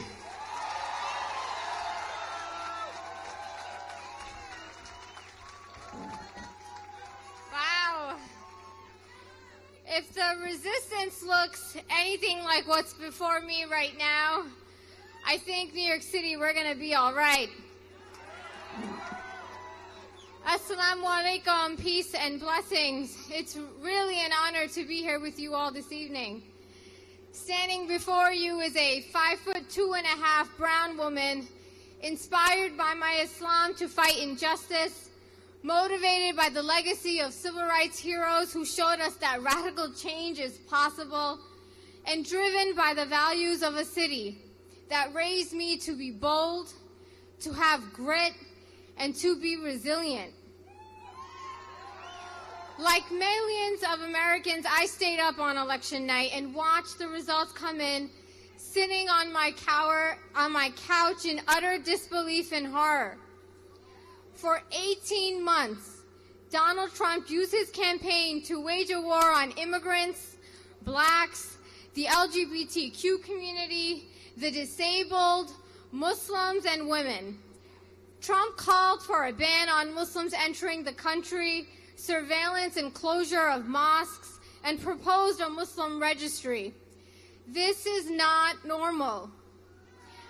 On November 9th, Muslim kids and families across the country woke up to a president-elect who, while on the campaign trail, said, quote, "Islam hates us." This is not normal. You know, it's really unsettling. Trump campaigned for an America that had no place for me and my community. And here we are on the eve of his inauguration. Not only are Muslim Americans fearful of losing their freedoms and our basic rights, but we're fearful for our physical safety. The 2016 election was one of the worst examples of mainstreaming Islamophobia, white supremacy, and hate speech. This is not normal. You know, each hour and every minute that we're getting closer to January 20th, for me, the struggle comes into greater focus, and the role that each and every one of us have to play becomes clear. Like the speakers before me said, we have to be ready to fight. We have to stand united. We must refuse to normalize bigotry and hate, which has been the incoming administration's hallmark and rise to power. We must be ready to reject Trump's fascist agenda and resist every appointment, every policy, every single proposal that institutionalizes Islamophobia or is a threat to our values. We need to be intentional. Now, this is the organizer in me. We need to be intentional about engaging our community and building community. Organizing is about building radical relationships that are grounded in love and justice. And power rests in those relationships. So if we want to build a resistance, we have to go to the basics of organizing. I'll end with this. Sisters and brothers, we are stronger when we show up for each other. So whether it's a Muslim registry or ban, mass deportation of undocumented communities, threats to black lives, or attacks on our healthcare and Planned Parenthood, we have to stand up and we have to fight back together. That's why this Saturday, day one of Trump's presidency, I'm joining hundreds and thousands of Americans to march for the Women's March on Washington. We're here to say that we are here, we are watching, and we will fight every step of the way. Thank you so much for this, New York City. We're ready to stand with you. I hope that you are also ready to stand with me and my people. Thank you.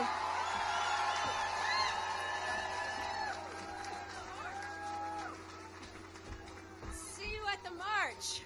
Hi, I'm Marissa Tomei. And tomorrow, you know who will take an oath as President of the United States of America. But it is our responsibility to defend our common values as Americans. So, to lead us now in taking our oath, the same oath that he is taking, are community activists Rob Nanas, Farah Bala, and Tyler Thomas.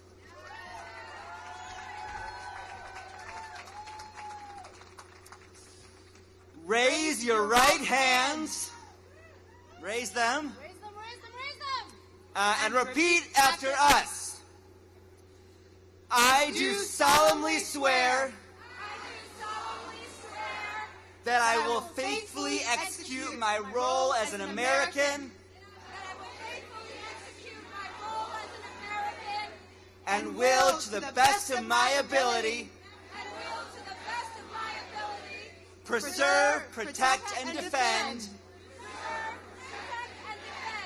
the Constitution of the United States. Woo!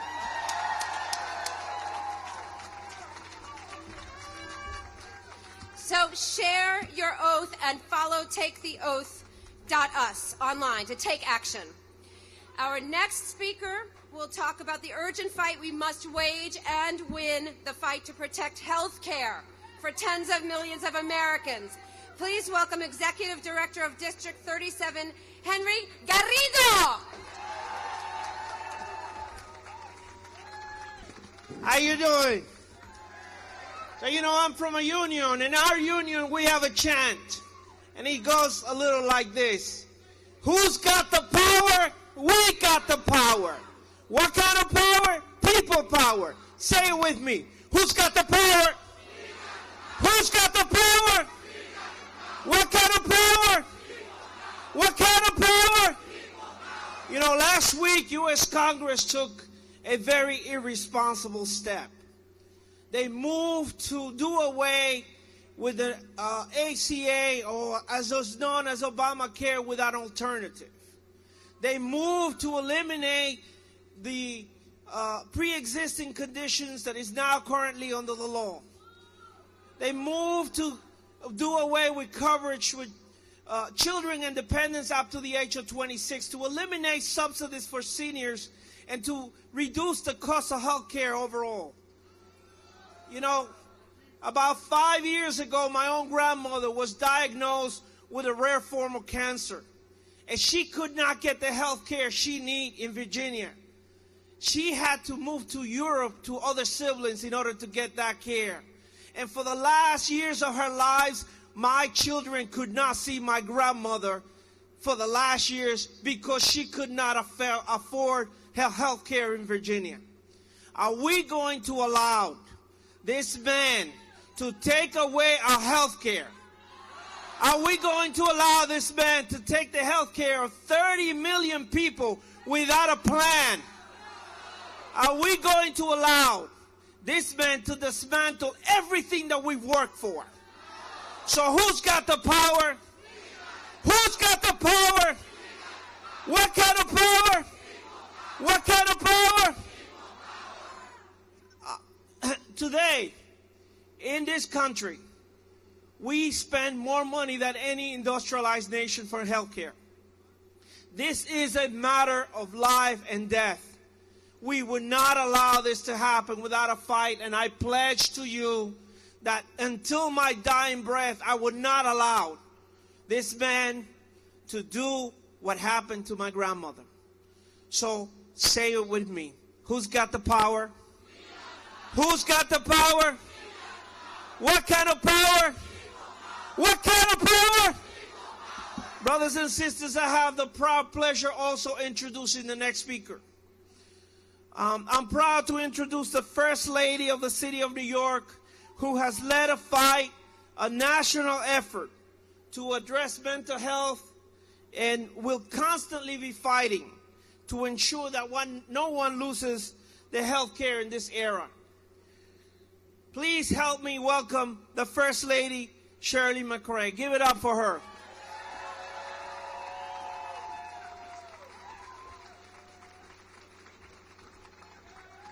Hello, citizens of America. I want to thank you all for being out here today and showing the world what democracy looks like. Now, I was in Washington, D.C. this week talking to mayors and senators about mental health reform, mayors and senators from blue states and red states, and talking to them about how much progress we're just beginning to make with mental health, with Thrive NYC. And That is all because of the parity and equity we get from the Affordable Care Act. You can clap for that. Yeah.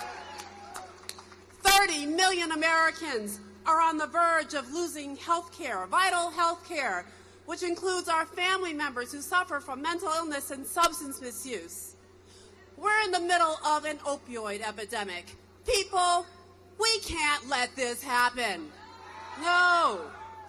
So I say, don't take away our ACA. Don't take away our ACA. Don't take away our ACA. Don't take away our ACA. And you know the number to call. What is it? 202-225-21. Very good. Very good. And now, it is my pleasure to introduce a leader who embodies always NYC, siempre. She is a proud daughter of Puerto Rico, a proud supporter of working families, union families, immigrant families, all families. She's a badass feminist. And she is the first Latina speaker of our New York City Council. Welcome, Melissa Mark DeVito.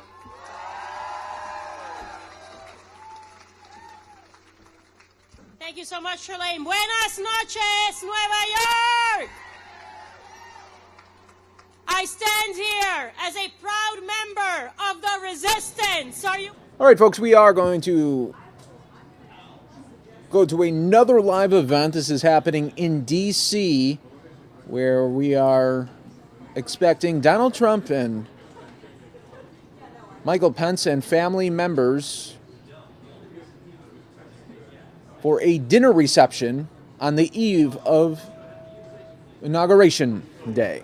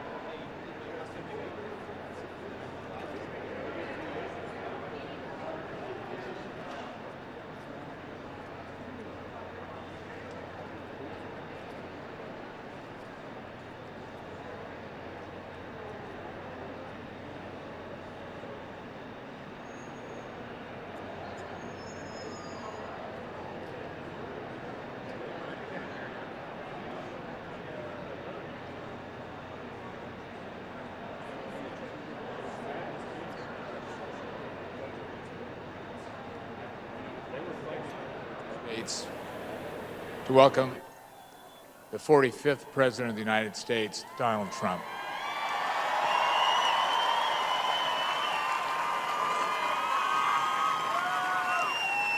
I have to tell you, this is the most incredible setting of structures that I have ever seen, at least of those that President-elect Trump has not built.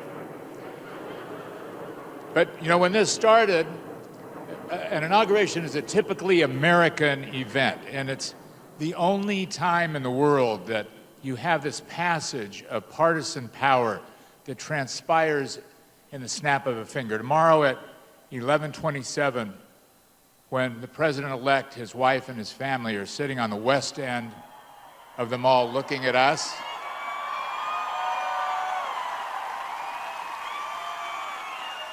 and that power of the free world transcends with respect from what was a great man doing his best to do a great job to the anticipation of a new president as the global leader of the world.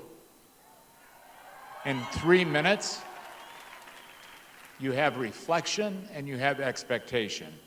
And every president puts their own fingerprints on an inauguration. And this president-elect was very specific about what he wanted. And what he wanted was a you. He wanted it to be of the people. And when I say you, he meant the united you. And set in this setting of this reflection pond that sits between three unbelievable monuments of three of our profound leaders. And what you see are these incredible stone, beautiful, incredible tributes that stand above us for the purpose of reflecting, of thinking, of what was it, what went before them. But what really stands out, and you can hear it in the silence amongst you at the moment, is the mortar. Not the stone, not the granite, not the marble. It's the thousands of lives, it's the millions of hopes, it's the 10,000 aspirations of all the people, of all the themes that went into these great men. And along the road, we've had 45 men that have left their footprints and their fingerprints throughout the mortar and in the middle of this tidal basin. So as you reflect on those who came before us, and as you have expectations before you, I would like you to pay a tribute to the courage, to the stature, to the strength, to the commitment, to the loyalty of a man who is going to lead you with his footprints to diversity, to put the campaigns behind us, to unite behind one man as one America. He will show the rest of the world that we can argue, we can fight, we can debate, and tomorrow at 11:30 we're one country, and he will be the 45th President of the United States of America, Donald Trump.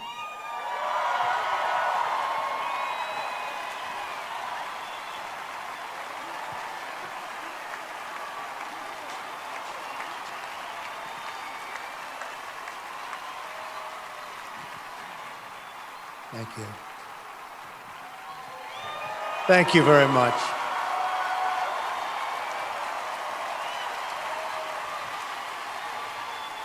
Thank you very much, everybody, and thank you, Tom. I'd like to congratulate our incredible entertainers tonight, Toby and Lee Greenwood, and all of the great talent. It was really very special. I also have to thank our incredible military talent right here. Thank you. Stand up, please. You guys were great. Thank you very much. Thank you. So this journey began 18 months ago. I had something to do with it, but you had much more to do with it than I did. I'm the messenger. I'm just the messenger. And we were tired, and I love you. Believe me, I love you. We all got tired of seeing what was happening. And we wanted change, but we wanted real change. And I look so forward to tomorrow. We're going to see something that is going to be so amazing. So many people have poured into Washington, D.C. This started out tonight being a small little concert. And then we had the idea, maybe we'll do it in front of the Lincoln Memorial. I don't know if it's ever been done before, but if it has, very seldom. And the people came by the thousands and thousands, and here we are tonight, all the way back. All the way back. So it's a movement that began. It's a movement that started. And it's a movement like we've never seen anywhere in the world, they say. There's never been a movement like this. And it's something very, very special. And we're going to unify our country. And our phrase, you all know it, half of you are wearing the hat, make America great again.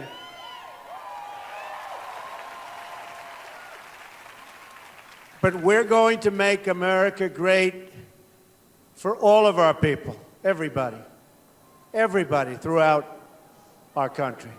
That includes the inner cities, that includes everybody.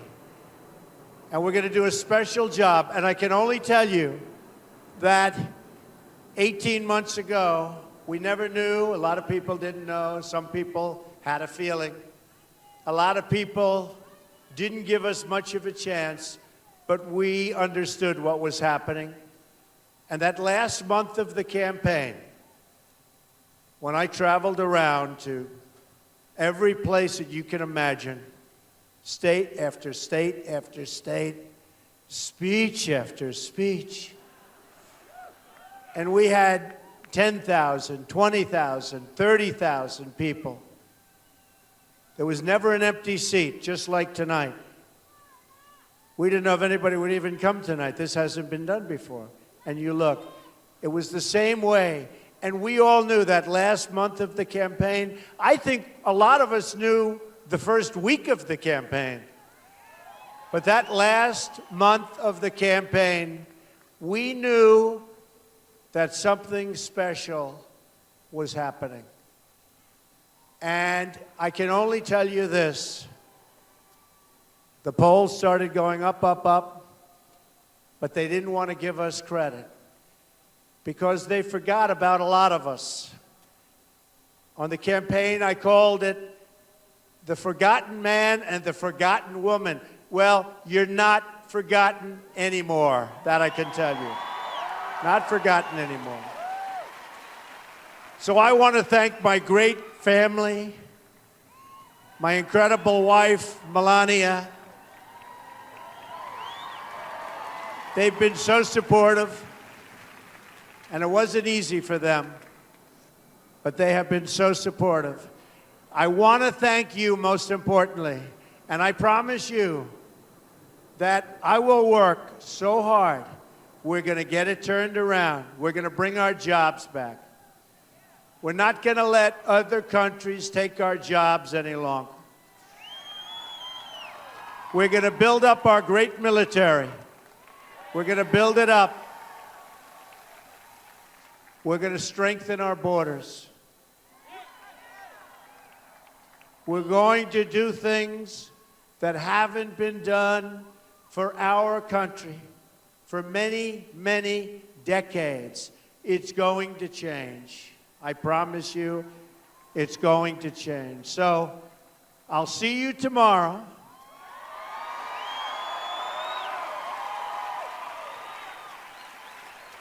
And I don't care, frankly, if it's going to be beautiful or if it's going to rain like crazy. Makes no difference to me. I have a feeling it's going to be beautiful. But I will see you tomorrow, and I'm going to be cheering you on. You're going to cheer me on, but I'm going to be cheering you on because what we've done is so special. All over the world they're talking about it, all over the world.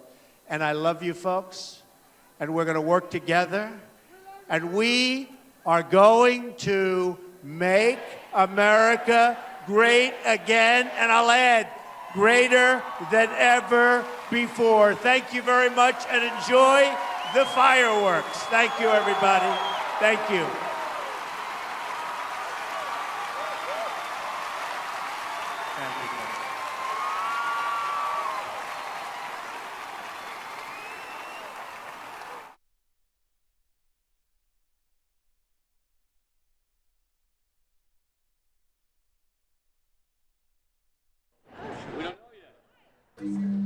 Welcome, everybody, to the Fox 10 and News Now stream, part of fox10phoenix.com, as we are taking a live look right now, the dinner reception for Donald Trump, his family, Michael Pence, his family, and other major supporters of the Trump administration at this D.C. dinner reception here. We are just hours away from the inauguration of Donald J. Trump, the 45th President of the United States.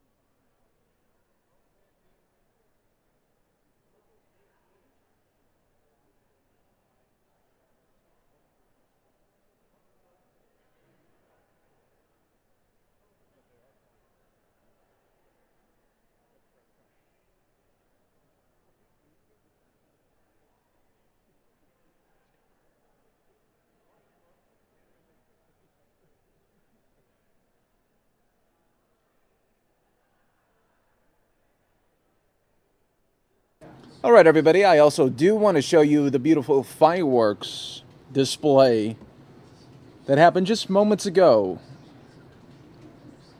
at the welcome celebration on the eve of the inauguration.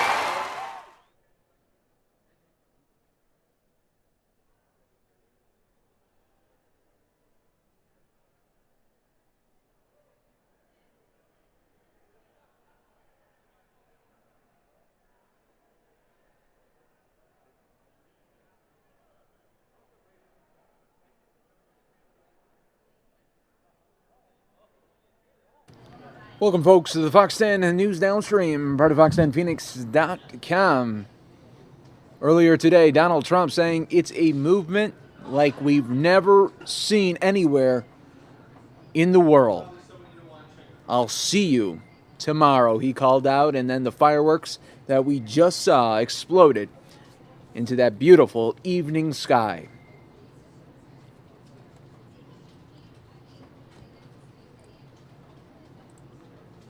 Now, what we will do for you as we continue to look at this live dinner reception red carpet, Donald Trump, his family members, and others having a dinner reception on the eve of Inauguration Day.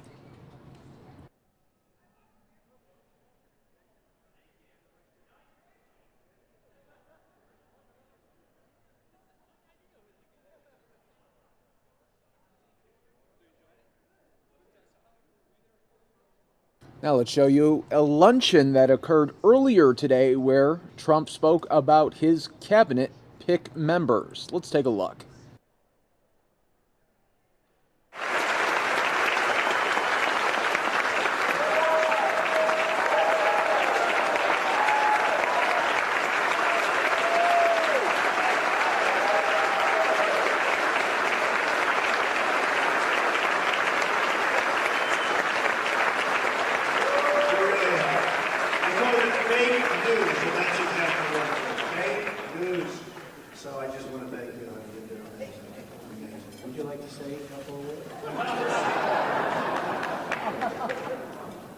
It's great to be here, and thank you all for your support. And tomorrow we're starting the work. I had a lot of responsibility, a lot to take care of, and we will make America great again.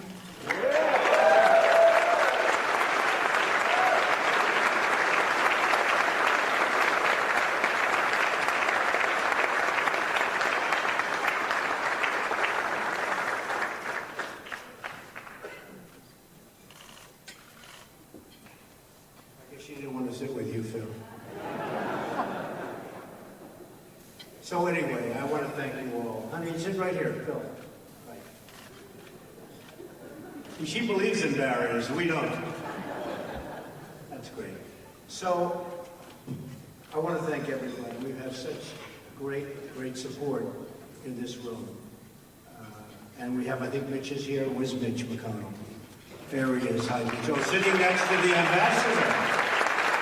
Woody Johnson, Port of St. James, congratulations to you. Congratulations.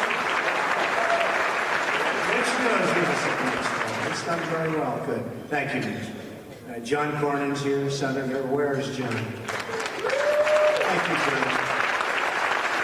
John's a great guy. John would come to my office for years, and always raising money for the senators. And he raised, a lot. He had a way of asking for a lot. And I didn't even know him, right? But once a year I'd get a call. And I'd say, oh no, it's John Cornyn. And I'd walk in, hi, Mr. John. I said, okay, John, so how much is it? Could you go $250? I said, I don't even know you again. But for years, I didn't know him. Then when I ran, he wasn't great to me. But these are, that's the way politics is. But he's good to me now, and he's a great guy. And I think we're going to have a fantastic relationship, and I appreciate it, John. Thanks for being here. I want to... Cory Gardner's here. Cory? Where's Cory? Cory's here. Cory, hi, Cory. I saw you on television yesterday. Great representative, I will tell you that. Thank you, Cory. Kevin McCarthy. Where's Kevin? There's my Kevin. Kevin would call me in the heat of battle, right, Kevin? And I'd be fighting with Paul. I love Paul. I don't know if Paul's here. He's out writing legislation because he's got so much legislation to write. He's never had it so good. And he's actually got somebody that's going to sign it. But Kevin and Paul starting to really love Paul. We're doing I just want to let the world know we're doing very well together. We agree.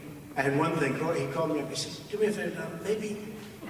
And this was like 2 days ago. He said, let's not talk about the taxes publicly because we want to do this one first. We're going to work on health care.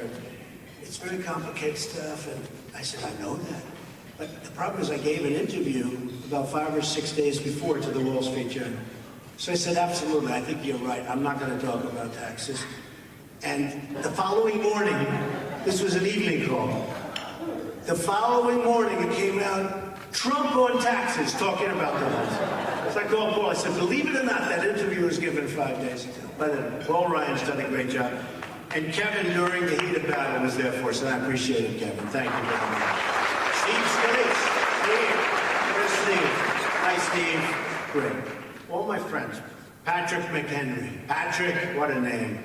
That is the name of a true patriot. Where's Patrick? I see somebody in the audience, too, by the way, who's become very famous lately. The legendary Jeff Sessions.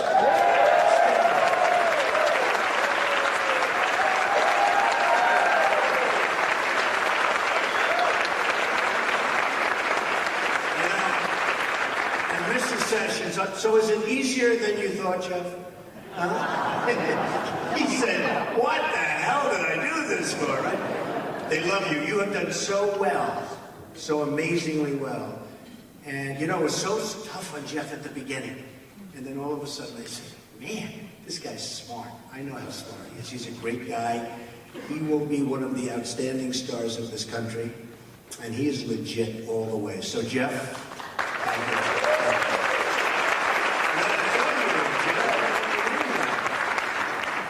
Anyway, and so many others. Kathy McMorris Rogers, where's Kathy?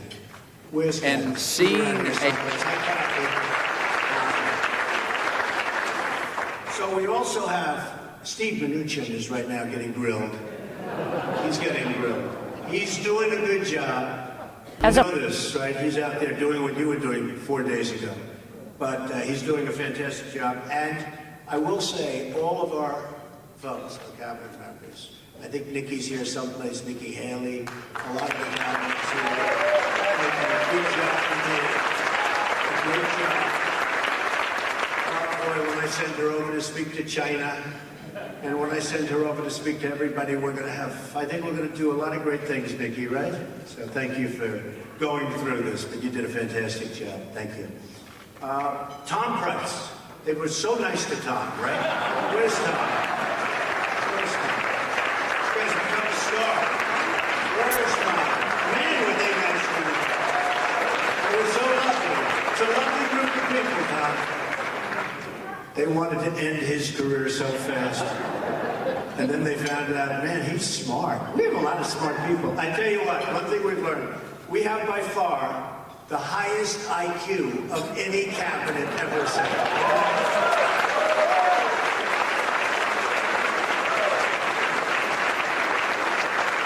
We have Betsy DeVoe. Where's Betsy? Where's Betsy? She did terrific. A very easy subject. Very easy subject. It's called education. Very, very easy, right? It's we have a little different take on it, right, Betsy? Little take. It's called We Want Our Children Educated. That's our take. And we'll get them educated. So we're #1 in the world in cost per pupil. #1 in the world. And we're ranked number 18 in the world. In fact, in some charts, we're much worse than that. 18 that's on a good day, Betsy. I saw one the other day where we're 28 out of 30. 28 out of 30. But in terms of cost per pupil, we're literally.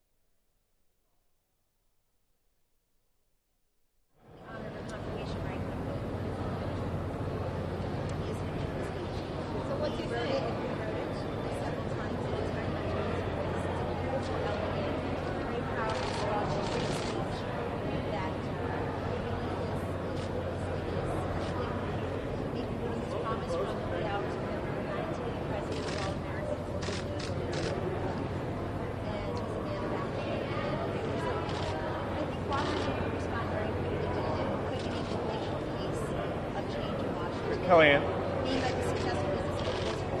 Kellyanne, what are his first executive actions going to be, and are they going to be tomorrow? Well, every president tends to sign into law executive actions that, for example, can extend the security for their family. So it can take on that nature, but it can be more significant as well. It really depends. The president-elect has said that the very first day of business will be Monday, January 21st. So we should expect most of his executive actions that he's promised on day one to be on Monday. Most of. Okay, but you're not ruling out some things I don't tomorrow. rule anything out. This is Donald Trump. And so he is done with his speech? He's done with his speech. It's an elegant, beautiful, powerful speech. It's beautifully written and powerfully delivered. I know you said he wrote it himself, but who helped? I mean, there had to be... Well, Stephen Miller, who's our brilliant, big brain, our policy guru, wonderful speechwriter out in the trail, who really understands Donald Trump's voice, but you will recognize much of it as coming right from Donald Trump. And are you concerned about some of his nominees for cabinet positions not being confirmed? Yes, I'm very concerned about the glacial pace of the confirmation process. I'm personally very disappointed because President George W. Bush, who came to office after 35 days, a very hotly contested Supreme Court decision, there were raw feelings and people felt cheated, yet the Democratic Senate knew that we need a government that functions. And so when President George W. Bush took office, he had Secretaries of State and Defense and Commerce and Treasury confirmed and a few others. But Republicans Education and Energy. Republicans are in control of both houses. I mean, it's not just Democrats who are dragging this out. Republicans. I'm sure you're aware that some of these confirmation hearings have been show trials this week, and I think an attempt to humiliate some of our incredibly qualified men and women who just want to serve the country. As the President-elect said today at a victory luncheon, this has to be the highest IQ cabinet in the history of the country. I think he's got a point. But he has nominated very successful, very prominent, and very committed and loyal men and women who want to serve. So we really hope the Senate will expedite the confirmation process. What about the Syria talks on Monday? Will the U.S. send a representative? We're not prepared to say that at this moment. Tomorrow, work day for you? Are you going to be in the office? Tomorrow's a work day. Tomorrow I turn 50 years old, and it's a work day. Welcome to the 50s. So we have two things to celebrate tomorrow. And yes, it is a work day, and those of us who are going to the White House will be onboarding throughout the weekend, having our briefing. So it's really exciting. I've decided to take the office that was occupied by Valerie Jarrett before her Paul Road. So I feel like that's great karma, and I follow in their footsteps. So I'm very excited. Thank you all very much for being here. Thank you. Happy birthday.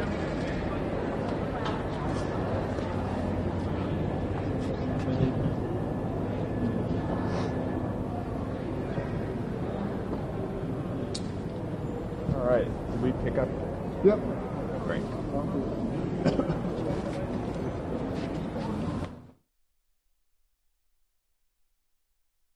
All right, everybody. Those of you watching live right now, that was Kellyanne Conway speaking to reporters. You're watching the Fox 10 News Now stream, part of fox10phoenix.com. Top right of your corner will also be showing Tom Price's confirmation hearing, just in case you missed some of that while we continue to watch the dinner reception gathering area.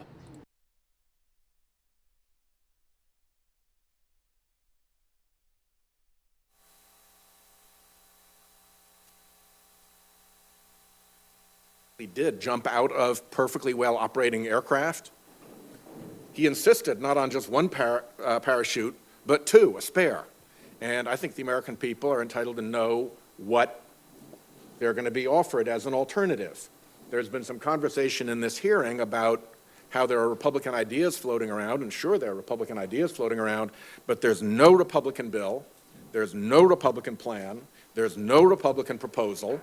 Our cards are up on the table. It's Obamacare. You want to improve it? Make suggestions. We've always been open to that. But on the other side of the table, there's nothing. And it's really hard to negotiate with nothing. And I think the Republicans have a responsibility to put a plan together. Now, we talked about that, Mr. Price, when you and I met in my office. And my recollection of our conversation is that you told me that you would want to keep letting people stay on their parents' policies until they're 26. Is that true?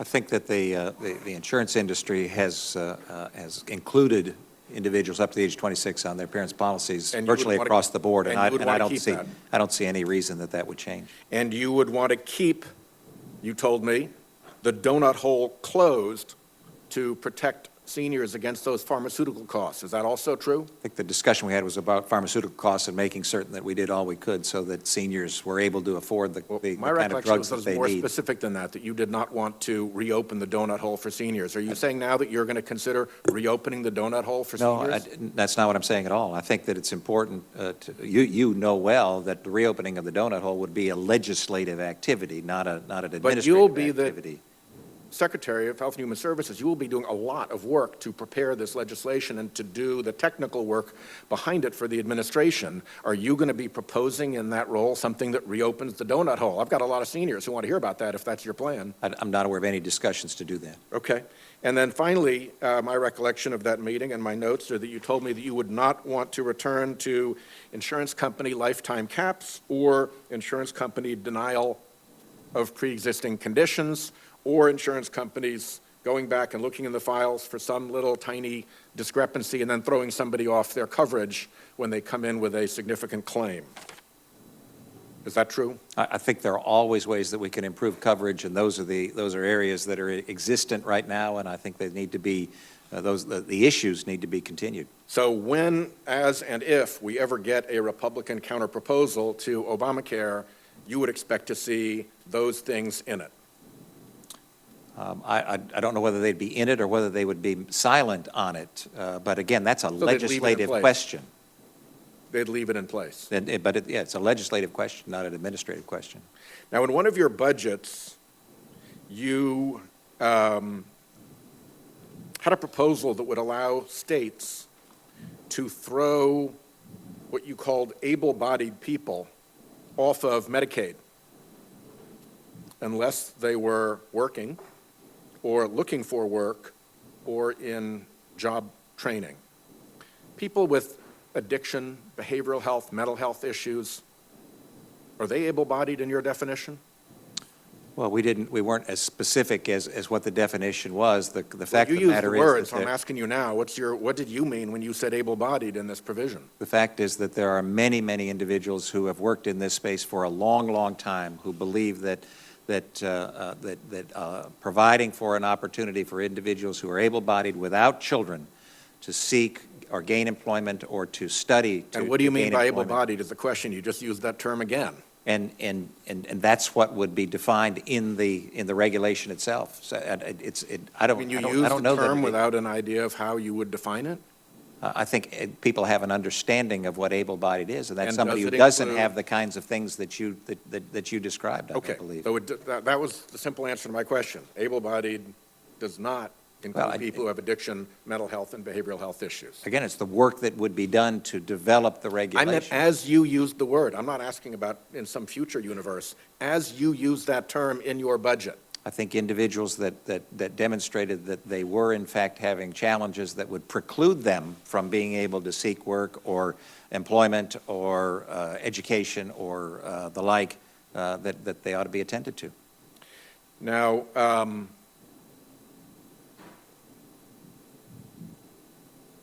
I'm a fan of and think they do good work of the American Academy of Pediatrics. I'm a fan of and think they do good work of the American Lung Association. And I'm a fan of and think they do good work of the American Public Health Association. All of those groups and many others have gone very clearly on record that climate change presents significant health issues. They signed a declaration on climate change and health, which stated that the science is clear that this is happening. You, on the other hand, have said that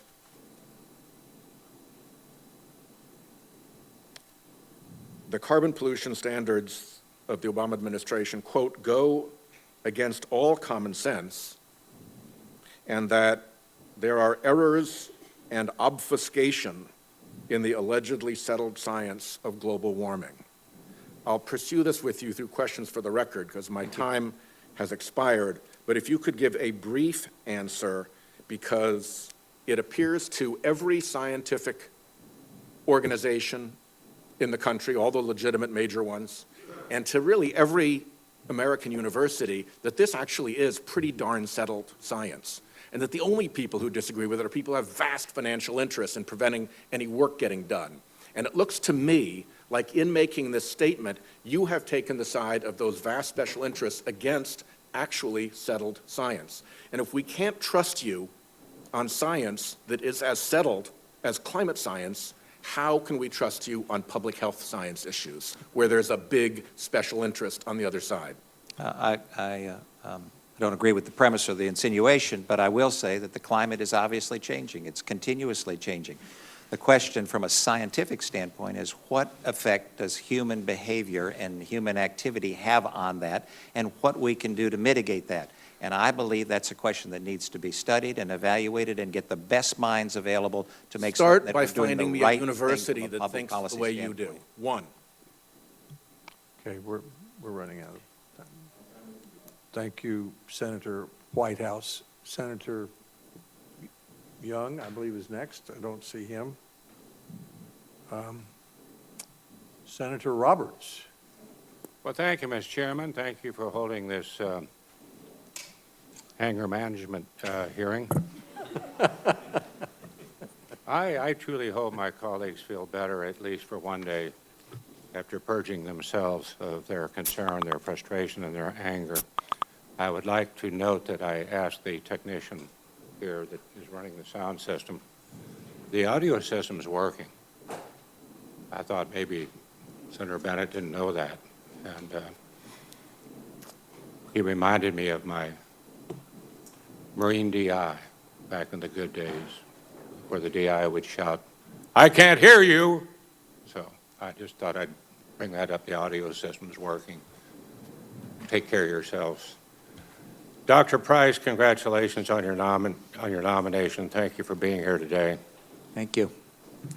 As many of our colleagues have already noted, you will play a most important role, if confirmed, in helping to stabilize the individual market while Congress does repeal the law and repair the damage it has caused and enacts the reforms I believe, will put our health care system back on track. Now, my home state of Kansas, we have 3 insurance carriers left. We feel very fortunate we have 3, with each individual only having access to 2 of those. And our premiums rose this past year over 30%.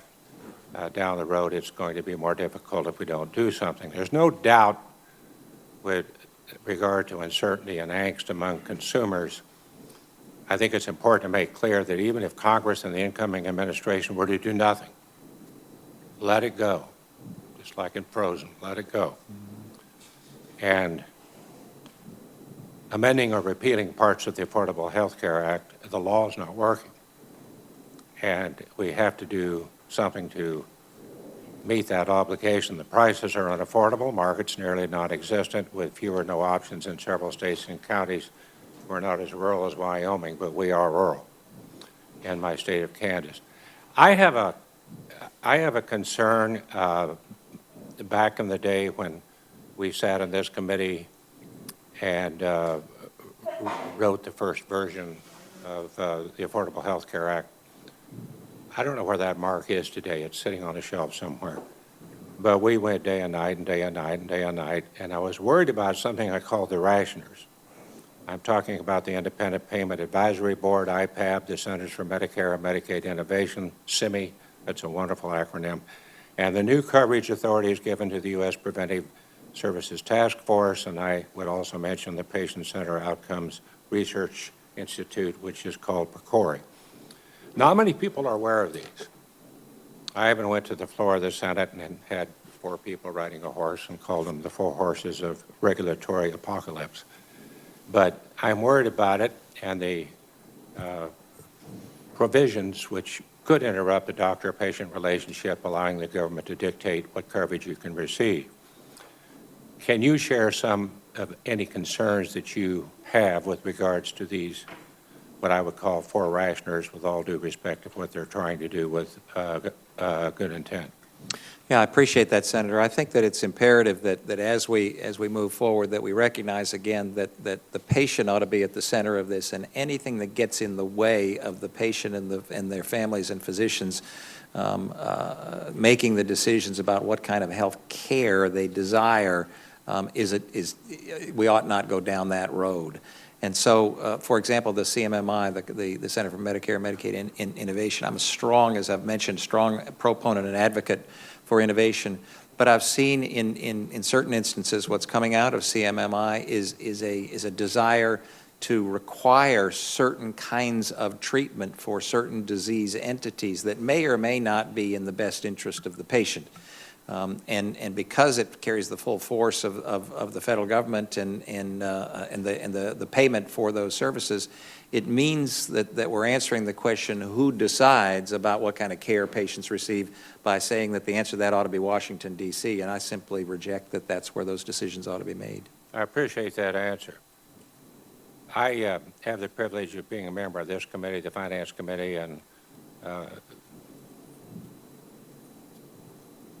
especially being chairman of the always powerful Senate Agriculture Committee.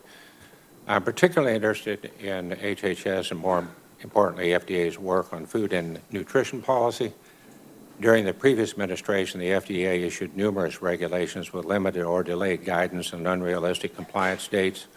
This was the case with the implementation of the Food Safety Modernization Act, called FSMA, and more recently with the Nutrition Facts Panel revision. I know we all share the goal of a safe food supply and availability of accurate information for consumers, but I'm concerned the administration has not clearly or consistently communicated with the food and agriculture industry regarding new or changing requirements. Will you commit to working with the Secretary of Agriculture and other relevant agencies, not to mention the committee I serve on and similar in the House, that your department is issuing science-based guidance and taking into consideration other regulatory burdens when establishing compliance and dates, engaging in other regulatory actions? Yes, I believe that's not only imperative, but the science that's relied upon ought to be transparent and available to the public so that people can see exactly what was the basis for the decisions that were being made. Under the previous administration, we have seen increased activity and regulatory action on nutrition policies, such as issuing voluntary guidance. Yet the same administration continued to request additional resources from Congress to comply with statutory requirements under the Food Safety Modernization Act. I'm concerned that the administration did not prioritize FDA's mission to protect our nation's food supply, instead focusing on nutrition policies. If confirmed, can you discuss how you will focus on the core FDA duties, such as implementing the law that Congress passed, rather than agenda-driven nutrition policy guidelines? Yeah, this is really important, Senator. And if I'm confirmed and given the privilege of leading, I would work specifically with the FDA Commissioner and make certain that we are relying on science, that it's science that is guiding the decisions that we're making, and again, that the transparency is available for folks so that they can see what kind of decisions are made and how they're being made. In addition to working with policymakers, you know best what's going on in your state and how it's being affected by the rules and regulations that are coming down from Washington in so many areas, but certainly in the agricultural arena. And so we ought to be having a dialogue with every single individual who has an interest to make certain that we're addressing the needs appropriately. I thank you for your response. Thank you, Mr. Chairman. Thank you, Senator Roberts. Senator Baldwin. Thank you, Mr. Chairman. Welcome. Thank you. Congressman. You've already been asked about your investments in medical device companies, pharmaceutical companies, as part of the prior questioning. But for the record, have you also received campaign contributions over the years from political action committees associated with many of these same companies? I don't know, but I assume so, just as many of us do. Okay. So in terms of, I mean, what the American people want to know, of course, when you get reviewed for potential conflicts of interest and, you know, your procedures with the Office of Government Ethics, is that, that in your role, you're fighting for them and not biased towards the the powerful companies that you've invested in and that have invested in you. And you've taken some questions on that, but just let me follow up a little bit to ask first, do you think drug price increases that we're seeing right now, for example, the six-fold increase in the cost of an EpiPen, is a problem right now for Americans? Oh, as I've mentioned, I think there are certain areas where drug pricing increases seem to have little basis in rational findings. I do think, however, as I mentioned again, I think I did, that it's important to appreciate that we've done some good things in the area of drug pricing, whether it's in the generic arena where the prices have been held down significantly, and the Part D area where prices are... Since my time is limited, let me continue down this track. You've been asked already, but Trump supports Medicare drug negotiation. Will you work to repeal the prohibition on Medicare negotiating for better drug prices on behalf of the American people if confirmed for this position? Well, I understand that if I'm confirmed and if I have the privilege of serving as Secretary, that the boss that I have will be the President of the United States. So will you work to repeal the prohibition on Medicare negotiating drug prices? Following discussion and being informed by the individuals within the department and working with the President and then carrying out his wishes. Was that a yes or was that a no? It depends on that activity. I would hope he that... He stated his position very recently, in fact, that he supports price negotiation so that people on Medicare can have the benefit of that. Is that something that you would press Congress to do? In other words, repeal the prohibition on that negotiation? I think we need to find solutions to the challenges of folks gaining access to needed medication. And it may be that one of those is changing the way that the negotiations occur. As you know, the negotiations right now occur for seniors with the PBMs, with the pharmacy benefit managers. And you haven't said yes or no. Like, you just talked about transparency. Would you support drug price transparency, mandating that any drug company that wants to increase prices on their drugs release public information on how they set their prices, because so many of these appear to be without justification, as you just mentioned? Yeah, I think there's a lot of merit in transparency in every area, and certainly in this area. And I'd look forward to exploring, if I'm confirmed with you, the ways to be able to make that work. Thank you. So I wanted to go back to the first round of questioning with the chairman who showed a chart, and it seemed like what was implicit in the back and forth was that the act of repealing the Affordable Care Act would only impact perhaps a very small part of the health care industry. You talked about 6% being covered on the individual market. The protections, like coverage on your parents' health insurance till you're 26 and mandating that people be covered even if they have a pre-existing health condition, things like eliminating caps that led so many into medical bankruptcy, those apply across the healthcare system. So repeal in no way limits us to a conversation just about a small percentage of our population. This is about serious impacts for all of America. Would you agree? I think that the discussion about what our health policy for financing and delivery of health care to the American people is a very, very broad subject, and we need to discuss... if you repeal the Affordable Care Act, the impact is not narrowly confined to Medicaid and the individual market.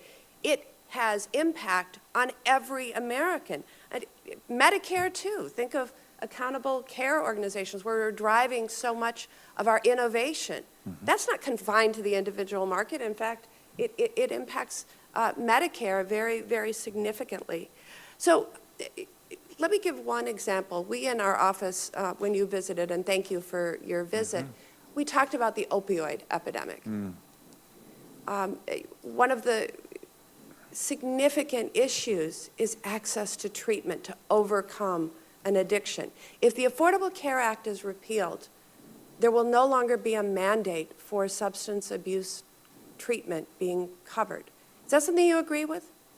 Look, the opioid epidemic is rampant and is harming families and communities all across this nation. Would you assure that treatment would be, substance abuse treatment would be covered under a replacement plan that you would propose? I think it's to Congress? absolutely vital that substance abuse and other kinds of things are able to be So you would keep treated. that protection of the Affordable Care Act? That's a legislative decision, but I look forward to working with you to make certain that we're ensuring that individuals are able to get the care they need. Coverage, I want to make sure I heard the exchange, because it sounded to me like you're saying you think insurers are just going to continue to do it, so that there's no need for there to be an actual mandate saying they must. And mind you, with 5.7 million young people between the ages of 18 and 26 on their parents' health insurance, that's 5.7 million people who aren't in the individual market because they're in their first job after high school that doesn't have health insurance, or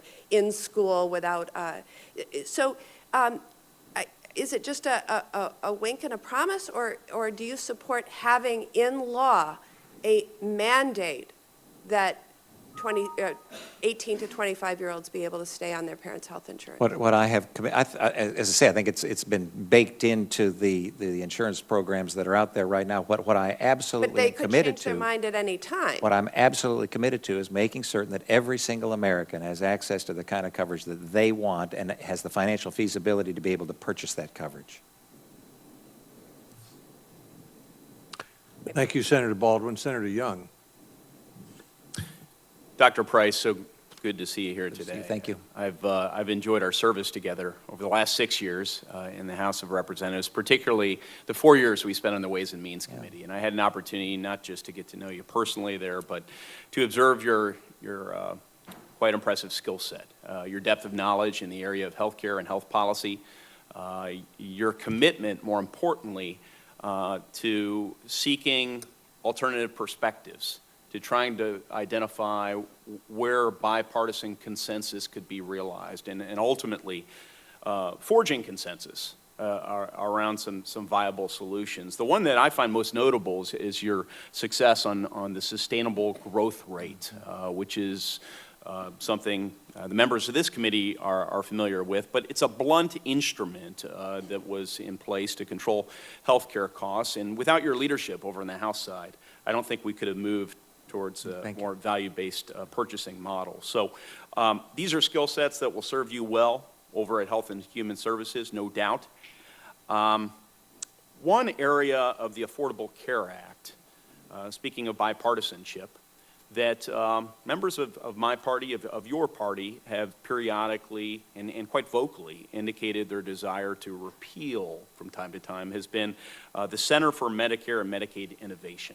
And that's perhaps on account of the one-size-fits-all prescriptive and mandatory demonstrations that occurred in recent years. And you've already indicated that you oppose the mandatory nature of demonstration projects. But I strongly believe, for one, that there's great value in innovating and experimenting across all layers of healthcare. Further, I think CMMI is and can continue to be a helpful laboratory for healthcare experimentation with respect to delivery models, payment models, and so forth. For Medicare, for Medicaid, for the Children's Health Insurance Program, perhaps other areas. Save taxpayer money, provide greater value. We see what doesn't work. We scale up what does work. For me, it's common sense. This is the way sort of scientists operate, is they start with experiments, and then they evaluate, and then they scale up. So I'd like to know your intentions, if you have strong convictions in this area. Do you intend to keep this innovation center, or perhaps develop a new one, a variant of CMMI? Speak to this, please. Well, I appreciate that, and I'm, as I mentioned, a strong advocate and supporter of innovation at every single level. It's only through innovation that we expand the possibilities for especially in the area of healthcare, for increasing the quality of care. I'm a strong proponent of innovation. The CMMI entity, I believe, has great possibility and great promise to be able to do things that will allow us to find ways in which we can change the payment model, ways in which we're treating disease and the like that will improve to the patient's benefit. And I strongly support that. I have adamantly opposed the mandatory nature with which CMMI has approached some specific problems. And let me mention two in particular, if I may.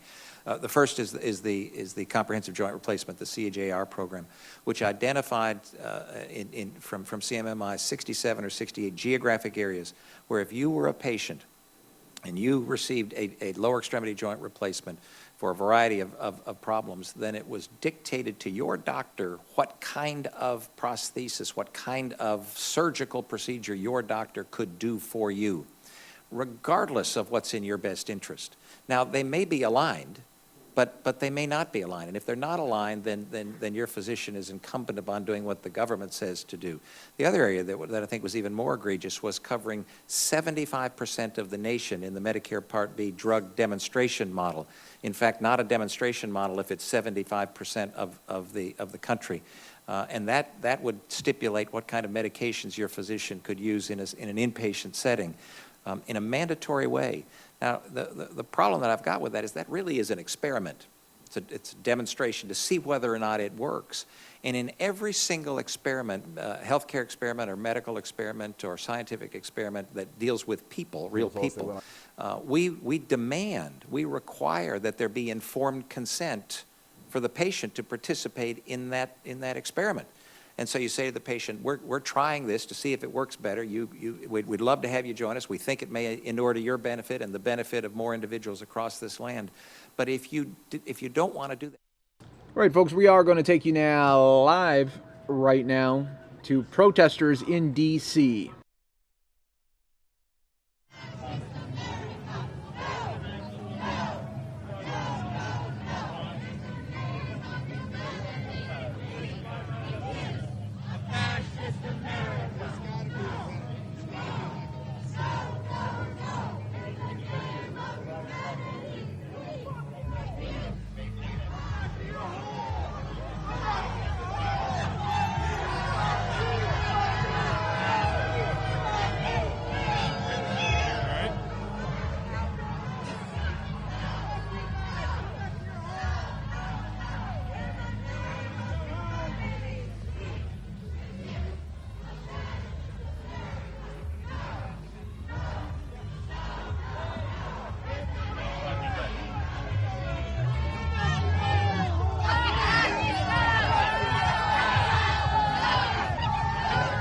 And folks, in just a little bit, Mary Kate and I will be talking about a brand new website dedicated to Trump supporters and love.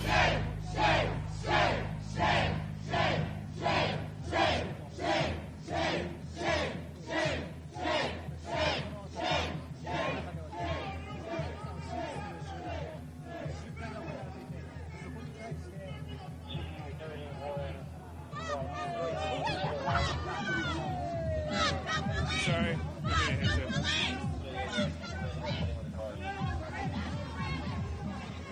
I have to go in there for a few so like be careful because I can't come back out if I go in. Yes, I wonder if there's a back door. Probably is. The Secret Service is probably there. I have the Secret Service pass. That's right. Maybe. Or maybe you just show them the Secret Service passport and tell them to press it.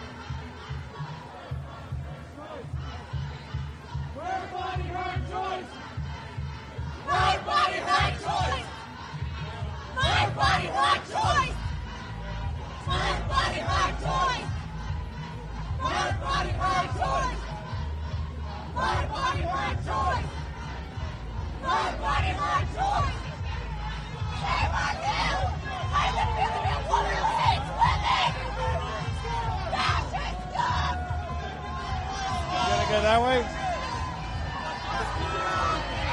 You say behind me? You should probably stay in this. You gonna take her by yourself?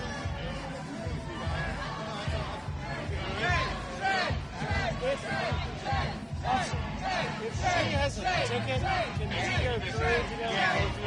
You gotta go down, you gotta go around. Alright. Okay. Are you going in? Huh? I'll be fine. You think it'll be alright? I look friendly. You look very friendly. I don't know about that. I'll walk her. Yeah, I'll stay here. Hey, Mom! If shit hits the fan, I'm gonna go with this. I'll stay. What? I'll be fine. You think it'd be alright? Go down there? I do. Alright. Just say fuck Trump. Alright, good luck. Keep me posted. Catch you tomorrow. Now you've been in it. Yeah.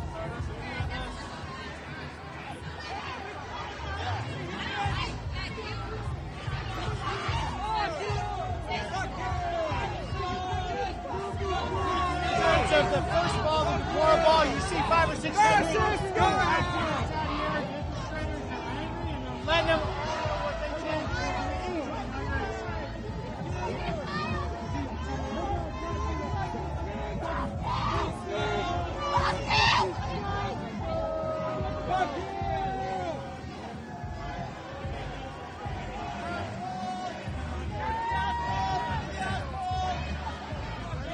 Text me if you cannot get in.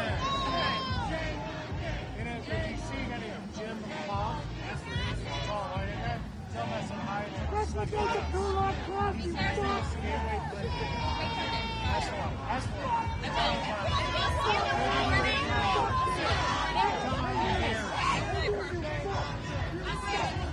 All right, go get him. Nice to meet you. Thank you. See you tomorrow. Take care of him. You racist! Go back into your hole! Go back into your hole! Get the fuck out! Go back into your holes, you racist! Fuck you! Go back into your hole! You racist! Go back into your hole! You stop! No KKK, no fascist USA! No KKK, no All right, everybody, welcome to the Fox 10 and News Now stream, part of fox10phoenix.com. We appreciate all the viewers here watching live as we are just now hours away from Inauguration Day. I can't believe it. It's going to be a historical moment. Earlier in the stream, we were talking and showing the welcome celebration, the concert, and that was absolutely just beautiful. I mean, you had Toby Keith there. You had a lot, Three Doors Down, and the fireworks. Yeah, no, it was so patriotic. And it was amazing. Yeah, and then we have that whole thing clipped on our YouTube page, thanks to Mike Page. Hey. Always clipping the best moments. You know what I love about clipping on YouTube is it's like almost like a great DVR service that we're able to provide, right? I mean, Exactly. you could watch it whenever you want. You could watch it on your tablet, your smartphone, you know, even your TV if you have a smart TV. Yeah. Which we saw some viewers. No commercials, so none do of that. You know, boop, boop, boop. You don't have to do that. Yeah, we don't put the commercials there. We just show it to you straight up. But yes, tonight we're talking about a new website that is trying to combine Trump supporters and the ultimate pursuit of finding love. Yes. We're talking about this website that was created by this man. He named it TrumpSingles.com. I don't know if you had a chance to take a look at it yet, but so many people have been looking at it today that the site is down.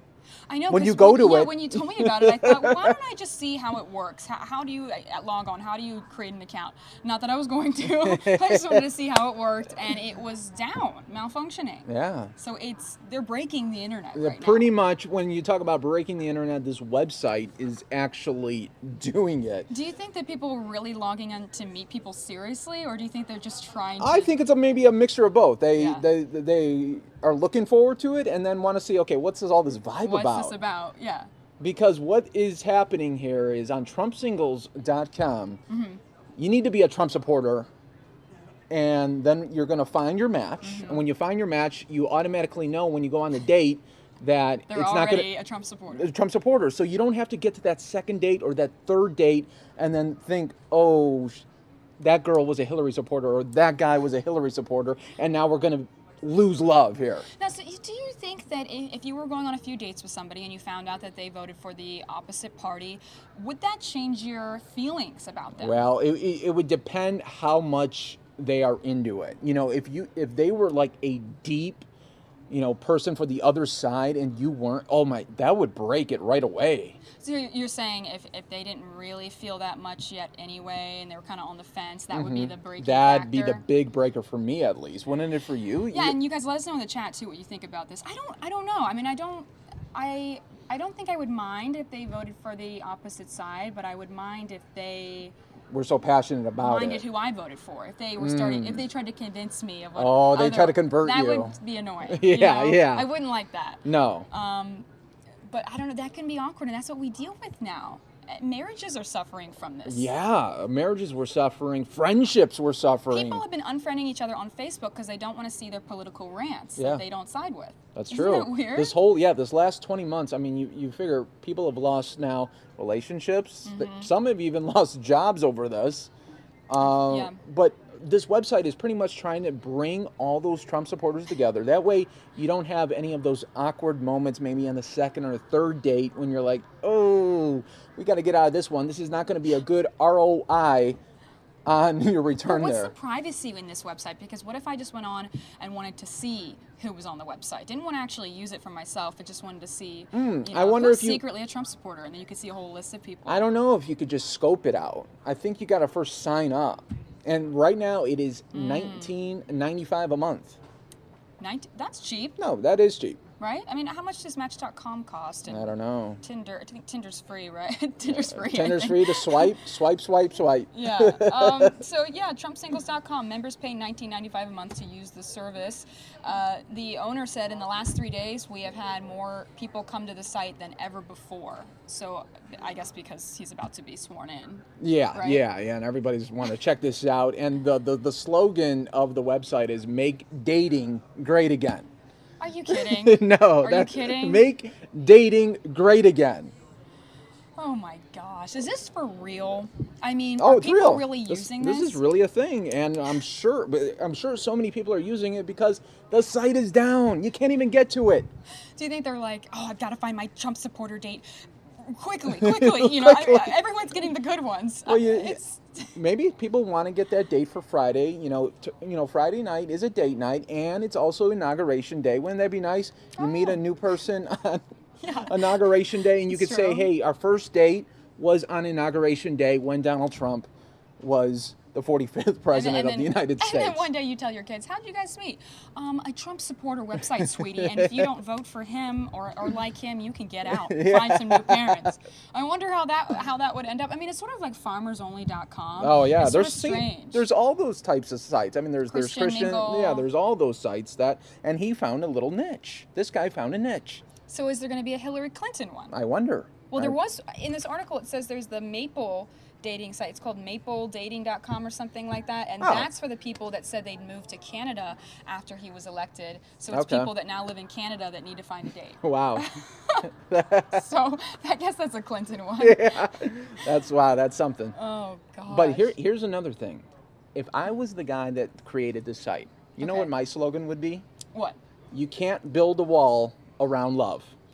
How do you like it? Oh, give it up for him. Give Come it on. up. Think about it, folks. You can't build that wall around love. You can't build it around love. That's true, Mike. That would be a great slogan. Are you going to create a competing website? Are you thinking Well, about maybe this? he could use that slogan for his site there. So- He could have two slogans there. So I wonder if he must be making a lot of money off of this right now. He Yeah. probably started it as a joke for fun, maybe, just to see. Well, I was talking to our one producer, and she says that the man was able to quit his full-time job and just take this on full-time. The owner. The owner. Do we have any sound Yeah, of that? Or? let's play a little sound from the owner here.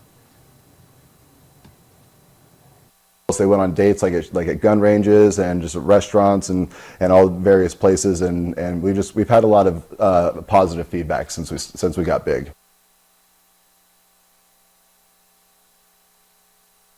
All right, so there's the owner, and that's the site. That's what the site looks like if you're able to get on it. Oh my gosh. If you're able to get on it, everyone. I love how it's in gold too, the lettering and everything. So this is the guy who created this. Yeah, and look at, he's just chilling by the fireplace. Join our community. Look at, they look so sophisticated, these Trump singles. This is so fun. I love the fire in the background. Yeah, it's a little special so there. romantic. I mean, well, you know what? You gotta give it to the guy. He created something that everyone's talking about right now. I'm surprised this wasn't created sooner. It's interesting. It's just a few days before Inauguration Day that the site's created. Yeah. But I think it's because there's been such a divide in Democrats and Republicans that he feels there's, like you said, a niche for people that want to date only Trump supporters. And so, I mean, again, you guys let us know in the chat, is this something, would that be a deal breaker? If you met a beautiful girl who was so nice to you, Mike, even, picked up the check at dinner. Oh, wow. Said, you look fabulous, all these things. Yeah. But then told you she voted for Donald Trump or Hillary Clinton, whoever it was that you were against. Now, if she was so cute, could I pretend I didn't hear her for the first date, at least? For the first date, could I just pretend I didn't hear her? You didn't hear her? So how would you do that? Can you give me a mulligan? The music's pretty loud in here, right? Let's go home. I'll call it a dating mulligan. You get one mulligan for saying some nonsense. And then she goes home and tells her girlfriend, "Yeah, I told him who I voted for, and he didn't respond. I wonder if he couldn't hear me, and he hasn't called me back. I'm not sure what's going on. I don't know. I mean, is it a deal breaker? I'm not sure. It's interesting because if you want to marry someone, it could be. I think if you're just dating and having fun, maybe it's not. But yeah. But is it hard for two opposing sides to be married to each other? Because that's true. You can't watch the news together. You can't watch these rallies together. You can't watch the Fox News Now stream together if you feel like you're going to argue the whole time. No, that wouldn't be a fun date. That would be a horrible, horrible date. Yeah, so it's interesting to see that, there's so many of those websites out there, though. Like we were just talking about, Christian Mingle, Farmers Only. I mean, there's a bunch of these. So it's nothing really different. It's just it's funny because it has the Trump singles on there. It's just so... And you know what is amazing to me? How is he able to use the guy's last name, Yeah. How is he able to do that? Oh, I bet you anything Trump will somehow make money. Somehow contact this guy and say, now, did you ask to use my name? Because that's patented for any business deal or something. I don't know. I love the owner looks hilarious. This is just hilarious to me. Yeah, it's a nice little talker because you know what? We've been seeing so much of people just not getting together this whole time during this last 20 months of this campaign. I wish sooner or later people will all unite. Everyone is so mean to each other on both opposing sides. I think both sides have good points. I think that, it's not black or white. There's a gray area where Hillary had good points and Donald Trump had good points. It doesn't have to be hate you if you voted this way, or you know what I mean. No. Spread the love. You can't build a wall. You can't build around love. You can't. You can't do it. Because you know what? Love ultimately wins. It just shatters the wall. You can't even build it.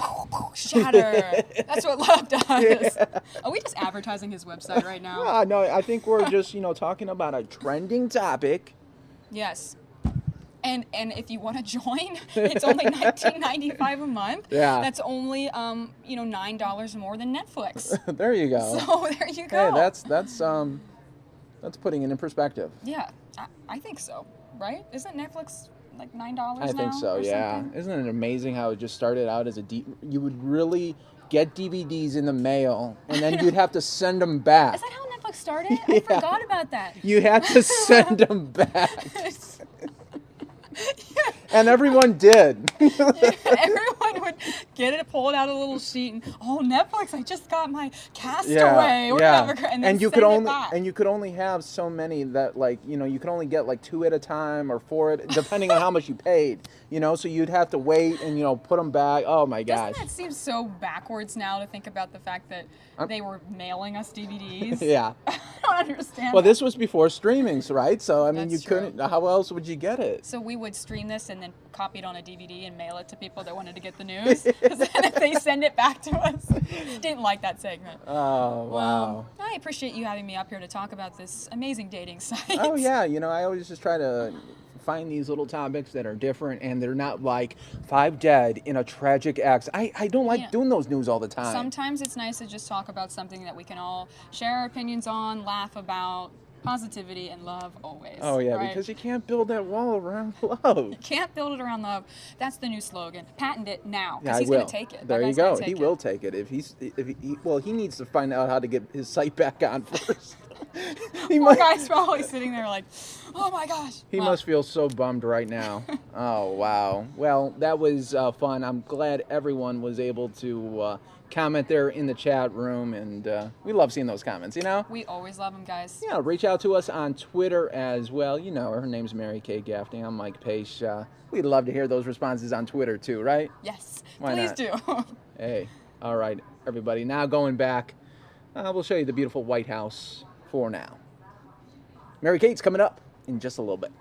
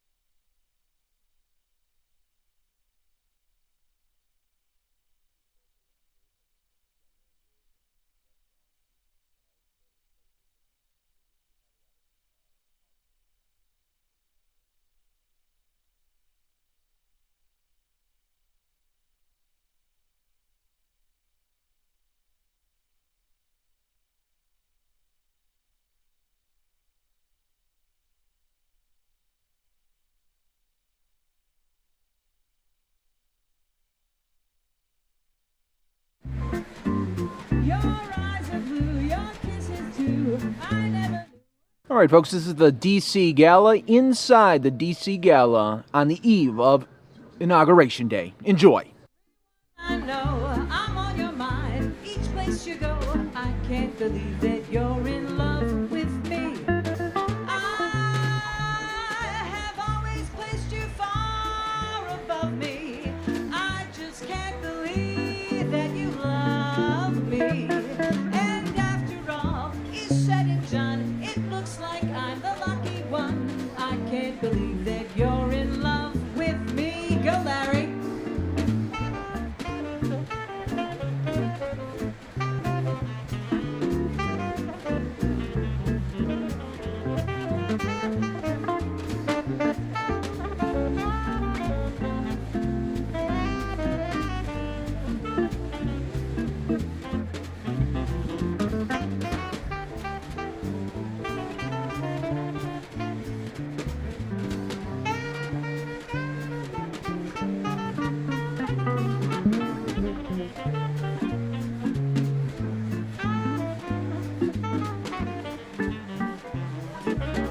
You rise, you rise, you rise, you rise up through your kisses too. I never knew what they could do. I can't believe that you're in love with me. You're telling everyone I know that I'm on your mind each place you go. I can't believe that you're in love with me.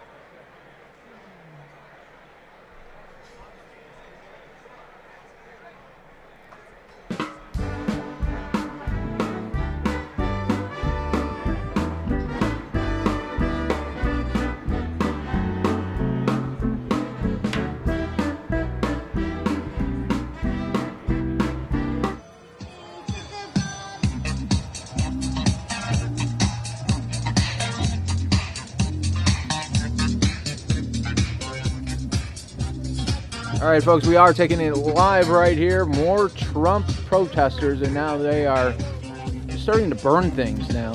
Very scary here.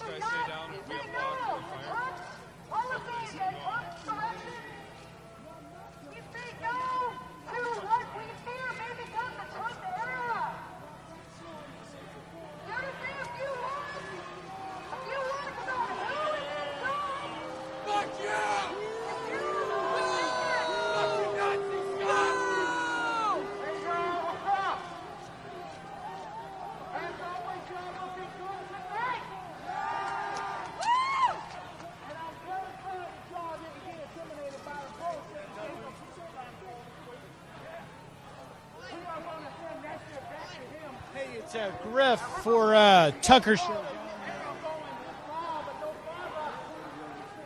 All right. Can I hear you? I'm going to be spinning us around some. We'll be moving. That's fine. We're going to start with the fire. I'm right here. I got you loud and clear. Can you hear me? Mic check. Mic check. 5, 4, 3, 2, 1, 1, 2, 3, 4, 5.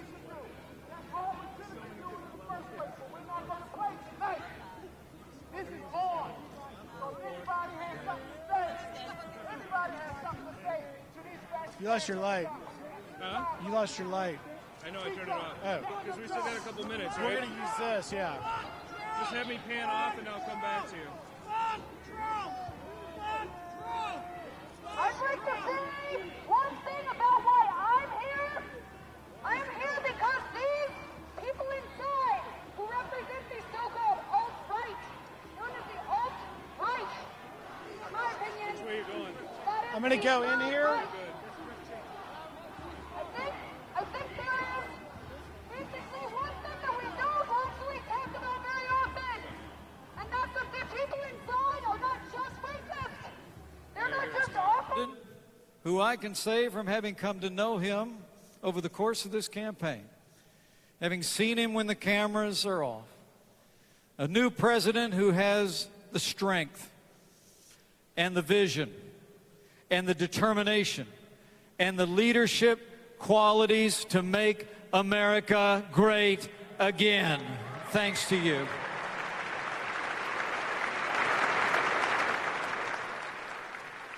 So let me just say, on this eve of history, for the last time as president-elect, it is my high honor and distinct privilege to introduce to you the next President of the United States of America, Donald Trump, and our new First Lady, Melania Trump.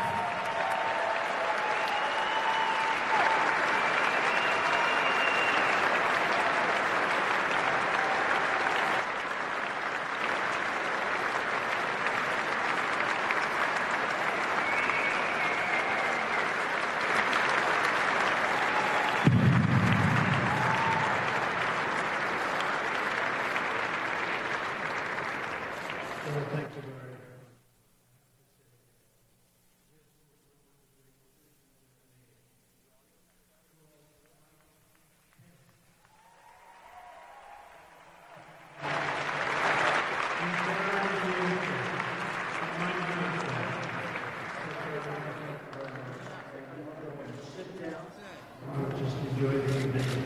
You're so lucky you don't have to stand there. Thank you, Mike. Thank you very much.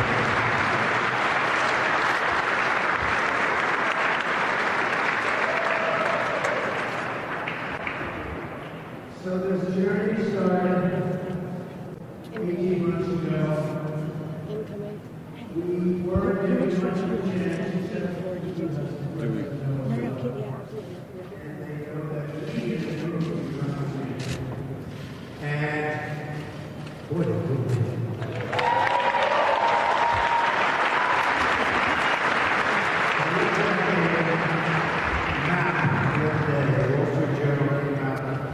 this beautiful map, and they had the red states, blue states, and that was incredible.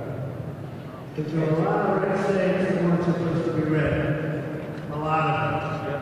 But more impressive was there was a map a couple of days after the election, and it showed the red counties, blue counties, and the entire country practically, other than a couple of little points, was red. That was some big victory. That was some victory. And records were set that haven't been beaten since Ronald Reagan from the Republican side, and we've gone back. In Iowa, we had areas that haven't been won since 1952. And we had areas, the folks from Iowa, you know where I'm talking about. They said, you can't possibly win this area, and we won the area. And we have locations, and we have destinations, and I said before, and I was telling some people, the next time 4 years from now, the next time, we're going to win the old-fashioned way. We're going to win because we did so well, because it was so overwhelming, the thing that we did, because it was so beautiful how great our cabinet, all of whom are here tonight, how great our cabinet has performed. We have a cabinet, I believe, the likes of which has never been appointed. There's never been a cabinet like this. I will say the other side is going absolutely crazy. They're going crazy. But we have a group of people that I just felt we had to go. Today, as you know, we appointed a Secretary of Agriculture. He happens to be a farmer. He happens to be, oh, there he is. Look at that man. Sonny Perdue. He came into my office 2 months ago. Since then, I saw 10 people that everybody liked, politically correct. And I kept thinking back to Sonny Perdue, a great, great farmer. He loves the farms, knows everything about farming, knows everything about agriculture. He's been successful in farming. He knows the good stuff and the bad stuff. But people came into my office and they said, I'm really wanting the job. I said, let me ask you a question. Do you have experience with farms or agriculture? No, sir, I don't. I said, have you ever seen a farm? The one gentleman, who's a great guy, we'll find something else, okay? But I can't make him Secretary of Agriculture. But we just named Sonny Perdue, so I want to congratulate you, Secretary of Agriculture. When I was leaving, I just saw General Kelly. And when I was leaving, he's, just to put it in the most basic terms, he's in charge of our borders. And they had on all of the stations that lots of things are happening along the borders. Like there's tremendous security all of a sudden. And there are guards. Even before he gets there, they're saying, wow, what a difference. What a difference. You know, I was very honored to get border security, all of the Border Patrol agents, they endorsed Trump. We had 16,500. ICE endorsed Trump. And they know what's happening, or they've already started, because General Kelly is going to do an unbelievable job in keeping us all safe.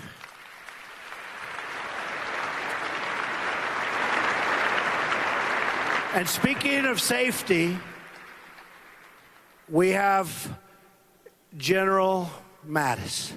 Now, I don't know if he likes being called Mad Dog Mattis, so I will not call him Mad Dog Mattis. I'll just call him General Mattis, but he's here someplace. He is going to keep us safe. In fact, it was the shortest senatorial interview I've ever seen. I think they're afraid of him, actually. But just in case you have any question, don't worry, he's going to pass.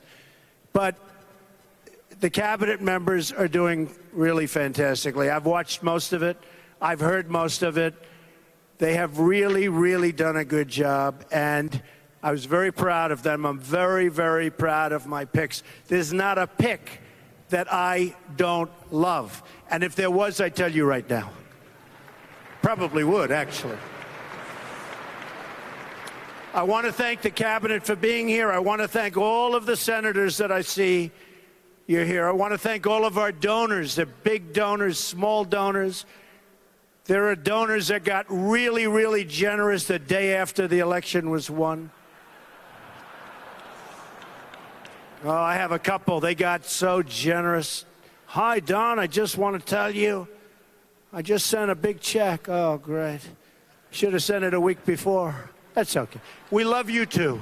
They are now officially a member of our party. You know, we've picked up hundreds of thousands and millions of Republicans. Not only did we do great in the election, you remember, we cannot get to 270. They were right. We got to 306. You cannot get. I know CNN I was watching. I was watching all of them, in all fairness. All of them. The main networks, the cable networks. Although Fox has treated us very well, I have to say. Very well. Very well. Very well. And when I say well, by well, I mean fairly. But they were saying you cannot get to 270. I went to Maine 4 times for 1 vote, and I got it, but I didn't need it. But this was a victory for all of us. A victory for all of us. And in the audience, by the way, I see my great brother, and I see Anne Marie. Thank you for being here. I see my sister Marianne and David. Where is there right there? Who happens to be a Court of Appeals judge. She is tough. She is tough, but highly, highly respected. I see my sister Elizabeth, which is great. I'm so happy you're here. I'm so happy. We actually have a very, very good family. We have a family that gets along. My sons, look at them standing there. I say, why aren't you campaigning today? Eric and Don and Tiffany, who was incredible, and Barron is home. But we had a great group of people, right? We worked hard. In the audience, we have somebody that's under no pressure whatsoever because he's got a great quarterback named Tom Brady and a great coach named Belichick, Bob Kraft. So good luck, Bob. Your friend Tom just called. He feels good. He called to congratulate us. He feels good. Good luck. You're going to do great things. So I just want to thank everybody. We're going to have 4 incredible years. It's going to be something special. We have in the audience a special person who's worked very hard, who married very well. It's my daughter Ivanka. Where is she?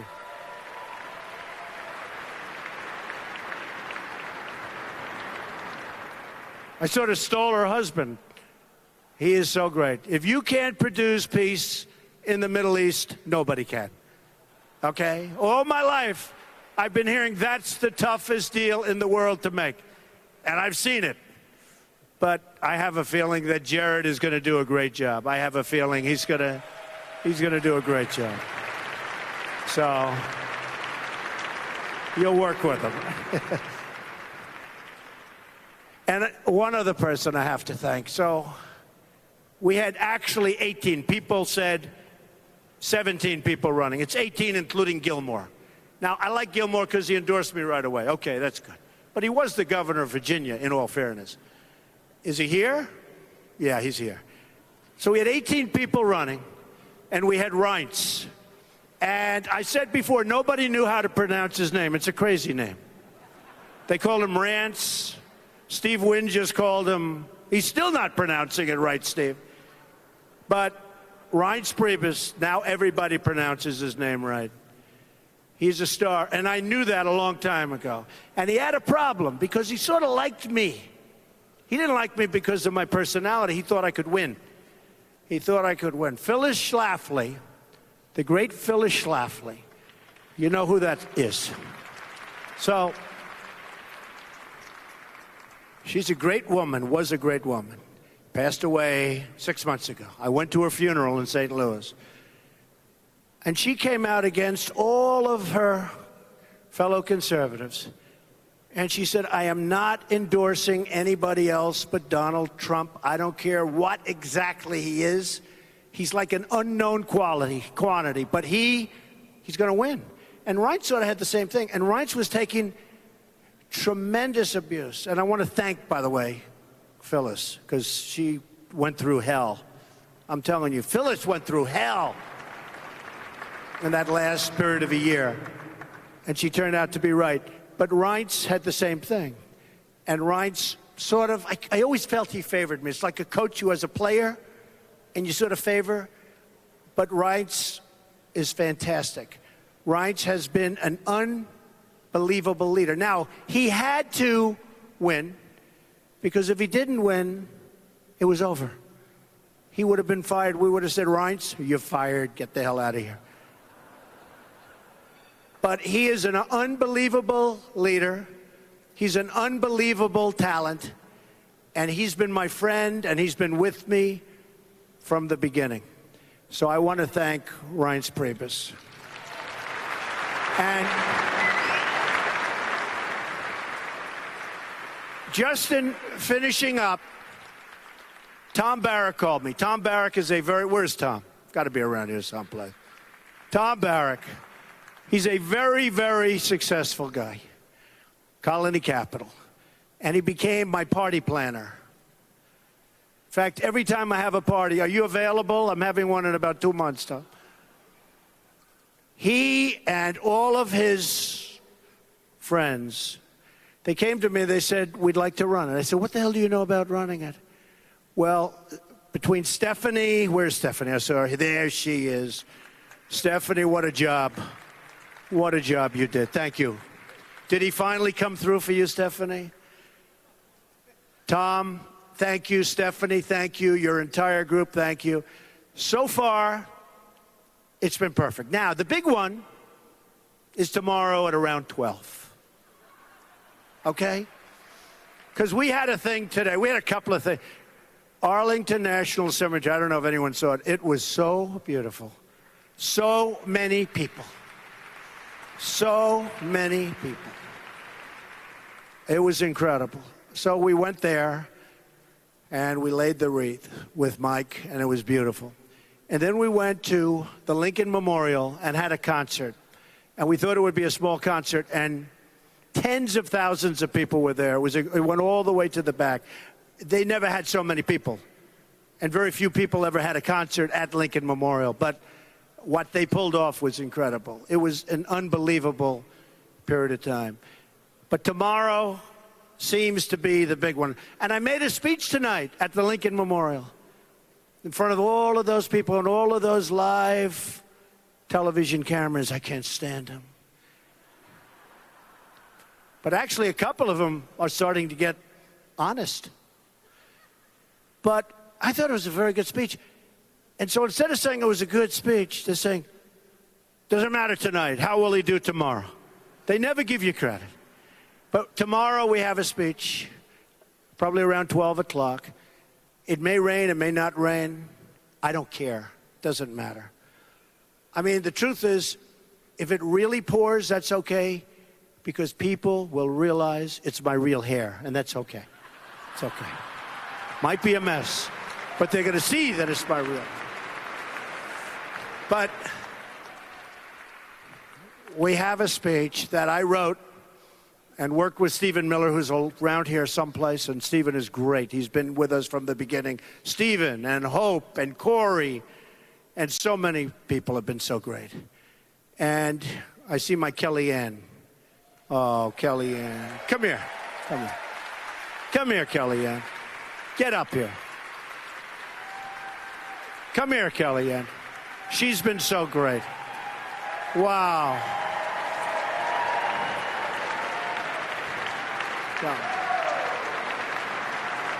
So,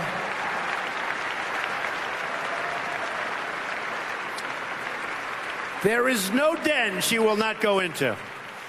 When my men are petrified to go on a certain network, I say, Kellyanne, would you do it? Absolutely, no problem. Then she gets on and she just destroys them. So anyway, thank you, baby. Thank you. Thank you, Annie. Be careful.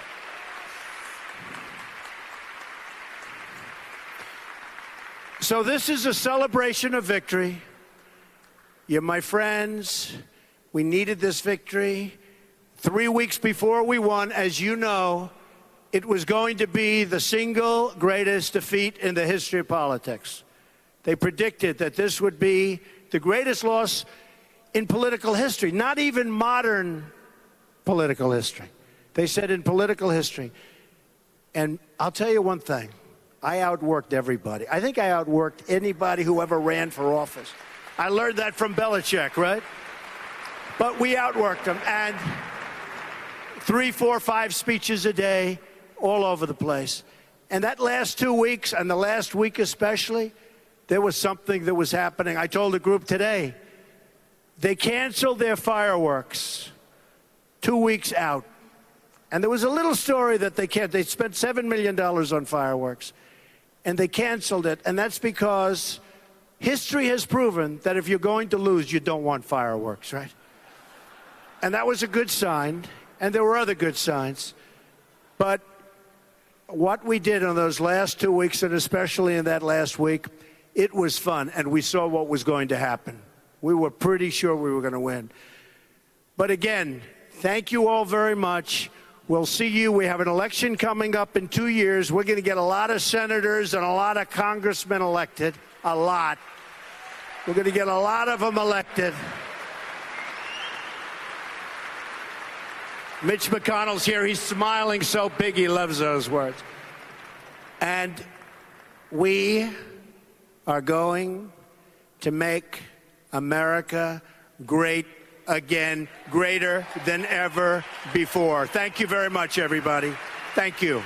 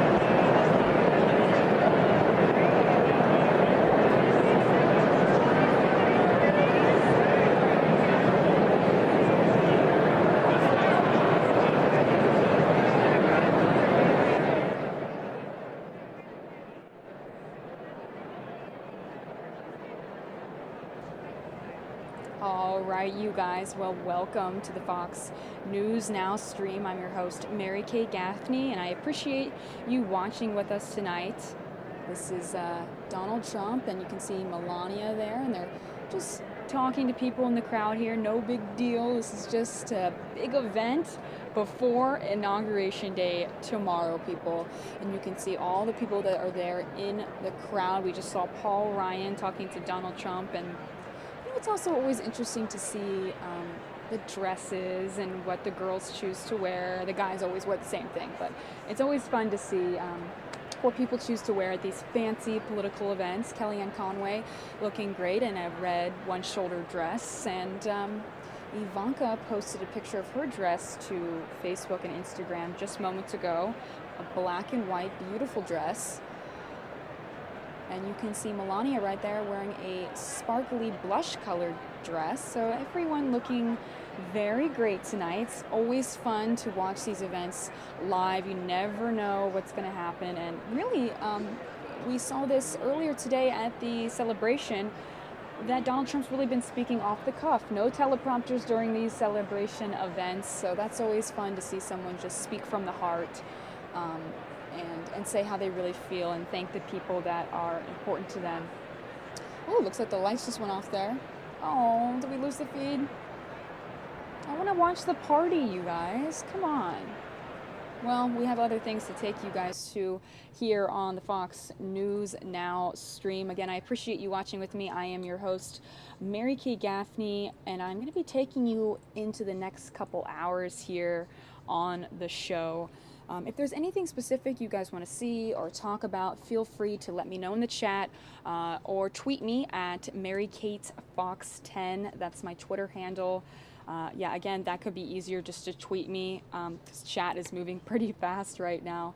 But let me take you to an event that's actually happening at this moment. This is still going on, this anti-Trump protest in New York City. There have been dozens of celebrities there speaking on the microphone, including Robert De Niro. So let's hear what they have to say. Let's see what's going on there. Let me pull this up. And again, this is live and off the cuff, so I apologize if you hear any profanity during this protest. I actually just got a push alert from TMZ. Can I read this to you guys really quick? It says, where is it? Let me pull this up. They just sent a push alert saying, give me a moment here, pepper spray fired at anti-Trump rally in D.C. So things are already starting to get pretty heated, you guys. But this event I'm going to take you to, I believe, is this is this in New York or D.C.? So this is in D.C. right now. Just had to ask my producer over there. So I did just read TMZ just sent out a push alert saying pepper spray has already been fired at protesters here in D.C., which means, you know, police are trying to calm the crowd down. And I'll stop rambling. Let me take you to this event right now.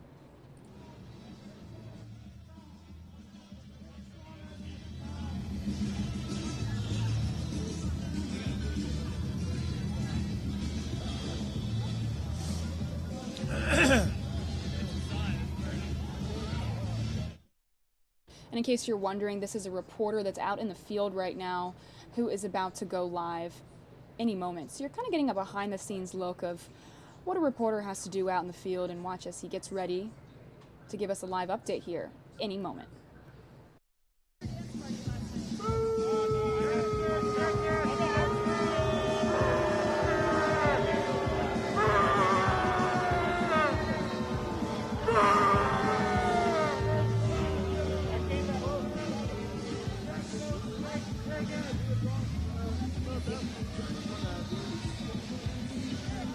Okay, we went to commercial, coming back out to us. I know. Let's actually take you to a different event right now.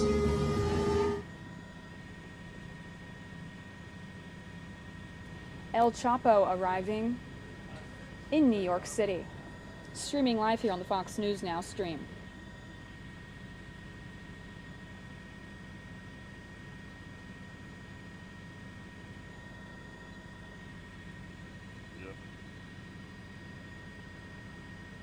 Probably going to fly him out. El Chapo is the Mexican drug kingpin extradited to the United States, and this is him arriving right now in New York City, everybody.